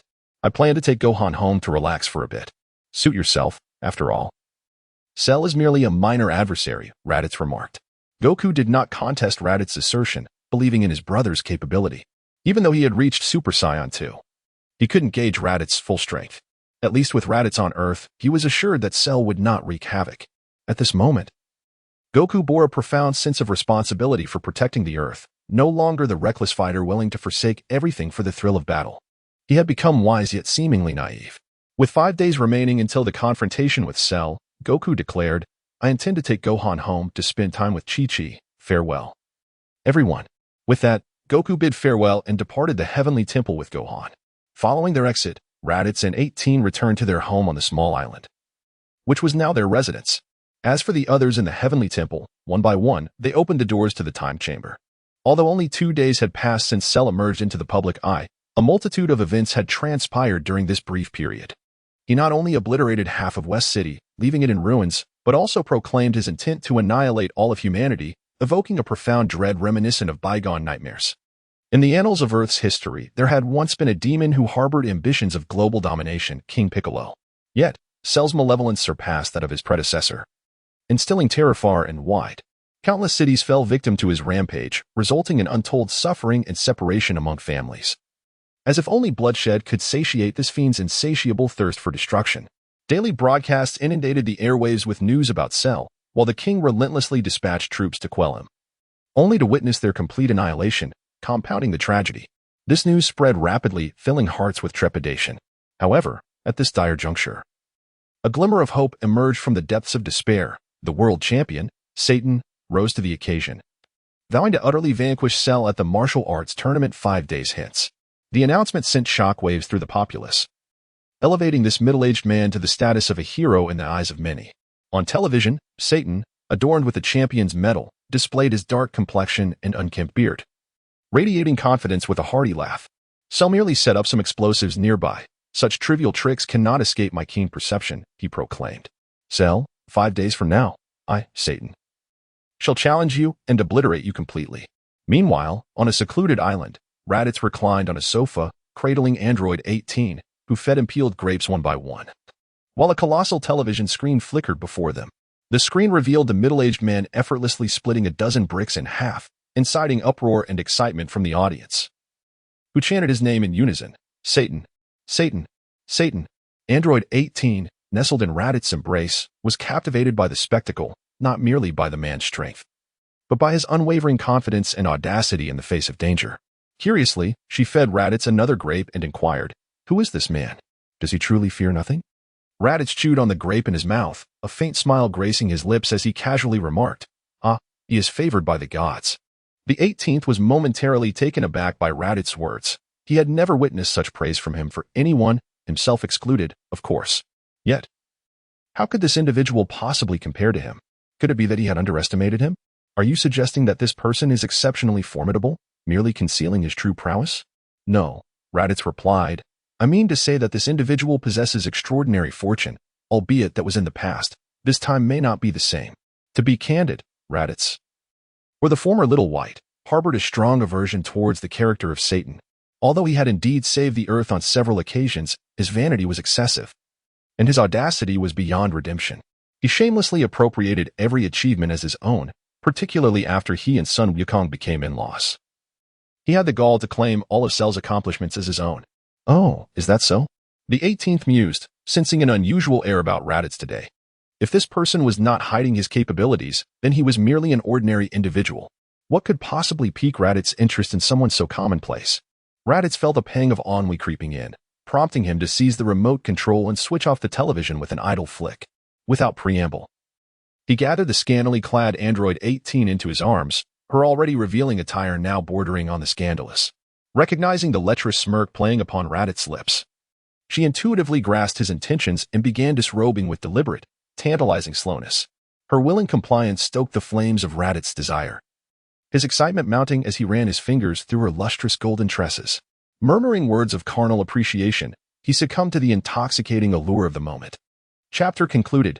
Chapter 74. The Cell Games, Part 9. On a secluded island, an opulent villa stood in quiet grandeur, its lavish interiors resonating with the unrestrained symphony of passion, moans and whispers intertwining in a dance of insatiable desire. Raditz lifted the enchanting figure of number 18 into his arms, gently caressing her golden tresses. It was evident that number 18 understood Raditz's intentions, willingly presenting herself before his gaze. Raditz beheld the present form of Android 18, and an insatiable desire ignited within him, spreading its fervor throughout his being. His throat parched, he murmured, "It is far more entertaining to play our little game alone." With that, he swept Android 18 into the room, where he imparted an enlightening lesson on biology, deepening her understanding of human anatomy and origins. Suddenly, he leaned close to her ear and whispered something, causing her cheeks to flush crimson, though she did not immediately acquiesce. She was taken aback when this robust man began to playfully plead with her. His relentless demeanor left her somewhat exasperated, yet she recognized that such encounters required mental preparation. When Raditz broached the subject, she found it difficult to accept. "Very well, once the matters with Cell are resolved, I shall grant you whatever you desire," she conceded. Raditz, invigorated by her words, embraced her tightly, and soon they both drifted into slumber. Meanwhile, in a previously desolate meadow, Goku and Gohan lay with their eyes closed, a fishing rod by their side, patiently waiting for fish to bite. The scene was serene and tranquil. How peaceful it is, if only it could last forever. Gohan suddenly exclaimed, opening his eyes and turning to his father. "Dad, I am truly happy." Goku also opened his eyes, puzzled, and asked, "Why is that?" "You promised to take me fishing, but it never happened until today." "Did I? I must have forgotten," Goku responded, sheepishly scratching his head. "But rest assured, once we deal with Cell, I will dedicate time to you and Chi-Chi. Brother is right, I have a family now, and as a man, I must take responsibility for you both. Speaking of which, we must find a way to revive Vegeta once the Cell situation is resolved." Gohan nodded in agreement. "Yes. According to Uncle Piccolo, Vegeta made many mistakes in his lifetime and might be reborn with erased memories. That would surely sadden Bulma. Do not worry. I have already asked King Kai to watch over Vegeta. He will be fine." With that, Goku and Gohan enjoyed their quiet moments, seemingly oblivious to impending doom. Yet, while some reveled in tranquility, others toiled in the time chamber, training diligently. Trunks, having surpassed Cell's power, remained undeterred by his father's vengeance and continued to train rigorously with Krillin, honing his combat skills. As the day of confrontation with Cell approached, all warriors on Earth dedicated themselves to their training, leaving no room for complacency. Time passed swiftly, and soon the day of reckoning arrived. Every inhabitant of Earth set aside their tasks, their focus converging on this pivotal moment, the outcome determining the fate of humanity. In an expansive arena, a colossal platform, several hundred square meters in size, stood ready for battle, dwarfing even the World Martial Arts Tournament stage. The sun blazed down upon the Earth, illuminating the monstrous figure at its center, clad in repulsive dark green skin, exuding an aura of malevolence. As figures descended from the sky, the warriors of Earth gathered, ready for the clash. "It appears everyone has arrived. Let us not waste time. Who shall come forth first?" Cell surveyed the crowd with confidence. However, Just as Goku prepared to strike, the blaring of a car horn interrupted him. All eyes turned to the source of the commotion, including Cell's, captivated by the sound. A military SUV approached, its engine roaring, and the horn blaring continuously until it came to a halt at the edge of the arena. The assembled warriors were taken aback, bewildered by this unexpected intrusion. Who would dare challenge Cell? As the vehicle came to a stop, the doors swung open, and a middle-aged man holding a microphone emerged, followed by several others with cameras. This flamboyant figure, dressed in a martial arts uniform adorned with a hefty gold medal, laughed mockingly, declaring, "Cell, your tricks have been seen through. Today, you shall meet your end at the hands of the world champion." Cell, initially intrigued by the vehicle, cast a disdainful glance at the man, scoffing, "Just a bunch of foolish insects. They're of no consequence. I shall deal with them before turning my attention back to you." The crowd remained astonished at this audacious display. Tien's expression one of disbelief as he gazed at the man. Who is this guy? How dare he act so boldly? Piccolo, equally astonished, had never encountered someone so brazen, especially one who dared to insult Cell directly upon arrival. This individual appears to be named Satan, reputed to have secured numerous gold medals in boxing competitions, and is also the reigning champion of the previous martial arts tournament, albeit one in which we did not participate. Clin, seemingly unfazed, waved his hand dismissively. Clearly well acquainted with this character, it is hard not to be aware, as the television incessantly broadcasts information about Satan and Cell. Unlike others who obsessively train and disregard television dramas, he is merely a fool oblivious to his own fate. Perhaps it is better for Cell to eliminate him. At that moment, Raditz suddenly spoke up. Though his voice was not loud, it was sufficiently audible for all present, including Satan. He swiftly approached Raditz, pointed a finger at his nose, and exclaimed in anger, "Were you referring to me just now? Do you have any idea who I am? I am Satan, the world champion." Raditz was genuinely uninterested in the ramblings of the individual before him. He shot a fierce glare at the man, and Satan, upon witnessing the ferocity in his opponent's gaze, felt as though he were being engulfed by a ferocious beast. Terrified, he stumbled backward and fell to the ground. Observing this scene, a curious photographer inquired, "Mr. Satan, we are live. Are you all right? That fellow did not harm you, did he?" This moment was indeed being broadcasted to the eyes of everyone around the globe who was watching this duel. Satan, noticing his embarrassing predicament, hastily rose to his feet, striking a dashing pose, and proclaimed loudly, "Of course, I am fine. I am Mr. Satan. I merely cramped my leg from lack of sleep last night." "Truly, Mr. Satan is formidable," remarked the television crew, their realization dawning upon them. As this spectacle unfolded before the world, cheers erupted from the audience. "I told you, how could Mr. Satan be frightened by such an unsightly individual? Mr. Satan is incredible. He can certainly save us. Indeed, Satan has always been my idol. Go, Satan. You must defeat them all." Witnessing this scene, Raditz was utterly astonished. Could this be possible? Had the entire world lost its senses all at once? Before encountering Satan, he had perceived the people in this world as relatively normal. Yet, after Satan's appearance, it seemed as though the intelligence of everyone had plummeted into the negatives. Was it possible that Satan was indeed the favored son of God, radiating an aura that diminished intelligence? At this moment, Satan let out a sigh, having salvaged his dignity. It was imperative that he performed admirably henceforth. He puffed out his chest once more, posed stylishly for the camera, and, while touching the gold belt at his waist, raised it high, declaring vigorously into the lens, "As long as I, Satan, participate in this grand martial arts tournament, the championship shall undoubtedly be mine. Cell won't last even a single round against me, ha ha ha." Mr. Satan's proclamation ignited enthusiasm among the staff, who felt that victory was already within grasp, and they enthusiastically gave him a thumbs up. Though outwardly confident, Satan's heart was already racing from the earlier encounter. Upon recalling the murderous glare of Raditz, Satan felt a twinge of guilt. At that moment, his body trembled, and beads of sweat cascaded down his forehead. Meanwhile, on the arena, Cell furrowed his brow, growing increasingly impatient with the man before him. Although he was magnanimous, he would not tolerate continued provocation. The words of Raditz ignited a fervor among the masses, who erupted in cheers as if Satan had already vanquished Cell. Within the castle, the king was engrossed in the battle, his attention fixated not on Satan but rather on the screen displaying Goku, murmuring excitedly, "So similar, so remarkably similar." Grasping the screen tightly, he felt an overwhelming urge to leap into it. "It's him, the very same who defeated King Piccolo. I can hardly believe this boy has grown so much." His laughter echoed, "There is hope. Earth shall be saved. Observing the king's exuberance, a man in military attire mistakenly assumed the monarch believed in Satan's power and remarked, "Indeed, Earth is saved. With Mr. Satan here, Cell is no match." The king, disinterested, cast the man a disdainful glance, dismissing him as a starstruck fool, thinking to himself, "I am a discerning dog amidst foolish mortals." As the world hailed him as the strongest man, the savior of Earth, Satan strode confidently onto the stage. Reveling in the attention that satisfied his vanity, he declared, "I need only 5 seconds to defeat you, Cell."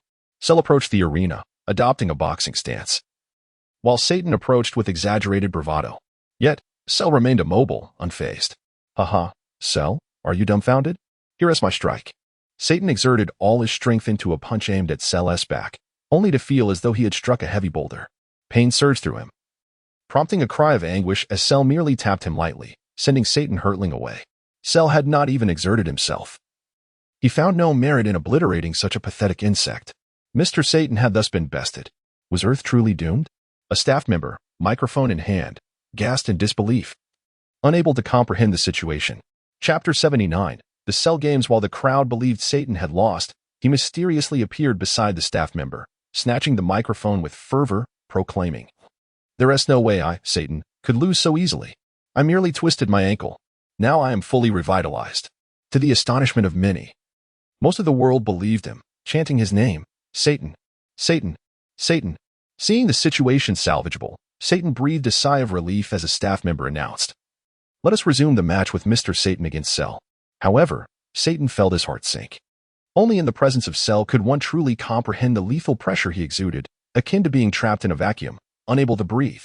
He dreaded facing Cell again. Despite his reluctance, the overwhelming enthusiasm of the crowd compelled Satan to ascend the arena once more. Krillin, witnessing this audacity, felt a tempest of emotions. Does he truly fear for his life? Ladies and gentlemen, our superhero faced a minor mishap, but that shall not deter his resolve to save Earth. He stands upon the stage once more, bearing the weight of hope. The television staff's impassioned commentary magnified Satan's bravado as the audience gazed at him with admiration. Yet, on the stage, Satan's legs trembled uncontrollably, cold sweat drenching him, his lips quivering. What to do?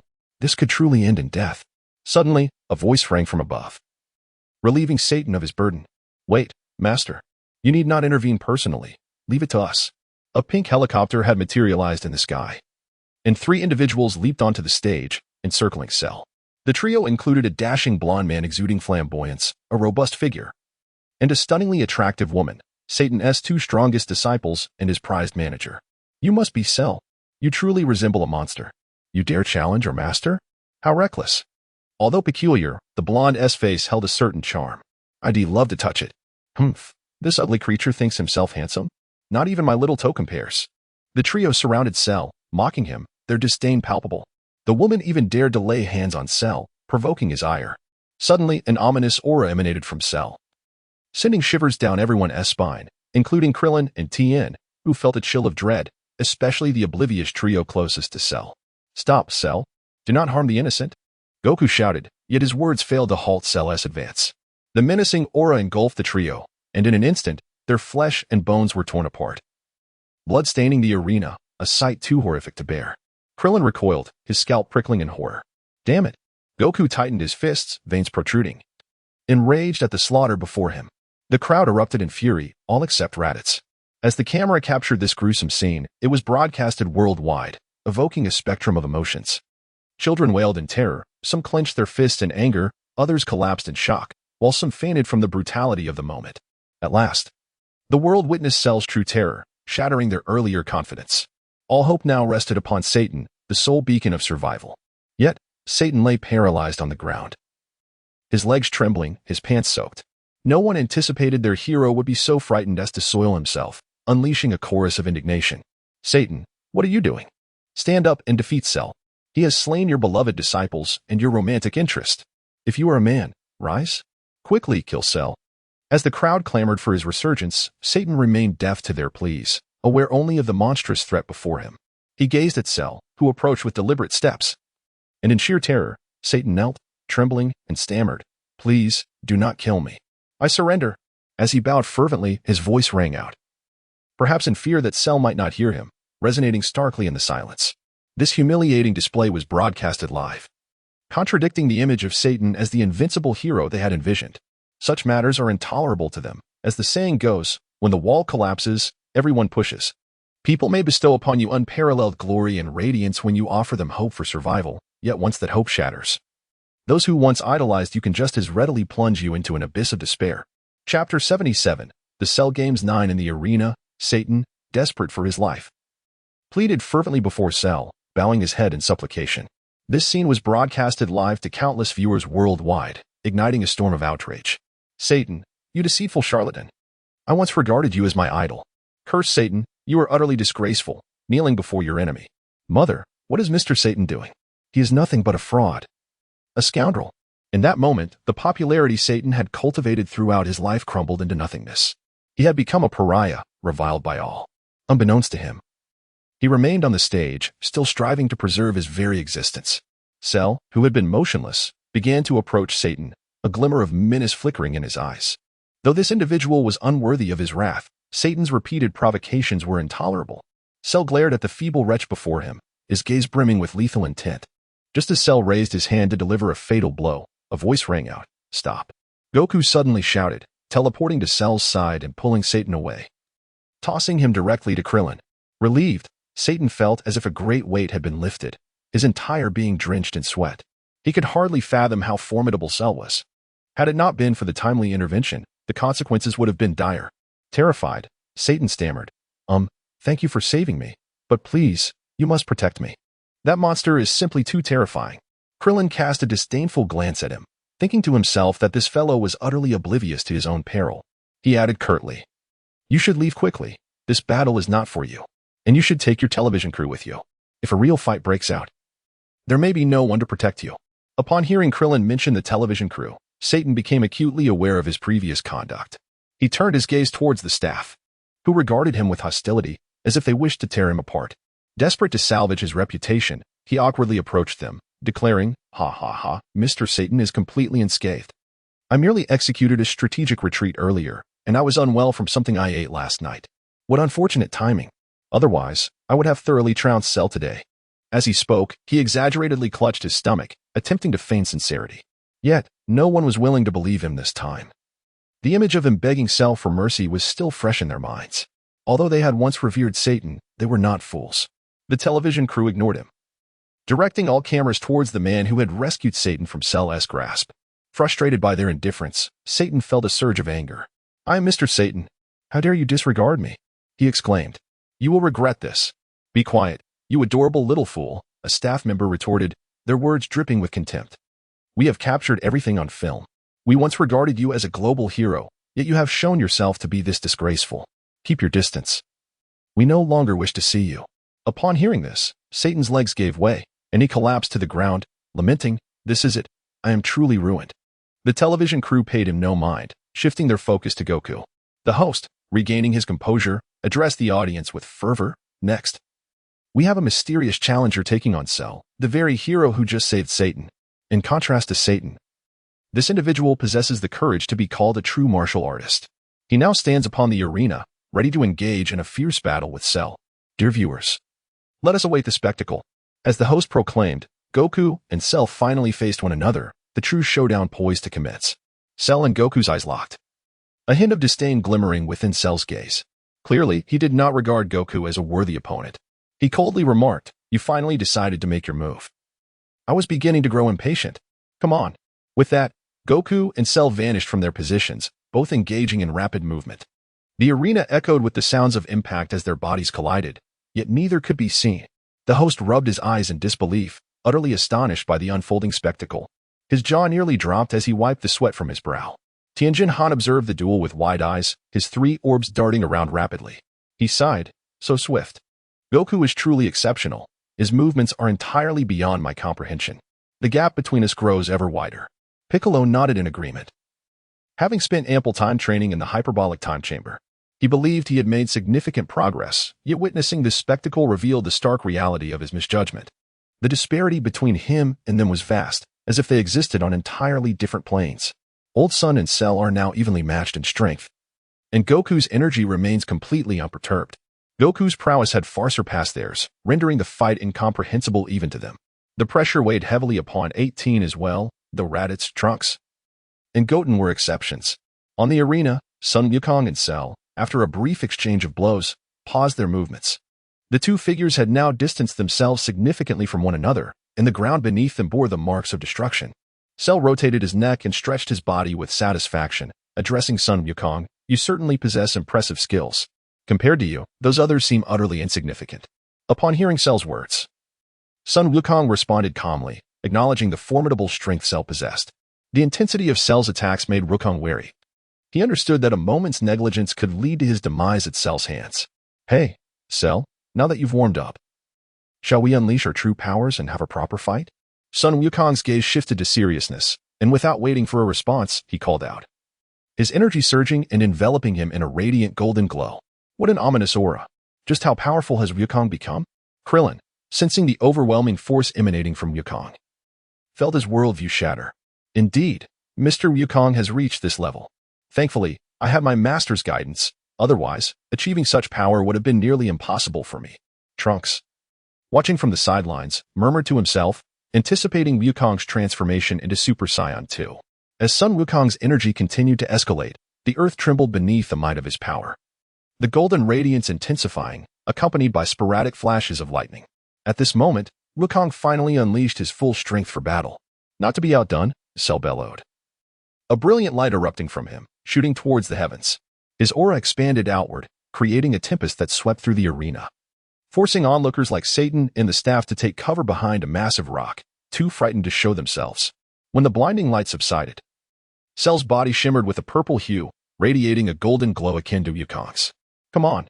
Cell's eyes glimmered with cold determination as he gathered energy in his hands.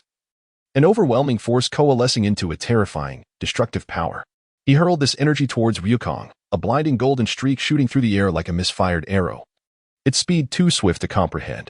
However, Wukong merely flickered, his form seemingly remaining in place as the dreadful energy passed through him, detonating hundreds of meters behind him with a deafening explosion that shook the mountains, leaving the spectators in awe at the devastation wrought upon the distant landscape. If that strike had landed on a person, it would likely have been fatal. Cell's sinister laughter echoed as the disdain in his eyes for Wukong faded, replaced by a glimmer of admiration, though a greater intent to kill lingered. "You managed to evade that, very well, Wukong. I have been searching for an opponent of your caliber. If the battle isn't evenly matched, it becomes utterly meaningless." Wukong took his fighting stance, his eyes resolute and a hint of excitement on his face as he replied, "I feel the same way. Let's engage in a proper battle." Hearing Wukong's response, Cell let out a malicious chuckle, his dark aura erupting violently. The ground whipped up with fierce winds as Cell darted toward Wukong, delivering a powerful punch to his chest with a resounding crack. Seizing the moment, Wukong grasped Cell's wrists and retaliated with a swift punch of his own. Their forms blurred as they swiftly exchanged blows, their energies colliding with tremendous force. In a heartbeat, they vanished from the spectator's view, replaced by the sound of their impacts echoing through the air, marking the onset of an intense confrontation. Their movements were so rapid that even Tien and Piccolo struggled to follow, let alone the ordinary commentators. The camera captured only the empty air, while the commentators could only watch in stunned silence, overwhelmed by the deafening sounds of their clash. Cell leaped, utilizing the explosive energy to charge at Wukong, suddenly raising his right knee to deliver a crushing blow to Wukong's abdomen. The force radiated through Wukong, who cried out in pain, spitting blood as he fell from the sky. The two figures now separated. "Wukong, are you all right?" Krillin, Wukong's close friend, called out in concern upon seeing him injured. In the sky, Cell chuckled coldly, gathering a crimson energy in his hands directed at the arena below. "Fighting you is quite entertaining, but I wish to change the rules. The notion that falling off the stage means defeat is utterly meaningless." Wukong, clutching his abdomen as he stood, shouted, "What are you planning, Cell?" In response, a beam of red light shot down towards the ground. Wukong quickly ascended to evade Cell's attack, the energy crashing into the earth with a thunderous explosion, sending plumes of smoke and dust into the air. As the haze cleared, the arena lay utterly obliterated. Seeing the arena's destruction, Wukong furrowed his brow, relieved that no one was harmed, then turned to Cell, bewildered. "Cell, why did you do that?" Cell's wicked smile revealed his intentions. "Now the entire earth becomes our battlefield. Only surrender or death can determine the victor. This is fitting for our battle. Let us fully utilize this vast space." Understanding Cell's intent, Wukong nodded in agreement. "All right. As you wish." Without waiting for Wukong's reaction, Cell launched his assault, his aura condensing into a golden glow as a torrent of energy attacks rained down upon Wukong, surpassing even the ferocity of Vegeta's techniques, akin to an upgraded version of the prince's fighting style. Yet Wukong was not slow to respond, swiftly evading Cell's onslaught. Suddenly, he appeared beside Cell. As Cell's relentless barrage of attacks fell like rain upon Wukong, he moved with incredible speed, placing a finger on his forehead and, in the blink of an eye, arrived next to Cell. In that instant, both combatants launched their strikes simultaneously, unleashing a flurry of fists and feet upon one another. They then entwined their fingers, engaging in a contest of strength, their energies erupting in a brilliant golden light, causing the earth to tremble beneath their feet. Cracks spreading in all directions. As their powers collided with full force, the entire planet quaked. Wukong soared into the sky, leaving the crowd bewildered, uncertain of his intentions. Why is Wukong flying? Could he be preparing to unleash the Kamehameha? Krillin speculated, watching Wukong hover midair. His hands positioned at his waist as his energy coalesced in an instant. Surely not. If he unleashed it from the sky, the earth would be destroyed, Tien pondered. Equally perplexed, only Raditz recognized Wukong's strategy, a smirk forming on his lips. Kakarot actually has some brains in battle. Cell looked up at Wukong in disbelief. How could he possibly destroy the earth? But upon hearing the energy gathering, he muttered, came home just as Wukong uttered the final syllable, he vanished from midair. Reappearing behind Cell. Realizing too late, Cell exclaimed, this is bad. In an instant, Wukong unleashed the full force of his Kamehameha, striking Cell squarely in the back. As the energy beam dissipated, thick smoke billowed, swept away by the wind. Wukong, drenched in sweat and panting heavily, lowered his hands, having exerted all his strength. With no energy left to continue fighting. Yet, he felt a sense of relief as he saw Cell lying motionless on the ground, his body shattered. Wonderful! I did it.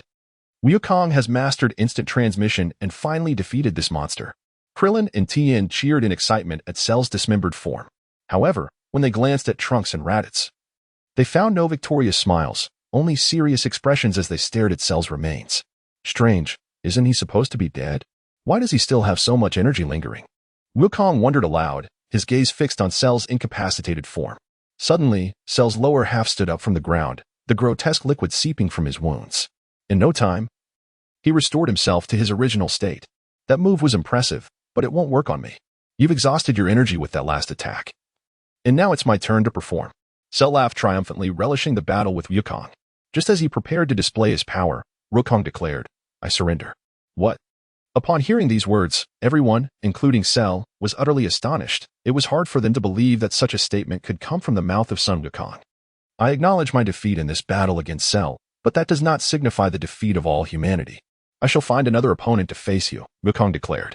Without addressing the bewilderment of the crowd, he approached Gohan, speaking gently, Gohan, were you able to comprehend the battle between your father and Cell? Seeing Gohan nod, Wukong affectionately ruffled his son's hair and continued, now, it is your turn to confront Cell. But, father, I am not his equal, Gohan replied, lowering his head. Hesitant to step forward. Wukong understood Gohan's capabilities. They were nearly on par, both having attained the state of Super Saiyan 2. In a full-power confrontation, Gohan would indeed struggle against Cell. However, after the battle with Wukong, Cell had already diminished in stamina and energy. If Gohan were to unleash his full potential, victory was within reach. In truth, since the arrival of Raditz, Wukong had come to realize that the guardianship of Earth was no longer solely his burden. The sense of obligation towards his family gradually began to influence Wukong's thoughts. Raditz, Vegeta, and others were formidable warriors. Yet Gohan possessed an unimaginable potential that remained untapped due to his timid nature. Wukong pondered, should they encounter a powerful adversary in the absence of himself and Raditz? Who would safeguard Earth? Who would protect Chi-Chi? Thus, Wukong resolved to utilize this battle as a means to cultivate Gohan's strength. Go ahead, Gohan. I believe you can defeat him this time. For Earth, for your mother, you can do it. Upon hearing his father's encouragement, Gohan, despite his reluctance to engage in battle, stepped forward to face Cell. The sight of Gohan's arrival left everyone in disbelief. Piccolo, feeling a surge of frustration, directed his ire at Goku, exclaiming, do you even realize what you're doing? Gohan is still a child. If you can't defeat him, how could Gohan possibly do so? Your actions could cost him his life. Trust me, Piccolo. You must also have faith in Gohan. He possesses the ability, Goku replied earnestly. Faced with Goku's serious demeanor, Piccolo found himself at a loss for words. Although he longed to strike Goku down, he understood the gravity of the situation and focused intently on the battle. He vowed to intervene at the slightest hint of danger to Gohan. Gohan removed Piccolo's cloak and approached Cell. As the golden-haired youth stepped forward to challenge the monstrous foe. Even the media personnel were taken aback. What is happening? How can a child be permitted to confront such a terrifying creature? Are there no other warriors on Earth? In that moment, viewers around the globe witnessed Gohan's bravery, and many felt a deep sense of shame, lowering their heads in contemplation. At home, Chi-Chi, watching the broadcast from the comfort of her living room, gasped as she saw Gohan's entrance, rushing to embrace the television. Had it not been for the Ox King's presence, she might have attempted to leap into the screen. Goku, what are you doing? How could you let Gohan face this dreadful monster? If anything happens to him, how will I live with myself? Tears of desperation welled in Chi-Chi's eyes. Since marrying Goku, he had devoted himself to training, neglecting his family. And Gohan had become her sole hope. The Ox King, witnessing Chi-Chi's distress, rushed to comfort her, harboring his own resentment towards Goku. How could you allow young Gohan to confront such a fearsome adversary alone? What if something goes wrong? After all, Gohan is just a child. On the battlefield. Cell regarded Gohan with disdain, a flicker of annoyance crossing his face. So, you are Goku's son, Gohan. You should leave. I have no interest in slaying a child. Bring Raditz instead. Gohan, recalling the countless innocent lives Cell had extinguished, glared at the green monster with a cold, determined expression. My father told me to defeat you. So prepare to meet your end, Cell. With that declaration, Gohan radiated a golden light, surrounded by crackling electricity, transforming before the astonished eyes of the crowd. Mirroring his father's appearance. Piccolo, astonished, gasped, "Is this really Gohan? I had no idea he had become this powerful." Indeed, his energy is on par with Goku's. He might truly be able to defeat Cell, Krillin added, a smile breaking across his face as he ran a hand over his bald head, excitement gleaming in his eyes. I can't believe Gohan has reached Super Saiyan 2. That's incredible. Cell, taken aback by Gohan's newfound strength, initially displayed shock but quickly regained his composure. Your power is commendable, Gohan, but do you really believe that will be enough to defeat me? Even your father was no match for me. For a moment, Gohan hesitated at Cell's taunts, yet the sound of Goku's voice urging him on rekindled his resolve. Oh, you want to play? Then I will not hold back. With that, Cell lunged at Gohan, delivering a swift series of punches aimed at his vitals. To Cell's surprise, Gohan deftly evaded each strike, prompting Cell to think. What a nimble little brat. As Cell escalated his offensive, Gohan, constrained to a defensive posture, began to struggle against the relentless onslaught. Cell, noticing Gohan's hesitation to counterattack, smirked wickedly and intensified his assault. The mounting pressure began to sap Gohan's determination, and in his subconscious, he hoped for his father's timely intervention. Suddenly, Gohan's careless movements allowed Cell to seize an opportunity, grasping him by the throat. Seizing the moment, Cell unleashed a series of brutal punches aimed directly at Gohan's core. Lifting Gohan effortlessly, Cell concentrated a golden energy blast in his right hand, his malevolent laughter echoing ominously. Gohan, it's time for you to die. But don't blame me. Blame your foolish father. The energy blast struck Gohan, sending him flying several meters, his body battered and bruised as he collapsed to the ground. Gohan, Piccolo shouted in alarm, instinctively reaching out to intervene, only to be restrained by Goku. Piccolo, you must trust Gohan. He possesses the strength to defeat Cell. Cell surveyed the scene, puzzled by the apparent inaction of Gohan's allies. He glanced down at the forsaken child, feeling an unexpected flicker of pity. Cell approached Gohan, seizing his hair and slamming his face into the ground with a cruel laugh. Look at you, pathetic, on the brink of death. And not a single ally comes to your aid. To them, you are merely a disposable pawn. Tears of innocence streamed down Gohan's face as he pressed it against the ground, weakly calling out, Daddy, Daddy. Witnessing this heartbreaking scene, even the television crew and Mr. Satan could no longer bear to watch. Mr. Satan trembled as he shouted towards Goku, Hey, isn't that your son? Can't you see he is about to be killed? Hurry and save him. Yet, Goku remained unmoved, prompting Mr. Satan to angrily declare, How despicable. Though you saved my life, I can't stand by and watch you abandon your own child. I, Mr. Satan, will save this boy even at the cost of my own life. With that, Mr. Satan bravely approached Cell, his legs trembling, but his resolve firm. Cell, release that child. If you dare harm him, I, Mr. Satan, will not forgive you. He quickly hid behind a large rock, covering his head with his hands while shouting, I mean it. I want to let you off the hook. However, Cell paid no heed to Mr. Satan's bravado, continuing to torment Gohan underfoot, occasionally casting taunting glances at Goku. Witnessing Gohan's suffering, Piccolo clenched his fists, his face turning a shade of green with rage as he yelled at Goku, "This is your fault. I warned you not to let Gohan enter the fray. Look at what he has become. Hurry and save him." Seeing Goku's continued indifference ignited Piccolo's fury. "If anything happens to Gohan, I will hold you responsible. You claim to protect Earth, but I will wipe out every human to avenge him." Goku, witnessing his son's anguish, felt as though 1,000 daggers were piercing his heart. The agony was unbearable, yet he gritted his teeth, shaking his head. "I believe in him. Piccolo, please trust Gohan. He can do this. He will defeat Cell."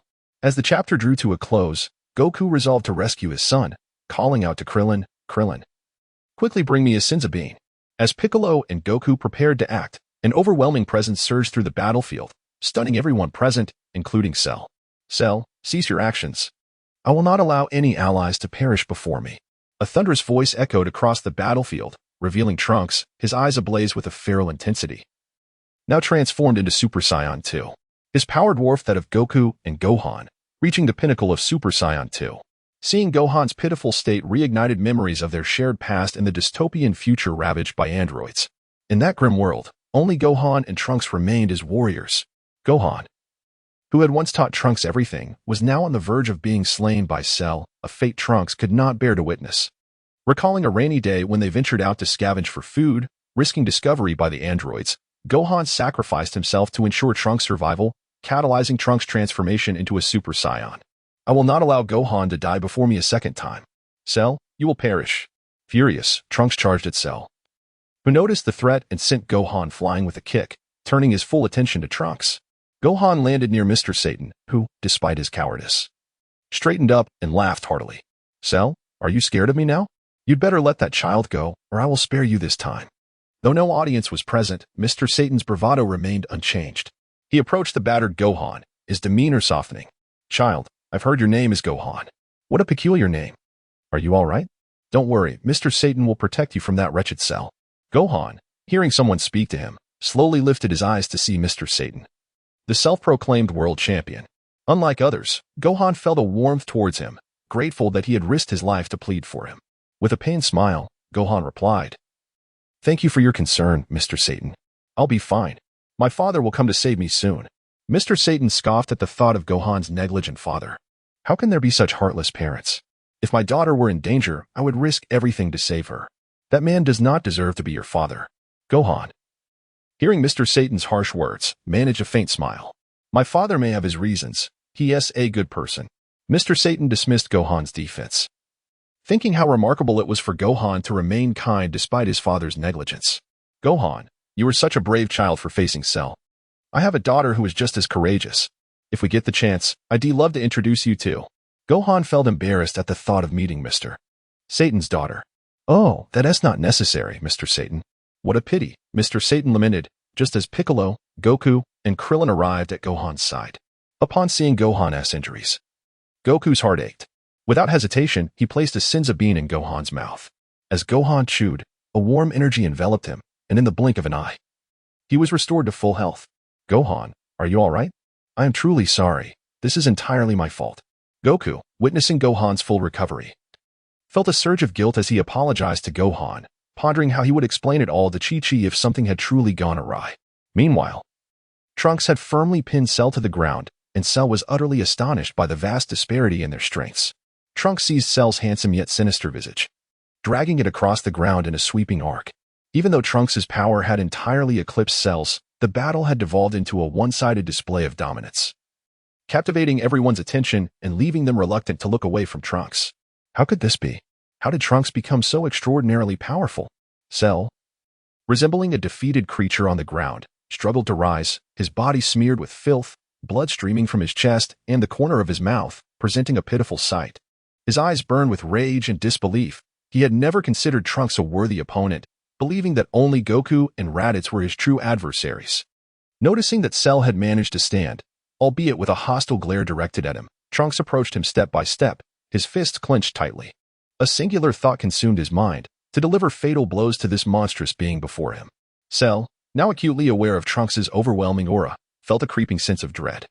He could not suppress the urge to retreat, yet he saw Trunks' figure vanish from his sight. This is bad, Cell thought, as a chill coursed through his entire being. Trunks' prowess far surpasses his own. His speed is beyond anything he can hope to capture. In a state of panic, Cell glanced around, bracing himself defensively to withstand Trunks' onslaught. Suddenly, a voice echoed in Cell's ear, and before he could contemplate its source, he instinctively looked up. Just as the voice had foretold, Trunks appeared like a specter. Having seemingly materialized in the air, radiating a golden glow that exuded a terrifying power enveloping the earth. In the sky, Trunks resembled a solitary war god. With a thunderous roar, he descended, crackling with electricity, piercing through the layers of air with a devastating force that emitted a series of agonizing shrieks. As Trunks plummeted, the deep-seated fear within Cell became manifest. He no longer dared to resist and fled in terror. Trunks' anguished roar resonated across the heavens, and all eyes were fixated upon his might. The sheer magnitude of Trunks' gathered power threatened to rend the very sky asunder, and his speed was such that Cell stood no chance of escape. At the moment this force made contact with Cell, he let out a painful wail. As if he were being dragged into the depths of hell itself, the cruel scene forever etched in the minds of the onlookers. Trunks extended his right hand, seizing Cell's battered and scarred form. Cell cried out in agony, his eyes nearly bulging from their sockets, filled with a grotesque green ichor. His mouth gaped wide, and a torrent of repugnant green liquid erupted from his throat. The once handsome visage had twisted into a grotesque mask, his features contorted beyond recognition. With a resounding pop, Cell's head exploded like a ripe watermelon, brains and blood splattering in all directions. Trunks, consumed by fury, tore Cell's body into shreds, a foul stench permeating the air, sending shivers down the spines of all witnesses. In that moment of rage, Trunks found a strange calmness, closing his eyes in silence as an indescribable sensation stirred within him. The blood on his hands had yet to dry, and suddenly, he opened his arms wide, tilting his head slightly upward, as if entering a transcendent state. The air was thick with the acrid scent of blood, gradually dissipating with the gentle breeze, while rays of sunlight broke through, reviving the darkness that had enveloped the battlefield. The man who had vanquished Cell remained silent, eyes closed, his radiant figure striking against the backdrop, his golden hair marking him as a beacon of glory. "Hey, Trunks. Cell is dead. What are you still doing there?" "We should head home," Krillin exclaimed, puzzled by Trunks' immobility. "It is not over yet. Do not disturb him." "The true spectacle is only just beginning," Raditz interjected, uttering words that left everyone bewildered. The crowd turned their questioning gazes towards him. Yet Raditz remained fixated on the chip buried within Cell's remains, prompting the others to follow his gaze. Suddenly, an evil and familiar aura surged forth, and in an instant, realization dawned upon everyone. What is happening? Cell is not dead yet, and his power has intensified beyond what it was before. Goku's eyes were glued to Cell's corpse, and he cast a puzzled glance at Raditz, asking, "Where?" Piccolo pointed at the black chip beneath the remnants of Cell, observing as it emitted green slime that writhed and coalesced into flesh. Piccolo understood this scene all too well. How is this possible? How can this creature still be alive after all that? Android 18 furrowed her brow, having witnessed Cell's terror firsthand, utterly shocked by the turn of events. Just as fear gripped her, a pair of gentle hands clasped her own, offering an inexplicable sense of safety. She glanced at the man beside her, his warm smile illuminating her heart, as if his presence alone could guide her from darkness into light. At that moment, Piccolo shouted, "Everyone, we must attack him together. We cannot allow him to revive." The chapter concludes. Chapter 83, The Super Saiyan Transformation. As Piccolo observed Cell's mangled remains rapidly regenerating, his expression shifted to one of horror, his complexion turning increasingly pale. Internally, he lamented, "We must not allow Cell to resurrect. Otherwise, we cannot fathom the monstrosity he may become." "Masenko," he declared, unleashing his signature technique, a brilliant golden energy converging toward the regenerating Cell. The others followed suit, channeling their collective strength, an array of vibrant lights converging upon Cell's location. However, to their astonishment, their attacks were thwarted by a yellow barrier upon contact, regardless of the energy they exerted. Damn it. Cell has become this powerful even before fully regenerating. We are utterly helpless. Piccolo clenched his fists in frustration, noticing Raditz and Android 18 remaining passive, showing no intent to engage. "Raditz, what are you waiting for? If Cell revives, we are all doomed. Can't you sense the intensity of his rising power?" Upon hearing Piccolo's urgent plea, everyone anticipated Raditz would spring into action. Instead, he nonchalantly replied, "Are you instructing me on what to do?" In an instant, the crowd fell silent, unsure of what to say. Observing the palpable fear etched on their faces, Raditz intended to offer them a reassurance. "Do not worry. There is nothing you need to do. The timing of Cell's resurrection is fortuitous. It serves as a sharpening stone for Trunks to reach his ultimate state. The others were left bewildered by Raditz's words, resigned to sigh, for it seemed that the only ones capable of defeating Cell were he and Trunks. Cell's released aura had already surpassed that of Goku and Gohan. Let us hope your words ring true. As time ticked away, Cell's form gradually regained its original appearance. His sinister, piercing laughter echoed through the heavens, and with his revival, Earth seemed once more shrouded in darkness. He radiated a blinding golden light, surrounded by swirling lightning. Stretching his neck and limbs, he proclaimed, "Did you not realize? You cannot kill me. This time, I have returned with power rivaling that of Trunks." Such is the advantage granted by Scion cells. Cell surveyed the terror in the eyes of those before him, a satisfied grin spreading across his face. His gaze fell upon Trunks, who stood with eyes closed, seemingly oblivious to Cell's presence. "Hey, Trunks, what are you doing? Have you been rendered speechless by my current power?" "Aha."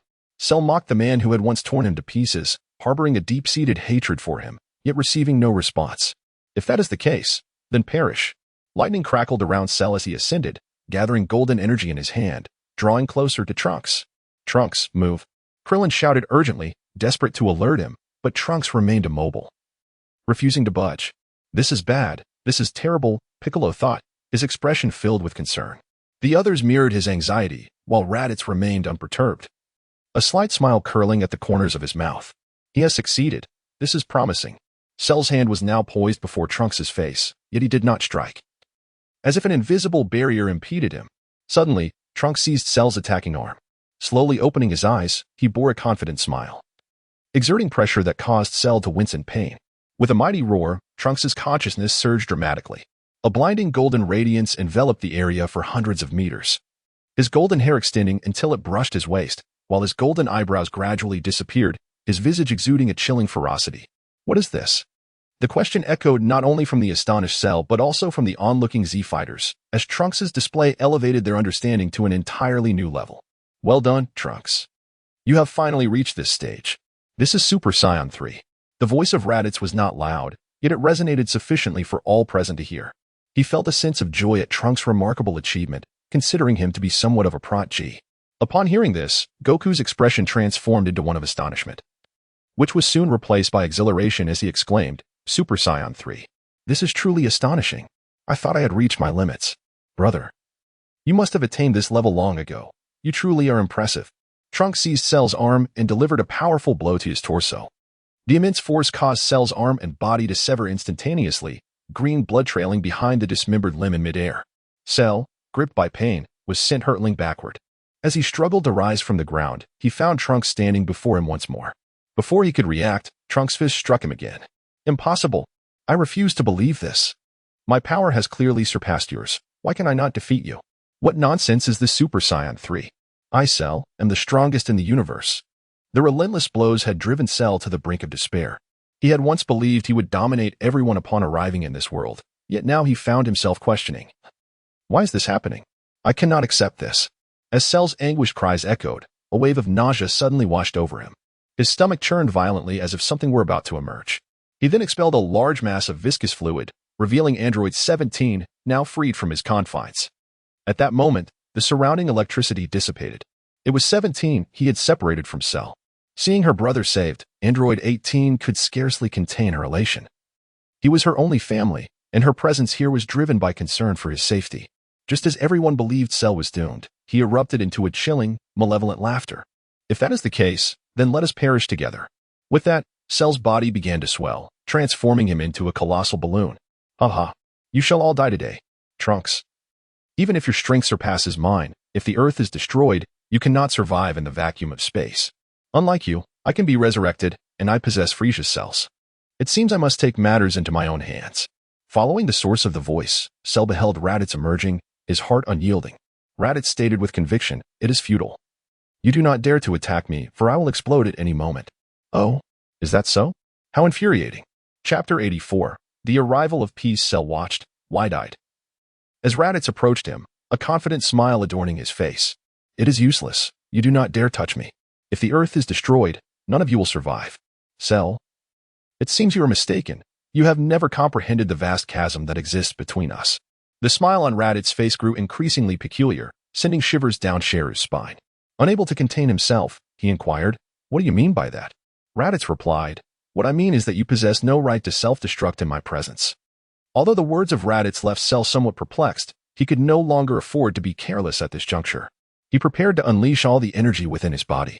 However, he faintly perceived Raditz mentioning something about a pause in time. Despite Raditz having only mastered a mere 0.2 seconds of temporal manipulation, it was sufficient to confront Cell. As the tome of time was invoked, silence enveloped the realm, not a single sound echoed, and the entire world descended into an eerie stillness. Raditz did not hesitate. During the brief pause in time, Cell's self-destruction was rendered futile. A radiant beam of golden light sliced through the air, severing Cell's head from his body.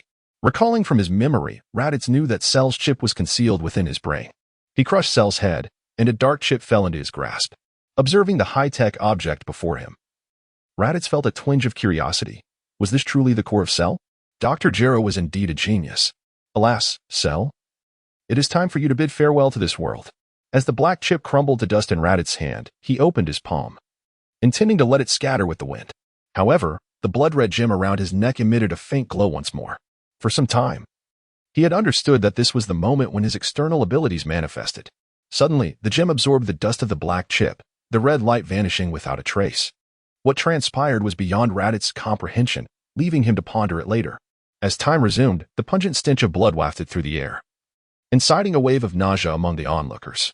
Yet, upon seeing Cell's lifeless form sprawled on the ground, a surge of exhilaration swept through the crowd. They had won. How wonderful! Cell was finally defeated.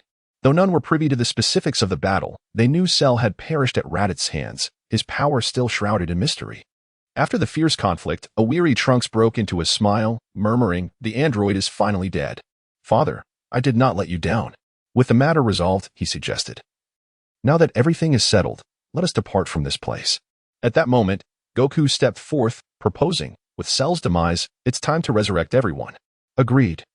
The group responded in unison as they prepared to leave. Amidst the ruins, the host and Satan, who had been caught in the chaos, emerged, gazing curiously at the desolate scene. Upon spotting Cell's corpse, excitement ignited within them. Brushing off the dust from his attire, the host seized the microphone and declared into the camera, "Victory. Cell has been defeated by an unknown golden-haired girl, and Earth is saved." The host, brimming with enthusiasm, struggled to contain his emotions, his voice trembling as he spoke, even causing the microphone to quiver. Yet, for countless individuals yearning for peace, the fervor in his tone resonated deeply. As his exuberant voice echoed through televisions worldwide, laughter and cheers erupted from every corner of the earth. Although they remained unaware of the identity of their savior, the image of the golden-haired warrior lingered in their hearts, never to fade. The name Golden Warrior quickly spread through the streets, akin to the resounding clap of thunder, erecting a monument of celebration across the globe.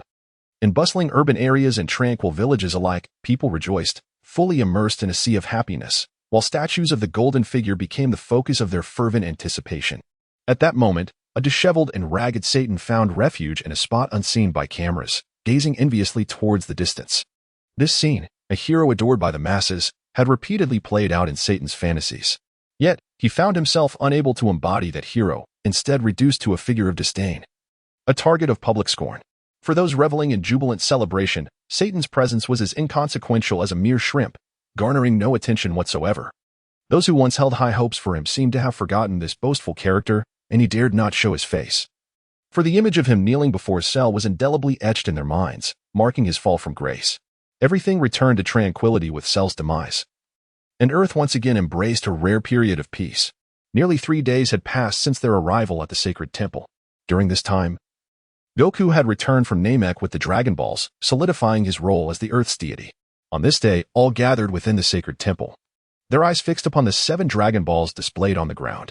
The familiar sight unfolded before them once more, and aside from Trunks, Android 17, and Android 18, everyone else was intimately familiar with this scene. As the sky darkened, a golden flash accompanied by thunder heralded the arrival of the green Eastern Dragon. In awe, Androids 17 and 18 watched as the dragon slowly spoke. "Now, state your wishes. I can fulfill any desire." "Hey, dragon, please resurrect all those slain by Cell," Goku shouted with fervor. "Simple enough," the dragon replied. "Absolutely no problem." With those words, a crimson light emanated from the dragon's eyes, and all those who had fallen victim to Cell's wrath were revived. Witnessing this miraculous event, The crowd attributed all the credit to the Golden Warriors who had vanquished Cell. The image of these heroes rising in their hearts as if they were divine beings. Is that truly all? The audience listened to Piccolo's words with confusion, only to hear him slowly explain, I thought the newly crafted Dragon Balls and Dragon would yield unexpected results, but I still cannot sense Vegeta's or Yamcha's presence. They could not be revived. Is that so? Tianjin unlowered his head in disappointment.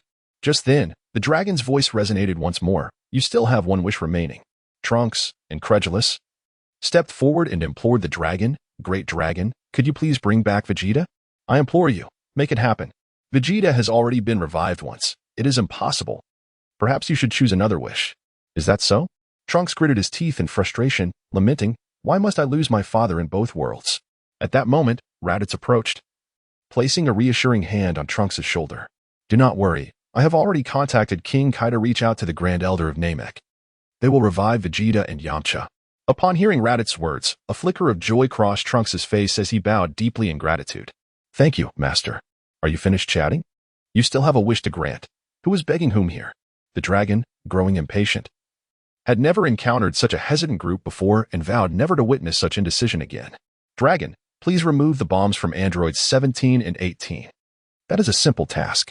Your wish has been granted. Farewell. As the dragon vanished, android 18 approached Raditz, her curiosity piqued.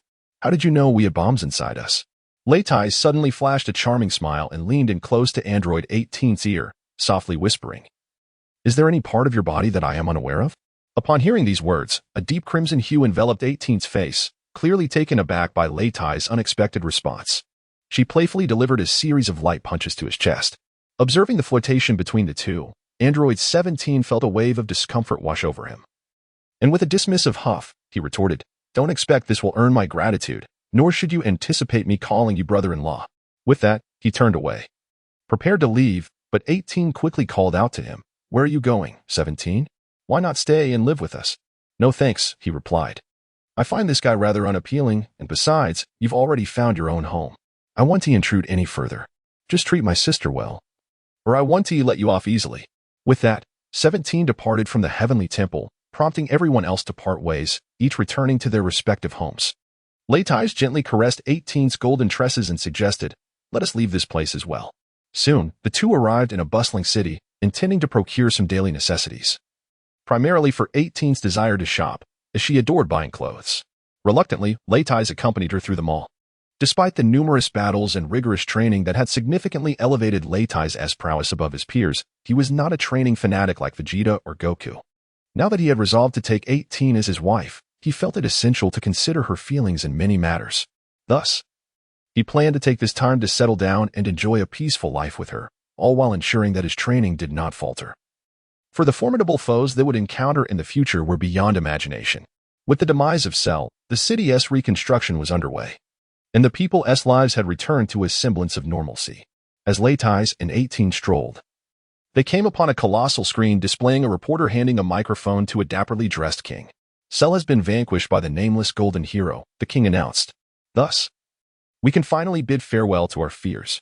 I plan to sculpt the likenesses of these golden warriors in the heart of the nation, as we are fortunate to possess remnants of their battle footage. We are grateful for the peace they have bestowed upon us. Leitai glanced at the adoring 18 beside him, shaking his head in resignation as he said, let us depart. Very well, my great hero. Just as the two were joyfully preparing to leave, a disheveled figure, obscuring his face with his hands, suddenly obstructed their path.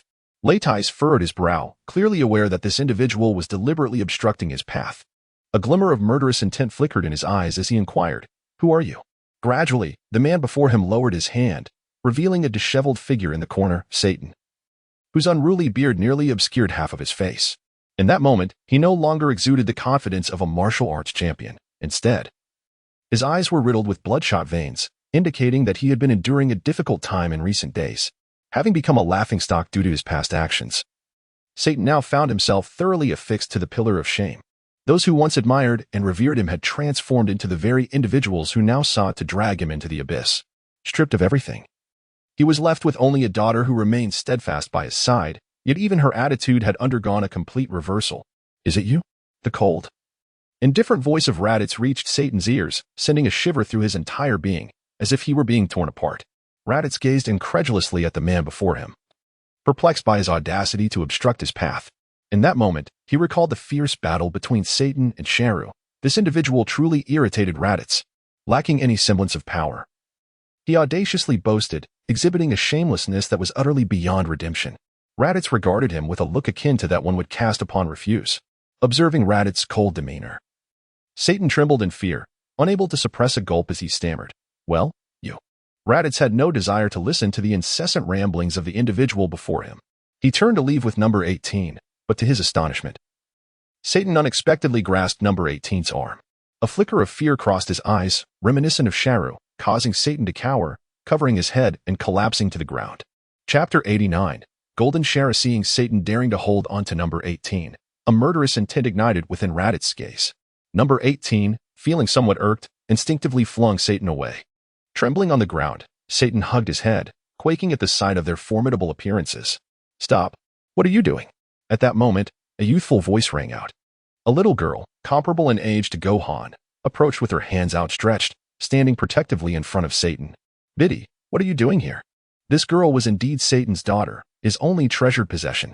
Biddy did not respond to her father's inquiry, but instead addressed Raditz and number 18. "What do you intend to do?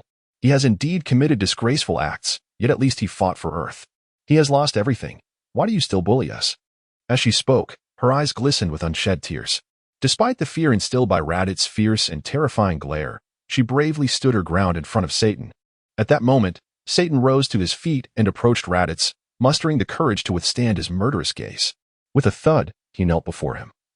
Unsure from where he drew such bravery, and tremulously uttered, "I beg you, take me as your disciple. I wish to learn your aerial techniques and explosive maneuvers." At this moment, Raditz merely replied with a nonchalant, "I shall not take you as my disciple. Today, I shall spare your life. You may leave." In Raditz's eyes, Satan was nothing more than a mere piece of refuse, so insignificant that to kill him would be to tarnish his own hands. Without further acknowledgement of Satan, Raditz grasped 18's hand and vanished from their sight. Watching Raditz's retreating figure, Satan felt a pang of regret in his heart. As peace settled over the world, the Z warriors began to pursue their own lives. Witnessing Trunks and Raditz decisively defeat Cell only fueled Goku's desire to grow stronger. The vast disparity in strength between himself and Raditz had long weighed heavily on him. After spending some time with Chi-Chi and Gohan, he journeyed to King Kai's planet to continue his training. Despite Chi-Chi's fervent objections, the inherent passion of a Saiyan instilled in him a clear objective. As for Trunks, after summoning the dragon from Namek to resurrect Vegeta, he bid farewell to everyone and returned to his future. With his current powers, he was more than capable of resolving any crises in his own timeline. Meanwhile, Krillin and Yamcha, having attained peace, grew increasingly lax in their training, indulging in a life filled with frivolities. In contrast, Tien continued to harbor aspirations of becoming a formidable martial artist, dedicating his time to training with Kaiatsu. Aside from moments spent with Launch and their child, Piccolo, as usual, donned his distinctive training attire, often found practicing alone in the depths of forests and deserts. Upon learning of the other's strengths, Vegeta confined himself to an intense gravity training chamber, diligently honing his skills. Both he and Raditz remained undeterred in their pursuit of training and combat. The most unfortunate was Gohan, for with the advent of peace, Chi-Chi explicitly forbade him from training, urging him to strive towards becoming a great scholar instead. With the crisis of the androids quelled, everyone returned to a tranquil and beautiful existence. However, in the perilous world of Dragon Ball, enduring peace was an elusive dream. On a secluded island, basking in the sunlight, Raditz suddenly felt a peculiar stirring in the bloodstone around his neck. Curiously, he removed it and scrutinized it closely. As the glaring sunlight illuminated the bloodstone, faint golden threads began to emerge from its surface, swiftly converging towards the center, eventually coalescing into a droplet of golden liquid. Upon this golden droplet falling to the ground, it rapidly expanded until it matched the size of Raditz's form. Instinctively, Raditz reached out to touch it, finding its texture reminiscent of smooth jelly. The golden liquid began to writhe, astonishingly morphing into the shape of a person. As it fully transformed into a human form, Raditz's tension escalated, and he prepared himself for battle, for this entity bore an uncanny resemblance to Cell, albeit entirely enveloped in gold, devoid of any other color. Alarmingly, Raditz found himself unable to sense its energy. Attracted by the commotion, 18 entered the courtyard, witnessing Raditz facing off against a golden version of Cell. Instinctively, 18 unleashed her full power, directing an attack toward the golden cell. However, to her astonishment, he sustained no damage whatsoever. Observing this, Raditz furrowed his brow, ready to intervene. When the golden cell suddenly spoke, "Greetings, Master. I am your most loyal blood servant." With a hand placed over his heart, he bowed deeply to Raditz, greeting him with utmost courtesy. "What did you say?" Raditz was somewhat bewildered by the current situation. Suddenly, a figure resembling Cell emerged, proclaiming himself as his master. Anyone would be taken aback by such an unexpected revelation. As Raditz pondered this perplexing turn of events, a thought struck him. Could it be that his bloodstone had absorbed the essence of Cell's chip? "Greetings, my master. I am your most devoted servant." Raditz curiously observed the shimmering, golden figure of Sharu, who stood there in a state of bewilderment. With a hint of intrigue, he inquired, "You claim that I am your master. Does that mean you are obliged to comply with my every command?" "Indeed, my very existence is dedicated to serving my master. I shall obey without hesitation, even unto death," Sharu replied. "And what of your strength?" Raditz asked. "Based on the fragmented memories inherent to this body, my power approximates that of Trunks in his Super Saiyan 3 form. However, I possess the capacity to further enhance my abilities through combat," Sharu responded. Astonished to discover that this pendant bore such significance, Raditz nodded, remarking that this was indeed an unexpected delight. Henceforth, with such an excellent enforcer at his disposal, he would no longer need to worry. End of chapter. Chapter 87. The Origin of Little Gold. Raditz scrutinized the golden figure of Cell before him, curiously prodding his chest with a finger. "Is this made of gold? Do you possess the ability to regenerate like Cell? If so, have we struck it rich?" Upon hearing this, the golden Cell displayed no change in expression, calmly elucidating, "Master, my form is not crafted from gold, nor is it composed of flesh and blood. You may regard me as a tangible embodiment of formidable energy, endowed with vitality." As Raditz listened to the golden Cell's articulate explanation, he was left utterly bewildered. However, he could surmise that his own bloodstone had absorbed Cell's core, thus creating an entirely new life form as a medium. The specifics could be unraveled in due course. For now, he found himself at a loss for clarity. "By the way, do you have a name, or shall we continue to refer to you as Cell? Please bestow a name upon me. You bear a striking resemblance to Cell, yet you are far more obedient. How about calling you Little Cell? What do you think?" Raditz wore a mischievous grin, yet noticed that his companion remained utterly indifferent, causing him to find this cruel amusement rather tedious. "Very well, from this day forth, you shall be known as Little Jean." Little Jean nodded in agreement. As the 18th approached, Raditz gestured, "Little Jean, why don't you go over there and play in the mud for a while? I shall find you shortly." Little Jean paused, momentarily perplexed by his master's command. But understanding that orders must be obeyed, he indeed squatted down to engage in the muddy play. What was he doing? The 18th, observing Little Jin's tall figure crouching on the ground, occasionally molding mud into the shape of a diminutive cell, could not help but inquire curiously. Witnessing this scene, Raditz sighed in resignation, covering his head. "Why is this child so earnest? Let him play a bit longer. Perhaps he enjoys the games of children. Meanwhile, let us partake in more adult amusements." With that, Raditz pressed his lips against the 18th's crimson ones, entirely disregarding the presence of Little Jean, and lifted the 18th into his arms, striding through the door to engage in activities that are best left unspoken. 7 years later, outside the time chamber of the divine realm, the deity and Bobo appeared to be awaiting something, their gazes fixed vacantly upon the entrance of the chamber. Suddenly, the deity spoke. "Bobo, why haven't they emerged yet? They have been inside for over 3 days. What shall we do?" Bobo, with a vacant expression, politely replied, "The entrance to the time chamber has vanished. They may never return." Inside the time chamber, an intense battle unfolded between two figures. One, tall and shimmering with golden radiance, was being dominated by a man with raven hair and brown fur. These two were none other than Little Jean and Raditz, who had entered the chamber 3 years prior. Since Little Jean's arrival, Raditz had frequently sparred with him. Initially, Little Jean was no match for Raditz, but as their battles progressed, Raditz discovered that Little Jean could consistently elevate his combat prowess during their encounters. Within a mere 3 months, he had achieved parity with Raditz. As time flowed, their relentless duels allowed Raditz's strength to escalate significantly. Now, his combat capability was beyond conventional measurement. 3 days prior, Raditz had brought Little Jean to the Divine Realm's time chamber, intending to accomplish his 4th breakthrough, transcending to Super Saiyan 4. After 3 years of relentless effort, he had fully mastered this power, while Little Jean had become entirely outmatched. As their sparring concluded, Raditz spoke slowly. "Little Jean, I believe it is time for us to depart. Please channel some of your energy to create an exit from this space. Be cautious, your current strength is formidable. We must not inadvertently obliterate the outside world. Understood, Master. Upon hearing Raditz's command, little Jean hesitated no longer, releasing tendrils of golden energy. Suddenly, a small opening, the size of a bowl, materialized in the previously sealed time chamber.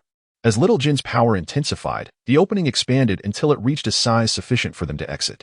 Outside, Dan, who had been anxiously awaiting their return, sighed in relief as the two emerged. He approached them briskly. Mr. Raditz, you have finally returned. I was beginning to fear you would never emerge. I was about to consult with Mr. Bobo about utilizing the Dragon Balls. Fear not, Dan. Did I not inform you upon entering that this time chamber could not contain me? Perhaps due to 3 years of isolation, Raditz found himself engaging in conversation with Dan. As he spoke incessantly, a stark contrast to little Jin's taciturn nature. As they conversed, Raditz suddenly sensed something amiss, despite having exited the time chamber for a considerable time. Bobo's gaze had remained fixated on little Jin. Reflecting on it now, he recalled that Bobo had behaved similarly upon their arrival, though he had paid little mind to it at the time. Mr. Bobo, Mr. Bobo. Leitais called out twice before interrupting the gaze that Bobo had fixed upon Xiao Jin, who had remained silently trailing behind Leitais. Mr. Leitais. May I inquire what matter you have concerning Bobo? Does Mr. Bobo find something peculiar about Xiao Jin? Why does your gaze upon Xiao Jin seem so unusual? The more Raditz pondered, the stranger he felt. Could it be that Bobo had developed a fondness for the little golden creature? After all, the original narrative did not depict Bobo as having any romantic inclinations. Could it be that he had a penchant for such things? Bobo, observing Raditz's peculiar expression, sensed an unease despite not comprehending the other's thoughts. He quickly clarified, stating that he merely found a certain uniqueness in the aura of the little golden creature, one that evoked a familiar sensation within him. So that's how it is, Bobo. It seems I have misjudged the situation. Leitais chuckled before falling into deep contemplation. Suddenly, Dandy interjected, Mr. Bobo, I too seem to sense something, albeit faintly. Dandy's remark only deepened Leitais' bewilderment. He had never been able to perceive any aura emanating from the small golden figure, yet others could.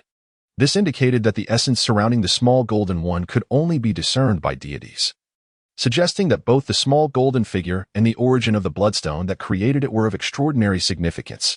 Chapter 88. Life is but a first encounter. 7 years had elapsed since the demise of Cell. In that time, Earth flourished, and after experiencing the peril of annihilation, humanity cherished the hard-won peace even more. 7 years is a considerable span, one that had nearly dulled the collective memory of fear associated with Cell. Yet it had not erased the remembrance of the heroes who had once saved them. The Earth, 7 days hence, was suffused with an atmosphere of tranquility. However, prolonged periods of such peace often incited the reckless to stir. Golden Light City, a name that arose not from its original designation but from the valorous golden warriors who vanquished Cell and saved the planet, became a place of tribute to their heroic deeds. The bustling streets were choked with vehicles, and the faces of pedestrians were adorned with radiant smiles. A glance around revealed that many individuals sported golden hair. Suddenly, a cacophony of gunfire shattered the city's tranquility.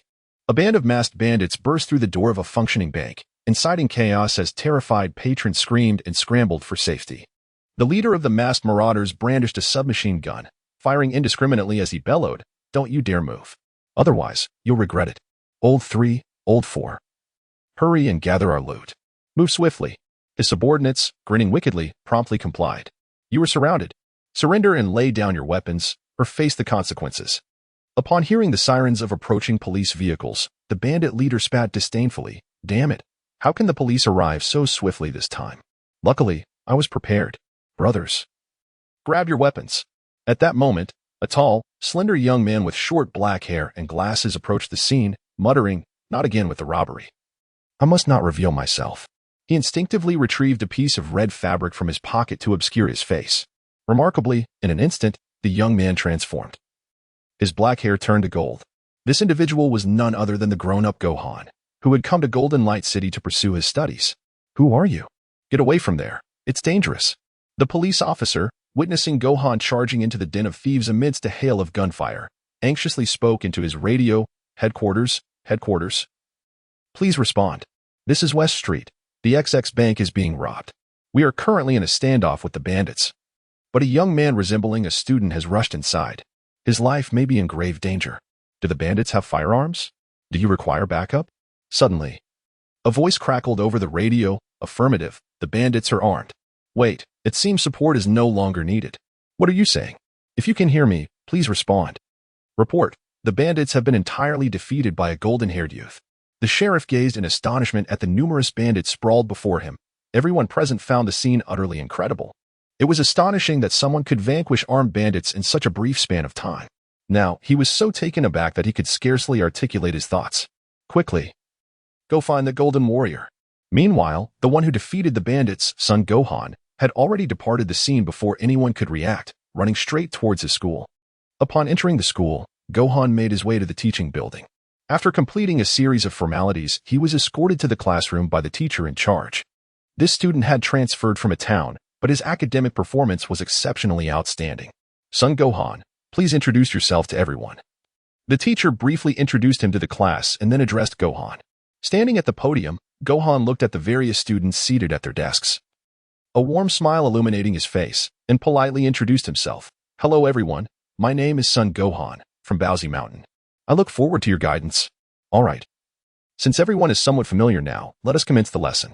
Gohan, please find a seat, said the teacher. Gohan scanned the room and noticed a girl dressed in white with two pigtails, resting her head on the desk. She appeared somewhat peculiar. As everyone else had turned their attention to the podium when the teacher entered, leaving her alone. Driven by curiosity, Gohan approached her and asked, Hello, may I sit here? The girl did not respond, remaining motionless with her head down. Upon closer inspection, Gohan noticed that she was clutching her stomach, seemingly unwell. Just then, a voice emerged from behind him. Gohan turned to see a brash young man with tousled golden hair, hands on his hips, exuding an air of arrogance. He declared imperiously, Newcomer, I advise you not to sit there. Otherwise, do not blame me for being rude. Puzzled, Gohan inquired, Why can't I sit here? Without waiting for a reply, he disregarded the boy and sat down beside the girl. The boy gritted his teeth, muttering, How infuriating. A newcomer daring to defy my orders is truly reckless. That's right. Deaf guy. You must teach him a lesson so he knows your might. Some boys and girls around him chimed in flatteringly. However, Gohan paid little attention to their whispers. To him, they were merely the squabbles of children. After years of schooling, he had long grown accustomed to the realities of schoolyard bullying. For Gohan, his boundless tolerance for such violence stemmed from having witnessed far more terrifying things. Thus, he simply turned a deaf ear to their antics. Once seated, Gohan cheerfully greeted the girl beside him, saying, Hello, my name is Son Gohan. I look forward to your guidance. Yet, the girl did not respond. Noticing her continued discomfort, Gohan reached into his pocket and pulled out an oddly wrapped item resembling candy, offering it to her gently. You seem to have a stomachache. Here, eat this. Thank you. But I don't eat candy, the girl finally spoke. Hearing her reply, Gohan continued, This isn't candy, it's something my uncle gave me. He mentioned that it might be useful during puberty, although I'm not entirely sure what he meant. However, I heard it was invented by Aunt Bulma and is supposed to help girls with stomach discomfort.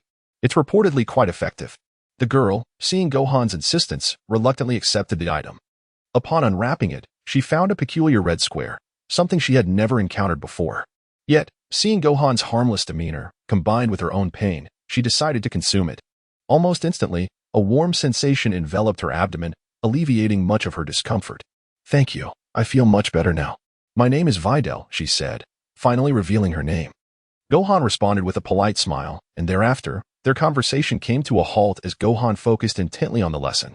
The class was a physics lecture, and Gohan listened with great enthusiasm, diligently taking notes. The atmosphere in the classroom became notably quiet, with only the teacher's voice and the soft scratching of pens on paper punctuating the silence. At last, after 3 arduous classes, the final physical education session commenced. Sun Wukong, fresh from the restroom, prepared to make his way to the sports field when an unusual sound suddenly caught his attention. Stealing a glance, he beheld a group of robust young men and audacious young women encircling Bidalai. Ah, isn't that the daughter of our great hero, Satan? Why don't you greet us before leaving? Such rudeness. One sneered. What great hero? I've heard he's merely a coward who kneels and begs when faced with an enemy. Another mocked. Surely, the daughter of a coward must be a coward too, they taunted in a chorus, indicating this was not their first encounter. Bidalai clenched her fists, her teeth gritting as she confronted them. What do you want? I haven't provoked you. At that moment, a girl with golden hair and revealing attire spoke up. We simply wish to see how Satan kneels. Surely, you can fulfill such a simple request, can't you? Fury ignited within Bidilai as she could no longer contain her rage. With a swift motion, she struck the girl across the face, leaving a vivid imprint of her palm. The girl, taken aback by Bidilai's audacity amidst their numbers, seethed with anger, and soon a brawl ensued. Though Bidilai had trained in martial arts from a young age, the sheer number of assailants overwhelmed her. Coupled with her unwell state that day, she soon found herself at a disadvantage. The students, oblivious to the severity of their actions, mercilessly targeted her vital points with fists and kicks. "Stop. You'll seriously hurt her." Sun Wukong, unable to watch any longer, intervened. "I thought I recognized you. You're that new kid, Sun Wukong, right? Are you trying to meddle?" The ringleader, known as Deaf Brother among their class, immediately recognized him. "You lot are being excessively cruel. How can you treat a girl this way?" Sun Wukong demanded vehemently. "Excessive? Not at all. Oh, you might not know, but this Bidilai is Satan's daughter. Do you still want to save her? And what of it? All I know is that you shouldn't treat her like this. I will not allow it." Sun Wukong declared resolutely. "Is that so?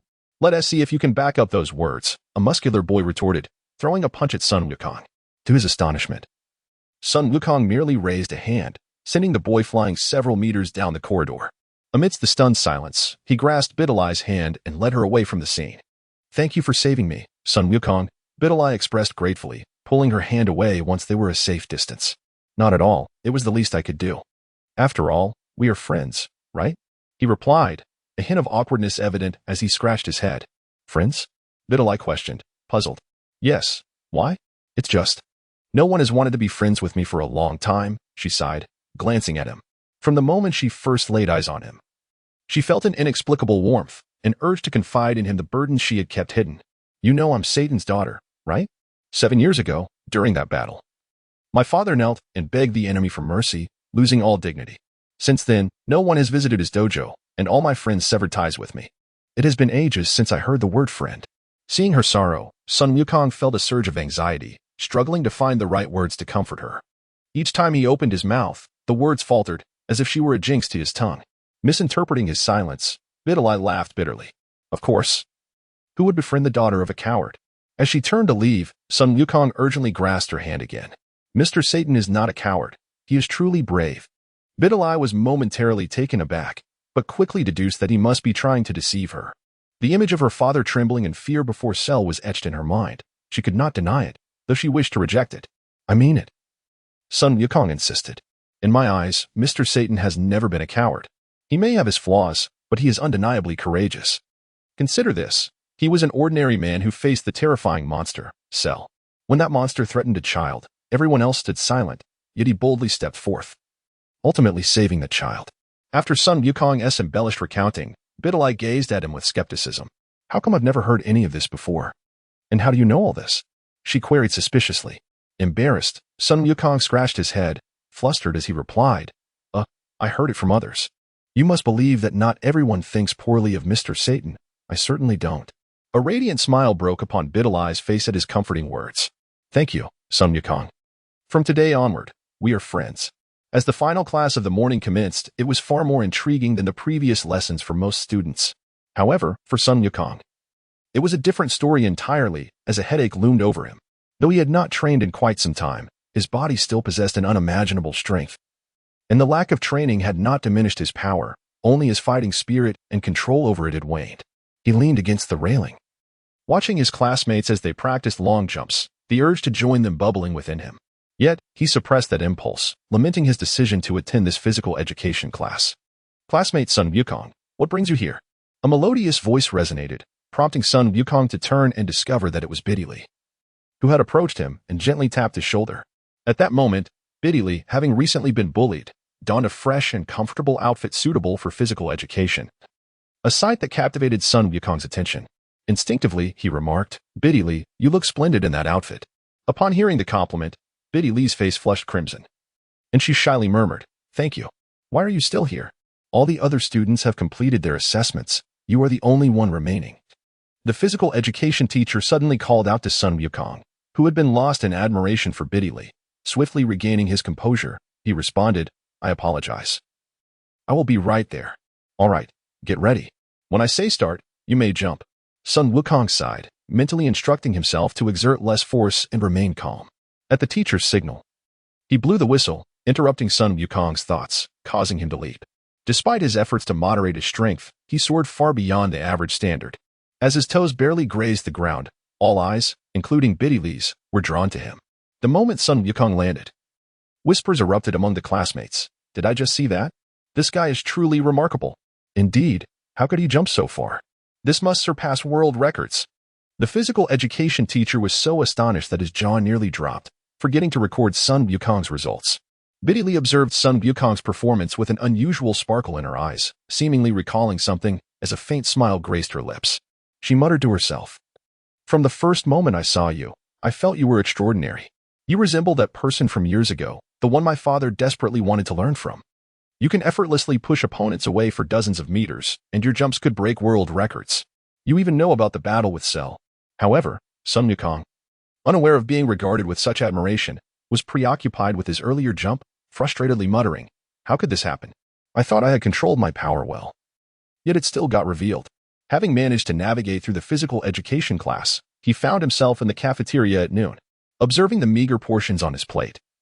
He shook his head in dismay, complaining, "Why can't the lunch lady keep her spoon steady? Her hand is always trembling." "Sun Wukong, would you mind if I join you for lunch?" A bright voice chimed in, and Sun Wukong looked up to see Biddy smiling at him. "Of course, please sit." Biddy took a seat beside him without hesitation and tentatively asked, "Sun Wukong, your performance in PE was impressive. Have you studied martial arts?" "Not at all. I live in the mountains and work often, so perhaps I just have a bit more strength." Sun Wukong awkwardly scratched his head, stumbling through his explanation. "You're lying." Biddy huffed. Noticing Sun Wukong's reluctance to divulge more, she pressed on, "Do you know about the World Martial Arts Tournament?" "The World Martial Arts Tournament?" Sun Wukong inquired. Puzzled. "You don't know about it? It's a place where all martial artists aspire to compete. After many years, it's being held again. My father was the champion of the last tournament. The champion before him was someone named Sun Wukong, a rather mysterious figure. I thought you two might know each other." Biddy elaborated on the tournament's rules and some amusing anecdotes. "Then, are you participating in this tournament, Biddy?" Sun Wukong asked, suddenly curious. "Of course. My father is banned from competing, so I must take his place. I am determined to win the championship." As she spoke, Biddy suddenly grasped Sun Wukong's hands, saying, "With your skills, would you like to join me?" Gazing into her earnest eyes, Sun Wukong found it difficult to decline and stammered, I need to discuss it with my family." As the sun set, the day's classes concluded. Sun Wukong packed his bag and ventured to a secluded spot, calling out Kintown. A golden cloud swiftly descended from the sky, settling at his feet. He tossed his bag atop it and reclined, saying, "Kintown, let us return home." With a whoosh, the cloud whisked Sun Wukong toward Baobao Mountain, leaving a beautiful arc in the sky. As he lay on the cloud, Sun Wukong closed his eyes, his thoughts repeatedly drifting back to Biddy. He murmured, "She truly is an intriguing girl. Life feels as if it is but a fleeting encounter, yet it lingers on eternally." Chapter 91. The World Martial Arts Tournament. As night fell, a brightly lit house stood amidst the Baobao Mountain forest, its structure uniquely resembling a massive, hollowed stone. Inside, 3 individuals gathered around a dinner table. "Wukong, you must have had a tiring day at school. Eat more to replenish your strength. You are destined to become a great scholar," said a modestly dressed woman with a conservative demeanor, serving a large piece of meat of indeterminate origin to Wukong. Despite her weary appearance, her features were exquisitely delicate, revealing her as a once beautiful woman now worn by the burdens of household duties. Wukong's mother, Chi-Chi. Beside Sun Wukong sat a child who appeared to be around 7 years old, resembling him closely with an adorably naive expression. The child chimed in with a sweet voice. "Brother, what mother says is true. You work so hard at school and still have to prepare food for the family. By the way, mother, has father not returned home for quite some time?" Wu Tian inquired. "I have already told you not to mention Wukong again. That rascal has come home for a month, and we are nearly out of food." Upon hearing Wu Tian suddenly bring up Wukong, Chi-Chi felt an inexplicable irritation stir within her, followed by a sigh as she murmured, "It has indeed been a long time since Wukong last came home. I wonder if he is managing to eat well while training out there. Given his personality, he should have returned by now. I wonder if I've aged during this month. Would Wukong find me less appealing?" "Mother, there is something I wish to discuss with you." Gohan interrupted Chi-Chi's reverie about Wukong. He continued, "There will soon be a martial arts tournament, where the winner is said to receive a prize of 10 million. Even the second place will earn 5 million. May I participate? What? 10 million? Chi-Chi exclaimed, astonished and momentarily speechless. In their household, she was solely responsible for feeding 3 extraordinarily hungry beings. While Wukong was preoccupied with training, Gohan was busy with school, and Wu Tian was still quite young. As a strong-willed woman, she was reluctant to accept charity, and now their home was on the brink of scarcity. We must participate. Wu Tian, you must join as well. Let us win that 15 million. And I too shall participate. A voice resounded in the room, and all 3 turned to see a sight that brightened their faces. Father! They exclaimed in unison. Wukong, you scoundrel, you finally decided to come home. Do you have any idea how long it has been since you last visited? Wu Tian is still so young, and you have deprived him of his father's presence. Seeing Chi-Chi on the verge of tears, Sun Wukong felt a twinge of guilt. He scratched his head and said, I'm sorry, Chi-Chi. I may have overdone it with my training this time. King Kai said he couldn't afford to support me any longer, so he sent me back. I'm quite hungry now. Chi-Chi wiped her tears and responded, At least you're not foolish. You know to come home when you're hungry. Quickly wash your hands while I prepare something for you. Thank you, Chi-Chi. By the way, Gohan, did you mention the martial arts tournament? Wukong smiled foolishly at Chi-Chi before turning to Gohan with a serious expression. Yes, father. It's approximately a month from now, Gohan replied, chewing on remnants of his meal. Upon hearing Gohan mention the martial arts tournament, Sun Wukong's thoughts drifted back to his childhood, and a nostalgic smile graced his face. Suddenly, an idea struck him. That sounds splendid. It brings back fond memories. I recall the first time I participated in a tournament. It was with old Master Rashi and Krillin. Why not invite everyone to join this time? That sounds great. I have no objections. Then I can compete alongside Trunks.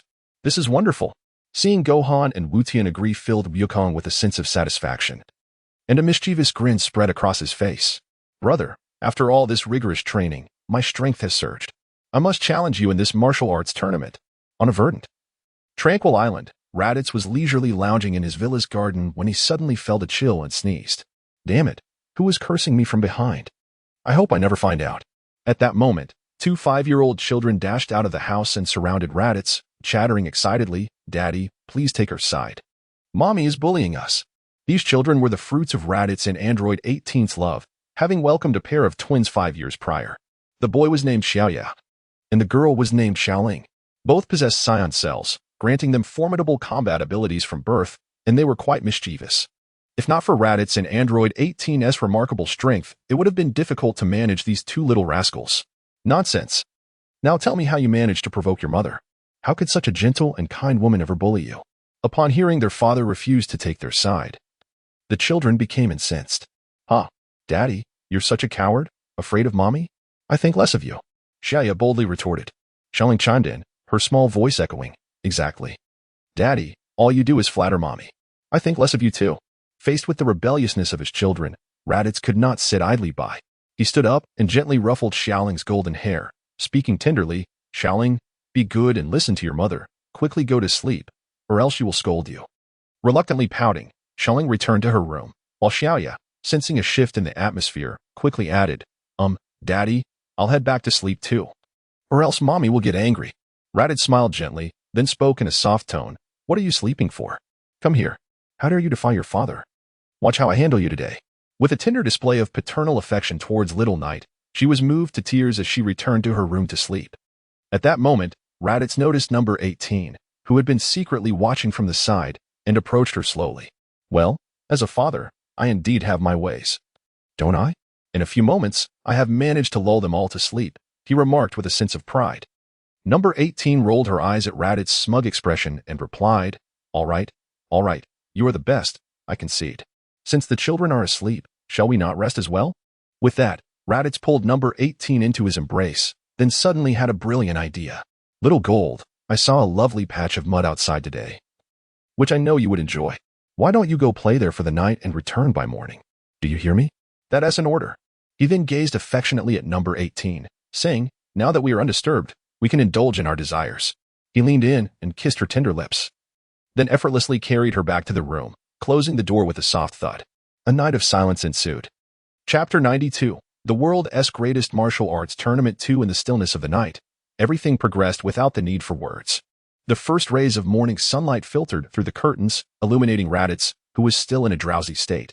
Gradually, He opened his eyes and lowered his hand from number 18's pristine form. Raditz approached the window, gently drawing back the curtains, allowing the brilliant sunlight to flood in, waking the slumbering number 18. Suddenly, number 18 squinted her eyes and sat up abruptly, instinctively wrapping her arms around Raditz from behind, still caught in a haze of sleep. Her words were somewhat slurred, and her hands roamed over Raditz's chest as she murmured, "Darling, can we sleep a little longer?" Raditz, ignited by her alluring presence, truly wished to seize the moment, yet his stomach betrayed him with a growl, a reminder of his hunger after the previous night's exertions. Reluctantly, he pushed aside number 18's enticing form, gently placing her back on the bed, before making his way to the hall alone.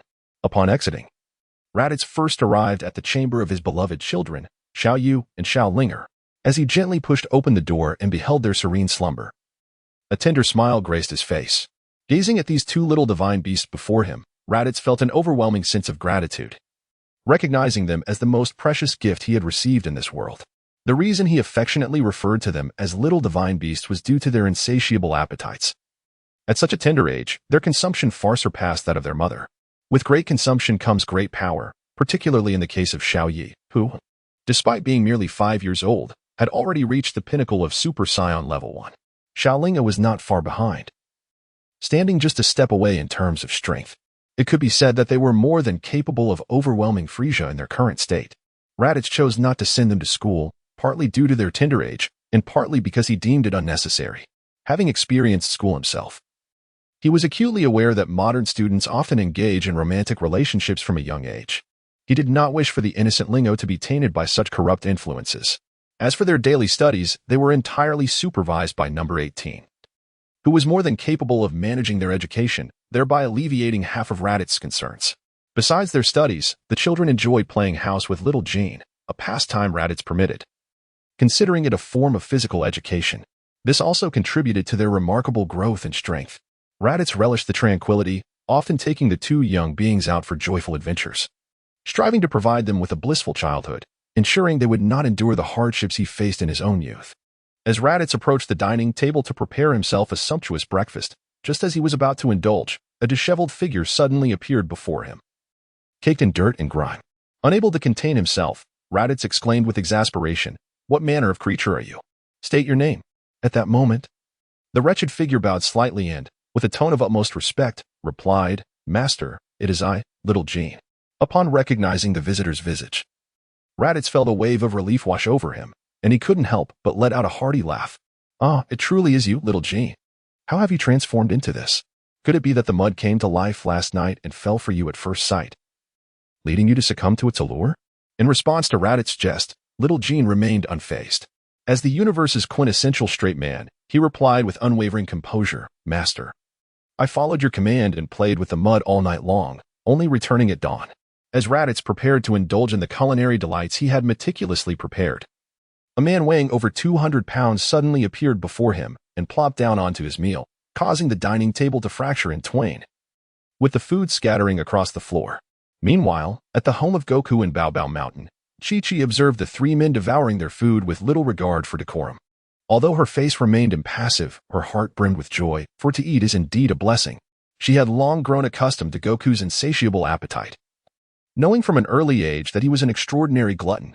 What truly delighted her was the sight of their family gathered together, a rare occurrence, as Goku often vanished for days on end.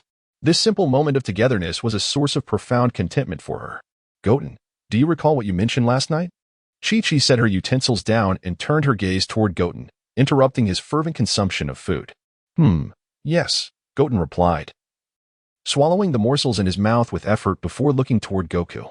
"Dad, didn't you say you would invite everyone to join us? When do you plan to inform them?" Almost forgetting, upon hearing Goten's words, Goku thumped his chest a couple of times, dislodging the food lodged in his throat, and let out a hearty burp. Without bidding farewell to anyone, he hastily activated his instant transmission and departed in a flurry. "Eh? Why did Dad leave without a word?" Goten queried, bewildered. "Indeed, brother. Dad often has significant matters to attend to, even leaving before finishing his meal," Chi-Chi noted, her expression darkening as she recognized Goku's abrupt departure. Yet, there was little she could do. After all, she had chosen such a husband. With a resigned sigh, she accepted her fate. Raditz took a moment to compose himself. silently reflecting on the beauty of the world and his own impatience, realizing it was not a commendable trait.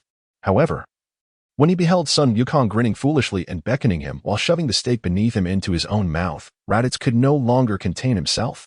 He delivered a swift slap that sent Sun Wukong flying, not too harshly but with enough force to ensure the latter felt the sting for a while. Observing the imprint of a human figure left on the door as Sun Wukong plummeted into the sea a few dozen meters away, Raditz felt considerably better.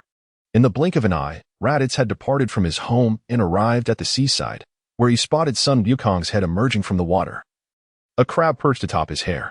He inquired, "Cockroach, what brings you to my abode uninvited, disturbing my enjoyment of fine cuisine, and always seeking a fight?"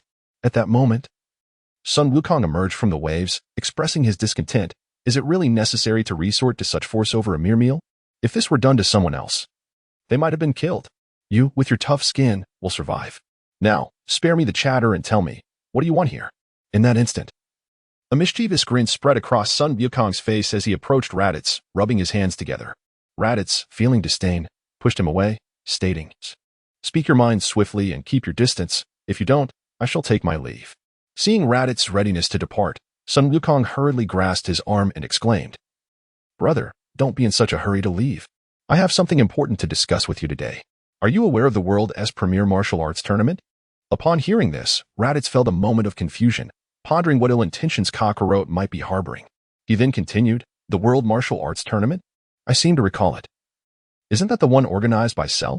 Sun Wukong chuckled lightly and replied, "Certainly not. The World Martial Arts Tournament is a competition designed for martial artists on Earth. Held every 3 years in the past. I, along with Grandpa and Tianjin Han, have all claimed the championship. Gohan mentioned that the tournament will be held again in a month. Hence, Raditz waved his hand to interrupt Sun Wukong's rambling and murmured, "So you wish for me to partake in this competition?" "Indeed, that is precisely my intention. Are you not feeling particularly exhilarated?" Sun Wukong laughed heartily in response. "Not interested. You may enjoy it alone. Why abstain? Do you not find it intriguing to engage with formidable opponents? While it is indeed fascinating to spar with the skilled, do you truly believe there exists a contender worthy of my effort?" Raditz, observing Goku's relentless demeanor, inquired, "What has prompted you to partake in such a mundane competition? Surely, it would be more pleasurable to remain at home, nestled beside your wife." "My intention for participating is, of course, to challenge you," Goku replied, confidence radiating from him. "In these past years, my training under Lord Kai has propelled my strength to unprecedented heights, surpassing even your former prowess." Goku's sudden display of confidence elicited a laugh from Raditz. "Oh, so you believe you have the right to challenge me now? Very well, I shall accept your challenge. Prepare to learn that a brother is forever a brother." Upon hearing Raditz's agreement, Goku exhaled in relief. Although the journey had been somewhat convoluted, the outcome was favorable. And a faint smile graced his lips as he regarded Raditz. "Let us consider it settled then. Remember, the competition is in a month. I shall seek out Vegeta as well.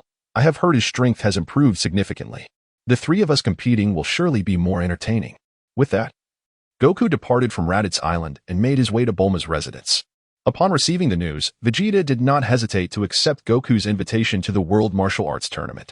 He had his own reasons. It would serve as a means to gauge the fruits of his years of diligent training. And he had long wished to engage in a proper contest with Cockroach and Raditz, a lingering regret from the Cell Games when he had not participated. A month may seem neither long nor short, but it afforded Goku ample time to visit all his acquaintances. He realized it had been quite a while since he last visited the old turtle hermit. Perhaps this was the perfect opportunity to do so. After delivering invitations to his friends, Goku was suddenly reminded of Master Roshi and Krillin, prompting him to use instant transmission to arrive at the Turtle Hermit's abode. The Turtle Hermit's residence was a truly enchanting place, and each visit filled Goku with warmth. Upon reaching the beach, he spotted a millennia-old turtle lazily basking in the sun. Its eyes half closed in blissful relaxation. The gentle sea breeze caressed the shore, while the waves rhythmically lapped against the sand, retreating gracefully after each embrace. Inside the Turtle Hermit's abode, the old master, clad in colorful floral shorts, was glued to the television, mimicking the aerobics of bikini-clad beauties. 12:34, 22:34, 32:34, 42:34. He counted, embodying the phrase "age is only a number." "Ah, Master Roshi, it's been ages," Goku exclaimed, upon hearing a voice. The Turtle Hermit reluctantly tore his gaze from the screen. "Is that you, Goku? What a pleasant surprise. What brings you to my humble abode?" Master, I came to inform you that the World Martial Arts Tournament will soon take place, and I wanted to let you and Krillin know. By the way, where is Krillin? Hearing Goku's words, the turtle hermit was plunged into nostalgia. Ah, how long for those days. I never imagined the tournament would be held once more. I shall certainly cheer for you. Krillin? He should be back shortly. Just as the turtle hermit finished speaking, the doors swung open, revealing Krillin, hand in hand with a lovely girl. Before Goku could greet them, the turtle hermit dashed to the girl, seizing her hand. Krillin, you truly understand your master. Pray, introduce me to this beautiful young lady. Witnessing the turtle hermit's antics, both Krillin and Goku exchanged bemused glances. The girl instinctively withdrew behind Krillin, who, rubbing his shiny bald head, said, Goku, what a surprise. Allow me to introduce you. This is my girlfriend, Marin. We've been together for quite some time. And we plan to marry soon, so she wanted to see where I live. Goku gasped in delight, beaming as he greeted Marin. Congratulations, Krillin. Hello, I am Goku. Hello. She replied politely. The turtle hermit then suggested that Marin stay to dine, but she insisted on cooking for Krillin's teacher and friends. Thus, the turtle hermit resumed his vigil over the television, while Krillin and Goku strolled to the beach. Congratulations, Krillin. I can't believe you're getting married. Goku sincerely wished him well. And while Krillin understood Goku's clumsy manner, he merely chuckled awkwardly. Goku, you rascal. Goten is already so grown. It's about time I settled down too. By the way, what brings you here today? Is something amiss? Indeed, there is something. Goten mentioned that the World Martial Arts Tournament will soon be held again. And I have decided to participate. Would you join me? Haha, if you and Goten are competing, my presence is of little consequence. I doubt I stand a chance. So I may as well sit this one out. Krillin shook his head in resignation, declining Goku's invitation. Chapter 94, The World Martial Arts Tournament 4. Upon hearing Goku's invitation to the World Martial Arts Tournament, Krillin shook his head in resignation. With both Goku and Goten participating, along with Raditz and Vegeta, he felt that attending would only lead to humiliation. As he contemplated this, Krillin's expression turned resolute as he looked at Goku. Goku, do you remember how we met here as children? We came to the Turtle Hermits to learn martial arts, training under Master Roshi together. Those days were the happiest of my life. Goku, upon hearing Krillin's nostalgic words, was enveloped in childhood memories, an involuntary smile gracing his face. Of course, I remember. Those were some of my happiest times as well. Alas, it seems we cannot return to those days. Krillin's eyes glistened with emotion as he sighed. Indeed. We can never go back. Goku, I have decided to withdraw from the martial arts world entirely. I shall no longer pursue martial arts. Krillin's declaration stunned Goku. Though he had sensed Krillin's diminished dedication to training, he had never heard him express such a firm resolve. Why? Goku, you saw my girlfriend Marin. We've been together for nearly a decade, and we love each other dearly. However, her family disapproves of my martial arts pursuits, deeming them frivolous. They insist I abandon my training and find a stable job if I wish to marry her. Goku felt a pang of sorrow at Krillin's predicament. To him, Krillin was an invaluable friend, holding a place in his heart akin to that of Chi-Chi. Understanding his friend's turmoil, Goku sought to offer encouragement. Haha, don't worry, Krillin. I heard from Goten that the tournament is generously sponsored, with the grand prize being a staggering 1 million zeni. Even the second-place winner will receive 500,000. If you were to win, perhaps Marin's family would reconsider and allow you to marry her. Ah, Wukong, thank you. However, I have come to realize that I desire to attain the title of champion only if all of you willingly concede it to me, which is not what I truly wish for. Subsequently, Krillin cast his gaze towards Marin, who was busily preparing a meal in the kitchen, and then glanced back at Wukong. Reluctant to cause Marin any sorrow, he hesitated briefly before speaking. Wukong, after some contemplation, I have decided to participate in this martial arts tournament. We first entered the World Martial Arts Tournament together, and all our diligent training has led us to this point. Therefore, I intend to partake one last time to conclude my martial arts journey. Upon hearing the resolute expression on Krillin's face, Wukong understood his decision and a joyful smile spread across his own as he replied, Very well, it is settled then. After the tournament concludes, we shall celebrate your wedding together. Absolutely, we must enjoy a drink together then. Dear Wukong, what are you discussing? The meal is ready, come and eat. At the sound of Marin's voice, Krillin responded with a gaze filled with affection before he and Wukong stepped into the game house together. As time slipped away unnoticed, the long-anticipated gathering for the World Martial Arts Tournament brought together many familiar faces. Raditz and Android 18 held the hands of Little Ye and Little Linger, while little Jean trailed closely behind Raditz. The family donned identical outfits, resembling tourists rather than participants in a competition. "Brother, you have arrived. I can hardly wait to spar with you." Upon seeing Raditz, Son Goku eagerly approached, speaking without restraint. Son Gohan and Son Goten followed suit. And upon noticing the children beside Raditz and Android 18, Gohan greeted them inquiringly. "Uncle, it has been a while. Are these two your children?" Raditz cast a glance at Sun Wukong and addressed Son Gohan, saying, "Indeed, Gohan, it has been a long time. They are my children with Android 18. The boy is named Xiaoya, and the girl is named Xiaoling." He then glanced at the adorable little boy beside Gohan, who bore a striking resemblance to Wukong, and warmly greeted him. "You must be Goten. This should be our first meeting." Son Goten nodded, having long known of his formidable uncle but never having met him before. He politely greeted, "Hello, uncle." At that moment, Wukong also noticed Xiaoya and Xiaoling. Xiaoya resembled Raditz, while Xiaoling bore a closer likeness to Android 18. Her cherubic face captivating at the tender age of 5. "Oh, brother, I never expected you to have children. I didn't see you last time I visited. Greetings. I'm Sun Wukong, your uncle." Xiaoya and Xiaoling exchanged glances with Raditz and Android 18, nodded in understanding, and politely greeted everyone. "Hello, Uncle Wukong. Hello, Brother Gohan. Hello, Brother Goten."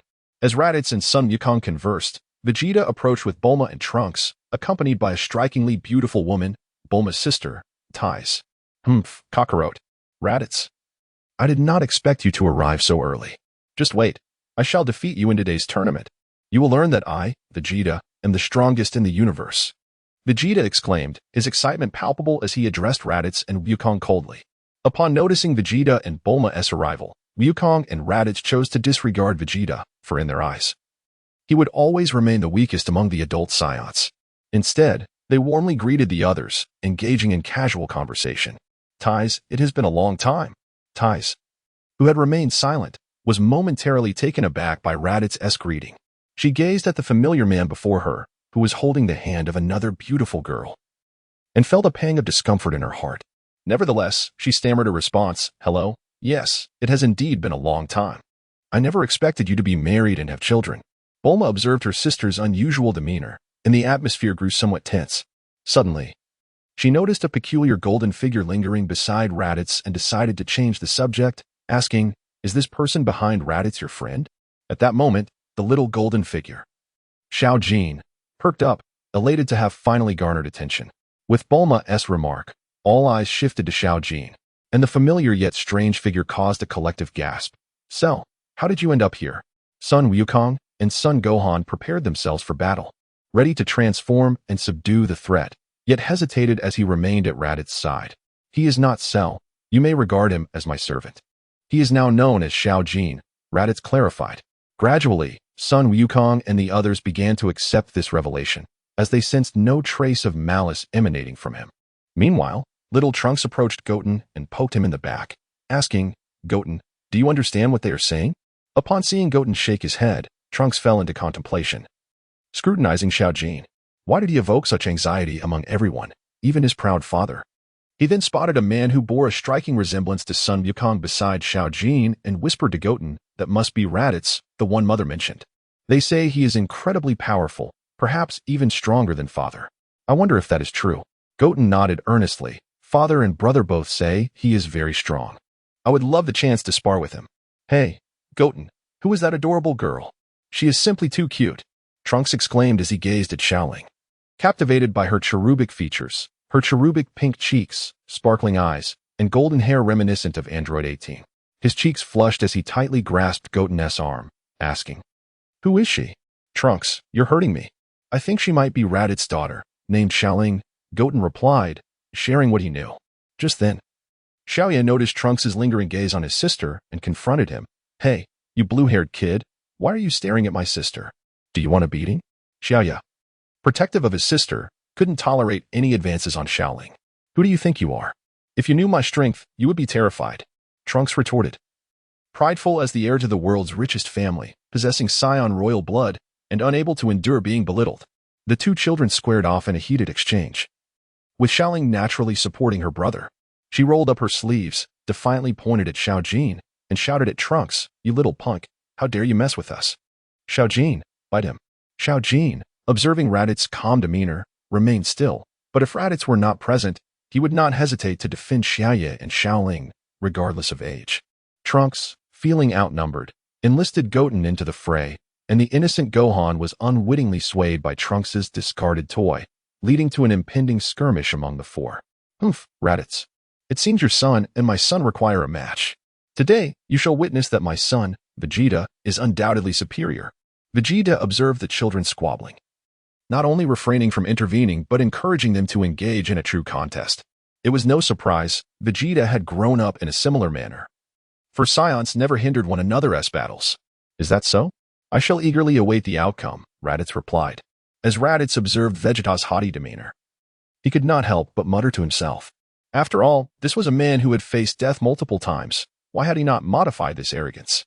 In Raditz's recollection, Trunks seemed to have reached a state of Super Saiyan 1, yet even so, he could hardly contend with the little one. The child's innate talent was such that it evoked a sense of trepidation even in Raditz himself, merely by playing with the loyal companion, Little Gold. He had already attained full power at Super Saiyan 1. If he were to engage in serious training, Raditz could scarcely fathom the heights of strength he might achieve. Nevertheless, Raditz refrained from pressuring the child to train. On one hand, he believed Trunks was still too young, at a critical stage of growth where excessive training could impair his development.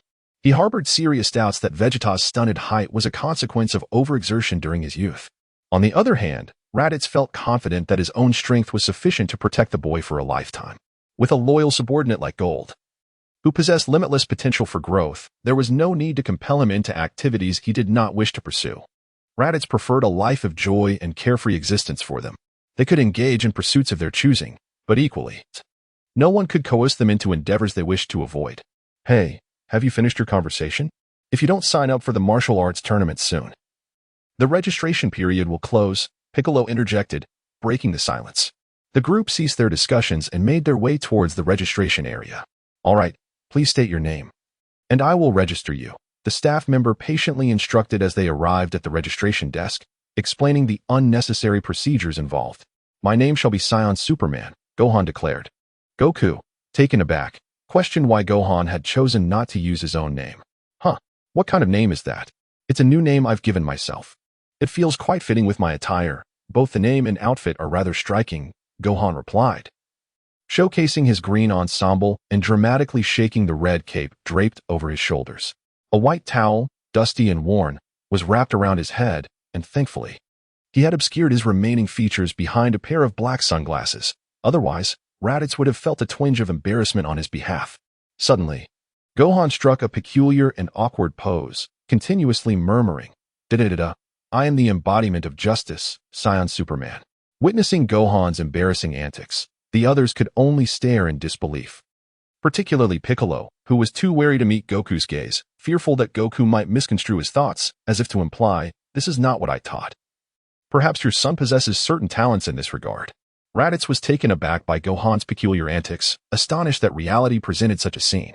He suddenly found himself admiring Frieza's temperament, realizing how remarkable it was that he could endure the Ginyu Force for so long. What a splendid little lizard he was. With a resigned sigh, he patted Goku's shoulder, and from the resolute gleam in Goku's eyes, it seemed as though he understood the unspoken words.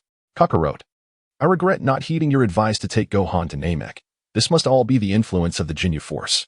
Goku, seemingly bemused, thought, "So you're all just here to watch the spectacle, huh?" Chapter 99. The departure of ties. After Gohan's farce concluded, everyone began to register anew. Trunks, brimming with excitement, dashed forward, exclaiming, "I am Trunks, and I wish to participate in the tournament." The staff exchanged glances at this lively child, smiling gently as they replied, "Children under 15 can only enter the junior division." Trunks' face fell immediately upon hearing this, and he turned to Goten to express his discontent. "Hey, Goten. We can't compete with the adults if we're under 15. Goten and the nearby little girls, Xiaoyu and Xiaoling, shared in his disappointment. Each of them possessed formidable strength, surpassing many adults, and the notion of merely sparring with younger children was far from appealing. Unexpectedly, such a regulation had emerged. Bulma, too, found this rule rather unreasonable, recalling that age had never been a restriction in previous martial arts tournaments. She longed to witness Trunks' triumphant prowess on the battlefield. After everyone registered, They made their way towards the tournament arena. As Trunks stepped into the competition grounds, a throng of camera-wielding reporters surrounded them, eager for interviews. Suddenly, a woman with a microphone pointed it at Piccolo, inquiring, "This contestant appears somewhat unwell. What compels you to participate in this tournament?" At her words, Piccolo's face turned a shade of green with irritation. His eyes suddenly glowed, and in an instant, all the cameras were destroyed simultaneously. Raditz, who typically shunned trouble, cast an approving glance at Piccolo, relieved to be rid of those bothersome journalists. "Well, we'll leave you here. The area ahead is reserved for contestants only, so we shall not intrude. Best of luck." At this moment, Bulma, Chi-Chi, and the others who were not competing paused to bid farewell. "Make sure to do your best. Goku, Gohan, you must bring back the prize money. And Raditz, you too." Upon receiving Tai's encouragement, Raditz returned a grateful look, but then felt a sudden ache in his arm, only to realize that Android 18 had approached him, gripping his arm tightly. "Wife, what are you doing? You're about to bruise my arm. What do you think? Someone knows very well what your relationship is with her. You better explain yourself before tonight, or you can forget about sharing a bed," Android 18 retorted coldly before turning away. Tai, witnessing the exchange, felt a pang of discomfort. She forced a calm demeanor and said to Raditz, "Your wife may be somewhat mistaken. You should clarify things with her. I have matters to attend to, so I will take my leave." Without further ado, Tai departed without bidding farewell to the others, prompting Bulma to hastily follow her, leaving Raditz in a state of bewilderment. Meanwhile, Xiao Yi, who had been shadowing Raditz, rubbed her chin thoughtfully and remarked in a peculiar tone, "Dad, it seems your relationship with that woman is quite extraordinary. Based on my deductions, she must be a close confidant or perhaps an ex-girlfriend. It appears you encountered my mother and were led astray by desire. Am I correct?" Raditz was astonished to hear his son's remarkably accurate guess. With a swift slap on the back of his head, he playfully rewarded him, saying, "Such matters are for adults. Children should not concern themselves so much." Meanwhile, Thais, having left, ran a considerable distance before stopping to glance back, her eyes reddening as tears flowed uncontrollably. At that moment, Bulma, panting from her pursuit, approached with concern, asking, "Sister, are you all right?" Upon Bulma's arrival, Thais wiped her tears, forcing a smile as she replied, "I'm fine. Just a bit of sand got in my eyes." "What brings you here, dear sister?" Observing Thais' sorrowful demeanor, Bulma could not contain her curiosity. "Sister, tell me the truth. Have you genuinely developed feelings for Raditz?" Thais fell silent at her sister's question, contemplating for a long while before finally responding, "I cannot say if it is love. However, when someone unexpectedly intrudes upon your life, disrupting your established rhythm, it is truly painful to learn that upon their sudden departure, they have welcomed others into their world." Bulma, unable to bear Thais' distress, embraced her fiercely, exclaiming, "That despicable Raditz! He has taken advantage of you and then left without a word. We cannot let him get away with this. We must confront him today." Thais quickly interjected, "Sister, this cannot solely be blamed on him. He never professed any affection towards me. It was my own folly. Moreover, he has a family now, and we must not disrupt their lives. It would be utterly unfair to his wife and child." Bulma's temper flared. Had it been her, she would have demanded answers without hesitation. Yet, hearing her sister's words, she could only grit her teeth and mutter, "How fortunate for that man. By the way, sister, what are your plans moving forward?" "Plans?" Thais mused softly, glancing towards the direction she had departed. Her resolve had begun to crystallize. "Did I not mention before? I have a friend from the universe named Gak, and I could use some inspiration for my recent novel. I intend to travel through space with him." "That sounds splendid. A journey could certainly lift your spirits, but do be cautious," Bulma responded, her concern evident. "Rest assured, with Gak by my side, I shall be safe." With that, Thais prepared to turn away, leaving Bulma with only a fading silhouette. When Thais glanced back, her eyes glistened once more, yet this time a radiant smile adorned her face as she whispered, "Farewell, Raditz. It has truly been a joy to meet you." End of chapter 97.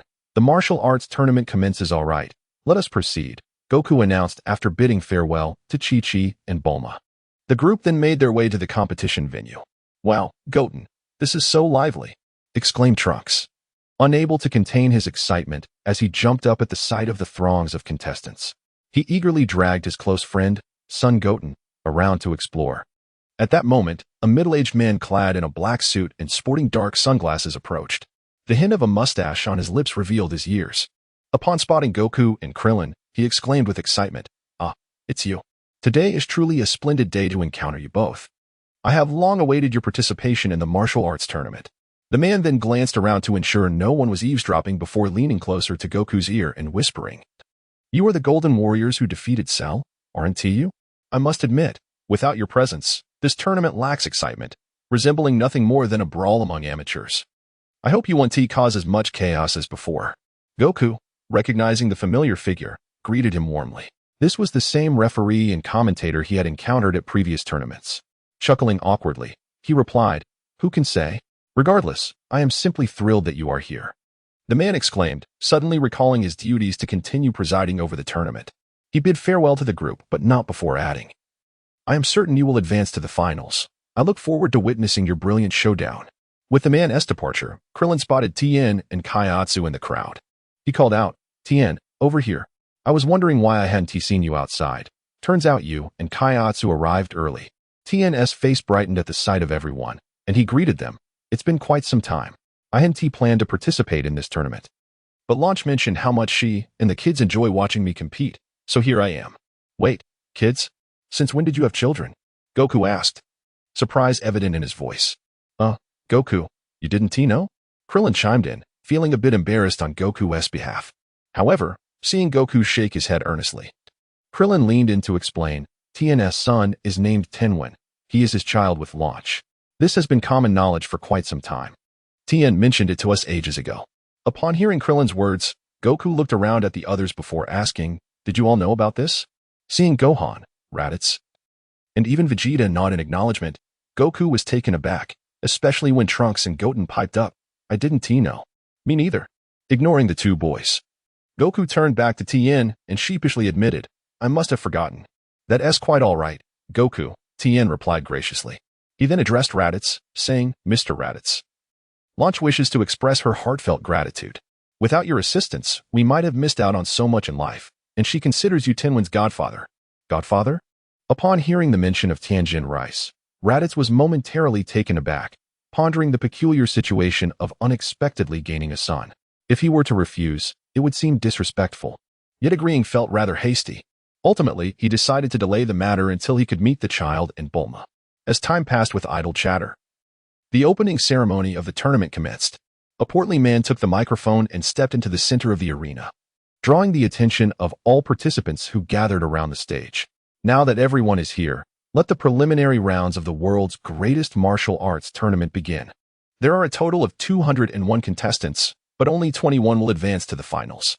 I shall now explain the rules. The preliminary rounds will follow an elimination format. Participants will draw lots to form 20 groups, with 10 individuals in each group competing in a battle royale. The last person standing will emerge victorious. Given that there are 201 contestants, the one who draws number 201 will bypass the preliminary rounds and directly enter the finals." With the rules laid out, names were called for the drawing. Upon hearing the competition's guidelines, Krillin glanced at his companions and began to count. "We have Mr. Raditz, Goku, Gohan, Vegeta, Android 18, Piccolo, Tianjin Rice, and Dumpling. The 4 children are competing in the junior division, and Yamcha is absent today, making a total of 9 of us. Alas, our chances of being grouped together are quite substantial. I hope I won't be eliminated in the preliminaries," he lamented. "It would be best if I could have a genuine duel with Kakarot and Raditz." Vegeta scoffed at this moment, showing little interest in the competition structure. His sole desire was to engage in a fierce battle with the 2 Saiyans who surpassed him. "Fear not, Krillin. Let us not forget Dumpling's extraordinary ability. If he can separate us, that would suffice," Tianjin Rice suddenly suggested, alleviating the tension in the group. "Who would have thought that this little fellow possessed such a skill? Quickly arrange for me and Raditz to be in the same group. I yearn for a showdown." Vegeta exclaimed. "Vegeta, are you so eager to be defeated by me? If you fail to pass the preliminaries, what a disgrace it would be for a prince." Raditz taunted, eliciting a scowl from Vegeta. Despite his confidence in his strength, he was uncertain of his ability to triumph over Raditz. As he thought to himself, "If I, the proud Prince Vegeta, cannot even progress past the preliminaries, it would be an utter embarrassment." The words were spoken, yet he could not afford to show weakness at this moment. Krillin, sensing the escalating tension, felt slightly awkward. He swallowed hard, realizing Vegeta's predicament, and offered a way out. "Why don't we utilize Dumpling's ability to separate us? After all, a chaotic battle with 10 participants is hardly enjoyable due to external influences." It would be far better to save our strength for the finals. Upon hearing Krillin's suggestion, Raditz understood that the bald-headed warrior was trying to give Vegeta an escape route. End of chapter 98. Preliminary rounds. Raditz comprehended that Krillin's words were intended to provide Vegeta with a way to retreat gracefully. Truth be told, Raditz held no interest in Vegeta at all. After all, his strength was inferior even to that of Goten. Ever since he achieved Super Saiyan 4, even Goten struggled to keep pace with him. Thus, he chose to wait for someone worthy to engage with, knowing that this individual would awaken sooner rather than later. I am indifferent. Whatever happens is acceptable to me. I do not regard this martial arts tournament as my ultimate goal. Vegeta, too, grasped the implication of Krillin's remarks. Although reluctant, he had no alternative but to acquiesce with a dismissive grunt. Very well, since that is the case, let us prepare to draw lots. At this moment, Goku could hardly contain his excitement, his hands itching with anticipation. Hey, Gohan, over here.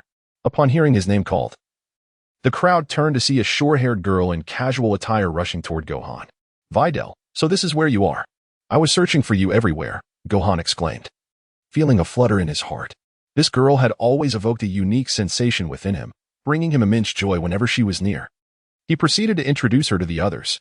Godens, you know him. This is my father, Son Goku, and this is Uncle Krillin. Upon seeing Videl, Krillin's face broke into a mischievous grin as he nudged Gohan with his elbow, teasing, I didn't realize you had a girlfriend already. Instantly, Gohan blushed, hurriedly covering Krillin's mouth. Uncle Krillin, please don't speak nonsense. She is merely my classmate, and she is here to compete. Gohan continued to introduce everyone, but when he mentioned Raditz, Videl abruptly interjected, I recognize this gentleman. He nearly killed my father years ago. Raditz recalled that encounter, remembering how he had inadvertently spared Satan due to Videl's intervention during an unfortunate incident while shopping with Android 18. Oh, so you were the daughter of Satan, he remarked. The others quickly pieced together her identity, having vivid memories of the man who had a reputation for his brazen demeanor. Enough. I do not care what matters you have to discuss. Hurry up and draw lots. Vegeta interrupted, his mind solely occupied with the thought of competing against Goku and Raditz, unwilling to waste time on trivialities. Meanwhile, amidst the crowd, two peculiar figures engaged in hushed conversation, clad in outlandish attire. Strangely, the shorter individual was levitating, suspended above the ground. The Supreme Kai has come to understand that those two have infiltrated this tournament. With their prowess, they will undoubtedly stand out in this level of human competition. Soon, we shall. These two were East Kaioshin and his subordinate, Jabit, who had followed the sorcerer Babidi to Earth, intent on preventing the resurrection of the ancient menace, Majin Buu. Jabit, I trust you comprehend the tournament's rules by now. Please make the necessary arrangements. Yes, Supreme Kai, I will ensure you receive a bye to advance directly to the finals, to avoid raising suspicions. The Supreme Kai nodded in agreement, contemplating the impending threat of Majin Buu. Suddenly, he noticed an odd sound from Jabit and inquired, What has happened, Jabit? Reporting to you. Supreme Kai, while I was assisting you in cheating, I stumbled upon something quite intriguing. The Supreme Kai found this amusing, as Jabit had always regarded humans with disdain. Look over there. That oddly shaped human is also utilizing supernatural abilities to assist in the draw. Although his power is feeble, it has surprisingly affected me just now. Jabit pointed toward Xiaozu. Oh, so it is them, the Supreme Kai mused, his gaze drifting toward Raditz and the others, a peculiar smile gracing his features. Do you know them, Supreme Kai? Jabit was taken aback. How could the Supreme Kai possibly know a group of humans? Yes, that is Raditz and Son Goku. I have heard of them. The North Kai mentioned to me upon my arrival on Earth that if any issues arose, I could seek their assistance. For their power is formidable. What use can mere humans be? No matter how strong, they cannot possibly contend with you, Jabit scoffed. Perhaps the East Kaioshin side. Then addressed Jabit, let them pursue their objectives. By the time we reach the finals, we may find them useful. Understood. Elsewhere, Krillin clasped his hands together, eyes closed, shaking the tags in his grasp while muttering, Please do not let me draw alongside everyone. May the heavens protect me. Tianjin Han, observing Krillin's anxious demeanor, offered comfort. Do not worry, Krillin. You must have faith in Xiaozu. This is not his first time doing this. Videl, puzzled by the peculiar group, tugged on Gohan's sleeve and asked, What is your friend talking about?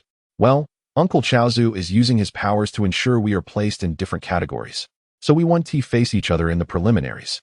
Upon hearing Gohan's explanation, Videl was left incredulous, and she revealed the tag in her hand, which bore the number 15. The other numbers were 22, 43, 35, 79, 57, 98, and 89, each unique, causing her to display a look of astonishment. It's true. We all drew different groups, not a single duplicate. How is that possible? As the drawing concluded, the host returned to the stage, microphone in hand, proclaiming, "Now that the drawing is finished, congratulations to our contestant named Shin, who has drawn the lucky number 201, granting him direct entry into the finals without participating in the preliminaries." The crowd erupted in uproar at this announcement, many expressing their disbelief, with some exclaiming, "What a lucky brat! How fortunate for this guy! Huh? What does it matter if someone without strength reaches the finals? They will only embarrass themselves." Listening to the murmurs around him, Tianjinhan felt perplexed and turned to Chaozu, asking, "Chaozu, what is the meaning of this? Did you not keep that tag for yourself?" Dumplings, in light of the outcome, found themselves in a state of helplessness. Despite their earnest efforts, they were rendered powerless. With hollow eyes, they gazed upward at the Tianjin rice, expressing a desire to act, yet realizing that some unseen force constrained their actions, rendering them incapable of moving. How could it be? They mused. Even your superpowers have their limitations? A chuckle escaped them, acknowledging that this competition would undoubtedly unveil some formidable contenders. Bick, seemingly indifferent to the result, held a clear understanding of everyone's strengths. If they can make an appearance, that would be splendid, he thought. With the draw concluded, the long-awaited martial arts tournament officially commenced. Beginning with competitors aged 15 and under, the host on the arena resumed speaking, directing the spectators' attention to two placards bearing the figures of 10 million and 5 million. The champion of the youth category shall receive 10 million, while the runner-up will claim 5 million. Now, let the competition commence. The stage welcomed the 39 young contenders. As is well known, the youth category does not feature preliminary rounds. The rules mirror those of the adults. Surrender, fall outside the ring, or remain incapacitated for 10 seconds results in a loss. Let the battles begin. The first match pitted 12-year-old Hart against 14-year-old Pero. "Ah, it's merely children squabbling. How dull." Vegeta remarked, observing the young fighters below with a dismissive expression.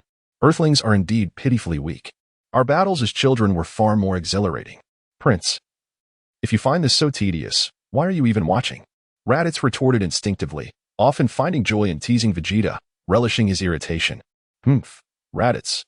Do you truly believe I would waste my time on such a tiresome spectacle? I am here solely to witness Trunks defeat your son." "Oh, are you so confident he can best Little Knight? Though he is my pupil in adulthood, he has yet to undergo my training. Merely employing the prince's fighting style will not suffice against an opponent." Raditz's taunt ignited Vegeta's rage, leaving him speechless with fury. "Raditz, you scoundrel, this is utterly excessive." The onlookers, including Goku and Gohan, couldn't help but laugh heartily at Vegeta's plight. In the arena, Nivk emerged victorious in this match, leading to the 9th contest, 8-year-old Trunks versus 5-year-old Little Knight. As the competition progressed, the focus shifted to Trunks and Little Knight. "Look, it's Trunks and Little Knight," exclaimed Krillin, excitement radiating from him. "Their match will surely be thrilling. At last, this match has arrived. Raditz, prepare to witness Trunks' victory," Vegeta declared, brimming with confidence. Believing Raditz feigned indifference, his faith in Trunks was absolute, having witnessed his potential in the gravity training chamber. At merely 8 years old, he had already transformed into a Super Saiyan. "Prince, do temper your confidence. After all, the outcome remains uncertain." As the announcer called their names, Trunks and Little Knight stepped onto the stage side by side. Trunks cast a disdainful glance at Little Knight, spreading his arms dismissively. "Hey, kid. Out of respect for our father's acquaintance, I'll go easy on you." Little Knight, unfazed by his mockery, retorted coolly, "You'll need to possess the skill to do so. I will show you the disparity between us. Trunks, give it your all. Your mother is cheering for you," shouted Bulma and Android 18 from the stands, their voices ringing with encouragement. "Thank you for your patience. The 9th match of the youth division of the martial arts tournament is now officially underway. Be careful, I want to hold back." Trunks prepared for battle, only to find Little Knight closing his eyes and placing his hands behind his back, a blatant display of underestimation. "How dare you underestimate me?" Such contempt was intolerable for Trunks, who surged forward at an incredible speed, unleashing a flurry of punches that moved faster than the eye could follow. Upon witnessing Trunks' swift and fierce onslaught, Little Knight, despite his closed eyes, squinted in concentration, though both were merely gauging each other's capabilities. Little Knight might struggle to withstand Trunks' entire assault without using his hands. Though slightly stronger in conventional terms, their powers were not vastly different. As Trunks unleashed a ki wave, Little Knight hastily blocked it with his small arms, retreating several meters, leaving dark marks on the ground beneath him. "Hey, kid, weren't you just boasting?" Trunks observed the retreating figure of Xiaoya, and the disdainful feelings that had been stirred within him erupted into a sardonic chuckle. "I never anticipated you possessed some skill. It seems I underestimated you before." A flicker of excitement emerged in Xiaoya's cold gaze. Throughout his life, his opponents had either been his father or Little Jean, both formidable figures who rendered him unable to engage in a truly exhilarating battle. Although Xiaoling's prowess was commendable, she was his sister, and he could not bring himself to strike her. Now, however, as he regarded Trunks, he felt as though he were gazing upon an intriguing quarry, yearning to unleash a thorough beating upon him. "Your recent attack was indeed impressive, but winning against me is still a distant prospect. The match has only just begun." Meanwhile, from a distance on the arena, Sun Wukong watched the duel unfold and could not help but exclaim, "I never expected these two youngsters to engage in such an exhilarating battle." "Humph, Raditz, did you witness that?" "Your son is no match for mine," Vegeta retorted, dismissing Sun Wukong's words. At that moment, all he desired was an opportunity to vex Raditz, reminding him that Prince Vegeta is not to be trifled with. Raditz paid no heed to Vegeta's words, his gaze fixated on Xiaoya, his brow furrowing involuntarily. He had never noticed before how careless Xiaoya could be. This flaw needed rectifying, or he would inevitably face significant consequences in the future.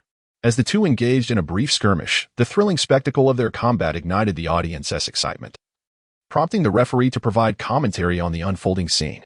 To his astonishment, the two young fighters displayed remarkable prowess, transforming the encounter into a fierce battle of titans.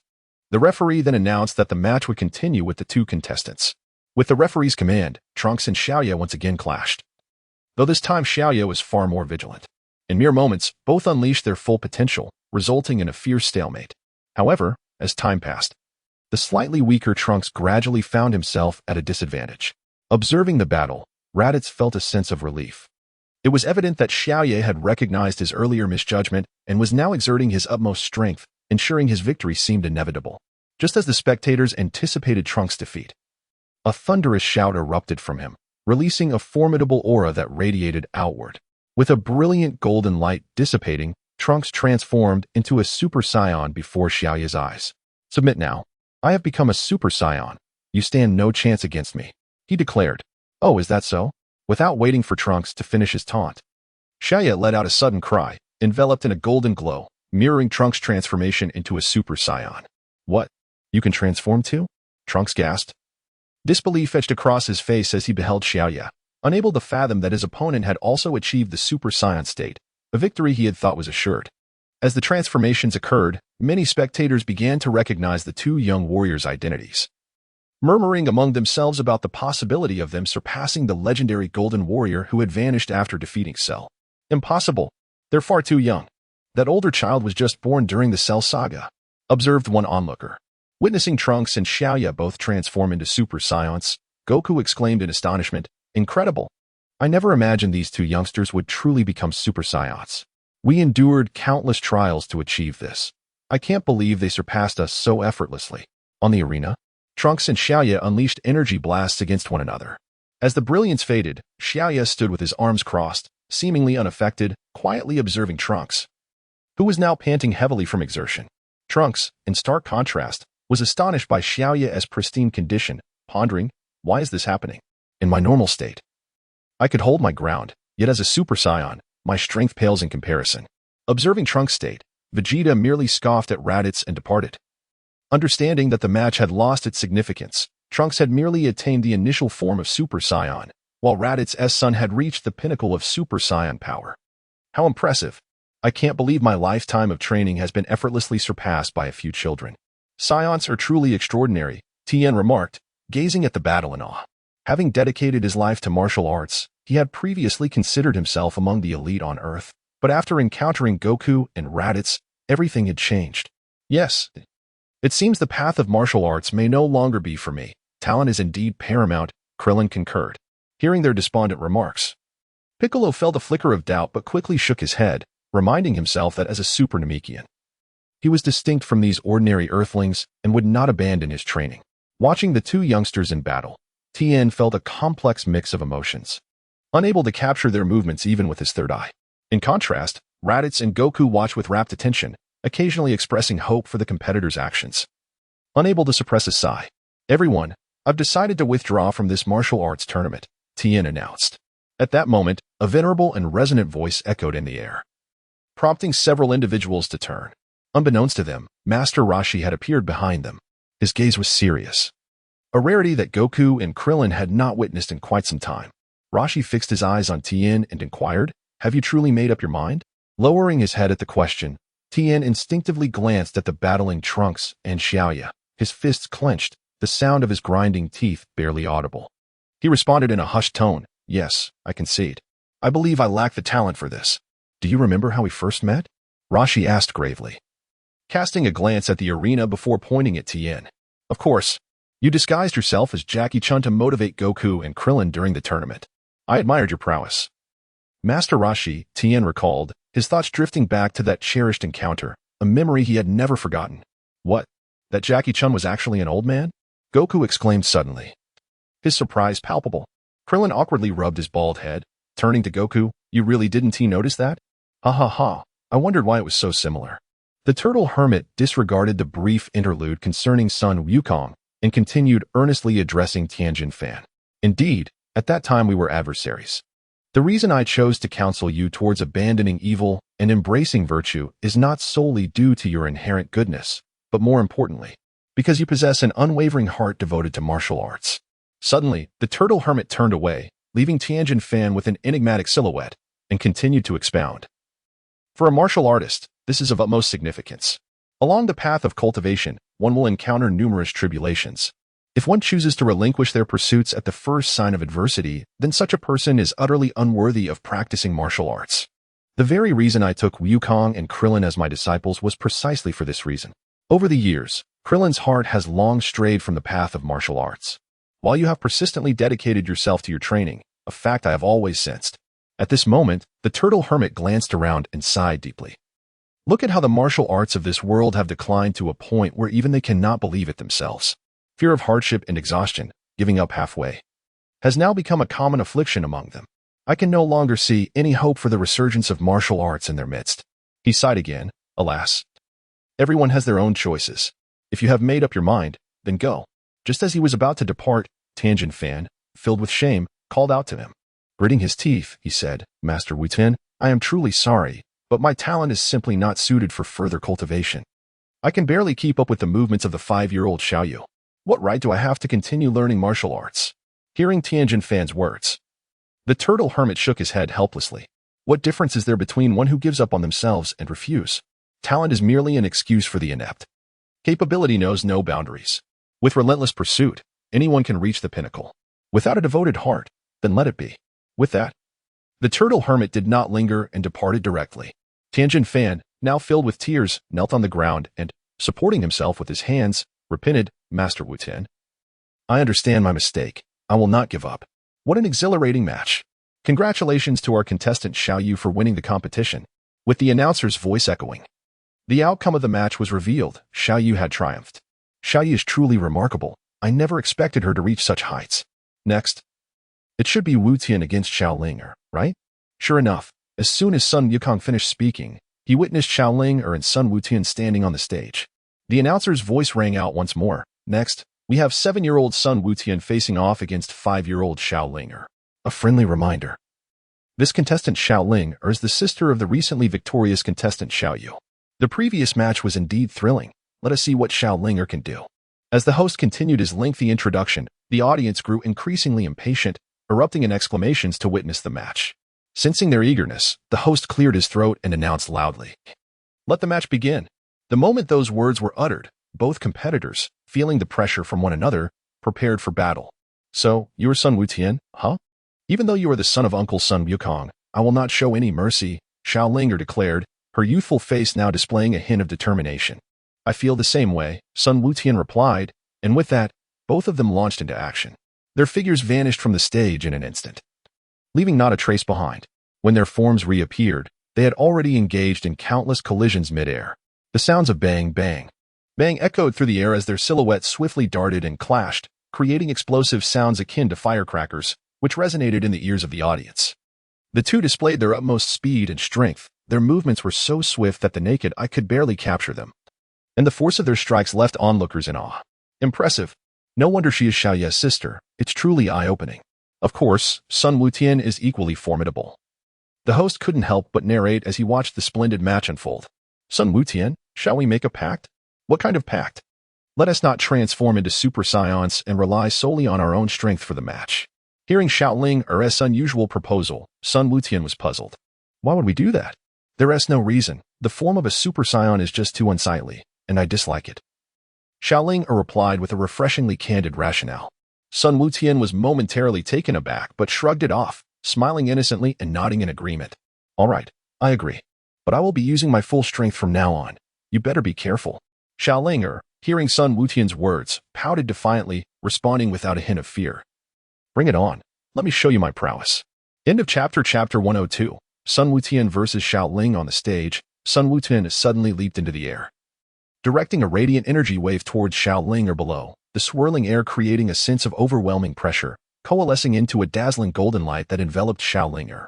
As she observed the deluge of golden radiance converging upon her, Xiaoling smiled serenely, with a flicker of white light emanating from her. Her form transformed into an ephemeral shadow, vanishing from her original position.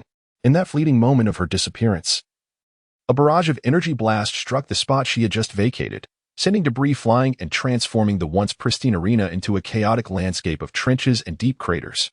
With a playful laugh, Xiaoling's voice rang out as Sun Wukong swiftly turned around, unaware that she had already appeared behind him. Observing the white energy coalescing in her hands, she soon formed a multitude of white energy swords, emanating an overwhelming presence. Was that your utmost strength just now? It doesn't seem very formidable, she taunted. Allow me to demonstrate my signature move, one that has even garnered praise from my brother and father. My father even gave it a melodious name. Prepare to receive it, Celestial Maiden's flower shower. As the white swords flew towards Sun Wukong like a meteor shower, they tore through his clothes, leaving countless rips and tears. Had Xiaoling not been kind-hearted and averse to bloodshed, Sun Wukong would surely have been left battered and bruised. What an extraordinary move, and so beautiful too. No wonder she is the daughter of Mr. Raditz, Krillin remarked, captivated by the powerful and dazzling technique that sparkled like countless stars. Yet, he recognized the latent energy within it as formidable. Indeed, quite impressive. And I hadn't anticipated that my brother would teach her instant transmission as well, Sun Wukong noted, relieved to see that Wukong had emerged unscathed. Showering Xiaoling with commendations for her performance. It's prudent for a girl to possess more means of self-preservation. Upon witnessing Xiaoling's performance, Raditz's face was adorned with a satisfied smile. Indeed, she far surpassed that brat Xiao Yi, truly worthy of being my daughter. As Lingo showed mercy, it granted Sun Wukong an opportunity to counterattack. The two combatants on the arena became locked in an intense struggle. Their clash, so evenly matched that neither could gain the upper hand. Yet as time wore on, the disparity in their strength gradually became apparent. Lingo steadily seized control of the battle, cornering Wukong until he had no room to retreat. Just as she prepared to deliver the final blow, Wukong abruptly transformed into a Super Saiyan, instantly reversing the tide. However, the moment he escaped danger, he reverted to his original form. Wukong, you broke your promise. You swore you would transform. Lingo pouted, her voice laced with indignation. Sorry, it was an accident. Once he happened again. Wukong scratched his head sheepishly, his mannerisms eerily reminiscent of Goku. Boom. A deafening impact resounded as their fists collided mid-air, distorting the atmosphere and sending shockwaves rippling outward. The sheer force shattered the arena beneath them, the ground fracturing under the immense recoil. Their power clashed like two savage beasts locked in a primal struggle. As the battle raged on, Linga steadily gained dominance, her overwhelming strength sending Wukong staggering back several meters, leaving him riddled with openings. Seizing the moment, she surged forward like a streak of white light, unleashing a relentless barrage of strikes, each blow resonating with devastating force, shaking the entire stadium. Wukong could only frantically block. But Linga's attacks grew swifter, her movements seamless and tireless, akin to a perpetual motion machine. Soon, he found himself driven to the very edge of the ring. How was this possible? Wukong gritted his teeth, his expression strained. Linga's assault was flawless, leaving no gaps for retaliation. Just surrender, Wukong. Even my brother might not defeat me in my base form. I've been holding back this whole time. Her taunt ignited something deep within him, an unyielding refusal to concede. Despite the overwhelming pressure, he stubbornly endured, though he couldn't fathom why. Not bad. I thought Wu Tian was done for, but he held on. That's enough. Goku watched with quiet pride, glancing at Gohan before inwardly scoffing. This was his son, not that bookworm slacker. Take this, my ultimate technique. Solo whirlwind. Wu Tian roared, channeling every last ounce of his energy. His body twisted into a terrifying cyclone, hurtling toward Linga with devastating force. The gale tore through the arena, ripping tiles from the ground and sending debris flying. Spectators clung to their seats, fearing they might be swept away by the sheer force. The screeching wind sliced through the air like blades, reducing the once sturdy platform to rubble. I underestimated you, Wu Tian. If this is how you want to play, fine. I won't hold back either. Linger's body erupted in radiant white light as her aura condensed into a shimmering short sword, enveloping her entirely. Fairy's barrier. Their energies collided in a cataclysmic explosion, the shockwaves rocking the stadium. The sheer intensity of their clash left the audience reeling, the arena crumbling beneath the strain. As the dust settled, the difference in power became undeniable. Linger regained the upper hand. Wu Tian's face paled, his energy rapidly depleting. How is she this strong? Even my ultimate move failed. Meanwhile, Linga remained composed, her reserves seemingly inexhaustible. She relished the thrill of dominance, confident in her impending victory. Tenfold whirlwind. Wu Tian bellowed, his golden aura flaring once more as he tapped into Super Saiyan power again. The cyclone expanded violently, its rotational force accelerating to terrifying speeds, trapping Lingo in an inescapable vortex. Beads of sweat formed on Linger's brow. If I don't transform, he'll win. Damn it, Wu Tian, you liar. The maelstrom engulfed the arena, forcing spectators to shield their eyes, their bodies nearly lifted by the sheer force. Impressive. I never realized Wu Tian had grown this strong. Gohan murmured, a flicker of regret crossing his face. Just as victory seemed within Wu Tian's grasp, he abruptly halted, swaying dizzily. Sorry, too dizzy. With that, he collapsed face first onto the ground, stars swirling in his eyes before loud snores echoed across the silent stadium. Contestant Wu Tian appears to have fallen asleep? The referee hesitantly began the count. 10, 9, 8, 1. The winner, Xiao Linger. The crowd erupted in stunned disbelief, then thunderous cheers. The 5-year-old stood triumphantly at the center, a warrior goddess bathed in glory. With the arena in ruins, the next match was postponed indefinitely. Chapter 103, Preliminaries begin initially. The preparation for the youth division of the competition was merely intended to enliven the adult contests. However, to everyone's astonishment, the matches turned out to be exceptionally thrilling. Yet, what surprised all was that after witnessing such a remarkable showdown, the other competitors chose to forfeit the contest. It became evident to everyone that the prowess demonstrated by Xiao Linger and her companions had cast a shadow over all the participants. The forthcoming matches now held no significance. It was time for us to depart. Raditz glanced at the nearly empty stands and lost interest in the match between Xiao Yi and Xiao Linger. He waved at the crowd, indicating, next up will be the contest between Xiao Yu and Xiao Linger. Everyone seems quite eager. Won't you watch? Sun Wukong, noticing Raditz's intent to leave, inquired with some confusion, I have grown accustomed to their antics at home, and besides, those two can hardly engage in a proper fight. The outcome is already clear. Xiao Linger will emerge victorious, and all the winnings shall be mine. Before Raditz could finish, he heard 18 cough softly beside him. And he instantly grasped the implication, swiftly retorting, of course, the money will be managed by my beloved wife. The sight of their affectionate display was nothing new to the onlookers. After all, the couple had long since lost any sense of shyness. When two individuals as fierce as they were came together, the surroundings could easily transform into a battlefield. Yet, what if they truly clashed? While Xiao Lingo possessed remarkable strength, I have a feeling Xiao Yi is no simple opponent. The winner is far from certain, I fear.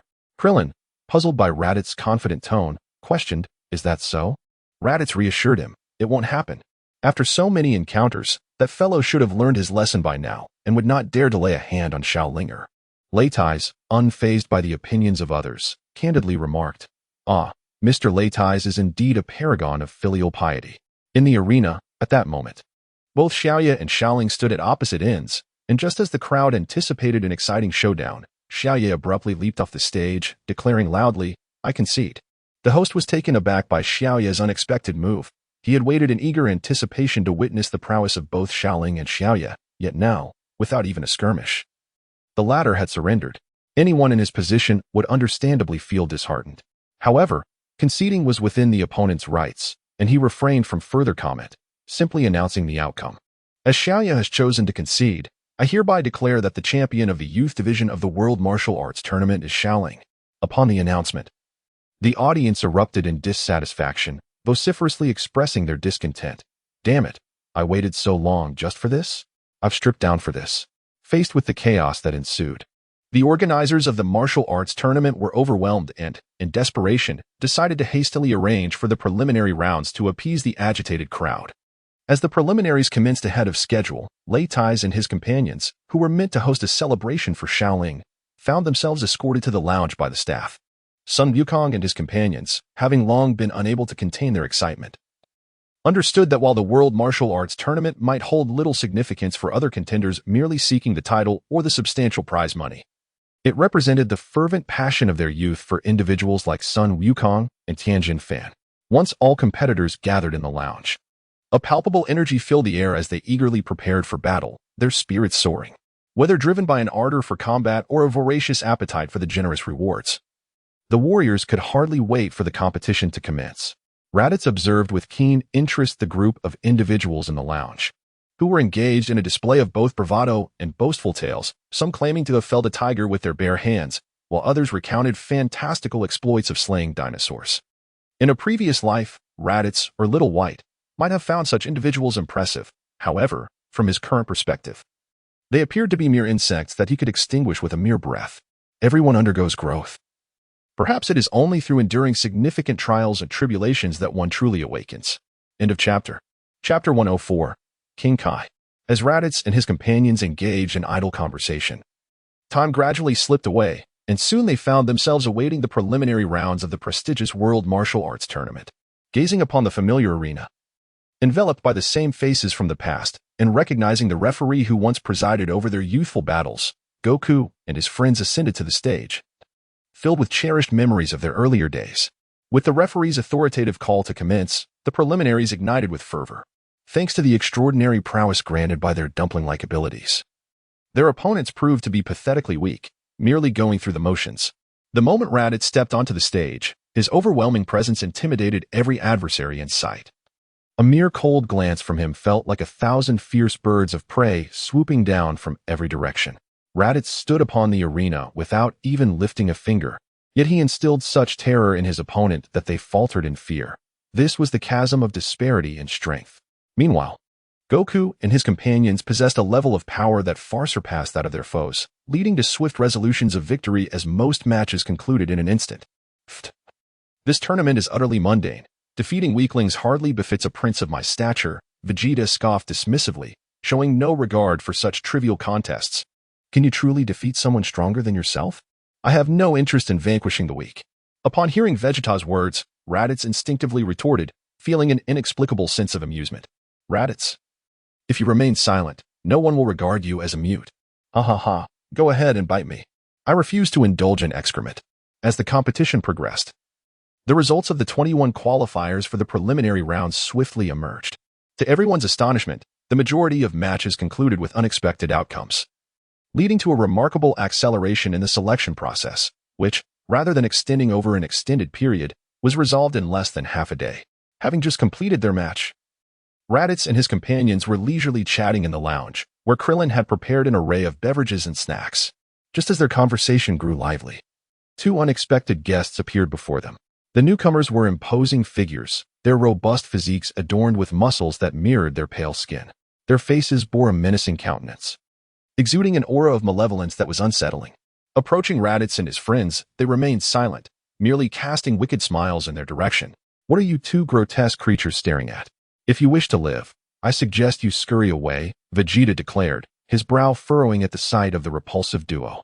His tone was laced with hostility, and an unmistakable aura of lethal intent surrounded him. Who are these brutes, and why do they keep staring at us? It's rather unnerving, Krillin remarked, feeling a chill run down his spine as he instinctively inched closer to Goku and Raditz, whispering his concerns. Just as Vegeta prepared to take action, the two menacing figures seemed to engage in a hushed conversation. Suddenly, they muttered something under their breaths, as if confronted by some terrifying sight, and hurriedly retreated. Humph. They know of my prowess, Vegeta smirked, a hint of confidence and pride illuminating his expression as he watched them flee. Greetings. It is a pleasure to meet you. A voice called out, prompting everyone to turn in astonishment. Unbeknownst to them, the two peculiar individuals had silently approached from behind Goku and the others, now extending their greetings. The newcomers were indeed an odd sight, one appearing aged while the other, notably shorter, seemed quite youthful. What intrigued the group further was that the latter floated effortlessly above the ground, yet emitted no discernible energy. You must be Goku and Raditz. I have heard tales of your exploits, the elder figure proclaimed, revealing himself to be the East Kai and his attendant, Jebet. The East Kai slowly descended to hover before Goku, speaking with a calm demeanor. How do you know our names? Goku inquired, astonished as he scrutinized the unexpected visitor, realizing he did not recognize this man at all. Bewildered, Goku turned to Raditz, whispering, Brother, do you know them? If I am not mistaken, this should be a Kaioshin. Correct? Latai's perceived fragmented images emerging in the mind of his counterpart, reminiscent of bygone days. However, he chose not to conceal his thoughts, speaking candidly instead. For beings of their limited power, the act of hiding or revealing was of little consequence. In Latai's eyes, his opponent was merely a minor character, easily vanquished with a few blows. The East Kaioshin gazed at Latai's in astonishment, clearly taken aback by the recognition.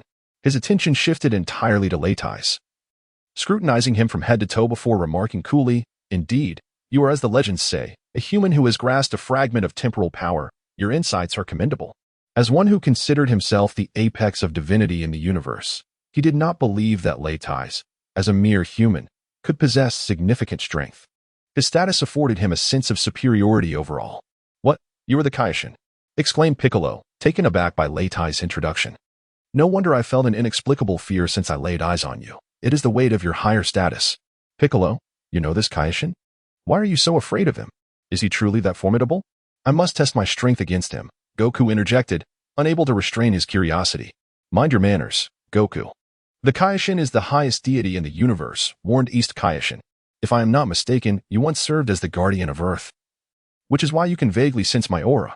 At this juncture, East Kaioshin interrupted the exchange between Piccolo and Goku, articulating his own thoughts. Indeed, Kaioshin. If that is the case, you may enlighten them about my origins. Your wish is my command, Piccolo responded, straightening his posture as he explained to the group. The hierarchy of deities is as follows. Above the heavenly gods is Yama, above Yama is the Kai, and the Grand Kai, while Kaioshin reigns supreme over all gods in the universe. What? Even more powerful than the Grand Kai? Goku exclaimed, dawning realization washing over him. In response to the astonishment of Goku and others, Kaioshin smiled serenely. Beside him, Jebet scoffed, expressing impatience. What a bunch of narrow-minded humans. How could they possibly comprehend our existence? Jebet's words ignited a flicker of anger in everyone except Goku, with Krillin retorting defiantly, even if you are a god. There is no need to speak so arrogantly. What nonsense. You've provoked my ire. I shall annihilate you today. Even the normally mild-mannered Vegeta could not restrain himself, ready for confrontation. Seeing the tension escalate, Piccolo quickly intervened, wary of any discord with the Kaioshin. Just when he thought the situation was defused, a sudden crash resounded as Jebet was sent flying. To everyone's shock, Latai's had struck him, sending Piccolo into a cold sweat as his complexion turned increasingly pale. Witnessing Jebet severely wounded, even the usually placid East Kaioshin furrowed his brow, his tone stern. Mr. Latai's, your actions are rather excessive. Who is truly being excessive here? It seems your subordinate instigated the trouble first. Moreover, you seek our assistance. Do not presume your divine status grants you immunity. This world is governed by power, Latai's replied, silencing Kaioshin, who recognized the truth in his words.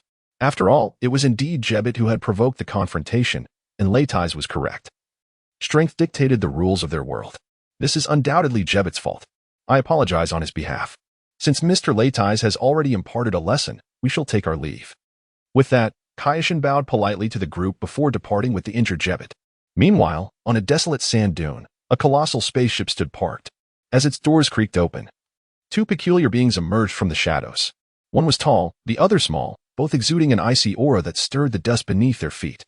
The diminutive figure had wrinkled skin and an odd hue, his light green eyes glimmering with malevolence, draped in a cloak that gave him a wizard-like appearance. Standing beside him was a tall man resembling a demonic figure, clad in a white cloak and tight-fitting combat attire, his muscular chest subtly pronounced. A black mark resembling the letter M adorned his forehead, and his eyes radiated a chilling bloodlust, emanating a palpable sense of dread. Earth is truly a tedious place. I cannot fathom why they chose to seal Majin Buu here, the shorter man remarked, gazing at a distant village with a hint of derision. The tall man silently nodded, his expression devoid of emotion, yet filled with respect for his companion's perspective, reflecting a shared disdain. Depura, go eliminate those foolish earthlings. I wish not to be disturbed during the momentous revival of Majin Buu.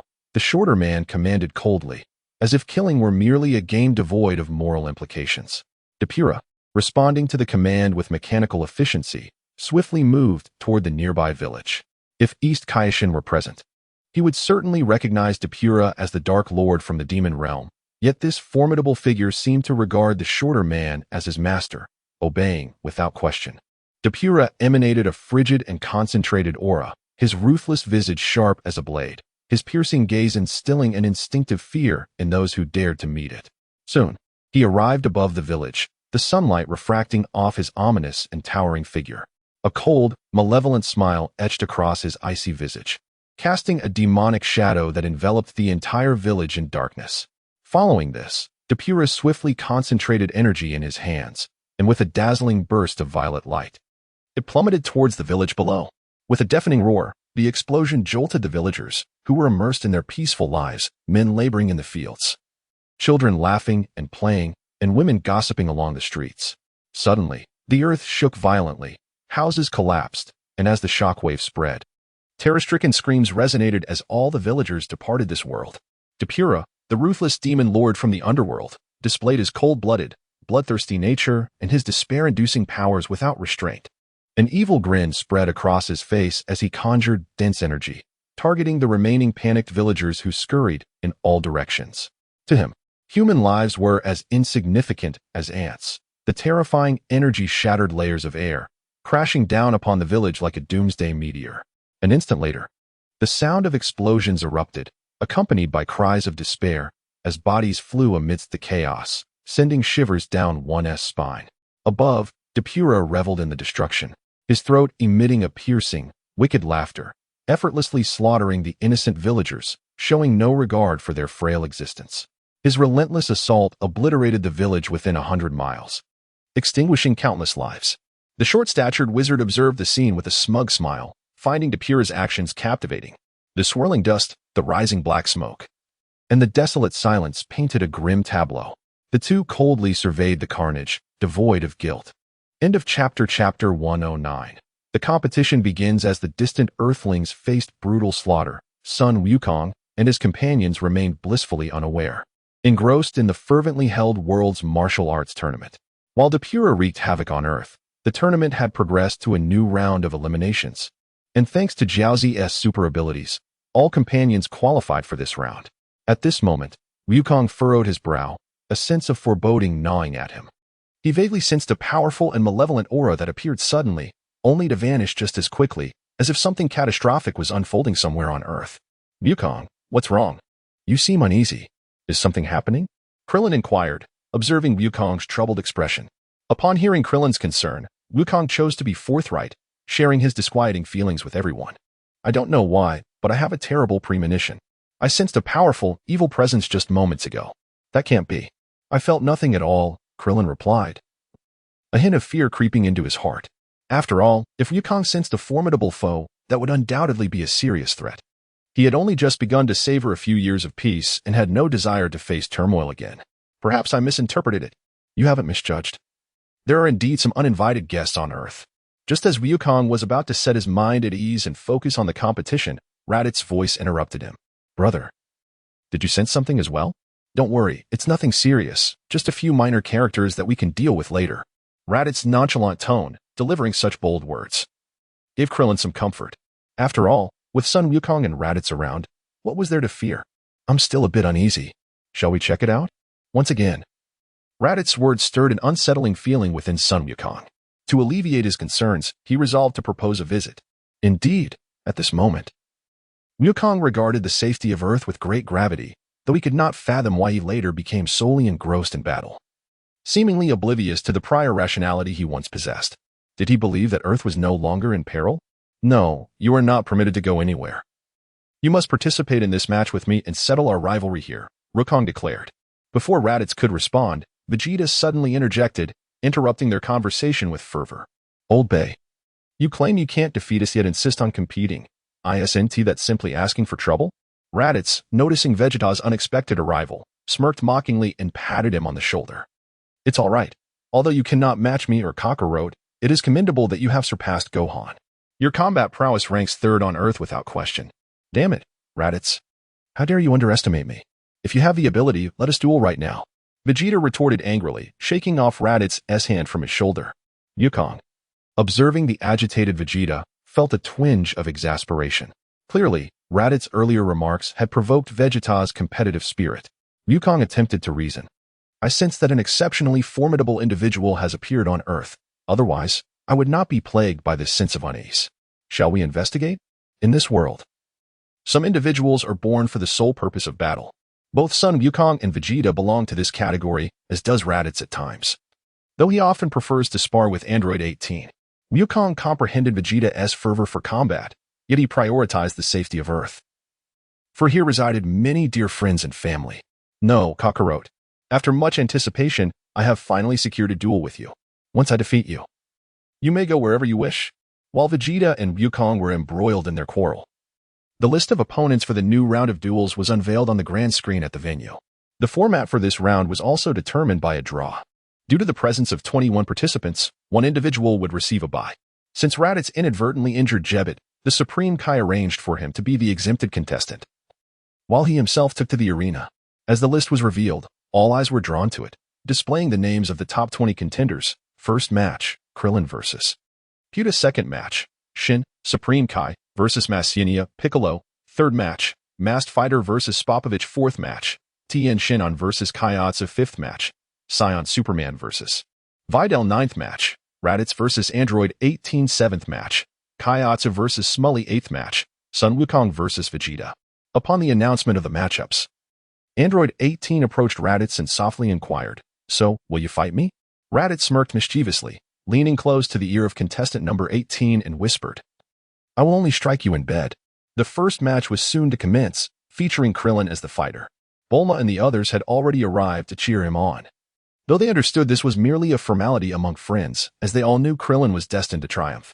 The most anticipated battle, however, was the eighth match between Son Goku and Vegeta, a clash between two true titans that promised to be nothing short of spectacular. It is noteworthy that two mischievous little rascals had replaced the masked contender and secured their place among the top 20. Goku and the others could not discern any remarkable qualities in this newcomer, yet they felt an inexplicable oddity about him. As the competition was about to commence, the contestants were summoned to the waiting area. Esteemed guests, I trust you are familiar with the rules of the match. Surrender voluntarily, fail to rise within a 10-second countdown, or be thrown out of the ring, will all be deemed as losses. Under the keen gaze of the audience, the referee reiterated the rules, and amidst fervent excitement, the tournament of the world's greatest martial arts began in earnest. Chapter 107, The Misfortunes of Trunks and Goten. With the commencement of the new round of the tournament, the host took to the stage, microphone in hand, addressing the eager audience. "Dear guests, thank you for your patience. Let us now proceed to the first match, featuring Krillin against Puta." Upon hearing the announcement, Goku patted Krillin on the shoulder, offering encouragement. "Give it your all, Krillin. Don't worry. An opponent like him poses no threat to me. I'm stepping into the ring now," Krillin replied confidently, hands in pockets, radiating self-assurance as he ascended the platform, as if victory were already assured. "Kid, what kind of expression is that? Do you believe I won shred you to pieces?" Puta growled, towering over Krillin. Unfazed, Krillin merely waved dismissively and yawned. "I've seen many like you who are all bark and no bite. Let us get this over with." Fuming with anger at Krillin's insolence, Puta lunged at him, only to find his attack deftly evaded. Losing his balance, he crashed to the ground, blood streaming from his nose, having lost 2 teeth in the process, much to the amusement of the audience. "You insufferable brat, I will make you pay." Mortified by his humiliation, Puta rose once more, charging at Krillin, who simply leaped into the air, delivering a kick that struck Puta with the force of a 100-pound hammer. The impact sent Puta flying off the stage, unconscious. "Are you all right?" "I think I might have hit a bit too hard," Krillin mused, observing Puta's motionless form on the ground. He then raised his hand above his head, signaling his victory, and amidst the cheers of the crowd, he gracefully exited the stage. With Krillin's win, the selection proceeded to the second round, where the match featured the disguised Piccolo against the East Kaioshin. Unsurprisingly, upon stepping onto the platform, Piccolo felt overwhelmed by the pressure and hastily conceded defeat. Due to the forfeiture of the contestant Marania, I declare the winner of the second round to be Kaioshin, announced the host, moving on to the third match between the masked fighter and Spopovich. Goten, stop snacking. It's our turn. Hurry and change your clothes, and be careful not to expose yourself, Trunks exclaimed as he snatched the food from Goten's hands, urging him to prepare. Amidst the cheers of the audience, Trunks and Goten, disguised as masked competitors, waved enthusiastically as they approached the center of the stage. Goten. Adult matches are indeed thrilling, Trunks remarked. Yes. Let us show them our strength and redeem ourselves from earlier matches. Let us go. With that, Trunks and Goten vanished in an instant, reappearing behind Spopovich. Trunks delivered a devastating blow to his foe's vital points, sending Spopovich crashing to the ground. This is dull. Winning was too easy. Adult matches aren't that impressive after all, Trunks boasted, flashing a peace sign to Goten. However, to their astonishment, Spopovich, who had just fallen, rose again amidst the gasps of the crowd. Impossible. How can he stand after such a severe attack? Trunks exclaimed. That wretched fiend, you've hurt me. I will have my vengeance. Spopovich snarled angrily. Unfazed, Trunks charged at him once more, leaping onto Goten's back as they unleashed a flurry of punches and kicks, with Spopovich unable to retaliate, enduring their relentless assault until they finally paused, panting and wiping the sweat from their brows. Surely, this time he must be finished. We won, right? Goten mused. Yes, Trunks replied. Yet, to their disbelief, Spopovich stood once more, his body adorned with bruises, seemingly unaffected by the pain. What is this? What kind of monster is he? Trunks exclaimed in frustration. Let us transform into Super Saiyans and finish this once and for all. Goten agreed. As golden light radiated from within their garments, immense energy surged outward, drawing the attention of Spopovich's companion. Goten, Trunks, Goku and Vegeta called out simultaneously, recognizing the boy's key. Now I understand why we haven't seen them in the junior division matches. They were disguised as masked fighters to join our tournament. Such mischievous little rascals, Goku noted. However, their opponent seems quite formidable, Vegeta added. As Goku and Vegeta discussed, the East Kaioshin approached them, his expression grave. Mr. Son Goku. Mr. Vegeta, I implore you to refrain from intervening, no matter what transpires. Please trust me, this is vital for the safety of Earth, and indeed the entire universe. Why? Goku asked, puzzled. Trust me this time, it concerns the safety of our world, the Kaioshin urged. Old son, the Kaioshin would not jeopardize Goten and Trunks. There must be something of utmost importance at stake, Vegeta assured. Upon hearing Piccolo's persuasion, Sun Wukong contemplated for a moment before nodding in agreement. Vegeta, upon noticing Sun Wukong's consent, merely let out a dismissive sound, indicating his tacit acceptance. Meanwhile, on the arena, a figure, whose body color bore a striking resemblance to Spopovich yet was considerably smaller in stature, leaped onto the stage. Adorned with a peculiar symbol on his forehead and wielding an odd instrument, he proclaimed loudly, energy threshold passed. Capture that individual, Spopovich. Without hesitation, Spopovich lunged towards the masked duo impersonating Trunks and Goten. Just as they attempted to evade, they suddenly felt as though their bodies were ensnared by some invisible force, rendering them immobile. This is bad. Due to the East Kaioshin's covert manipulation, Spopovich successfully ensnared the masked individuals, clamping his hands around Trunks' neck while his legs ensnared Goten's waist. Subsequently, his companion inserted a probing energy into their bodies, with anguish cries echoing. Vegeta felt the energy within the two diminish rapidly. Damn it! Vegeta cursed under his breath, preparing to charge and to rescue his son, only to be blocked by Sun Wukong. Step aside, Kakarot. The chapter concludes here. Chapter 108. Majin Buu upon witnessing Trunks' agonized expression. Vegeta could no longer restrain himself and yearned to rush in, only to be thwarted by Sun Wukong's obstruction. Calm down, Vegeta. Trunks and Goten will be fine. Get lost. Kakarot, you fool. Can't you see their energy is swiftly depleting? If this continues, they will perish. Vegeta, hold on. I trust Piccolo and the Kaioshin. I trust your mother. Vegeta retorted furiously, his anger boiling over at Sun Wukong's irresponsible words. Don't forget that you have your own family too. I tell you, Kakarot. I could not care less about Earth's safety, but But if Trunks gets harmed because of this, I will annihilate every single inhabitant on this planet. With that, Vegeta resolved to rescue Trunks, dismissing any further entanglement with Sun Wukong. As he prepared to fly off, he was unexpectedly halted by the sudden appearance of Raditz. Brother, what are you doing here? You two fools, believing the Kaioshin's cowardly words. If he is so incompetent, why should we sacrifice my nephew? Whoever threatens Earth, we shall eliminate without hesitation. Seeing that Sun Wukong and Piccolo were obstructed by Raditz, Vegeta wasted no time in soaring towards Trunks. Mr. Vegeta, please wait. If you insist on proceeding, you must step over my corpse. Vegeta regarded the so-called god with a look of disdain, dismissing him as he delivered a swift slap to his face. The unexpected attack sent the Kaioshin flying, prompting Jebet to rush over in concern. With no further hindrance, Vegeta transformed into a Super Saiyan, seized two Senzu beans from Raditz, and swiftly arrived behind Trunks, delivering a powerful punch that sent Spopovich and his ally crashing to the ground. Without hesitation, he placed the Senzu beans into Trunks and Goten's mouths, ensuring their recovery. Spopovich has absorbed most of the energy. We must leave this place quickly. With that, the two figures took flight, disappearing into the sky. Observing that Trunks and Goten had regained their strength, Vegeta radiated a palpable aura of fury, his eyes fixated on the retreating figures of his adversaries. You dare injure my son and think you can escape? Vegeta sprang into action, pursuing them. Seeing this, the Kaioshin addressed Sun Wukong and the others. We must follow as well. There are matters I shall clarify along the way.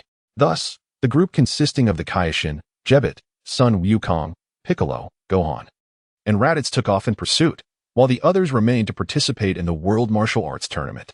High in the sky, the group hastily caught up to the enraged Vegeta, at which point the Kaioshin interjected, Mr. Vegeta, please wait. We must pursue stealthily, otherwise we shall never locate their stronghold. Sun Wukong, I require your strength to defeat a most formidable foe. Alone, Vegeta, you cannot prevail. Prevail? Against those two? Sun Wukong pondered, slightly taken aback. Although the duo had proven somewhat resilient, he believed he could easily handle them himself. No, those two are merely pawns of a cunning and treacherous sorcerer. Sorcerer? What is that? Long ago, a malevolent sorcerer named Debiti emerged among humans, creating a fearsome creature known as Majin Buu. Majin Buu possesses no reason, only an insatiable thirst for slaughter and destruction, having transformed countless planets into lifeless husks within mere years. Bah, such feats are trivial. Any Saiyan here could accomplish the same. Vegeta scoffed, dismissing the notion that a being like Majin Buu could surpass their prowess. No, you are mistaken, Vegeta.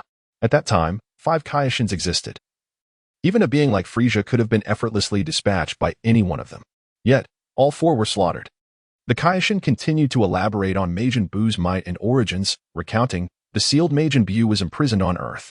Bibidai's son, Babidi, is even more wicked. He seeks to unleash the seal and harness Majin Buu's power to annihilate the universe. We must thwart him. This sounds rather formidable. He may indeed warrant our attention. Intrigued by the threat posed by Majin Buu, Sun Wukong felt a surge of excitement, his blood racing at the prospect of facing such a powerful adversary. Suddenly recalling Raditz's earlier remarks, he turned to him and inquired, Brother, do you know about Majin Buu? Raditz was taken aback by Sun Wukong's inquiry, surprised that this fool had any knowledge of it. Soon, all eyes were on Raditz. Mr. Raditz, you have also heard of Majin Buu? I know a bit, but Kakarot. How do you know? Raditz inquired with a hint of curiosity. Brother, I recall you mentioning that you were awaiting the emergence of a formidable opponent, one who has yet to awaken.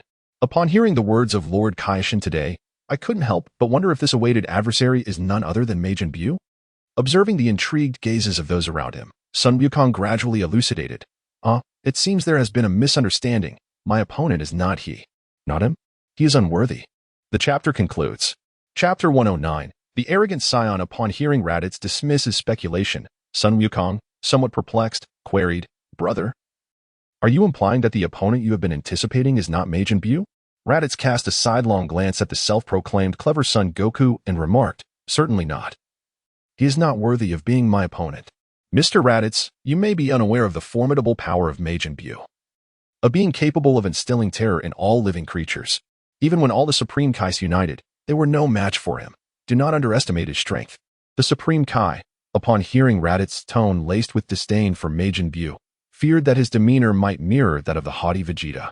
The threat posed by Majin Buu was far too significant for him to take any chances. He hastily interjected, "The inability to defeat him merely reflects your own inadequacy. Majin Buu is not as formidable as you imagine. Even Kakarot could handle him without my intervention." Raditz regarded the words of the Supreme Kai with disdain. He was well aware of the formidable power possessed by Majin Buu.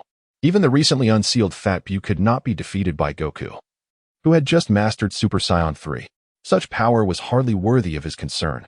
"So, brother, who is the opponent you are waiting for?"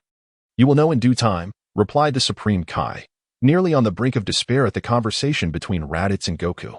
His intent in seeking Goku's assistance was to prevent the emergence of Majin Buu, yet their tone suggested they held him in utter disregard. The Saiyans were indeed a prideful lot. Nevertheless, for the sake of universal peace, he felt compelled to advise, "Raditz, you must heed my warning. The strength of Majin Buu is far beyond your imagination. We need only to eliminate Babidi to prevent Buu's resurrection. Do not let complications arise." "Humph. The might of the Saiyans is not something you can comprehend. When the time comes, let Vegeta handle Majin Buu," Raditz retorted. Before he could respond further, Vegeta interjected, asserting, "Dream on, Kakarot. It will be I, Vegeta, who defeats Majin Buu." As the two debated, Raditz struck both of them on the head, then swiftly pursued the direction of Spopovich and Yamu. "Do you two think I am invisible? What are you chattering about? Brother, what are you doing? That hurts. Damn it. Raditz, you dare to hit me? Stop right there." Vegeta and Goku accelerated their flight, chasing after Raditz. The Supreme Kai, watching the three speed away, cradled his head in his hands, feeling as though he might lose his mind. These three had already devised plans to confront Majin Buu. He could not fathom whether seeking their help was a wise decision. "This is fantastic. With all this energy, Lord Babidi will surely reward us. We must hurry," Spopovich exclaimed, thrilled by the energy surging in his hands. "Agreed," Yama replied, and together they increased their speed, tracing two white arcs across the sky. Their power was not insignificant, and they soon arrived at the location of Babidi's spaceship. Simultaneously, Raditz and the others reached the same vicinity, though they did not approach, opting instead to land at a nearby distance. As the ship's door opened, the tall Babidi and the shorter Dabura emerged. Spopovich immediately bowed and handed the energy-filled device to Babidi. Overjoyed at the nearly full energy device, Babidi felt a surge of excitement. This energy brought him closer to resurrecting Majin Buu. "You have done well," he chuckled. "With our power, this task was a piece of cake. Is that so? In that case, you are of no further use to us," Babidi said, causing a chill to run down Spopovich and Yamu's spines. Suddenly, a faint yellow glow emanated from Babidi's eyes, and Spopovich felt his body twisting grotesquely from within. With a resounding explosion, he was obliterated into fragments. The sound of an explosion is always so melodious. "Indeed, I concur. Now, leave this one to me," Dabura remarked, his cold gaze fixed on the remaining individual, radiating an intense aura of malice. Witnessing Spopovich's demise and knowing Dabura had no intention of sparing him, the survivor wasted no time in fleeing. Trying to escape? Dabura's chilling voice echoed as a pinkish beam shot forth from his hand, piercing through the man's body. It was Dabura who just struck. Has Babidi even subdued the Dark Realm's king? The Supreme Kai and Jebbit trembled at the realization. Goku, seeing the Supreme Kai so frightened, curiously inquired, "Is that guy really that powerful?" "Absolutely. He is the king of the Dark Magic Realm, a formidable foe," the Supreme Kai replied, his fists clenched tightly, his expression grave. "The Dark Magic Realm? What is that?" "There exists another world parallel to ours, where the strongest might be among you, yet the pinnacle of that realm is undoubtedly Dabura." "Sounds formidable. What do you think of him, brother?" Goku asked, intrigued by the Supreme Kai's grave introduction, glancing at Raditz. "Not much. He likely can't even defeat Cell. Such a minor character can be handled by Gohan. There's no need for us to intervene." The Supreme Kai, hearing Raditz's words, perceived him as utterly arrogant for belittling Dabura. Goku and Vegeta, upon learning that Dabura was weaker than Cell, also lost interest, although Goku still found the prospect of fighting Majin Buu appealing. Since that individual is Dabura, it follows that the little one is Babidi. He appears quite weak, so why does such a powerful being obey him? Gohan pondered aloud. Though Babidi may seem pitiful, his insidious magic is not to be underestimated. Even Dabura has fallen under his sway. Babidi's magic can bend the Dark Realm's king to his will? Not quite. He likely exploits Dabura's malevolent intentions to gain his compliance. In this respect, Dabura is easier to control. This is the terrifying aspect of his magic. which is why we must engage warriors like Goku, who harbor no evil thoughts, to confront him. The Supreme Kai clenched his fist again, slamming them against the ground with a grim expression, murmuring in frustration, I never anticipated that Dabura would be here. If they joined forces. Enough. You are a god. Why act so cowardly? If that fellow sees you like this, he might seal you away as well. Rest assured. These individuals are not as formidable as you imagine. Raditz could no longer endure the pitiful state of the Kaishin. At times, he genuinely questioned how the deities of the Dragon Ball world could be so feeble, unable to contend even with a mere human. Mr. Raditz, what are you saying? What about the seal? It's nothing. I shall deal with this group. Just take me to the Kaishin realm for some amusement afterward, he declared. Do not jest, Raditz. We should devise a strategy to confront this situation, someone cautioned. But what if I truly can handle this group in Majin Buu? Raditz's bravado elicited indifference from the Kaishin, who assumed it was a jest and replied nonchalantly, if you genuinely can resolve this, not only will I take you to the Kaishin realm for leisure, but I would gladly bestow it upon you. Very well, it's settled. With the Kaishin's generous offer, Raditz felt compelled to rise to the occasion for the sake of his friends, bravely preparing to face the terrifying king of the demon realm alone. Gradually standing, he called out to Babidi in the distance, hello, good morning. I am here to eliminate you. Astonishingly, there were still individuals hiding here, seemingly robust, providing ample energy, perfect nourishment for the imminent resurrection of Majin Buu. Upon seeing the figures emerge, Babidi showed neither surprise nor fear and, accompanied by Dabura, entered his spaceship. Let us pursue them, exclaimed Goku, who, without hesitation, charged forward, followed closely by his companions. As Dabura entered the ship, a sinister smile crept across his face, and he slowly turned, unleashing a stream of white saliva towards the approaching group. Watch out, dodge. The Kaishin urgently warned, but the sudden attack caught Piccolo, Jebbit, and Little Gold off guard, turning them into stone statues in an instant. Witnessing Piccolo's transformation, Goku felt a surge of anger. What vile trickery is this? The saliva of Dabura, once it made contact, would petrify its victims, and the Kaishin cautioned everyone, do not touch them. Once damaged, they cannot revert to their original forms. Lord Kaishin, you mentioned they cannot be restored once broken. Do you possess any means to save them? Goku inquired, his concern palpable. For he shared a deep bond with Piccolo. If we defeat Dabura, they should revert to their former selves, he reasoned. At that moment, Gohan, struck by curiosity, posed a question to the Kaishin. Lord Kaishin, you said that contact with the saliva turns one to stone, yet Little Gold seems unaffected. Why is that? Gohan's query drew the Kaishin's attention, who scrutinized Little Gold with intrigue, remarking, indeed, I have wondered about that as well. I have never sensed a human essence from him. If I am not mistaken, his body may belong to a divine category, though the specifics elude me. His origins appear shrouded in mystery. Enough with the scrutiny, I too am unclear about Little Gold's background. We must focus on the task at hand. Raditz found himself at a loss for words under the gaze of the crowd, and thus he deftly shifted the topic towards Dabura. The group, without hesitation, entered the spaceship. Deep within the vessel, Babidi was observing the newcomers through a crystal ball. I can't believe they actually came, he scoffed. What a bunch of fools. Well, Pooey. Go and entertain them for a while, and remember to extract as much energy as you can. Leave it to me, Pooey replied, upon receiving Babidi's command. Pooey took the elevator to Raditz and the others' quarters. As the door creaked open, a creature with a white exterior appeared before them. Who are you? Where is Babidi? Sun Wukong inquired first. Welcome to the first level. Lord Babidi is currently on the final level. As long as you, but before Pooey could finish, Raditz, feeling somewhat bored, took action, sending a simple energy blast that dispatched the creature from this hellish realm. Enough of this prattle, let us proceed, Raditz declared. Hey, brother. Why are you hogging all the fun? Didn't we agree I would go first? Sun Wukong protested, feeling a pang of disappointment at Raditz's eagerness. Fine. The next opponent is yours. Now hurry, let us finish this and return home for some rest. Meanwhile, below, Babidi was fuming, stamping his feet in frustration.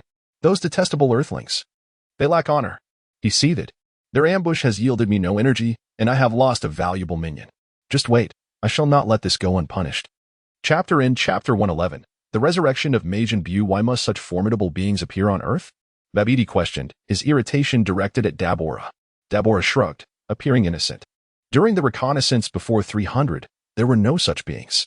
But there is no need for concern. As long as I am here, there will be no unforeseen troubles. Meanwhile, Raditz and his companions had ascended to the second level of the spaceship. Son Gohan surveyed the surroundings and remarked, "Father, this place looks just like the first level." Sun Wukong, however, did not respond to Gohan's observation. Instead, he eagerly strode to the center of the room, exclaiming, "It's my turn to shine. I hope a worthy opponent appears." In the depths of the ship, Babidi, witnessing the audacity of the group, felt a surge of anger. Those insolent earthlings dared to underestimate us. "Babidi, who should we send next?" one of his minions asked. "Let us send Yakon. It's time for these arrogant fools to understand our might." Dabura was taken aback by Babidi's choice, expressing his disbelief. "Isn't it a bit excessive to send Yakon for such a weak group at only the second level?" Babidi, however, wore a sinister smile, his confidence unwavering. "I beg to differ. These earthlings are not to be trifled with. Did you not see Pui Pui's utter helplessness against them? Very well. But if Yakon handles them too easily, I want to get to enjoy the fight," Dabura conceded. "The most crucial task is to awaken Majin Buu." "Yes," Babidi affirmed. Meanwhile, Sun Wukong, growing impatient on the second level, called out, "Hey, are you done yet? Hurry up." Vegeta, feeling the time was being wasted, suggested, "How tedious. Let us just destroy the floor to reach the final level." At this, the Supreme Kai quickly interjected, "No. I previously mentioned that strong stimuli might cause Majin Buu to awaken prematurely." Raditz concurred with Vegeta's approach, declaring that continuing to fight layer by layer was an utter waste of time. He brushed aside the Kaioshin beside him and stated, "I have reiterated time and again that Majin Buu is far from formidable. Little Gold, penetrate this spaceship at once. Stop what you are doing, if you persist. Majin Buu will awaken, and I absolutely cannot permit that." The Kaioshin, on the verge of madness from the antics of Vegeta and Raditz, lamented his decision to enlist their help, realizing that his assistance was only exacerbating the situation. At that moment, Vegeta found the Kaioshin's incessant chatter intolerable and, with a swift motion, sent him flying with a slap. The force of Vegeta's strike caused the Kaioshin to stagger and fall once more. Isn't this treatment of the esteemed Kaioshin a bit excessive? Goku and Gohan could no longer tolerate Vegeta's behavior and interjected, "Kakarot, perhaps we should let Majin Buu out first so you can have your fun," Raditz suggested. Goku hesitated for a fleeting second before pulling Gohan closer, admonishing, "Gohan, stay out of your uncle's business. Where is your sense of decorum? Father, why are you acting this way?" Gohan was taken aback by the sudden shift in his father's demeanor, realizing he had never noticed this side of him before. "Very well, Little Gold. It is time to act." Following Raditz's command, Little Gold ceased his hesitation, emanating golden light as energy gathered around him, causing the entire spaceship to tremble. What is happening? At the lowest level, Babidi and Dabura were also disturbed by the ominous commotion. "What on earth is going on? Fetch the energy detector," Babidi exclaimed. "How can this be? Such a terrifying noise yet devoid of energy fluctuations. Is this device malfunctioning?" Babidi gazed incredulously at the scene before him. The being radiating golden light had an energy reading of 0, yet he could palpably sense the dreadful aura surrounding him. Could it be that he is merely luminescent? Dabura's remark elicited a look of disbelief from Babidi, who, despite noticing Dabura's expression, maintained his regal composure, asserting, "Fear not, as long as I am here. This group will not stir up any trouble. Henceforth, I shall personally take the stage. It will not be long before I bring them to their knees and break Majin Buu's seal." Meanwhile, Little Gold felt his energy had gathered sufficiently. And as the golden light descended toward the ground, its overwhelming destructive power obliterated the entire spaceship into dust. Goku rushed to protect the Kaioshin, fearing for his life against Little Gold's formidable attack. With the ship's destruction, Babidi, shielded by Dabura, emerged before the onlookers. "Accursed earthlings! You have destroyed my ship. The subordinates I painstakingly gathered over the years have been annihilated by you. This is unforgivable." Babidi's fury reached a boiling point as he glared menacingly at the group, wishing to tear them to shreds.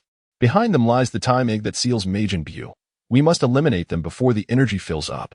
If Majin Buu revives, the Earth will be reduced to ashes in an instant," the Kaioshin warned gravely, his gaze fixated on the massive golden egg behind Babidi. "Babidi, look. It seems the seal on Majin Buu is about to break," Dabura exclaimed, noticing the peculiar glow emanating from the time egg. Then glanced at the energy detector before addressing Babidi. "What? Show me quickly." Babidi's piercing laughter erupted as he saw the energy readings nearly at capacity on the detector. "I understand now. The energy unleashed by that previous attack has stimulated Majin Buu's seal. This is truly fortuitous." His excitement surged as he exclaimed, "Wonderful! Majin Buu is on the verge of resurrection. Soon, I shall become the sovereign of the universe." as Babidi fixated on the impending revival of Majin Buu. A chilling murderous intent flickered in his eyes as he glared at the Kaioshin and his companions, declaring, "Today, you shall all perish." Chapter complete. Chapter 112. The might of the Saiyans. This is intolerable. We must unite to thwart them. The Kaioshin was nearing a state of collapse. Astonished that events had escalated to this point, he realized he could only hope to eliminate Majin Buu before his seal was broken. However, just as the Kaioshin prepared to act, he noticed that everyone except Gohan remained unmoved. Confused, he inquired, "Mr. Goku, what is the matter with you all?" "Well, esteemed Kaioshin, I actually wish to test my strength against Majin Buu. I want to see just how powerful he truly is," Goku confessed. The Kaioshin was disheartened by Goku's words. Questioning the caliber of allies he had gathered, did they truly fail to grasp the terror of Majin Buu? His gaze shifted to Raditz and Vegeta, only to find Vegeta dismissively turning away. "Rest assured, I have long asserted that Majin Buu is not as formidable as you imagine. Once he emerges, we shall handle him. Do not forget the promise you made to me," Raditz stated. The Kaioshin, now focused solely on preventing Majin Buu's emergence, placed his last hope in Gohan, believing him to be the only rational individual present. Gohan, sensing the Kaioshin's earnest gaze, felt a twinge of obligation and reluctantly agreed, joining the Kaioshin as they approached Dubra and Babidi.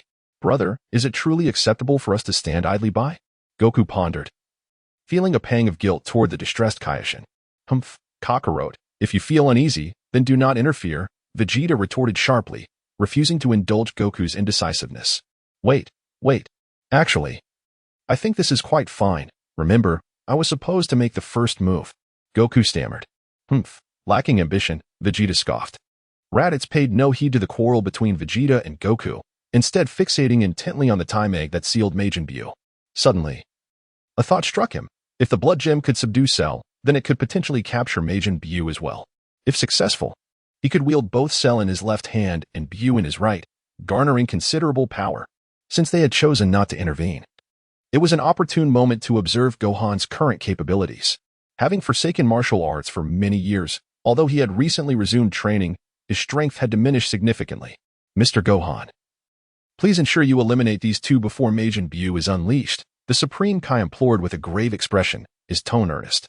Gohan was his sole hope, and he wished to avoid any unforeseen complications. Gohan readily agreed.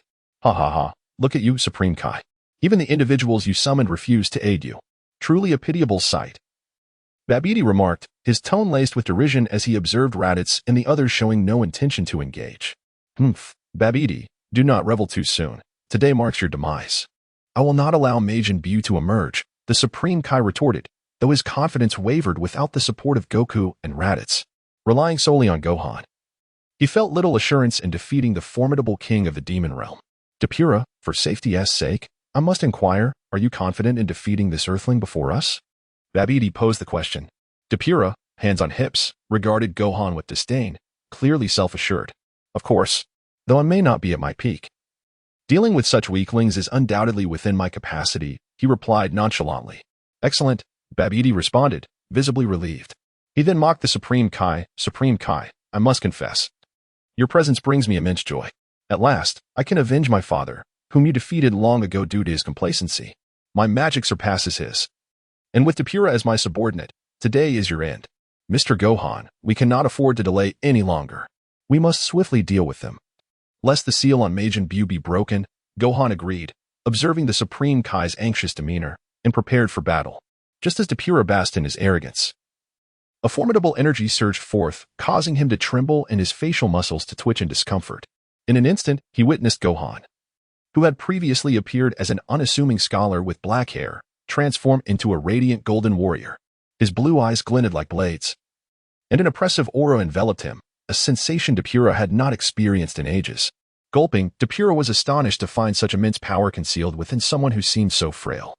Perhaps spurred by Goku and Raditz, Gohan had successfully regained his Super Saiyan 2 strength.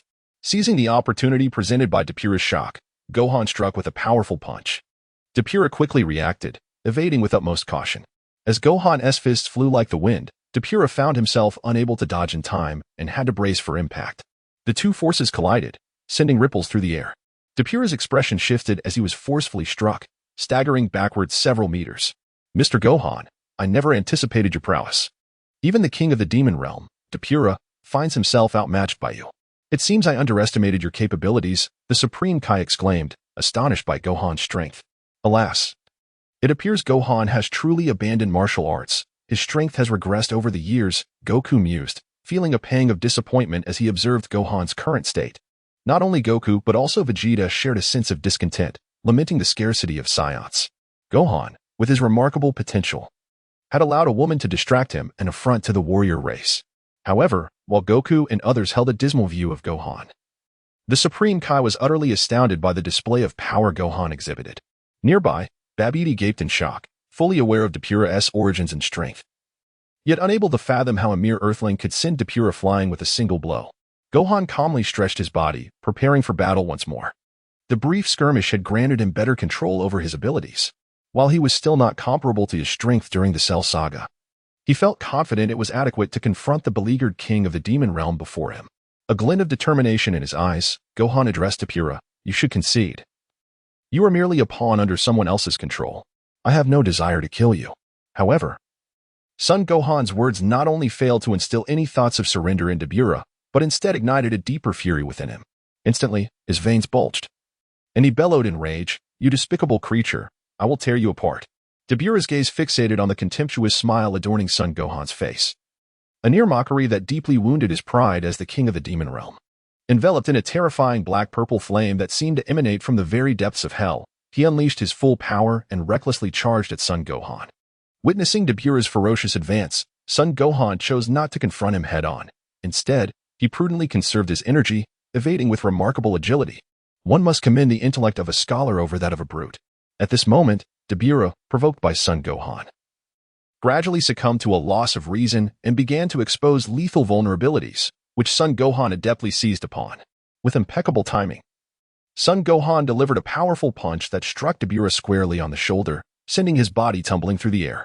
Seizing the opportunity, Son Gohan unleashed his father's signature technique, the Kamehameha Wave. The energy surged forth like a torrential flood, coalescing rapidly into a blinding column of white light directed at the still reeling Depura. In a frantic bid to evade, Depura exerted all his might, yet the scorching energy singed his chest, leaving him with visible scars. In an instant, Son Gohan was upon Depura again, his astonishing speed rendering the latter unable to react, as Son Gohan unleashed an overwhelming force upon the injured Depura. The sounds of fists and feet cutting through the air echoed like thunder. Watching from a distance, the confined Babidi comprehended the dire reality.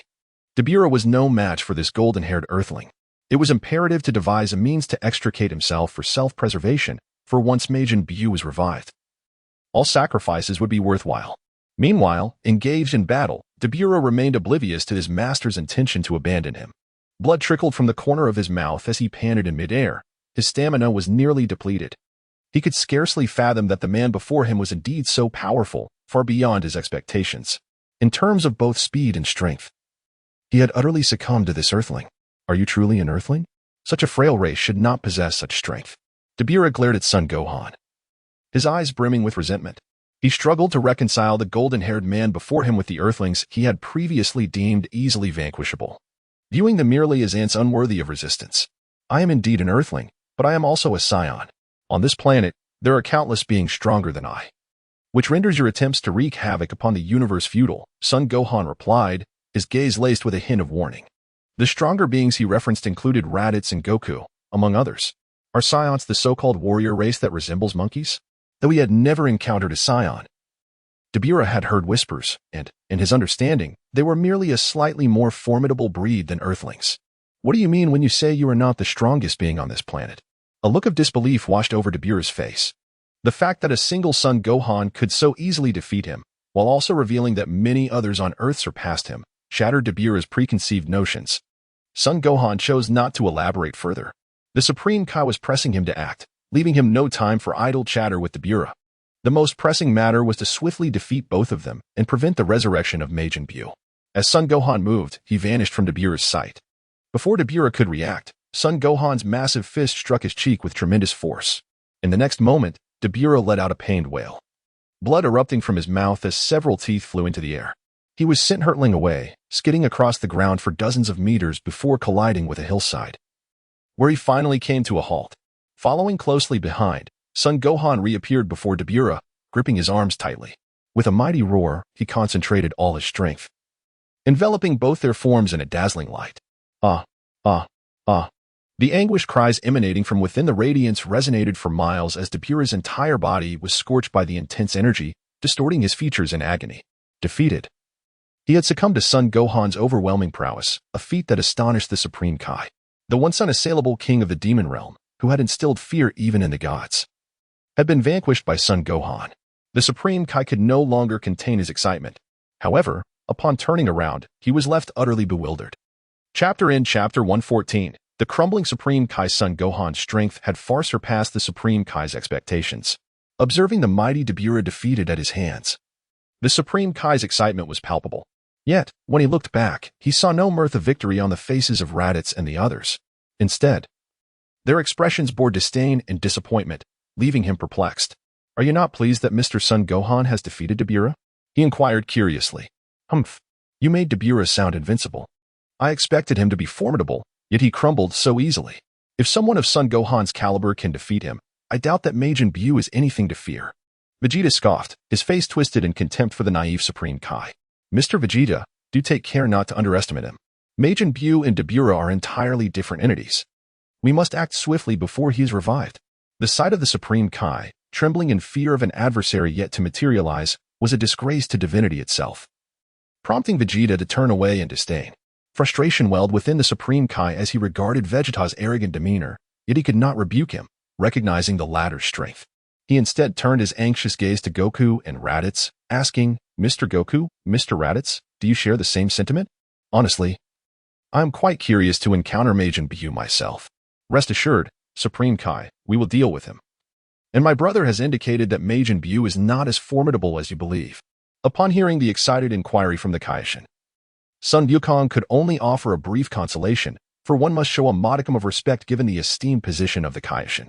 At that moment, the battle between Son Gohan and Dabura had reached its conclusion. The Demon King, Dabura, lay battered and bruised at Son Gohan's feet, unable to fathom that he would meet his demise at the hands of a mere earthling. "You may leave. I shall not take your life. I hope you refrain from committing further misdeeds," Son Gohan declared, surprising the Kaioshin, who was on the verge of a breakdown. Unable to comprehend the bizarre events he had witnessed within a single day. "Mr. Son Gohan, you must not let him go. Dabura has committed countless atrocities and is incapable of repentance." The Kaioshin was nearly brought to his knees, unable to withstand any further emotional turmoil. "I understand, but I do not wish to take a life."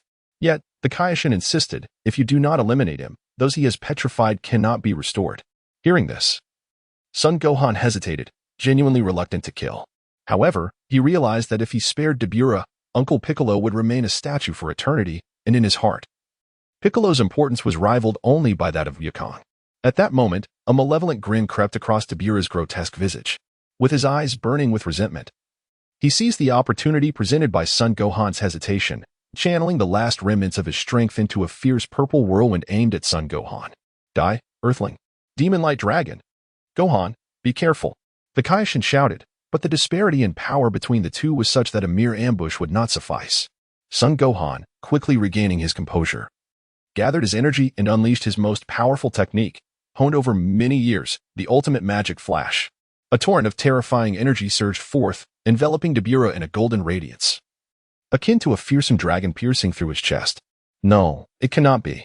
I cannot perish at the hands of one like you," Dabura cried out in disbelief. Thus, he met his end, utterly defeated, leaving behind a legacy of regret and bitterness, never to comprehend the true strength of the Saiyan race. After Dabura's demise, the petrified Piccolo and Jebbit gradually returned to their original forms. Son Gohan, initially burdened with guilt and unease, felt an overwhelming sense of relief wash over him upon seeing Piccolo, and he rushed to embrace him like a child.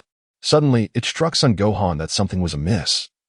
The diminutive figure who had accompanied Dabura had vanished without a trace. He had not even noticed how this had occurred. According to the Kaioshin, this Babidi was even more sinister than Dabura. If this villain had indeed escaped, Earth would face an imminent threat. The Kaioshin, observing Son Gohan's confusion, approached him and explained, "Babidi is undoubtedly still nearby. He has merely concealed himself. I previously mentioned that he is a complete weakling in combat, yet his magical prowess is formidable. He must have employed some special method to mask his presence from us." As the Kaioshin had surmised, Babidi had recognized the impending defeat of Dabura and devised a plan to prolong his survival. He was willing to sacrifice his own lifespan to hide himself in a different dimension, fully convinced that if he could revive Majin Buu, he would attain his ambition of universal domination. The mere thought of Majin Buu's terror caused a cold smirk to appear on Babidi lips. For he believed that once Buu emerged, all his efforts would be justified. Mr. Gohan, let us not concern ourselves with him for now.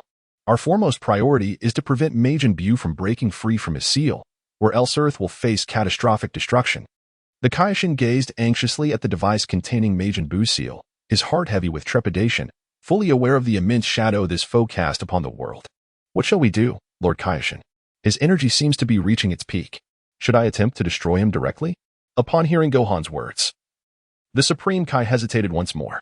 End of chapter 115. The resurrection of Buu. At this moment, the Supreme Kai's brow furrowed deeply, and his expression turned grim.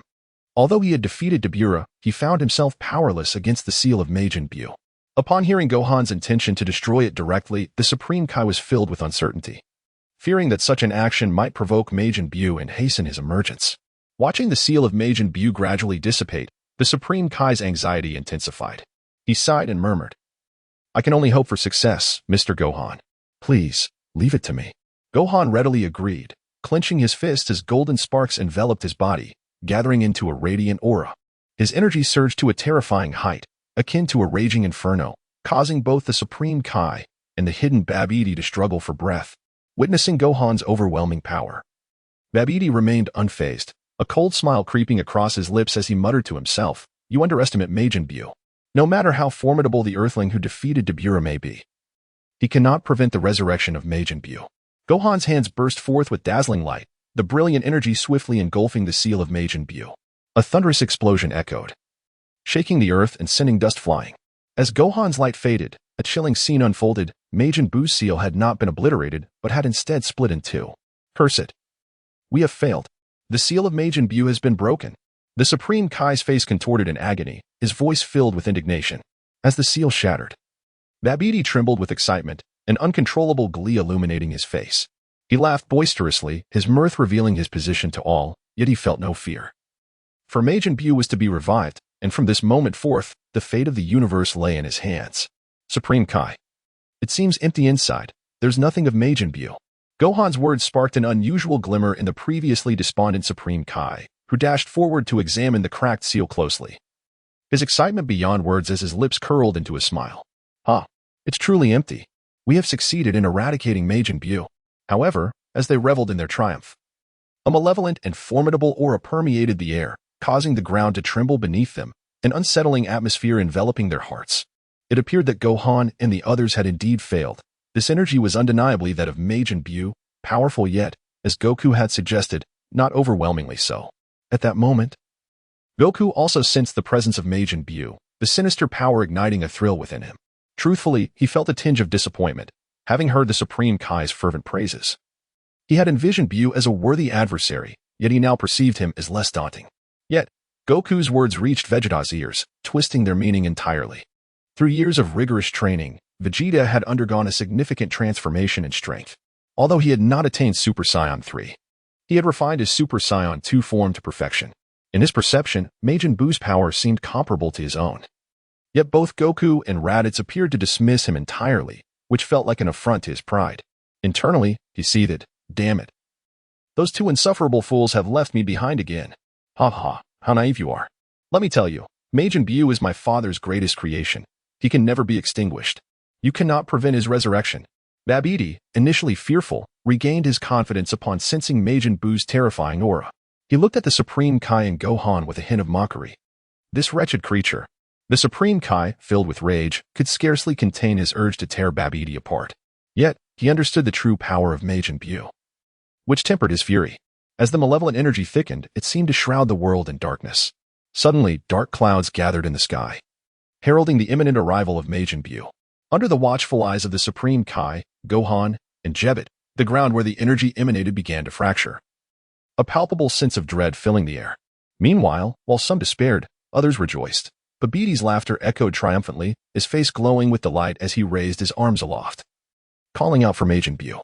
"Ha ha ha, come forth, Majin Buu. Let us reign over the universe together." As the dust settled, a pink mist began to coalesce into a form, and Babidi gazed up at the pink cloud, unable to contain his exhilaration. "Is this Majin Buu?"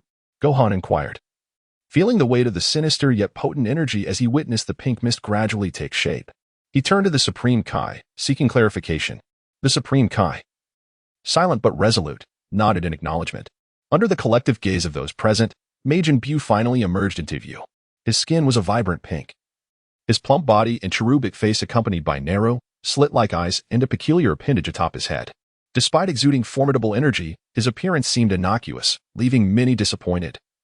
For they had anticipated a far more fearsome visage from the Supreme Kai's exaltations. "Is this really Majin Buu? Doesn't he seem particularly fearsome, in fact?"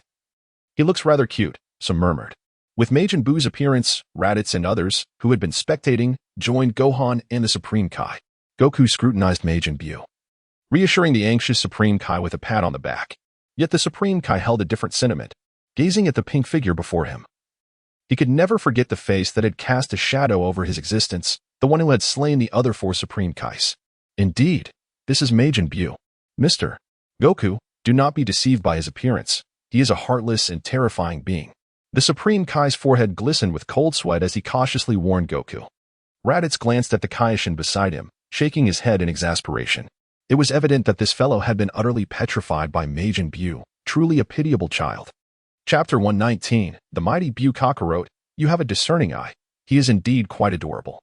Perhaps I could give him a good thrashing, and then bring him home as a pet."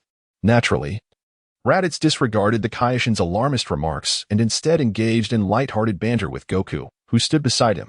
As Majin Buu, the focal point of attention, descended from the sky to the ground, he surveyed the crowd but paid them no heed. Instead, he began to amuse himself, behaving like a child who had never grown up, utterly ludicrous in his antics. Babidi looked at Majin Buu in shock, perceiving him as almost dim-witted. If not for the aura of terror emanating from the creature, he would have thought he had mistaken his identity. He struggled to reconcile this comically absurd figure with the fearsome Majin Buu described by his father, although Babidi felt that the rotund being beside him was somewhat unreliable. He found himself with no other recourse given the current circumstances. Tentatively, he called out to Buu. However, to his astonishment, Majin Buu ignored him completely, continuing to frolic about, seemingly oblivious to Babidi's presence. Irritated by the lack of response, Babidi's frustration boiled over, and he declared, "Majin Buu, listen closely. You were created by my father, and it was I who freed you from your seal. From this moment forth, you must obey my commands." Upon hearing Babidi's words, Majin Buu ceased his antics and turned to face him, regarding him as if he were a fool. His squinted eyes revealed a depth of meaning, as if to convey, "What makes you think you can command me? Who do you think you are?" Though Majin Buu remained silent, Babidi could perceive the mockery in his expression and warned him in a tone laced with hostility, "We have the power to seal you away again. And I doubt you wish to return to that dark cocoon." Despite feeling angered by Babidi's threats, Majin Buu suppressed his ire, smiling innocently as he approached Babidi, nodding in agreement to follow his orders. Seeing that Majin Buu was finally willing to listen, Babidi felt a wave of relief wash over him. He pointed at Gohan and the Kaishin, commanding Buu, "I order you to eliminate these 2 detestable individuals and demonstrate your might." Without hesitation, Majin Buu's comical visage morphed into one of malevolence, a sinister aura radiating from him as he advanced menacingly toward Gohan and the others. Gohan, fully aware of the Kaishin's limited strength, positioned himself protectively in front of the Kaishin, stating, "Kaishin, be careful. I'll handle this guy." In a swift motion, Gohan launched himself at Majin Buu, but the latter effortlessly evaded his powerful strike with a mere sidestep. How fast? Gohan's eyes widened in disbelief. He had not anticipated that this corpulent creature could move with such astonishing speed. The thought of using speed for a surprise attack evaporated from his mind. Recognizing Majin Buu's formidable strength, Gohan attempted to retreat, but Buu was relentless, swiftly appearing before him once more. A simple punch from Buu sent Gohan flying, his body crashing to the ground like a lifeless fish, unable to maintain his Super Saiyan form. Majin Buu was truly terrifying, evoking a sense of despair in the Kaishin. If someone as powerful as Gohan could be defeated in a single blow, his heart sank to the depths of despair. As Gohan, who had previously triumphed over Dabura, was vanquished, a triumphant smile spread across Babidi's face. He could not help but exclaim in delight, "Majin Buu, you are truly remarkable." Majin Buu relished the praise, displaying a foolish grin, completely oblivious to the terror he inspired, yet his strength was undeniable. "Gohan, are you all right?" Piccolo rushed to Gohan's side, helping him up and expressing his concern. The Kaioshin and Kibito exchanged glances, both shaking their heads in resignation. They then addressed the group. Majin Buu is far too powerful. We must flee at once. Humph. With such cowardice, how can you call yourself a god? It's laughable. Today, I, Vegeta, shall take him down. Vegeta scorned the Kaioshin's retreat. Disdain evident in his voice. He clenched his fists, golden light illuminating the ground around him as he transformed into Super Saiyan 2, his eyes radiating unwavering determination. Seeing this, Goku quickly grasped Vegeta's arm, his tone slightly arrogant. Vegeta, you can't do that. We agreed that I would go first. Humph. Kakarot, you truly are naive. Do you honestly believe my words? Vegeta showed no mercy to Goku. His desire to engage Majin Buu ignited. Enough bickering. Leave this to me. End of chapter. Chapter 117. Vegeta versus Majin Buu. As the argument between Goku and Vegeta continued, Raditz's sudden interjection drew their ire. Both were displeased, particularly Goku, who questioned, Brother? Did you not claim to have no interest in Majin Buu? Are you now going back on your word? Do you think I am easily deceived? Ah, you've caught on. With a calm smile, Raditz cast a teasing glance at Goku and slowly spoke. Indeed, I have little interest in Majin Buu, but I am quite intrigued by the Kaioshin realm. He then shifted his gaze slightly to the side, fixing his eyes on the Kaioshin, and continued, Kaioshin, do you remember our agreement? Once I deal with Majin Buu, you shall grant me the Kaioshin realm. The Kaioshin, taken aback, admitted that he had almost forgotten this matter until Raditz brought it up again. However, he doubted Raditz could handle Majin Buu alone and sighed, Mr. Raditz. It would be best not to joke at this moment. He then glanced at Vegeta and Goku, urging, Majin Buu's strength is beyond our imagination. We should unite our efforts for a chance at victory. I said I will face this foe alone. None of you are to interfere. Vegeta declared, his fist clenched. Transformed into a Super Saiyan, he radiated an overwhelming aura, his golden hair dancing in the air, his steadfast gaze reflecting his pride. The Kaioshin firmly disagreed with Vegeta, shaking his head as he continued to plead, Mr. Vegeta, heed my advice. You are no match for him alone. Let us fight together. Goku and Raditz, eager to engage, echoed the Kaioshin's sentiment, stating, this time, the Kaioshin is indeed correct. You may not stand a chance against him. How infuriating. Raditz, Kakarot, how dare you underestimate me? Vegeta fumed, his pride wounded by Raditz's mocking tone. What shall we do then? Since everyone wishes to fight, perhaps we should resort to our old method, Goku suggested. Prompting nods of agreement from the others. Let us play rock, paper, scissors. Haha. Splendid. I've won. Vegeta exclaimed, raising his victorious fist, a triumphant smile illuminating his face. It was the first time in years he had surpassed the two, and though it was merely a game, it provided a modicum of solace to his battered pride. Vegeta quickly limbered up and stepped forward, the warrior blood of the Saiyan race igniting his combat fervor.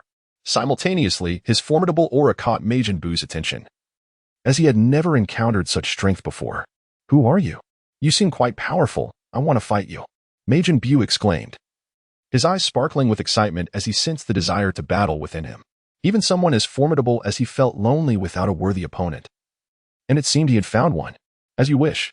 Vegeta bellowed, unleashing his power in a surge that shattered the ground beneath him. He transformed into a golden streak, charging at Buu. As he closed in, Vegeta unleashed a flurry of attacks, his strikes fierce as a tiger and relentless as a dragon, sending waves of energy rippling through the air. Majin Buu remained unmoved, an enigmatic smile gracing his lips as he effortlessly caught Vegeta's punch. The clash of their powers causing the very earth to tremble. The Kaioshin, witnessing this stalemate, was left astounded. He had never anticipated someone could contend so evenly with Buu. Trembling with disbelief, he turned to Goku and Raditz, perplexed. Do you not find Mr. Vegeta's strength formidable? He is matching Majin Buu blow for blow. Goku, ever polite, smiled and replied, it's all right, but neither has yet revealed their full strength. It lacks excitement. Raditz, however, was less circumspect, stating bluntly, not really. Both are rather weak. Despite their audacity, the Kaioshin felt no anger. Their conversation hinted that Vegeta might indeed be the weakest among them, fostering a glimmer of hope that they could defeat Majin Buu. As he observed the battle unfold, the Kaioshin marveled. Saiyans truly are a terrifying race. During the fight, Vegeta seized upon a moment of vulnerability in Majin Buu's defense, grabbing his fist and hurling him away with immense force. Not intending to waste this opportunity, Vegeta launched himself into the air, delivering a rapid series of punches to Majin Buu. Even Majin Buu sustained damage from the relentless assault, crashing into a nearby mountain, his body entombed beneath the rubble. Final flash. Vegeta roared, channeling his energy into a golden beam aimed directly at Majin Buu's core, which obliterated the debris and struck him squarely. The explosion resonated, leveling the desolate hills and sending dust and stones flying, obscuring the view of onlookers. As the wind swept away the dust, they revealed Majin Buu, motionless on the ground, a gaping hole in his midsection. The Kaishin, witnessing this scene, was flooded with memories of the horrors Majin Buu had wrought. Overcome with emotion, tears welled in his eyes as he marveled at Vegeta's astonishing strength. Buu was utterly defenseless against him. With excitement in his voice, he exclaimed, "Wonderful! We have triumphed over Majin Buu. We have saved the entire universe." Standing afar, Babidi nearly crumbled to his knees, unable to fathom the defeat of the formidable Majin Buu. He refused to believe it, wailing like a father mourning a deceased child. "Impossible. Majin Buu, how could you fail? You are the mightiest warrior in the universe. Rise and annihilate these humans." But the Kaishin, with a hint of mockery, retorted, "Babidi, awake from your delusions. Do you not see that Majin Buu's body has been pierced? He has no chance of survival. Your hopes are in vain." Chapter 118. Vegeta's new breakthrough. At this moment, the Kaishin, feeling triumphant, cruelly taunted the weeping Babidi. Just then, Goku's words struck the Kaishin with shock. "No.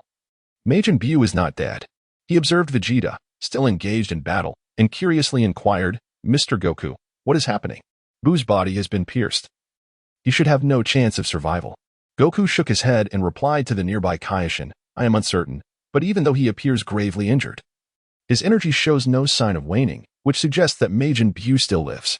As Goku surmised, the seemingly incapacitated Majin Buu opened his eyes once more and stood up, lightly patting his abdomen. A startling scene unfolded as his body remarkably restored itself beneath his lower eyelid. How is this possible? The Kaishin was rendered speechless by Buu's unexpected recovery. "Excellent. I knew you were still alive, Majin Buu. Quickly, eliminate these detestable beings." At Babidi's irritating command, Buu felt anger rise within him but restrained it, nodding as he continued to watch Vegeta, whose expression morphed into a fierce and terrifying grimace. Steam billowed from the small holes atop his head as he growled, "You have hurt me, and I am furious. I will kill you." "Humph. You must possess the capability to do so. Today, let me demonstrate the true might of this prince." Upon finishing his words, Vegeta unleashed a surge of energy that radiated an overwhelming force, causing the very earth to tremble. The golden light engulfed the land, leaving Goku slightly astonished. As the golden aura dissipated, Vegeta's golden hair shone more brilliantly, and the once fleeting flashes around him became strikingly clear. At this moment, Vegeta resembled a god of thunder, instilling fear in all who beheld him. "What is this? Is this also a form of Super Saiyan?" Goku pondered, taking in Vegeta's appearance with curiosity, surprised by Vegeta's newfound strength. No wonder he had been clamoring for a duel even after learning of Goku's attainment of Super Saiyan 3. He recalled a few years prior when Vegeta sought them out.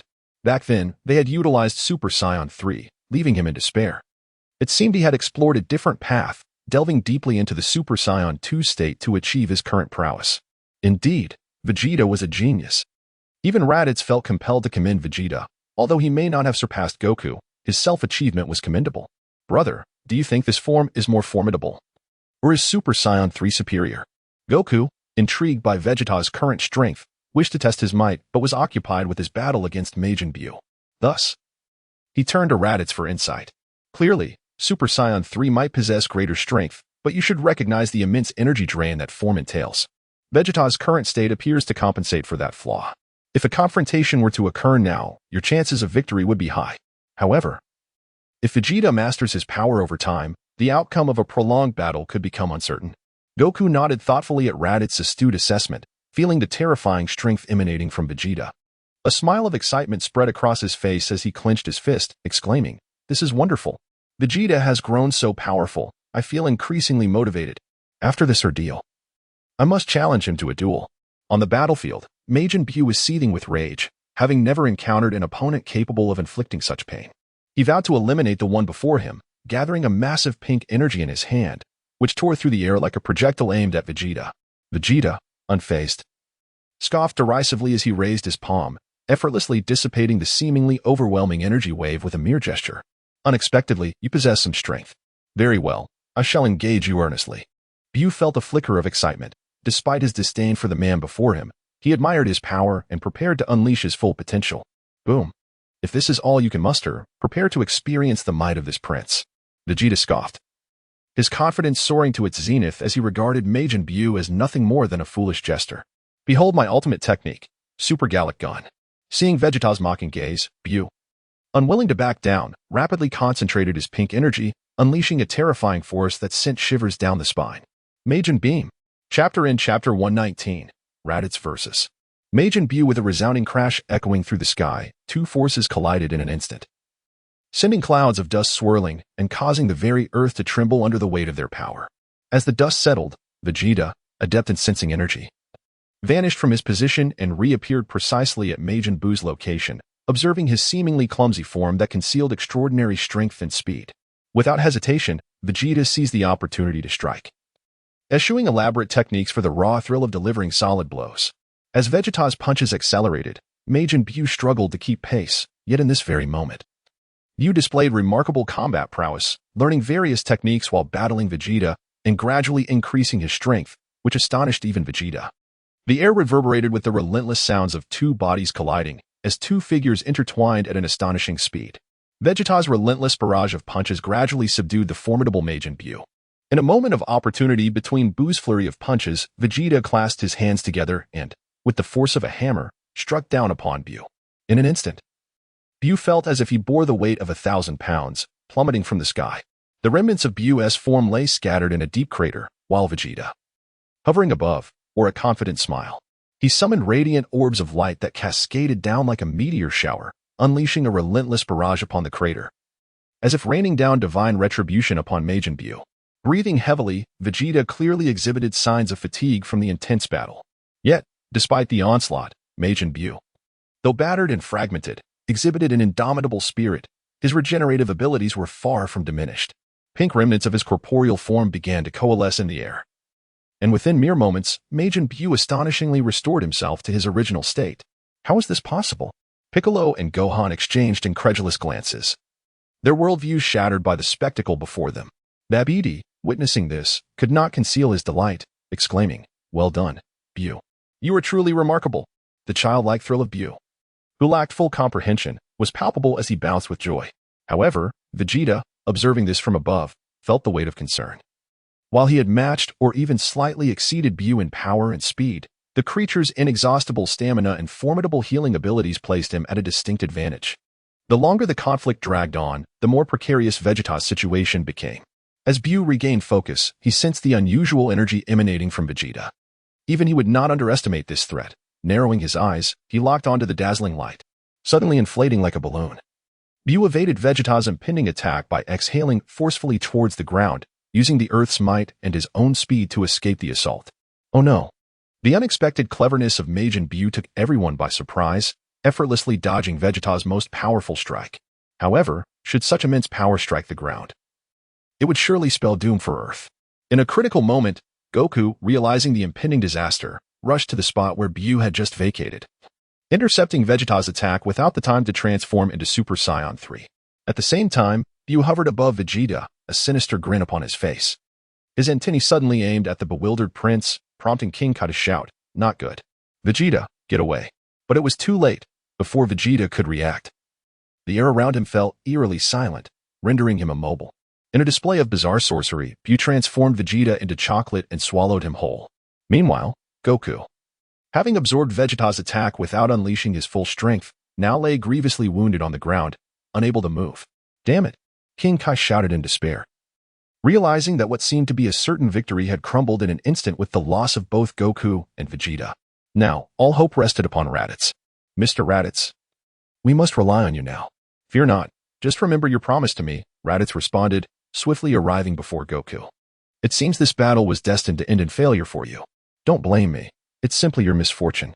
Raditz then hoisted Goku and tossed him aside, where Piccolo promptly caught him. Gohan, dragging his injured form, anxiously inquired, "Dad, are you all right?" "I'm fine, just unable to fight." "It's truly frustrating," Goku lamented, filled with regret. Had he foreseen this outcome, he would never have allowed the charming Vegeta to participate. Raditz cast a cold, disdainful gaze upon the ludicrous figure of Majin Buu before him. While others might adopt a defensive stance in his presence, to Raditz, this creature appeared merely as a foolish jester, eliciting nothing but scorn in his eyes. Majin Buu, still basking in the euphoria of his recent triumph, regarded Raditz with a semblance of arrogance. A mocking grin spread across his face as he spoke. Do you wish to engage in battle with me as well? Of course. Raditz nodded in agreement, a mischievous grin spreading across his face as he spoke. Majin Buu, is it? You can open your eyes and converse with me. Although Majin Buu's intellect was somewhat lacking, he discerned that Raditz was mocking the smallness of his eyes. This remark struck a deep chord with his fragile ego. And in that moment, a ghastly and terrifying expression overtook his face. Steam rose ominously from his head as he spat out each word with venomous intent directed at Raditz. I will kill you. Chapter 120. The death of Majin Buu. Observing Majin Buu's furious demeanor, Raditz remained unfazed, transforming instantaneously into Super Saiyan 3. With a swift whoosh, Raditz's figure vanished. His speed so astounding that everyone present was left bewildered. Little fatty, I am right behind you, echoed a sudden voice in Buu's ear. Turning around, Majin Buu was confronted by a fierce man with a mane of golden hair, a golden tail coiled around his waist, and his hand raised slightly. Before Majin Buu could react, Raditz delivered a resounding slap to Buu's plump face, the weight of the blow akin to the collapse of the heavens. In an instant, Buu felt dazed, plummeting from the sky in a most undignified manner. What terrifying power! Gohan gasped, witnessing how Raditz's simple slap rendered Majin Buu utterly defenseless. His eyes wide as saucers. Meanwhile, King Kai clenched his fists, fervently wishing for Raditz to eliminate Buu without granting him another chance to rise again. Struggling to regain his composure, Buu stood up, anger etched across his face as he glared at Raditz hovering above. Raditz merely smirked, beckoning him with a taunting gesture. How dare you underestimate me?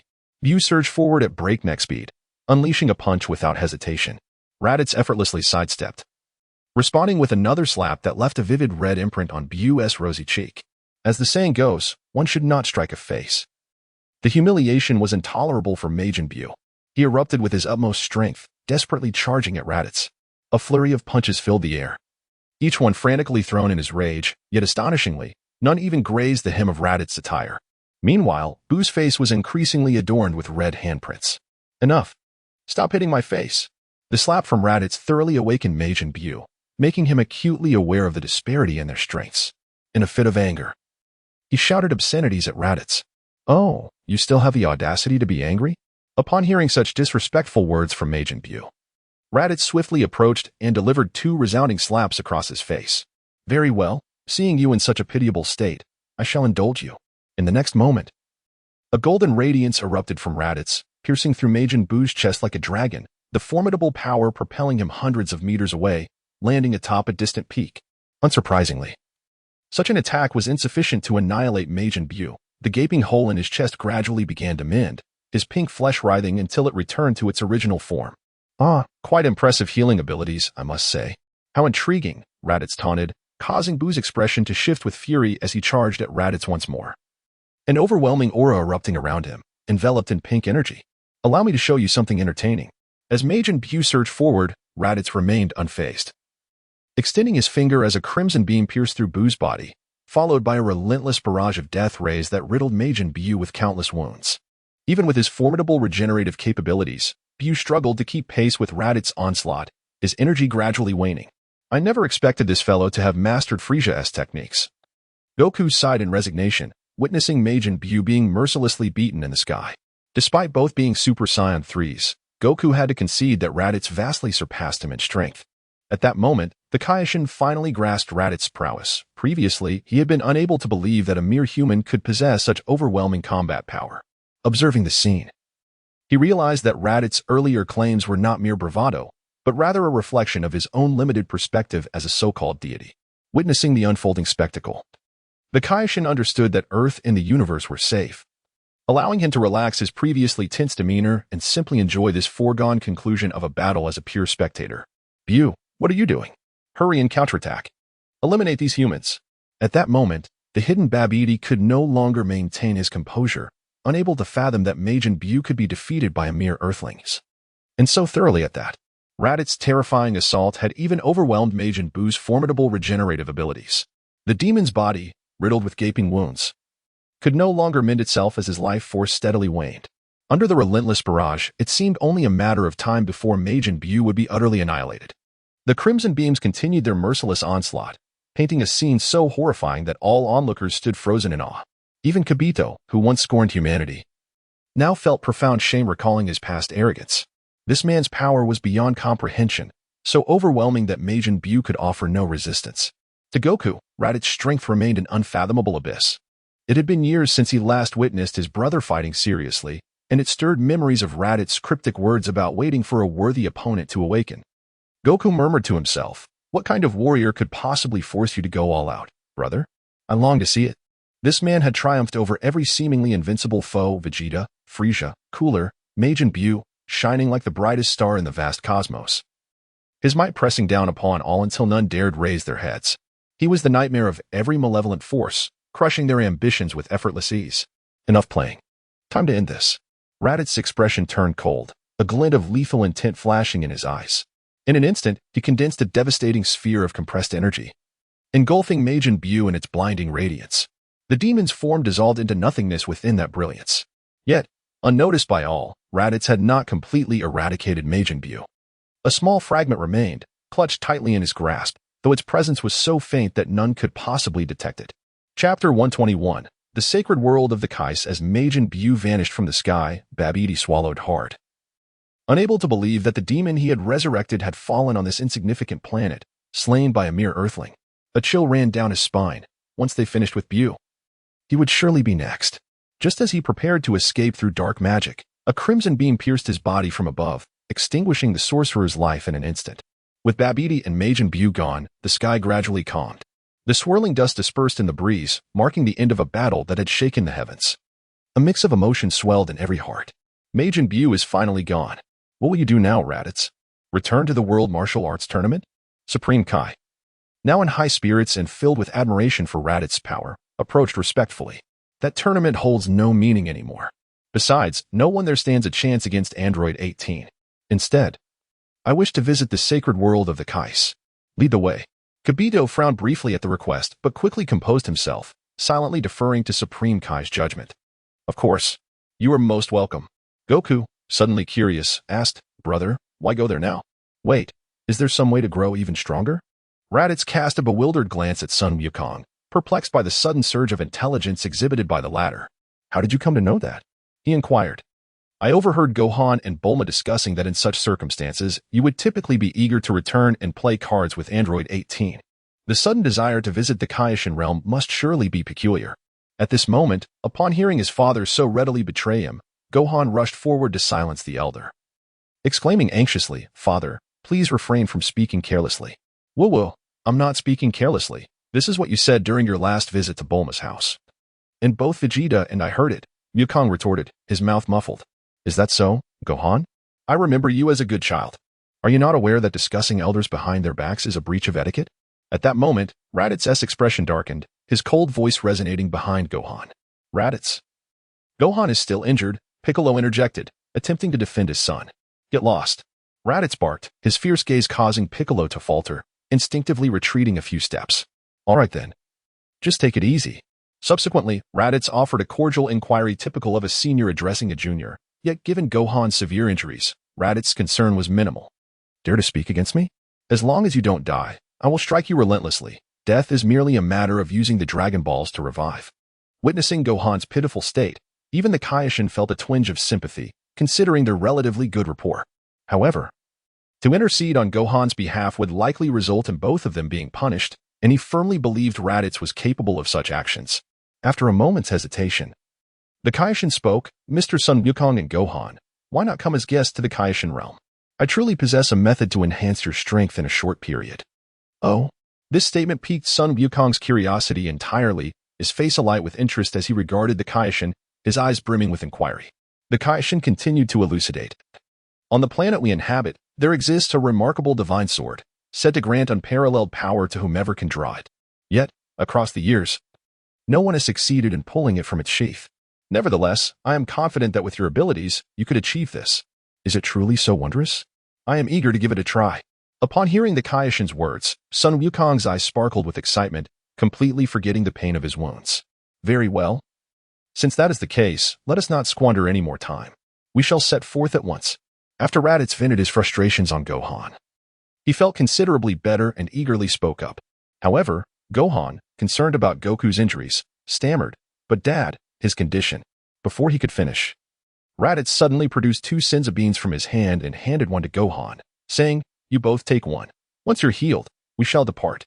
Gohan, taken aback, exclaimed, "I can't believe you had Senzu beans hidden on you. That's fantastic." Goku, upon seeing the beans, became equally excited. As they consumed the Senzu beans, both Goku and Gohan's injuries healed instantly. Subsequently, Raditz, Goku, Gohan, Krillin, and Piccolo accompanied the Supreme Kai as they left the area. Just before they departed, Goku scratched his head and murmured to himself, "Did we forget something? Never mind, enhancing our strength is more important." Thus, Vegeta was inadvertently left behind in their thoughts. The Supreme Kai used instant transmission to take Raditz and the others to their home planet. Gazing at the vast surroundings, Raditz nodded in approval, thinking to himself, "Indeed, this planet belongs to me now." In a fit of excitement, Goku rushed over and grabbed the Supreme Kai's arm, inadvertently pulling him down due to his immense strength. Eagerly, he asked, "Excuse me, Supreme Kai, where is that divine sword you mentioned? Please, take us to see it." The Supreme Kai, unfazed by Goku's impolite demeanor, recognized that a human's behavior would normally be seen as disrespectful to a deity. However, witnessing their formidable power had shifted his perspective, especially since they had vanquished the terrifying Majin Buu. Truly, strength dictated all. Yet, standing beside the Supreme Kai, the proud Jebet felt irked by Goku's actions. Although slightly wary of Goku's might, he still admonished, "Goku, mind your behavior. This is the esteemed Supreme Kai." "It's quite all right, Jebet," the Supreme Kai interjected hastily. Despite Goku's generally amiable temperament, he was aware of his brother's greater strength and temper, and he had no desire to offend such a formidable being. After all, should this being become wrathful, he feared for the safety of his own Kai's planet. "Now, follow me to the Supreme Kai's temple. I shall show you the divine sword." Noticing the eagerness of the group, the Supreme Kai decided not to prolong their anticipation and led them towards the sword's location. Thus concludes this chapter. Chapter 122, The Supreme Kai's Sword. Meanwhile, as Raditz and the others arrived at the Supreme Kai's planet, the World Martial Arts Tournament was drawing to a close. Unbeknownst to the participants, they had narrowly escaped a cataclysmic crisis, still immersed in fervent cheers.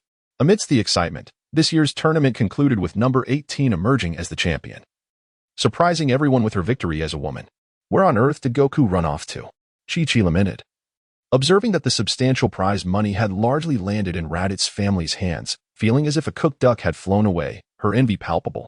Meanwhile, the wealthiest among them, Buu, showed little concern, merely grumbling, "Honestly, I wonder where those 3 have disappeared to, leaving us women behind. It's simply outrageous." "Don't worry," number 18 reassured. "They might have been delayed by something. Given their strengths, I doubt anyone in the universe could pose a threat to them. There shouldn't be any trouble." She smiled, exuding unwavering confidence in her man. As Raditz and his companions followed the Kaioshin in search of the divine sword, they were captivated by the breathtaking scenery of the Kaioshin realm. Sun Wukong could not help but exclaim, "The environment here is truly tranquil and harmonious. The air is undoubtedly several times fresher than that of Earth. If one could cultivate in such a place, it would surely be of immense benefit." He continued, "You are the first humans to visit the Kaioshin realm. You should feel honored. However, this realm is not a place that humans can simply enter at will." Jebet held a unique pride regarding his status. Although Sun Wukong's strength was indeed formidable, one's identity dictated everything in this realm. Once it was so, but from now on, "I shall come and go as I please," Raditz declared. This statement provoked discomfort in Jebet, who retorted, "Do you truly believe this place is your home?" Raditz cast a perplexed glance at Jebet, pondering whether this individual possessed any semblance of intellect. After witnessing his prowess, how dare he speak so audaciously? Hadn't he observed how his master treated me with utmost courtesy? As a servant, does he not possess a shred of discernment? Do you realize just how audacious you truly are? I am Raditz, a civilized being. Unlike that brutish Vegeta, I prefer to persuade through reason. Thus, I proclaimed, do not forget what you once promised me. As long as I defeat Majin Buu, you shall bestow this planet upon me. Henceforth, this shall be my home. And Kakarot, as my brother, is welcome to train here at any time." It was only upon hearing Raditz's words that Son Goku finally grasped the situation. Indeed, this would be his brother's home, making it his own as well. Did he truly need permission to train here? What a fool. His gaze toward Jebet turned decidedly unfriendly. At that moment, King Kai and Jebet recalled this agreement, their expressions darkening ominously. "Mr. Raditz, are you serious?" Jebet inquired, his face paling. The notion of relinquishing King Kai's planet was utterly inconceivable. Yet, how could he retract the words he had just spoken? Moreover, given the formidable strength of his opponent, engaging in conflict could lead to dire consequences. Mr. Raditz, perhaps I could offer you the sacred sword, thus negating the need for the planet? Jebbet suggested hesitantly. How could the esteemed King Kai even contemplate retracting his words? The sacred sword is inherently a possession of King Kai's planet, and therefore, it rightfully belongs to me.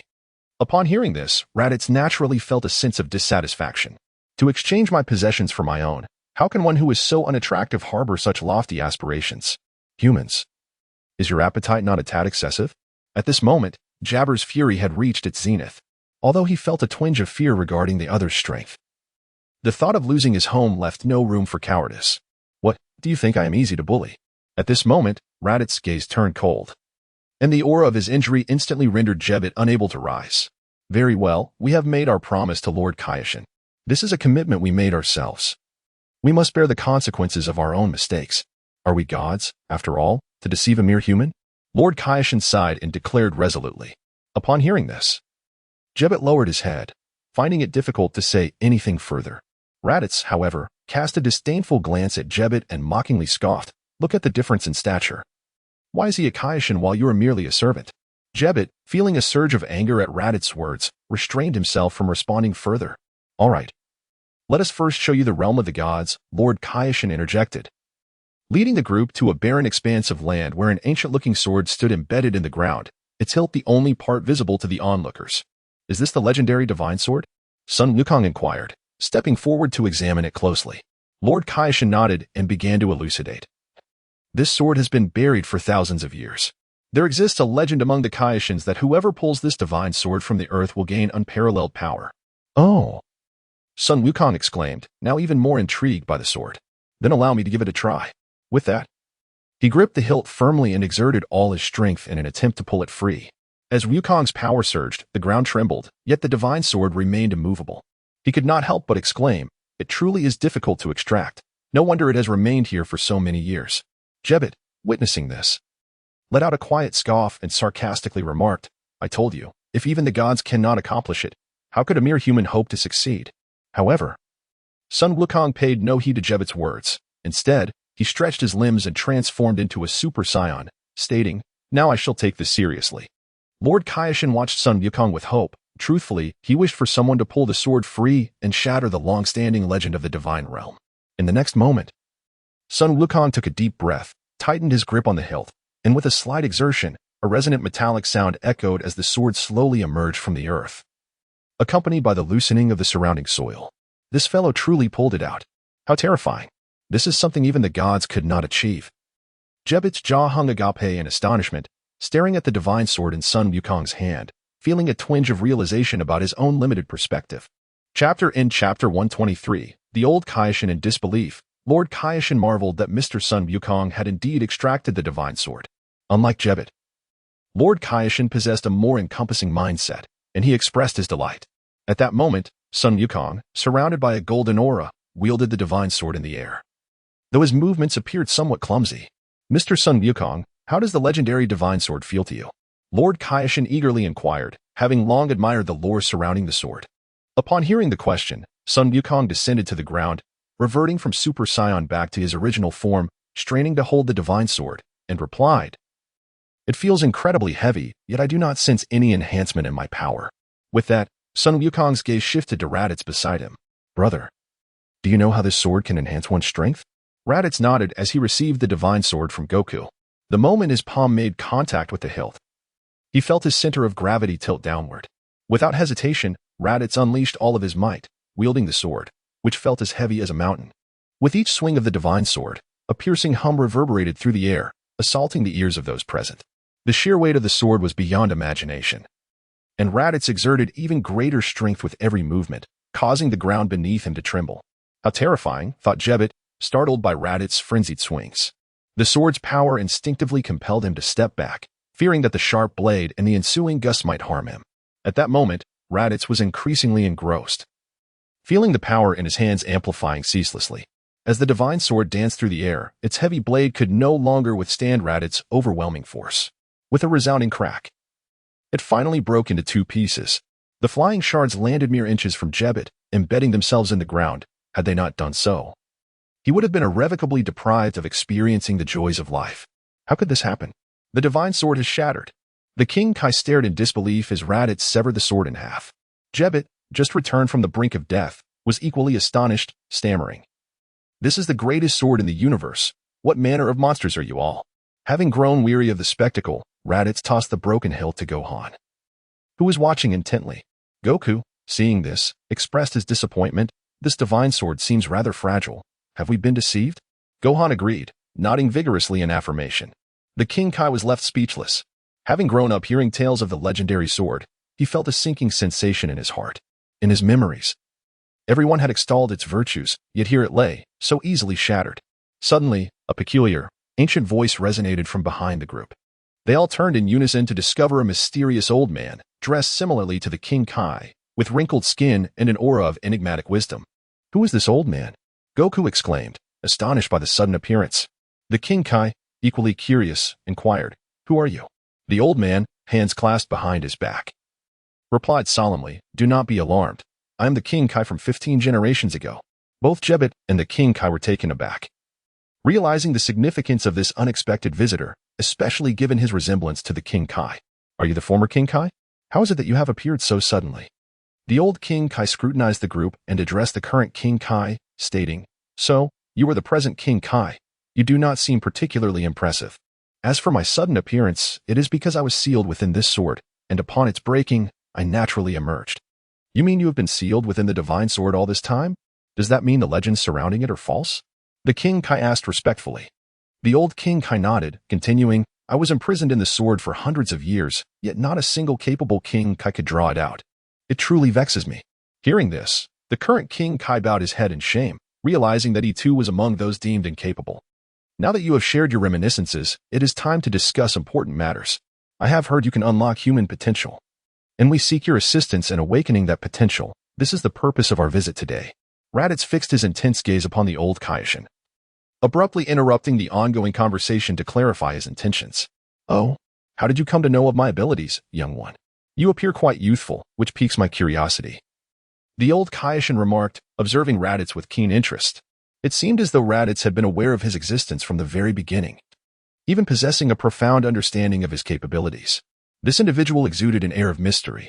Developing potential? That sounds remarkably similar to the abilities of the Grand Elder from Namek. However, haven't we all already undergone such enhancements?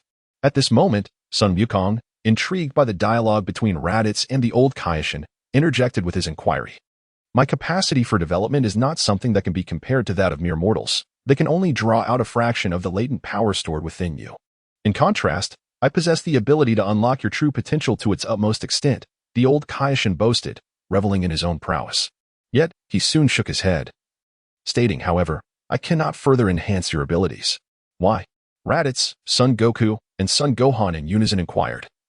"I can sense that your strength has grown formidable enough to pose a threat to humanity across the entire universe. It seems there is no need for further enhancement." "Is there? Hey, old man, do not forget that we were the ones who released you. You wouldn't wish to remain ungrateful, would you?" Raditz found himself at a loss for words, astonished that this fellow would deviate from the expected course. How could he recall that, in the original narrative, this character actively aided Gohan in enhancing his strength? Yet here he was, so utterly despondent. "Young man, you ought to comprehend the principle of bestowing kindness without the expectation of recompense," the old Supreme Kai remarked, stroking his beard and feigning profundity. End of chapter. Chapter 124. Secrets. What nonsensical principle is this? I've never even heard of it. Raditz was taken aback by the old man's audacity, as he brazenly attempted to obtain something for nothing. "If you refuse to comply, I shall have no choice but to seal you away once more.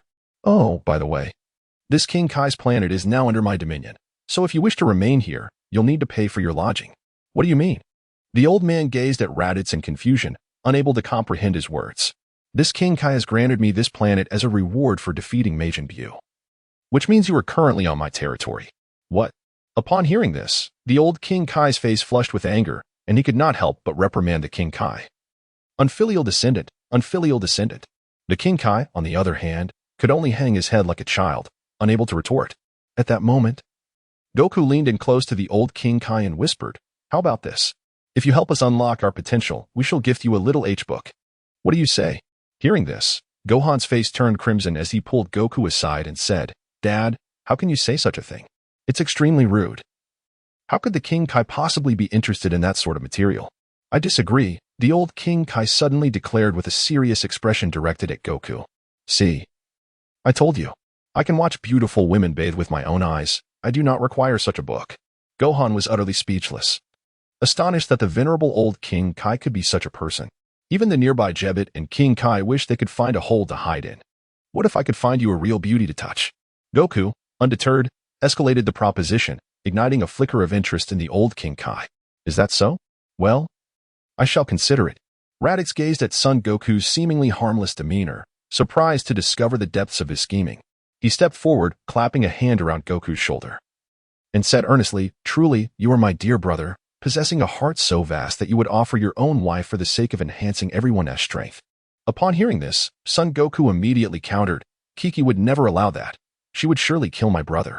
However, before Goku could finish his sentence, Raditz tightened his grip, causing Goku to feel as if his shoulder were on the verge of being crushed. Noting the murderous glint in Raditz's eyes, he quickly altered his suggestion. "What about Gohan's new girlfriend?" "Dad, what nonsense are you spouting? Why don't you suggest your own wife?" Gohan exclaimed, his emotions getting the better of him. Realizing his slip, he hastily sought to clarify, "In any case, it's simply 1T work." "Well, if that is the case, then we are left with Bulma. I just wonder if Vegeta would agree." Ultimately, Goku, as expected, redirected the conversation towards Vegeta, and the two, burdened with guilt regarding Vegeta, reluctantly handed over a photograph of Bulma to the old Kaioshin. Thus, he finally acquiesced. "Very well, I shall begrudgingly accept this arrangement. Who shall go first?" The old Kaioshin cleared his throat, shaking off his previous demeanor, and turned to the group with a serious expression. "I shall go first," came the response. Without hesitation, Raditz boldly volunteered, "All right, come here and sit before me." The old Kai nodded and gestured to Raditz to approach. Leitais meticulously followed the steps outlined by the old Kaioshin, who gently stroked the back of Leitais' head. "Oh, this fellow's physique is extraordinary." The old Kaioshin's gaze towards Leitais suddenly filled with astonishment, as he observed fine golden threads coursing throughout Leitais' body, causing his power to surge dramatically. "Such terrifying potential," the old Kaioshin murmured softly to the meditative Leitais, astonished that this individual possessed such formidable strength, yet still harbored an even more frightening potential. It was unimaginable how powerful he would become once that potential was fully realized. Most alarming was the peculiarity of this being's body. It was clear that he was not merely an ordinary Saiyan. As time passed, with the old Kaioshin's assistance, Leitais' strength was gradually being unearthed. A fleeting red glow enveloped him, only to vanish almost instantly. "Mr. Leitais, what was that just now?" "I felt an aura that instilled a deep-seated fear within me," the Kaioshin commented, genuinely startled by the sudden flash of energy emanating from Leitais, causing him to tremble involuntarily. "Albeit for just a second." "Really? I didn't feel anything at all," Son Goku replied, gazing at Leitais with confusion, perceiving no change in him. "Right, Lord Kaioshin?" "You must be mistaken. I felt nothing either," Son Gohan chimed in. "Impossible. I am certain of what I felt. It was indeed real," the old Kaioshin retorted, his eyes flashing a warning, silencing the others. At that moment, the old Kaioshin was engulfed in astonishment, beads of cold sweat trickling down his forehead. While onlookers might attribute it to the toll of unlocking potential, only he understood the true nature of the experience he had just undergone. When he sensed Leitais' awakening potential, he was struck by a peculiar quality within him. Utilizing his divine energy and some special methods, he attempted to draw it out, only to inadvertently sketch an aura reminiscent of ancient legendary beings, causing him to hastily cease his actions. Surely this was a misinterpretation. It was merely an ancient legend, a secret known to only a handful in the entire divine realm, of which he was one. The old Kaioshin quickly dismissed these thoughts, feigning a yawn to mask his anxiety. He withdrew his probing gaze and focused intently on developing Leitais' power. However, as time progressed, it became evident that Leitais' body was akin to a bottomless pit, ceaselessly drawing forth energy. Yet, after the recent incident, the old Kaioshin felt no surprise. He simply realized that Leitais harbored an abundance of secrets, prompting him to cease the relentless enhancement of his power prematurely, as the old Kaioshin suddenly collapsed to the ground. "Weak and breathless," he uttered. "All right." Chapter complete. Chapter 125. Son Goku's resignation. While everyone anxiously awaited news, the old Kaioshin announced that he had finished. The crowd quickly gathered around him. Boom. As Leitais abruptly rose, a terrifying aura radiated outward in concentric circles, causing the entire Kaishan planet to tremble restlessly. What an incredible power, and this is merely without transforming into a Super Saiyan. Son Goku exclaimed in astonishment, sensing the overwhelming energy emanating from Leitais. Igniting the warrior's blood within him, he rushed to grab the old Kaishan, eagerly exclaiming, "It's my turn now." The old Kaishan attempted to free himself from Son Goku's grip. But in his weakened state, he was powerless to resist, enduring the discomfort of being pawed at by Goku. Lamenting inwardly that he had just removed a seal only to be sullied by a man. Observing Son Goku's excitement, the old Kaishan weakly replied, "Unlocking Leitais' powers has already drained most of my energy. Any further development will have to wait 3 days." Upon hearing this, Son Goku felt a twinge of disappointment. Having witnessed Leitais' might, he was now restless, wondering how he would endure 3 days. Meanwhile, Leitais observed the old Kaishan, who appeared on the verge of sleep, perplexed. He recalled how effortlessly the Kaishan had awakened Son Gohan's powers while still managing to read. Why had the situation changed so drastically now? Leitais sensed that the old Kaishan's fatigue was genuine. However, having just acquired formidable strength, Leitais refrained from voicing his concerns. After carefully attuning himself to the energy, he sought to tap into the power of a Super Saiyan but failed. In his current state, it seemed impossible to transform. If that were the case, it would be quite a disappointment. Then, he gradually dispersed the energy the old Kaishan had gathered for him and successfully transformed into a Super Saiyan. He recalled that during Dragon Ball Super, Son Gohan could only transform without utilizing divine energy. Faced with this situation, Leitais furrowed his brow. Could this power be in conflict? Curious, he inquired, "Old Kaishan, why can't I transform into a Super Saiyan after utilizing the energy you developed for me?" Son Goku was taken aback. If he couldn't transform into a Super Saiyan, what was the point of the development? Wasn't that rather pointless? The energy I bestowed upon you is the purest form, while your transformations are merely shortcuts filled with violent energy. Though they grant you immense power temporarily, they impose a significant burden on your body. Eventually, your mortal form will succumb to the strain, the old Kaishan replied calmly, observing Leitais' turbulent aura after his transformation. In response to the old Kaishan's words, Leitais was non-committal, stating, "You underestimate the Saiyan physique. After training for so long, I have not felt any issues with my body." The old Kaishan stroked his beard, his aged voice resonating once more in Leitais' ears. "Your body is indeed unique. I cannot ascertain how you have enhanced it. But if it were not for Son Goku's unadorned physique, which he maintains through constant training and the consumption of rare herbs to mitigate his ailments, he would likely have broken down long ago." Hearing the old Kaishan's words, Leitais, though initially inclined to refute, nodded thoughtfully. "My body must have been transformed by the blood jade, allowing me to become a Super Saiyan without issue." Meanwhile, Son Goku and Vegeta must have endured the rigors of battle for extended periods, with Son Goku being the weaker of the two, possibly explaining his heart condition. Raditz closed his eyes, intently sensing the energy coursing through his body. He endeavored to control his emotions, striving to attain a state of tranquility, in hopes of merging the two energies into one. The old Kai, observing Raditz's persistent determination, shook his head in resignation and continued to explain, "It is futile. The power I have bestowed upon you is exceedingly pure, while your inherent strength is far too tempestuous. It is indeed a case of opposing forces. Merging the two is no simple task. I advise you to abandon your pursuit of Super Saiyan transformation. If you earnestly hone your own abilities, you will find they can rival your innate power. One cannot have both fish and bear's paw. Do not let greed cloud your judgment, young one." Upon hearing the words of the Supreme Kai, Raditz felt a fleeting tremor within his heart, yet he swiftly regained his composure. What folly it would be to believe one cannot possess both fish and bear's paw. As long as one has sufficient ability, I shall claim them both. I refuse to accept that I cannot merge these two energies. Alas, why must you be so obstinate? The nature of these two energies is entirely disparate. If you insist on forcing them together, it will inflict significant harm upon your body. Do not play with fire, lest you incinerate yourself." The Supreme Kai observed Raditz, who continued his relentless attempts as the aura surrounding him became increasingly chaotic.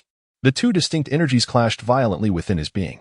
Had it not been for his unique physique, he would have surely met his demise long ago. Indeed, it seems this endeavor is futile. Blood trickled from the corner of Raditz's mouth, and a dull ache coursed through his body. He wiped his lips and spoke softly, "But it's all right. If I cannot achieve it in one go, I shall persist with patience. One day, I will unite them. After all, I possess the blood jade to mend my body, so I have no concerns about any issues arising." If I succeed, that is splendid. If I fail, I can harness the power of the blood jade to strengthen myself further.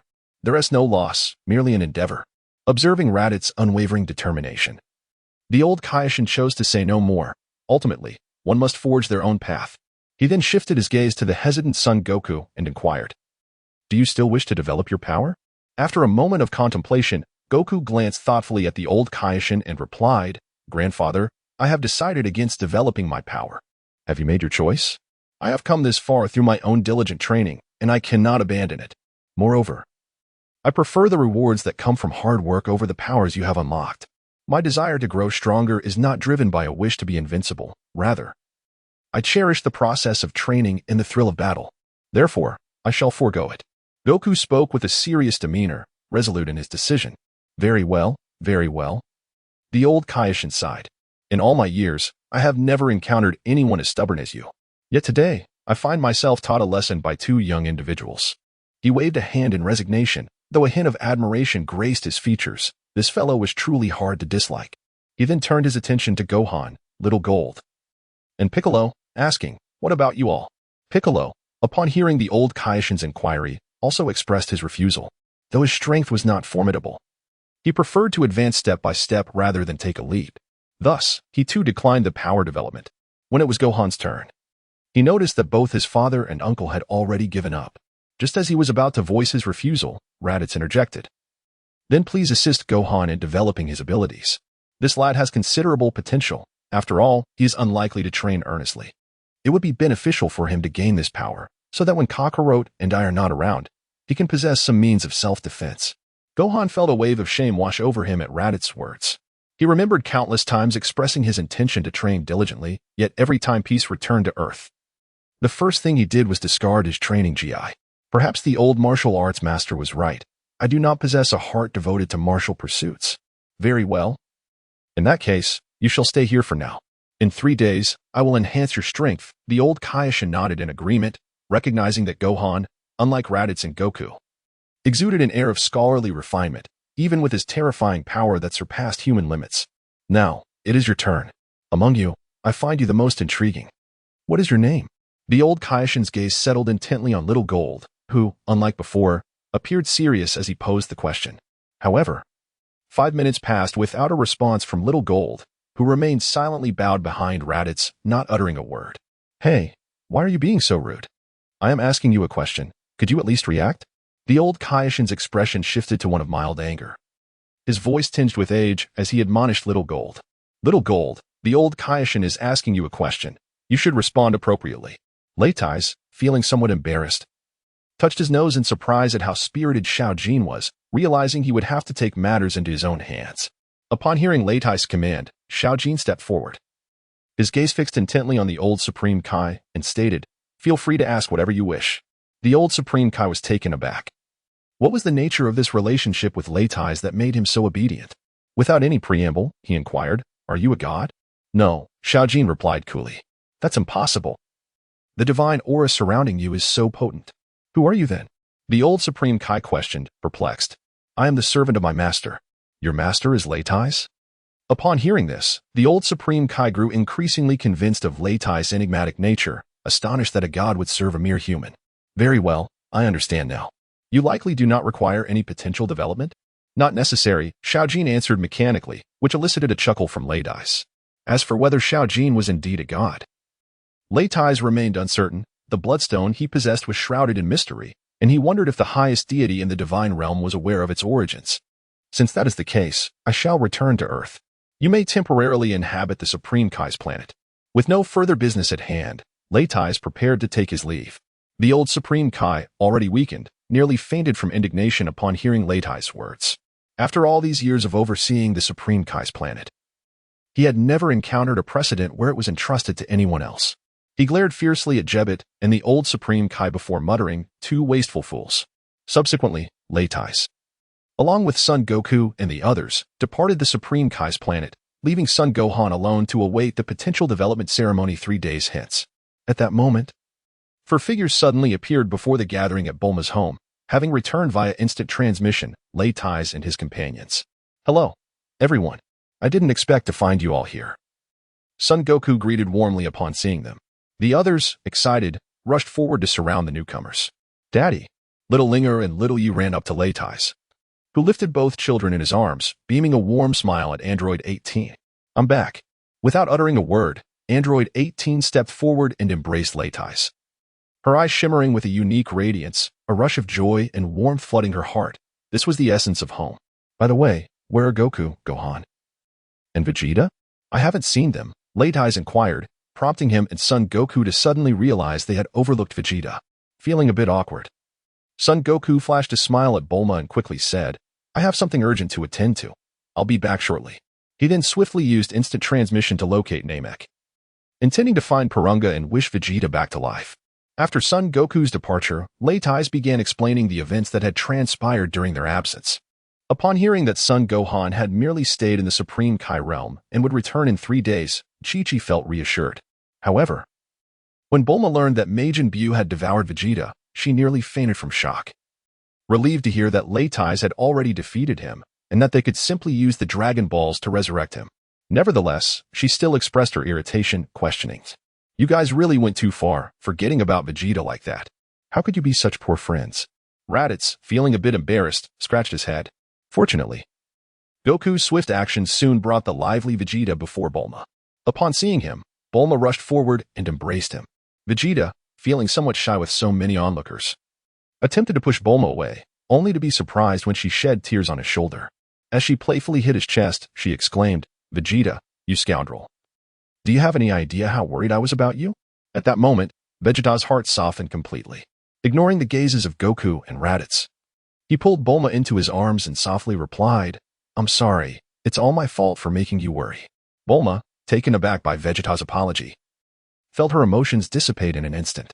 Meanwhile, Goku stood in shock, unable to close his mouth, astonished that Vegeta could utter such heartfelt words. As the chapter concludes, it becomes evident that the proud Vegeta has undergone a transformation, shaped by his life on Earth. He is no longer the Saiyan consumed by battle and slaughter, but has evolved into a man who understands emotions and cherishes his family. With the defeat of Majin Buu, tranquility has returned to their lives, allowing everyone to resume their former routines.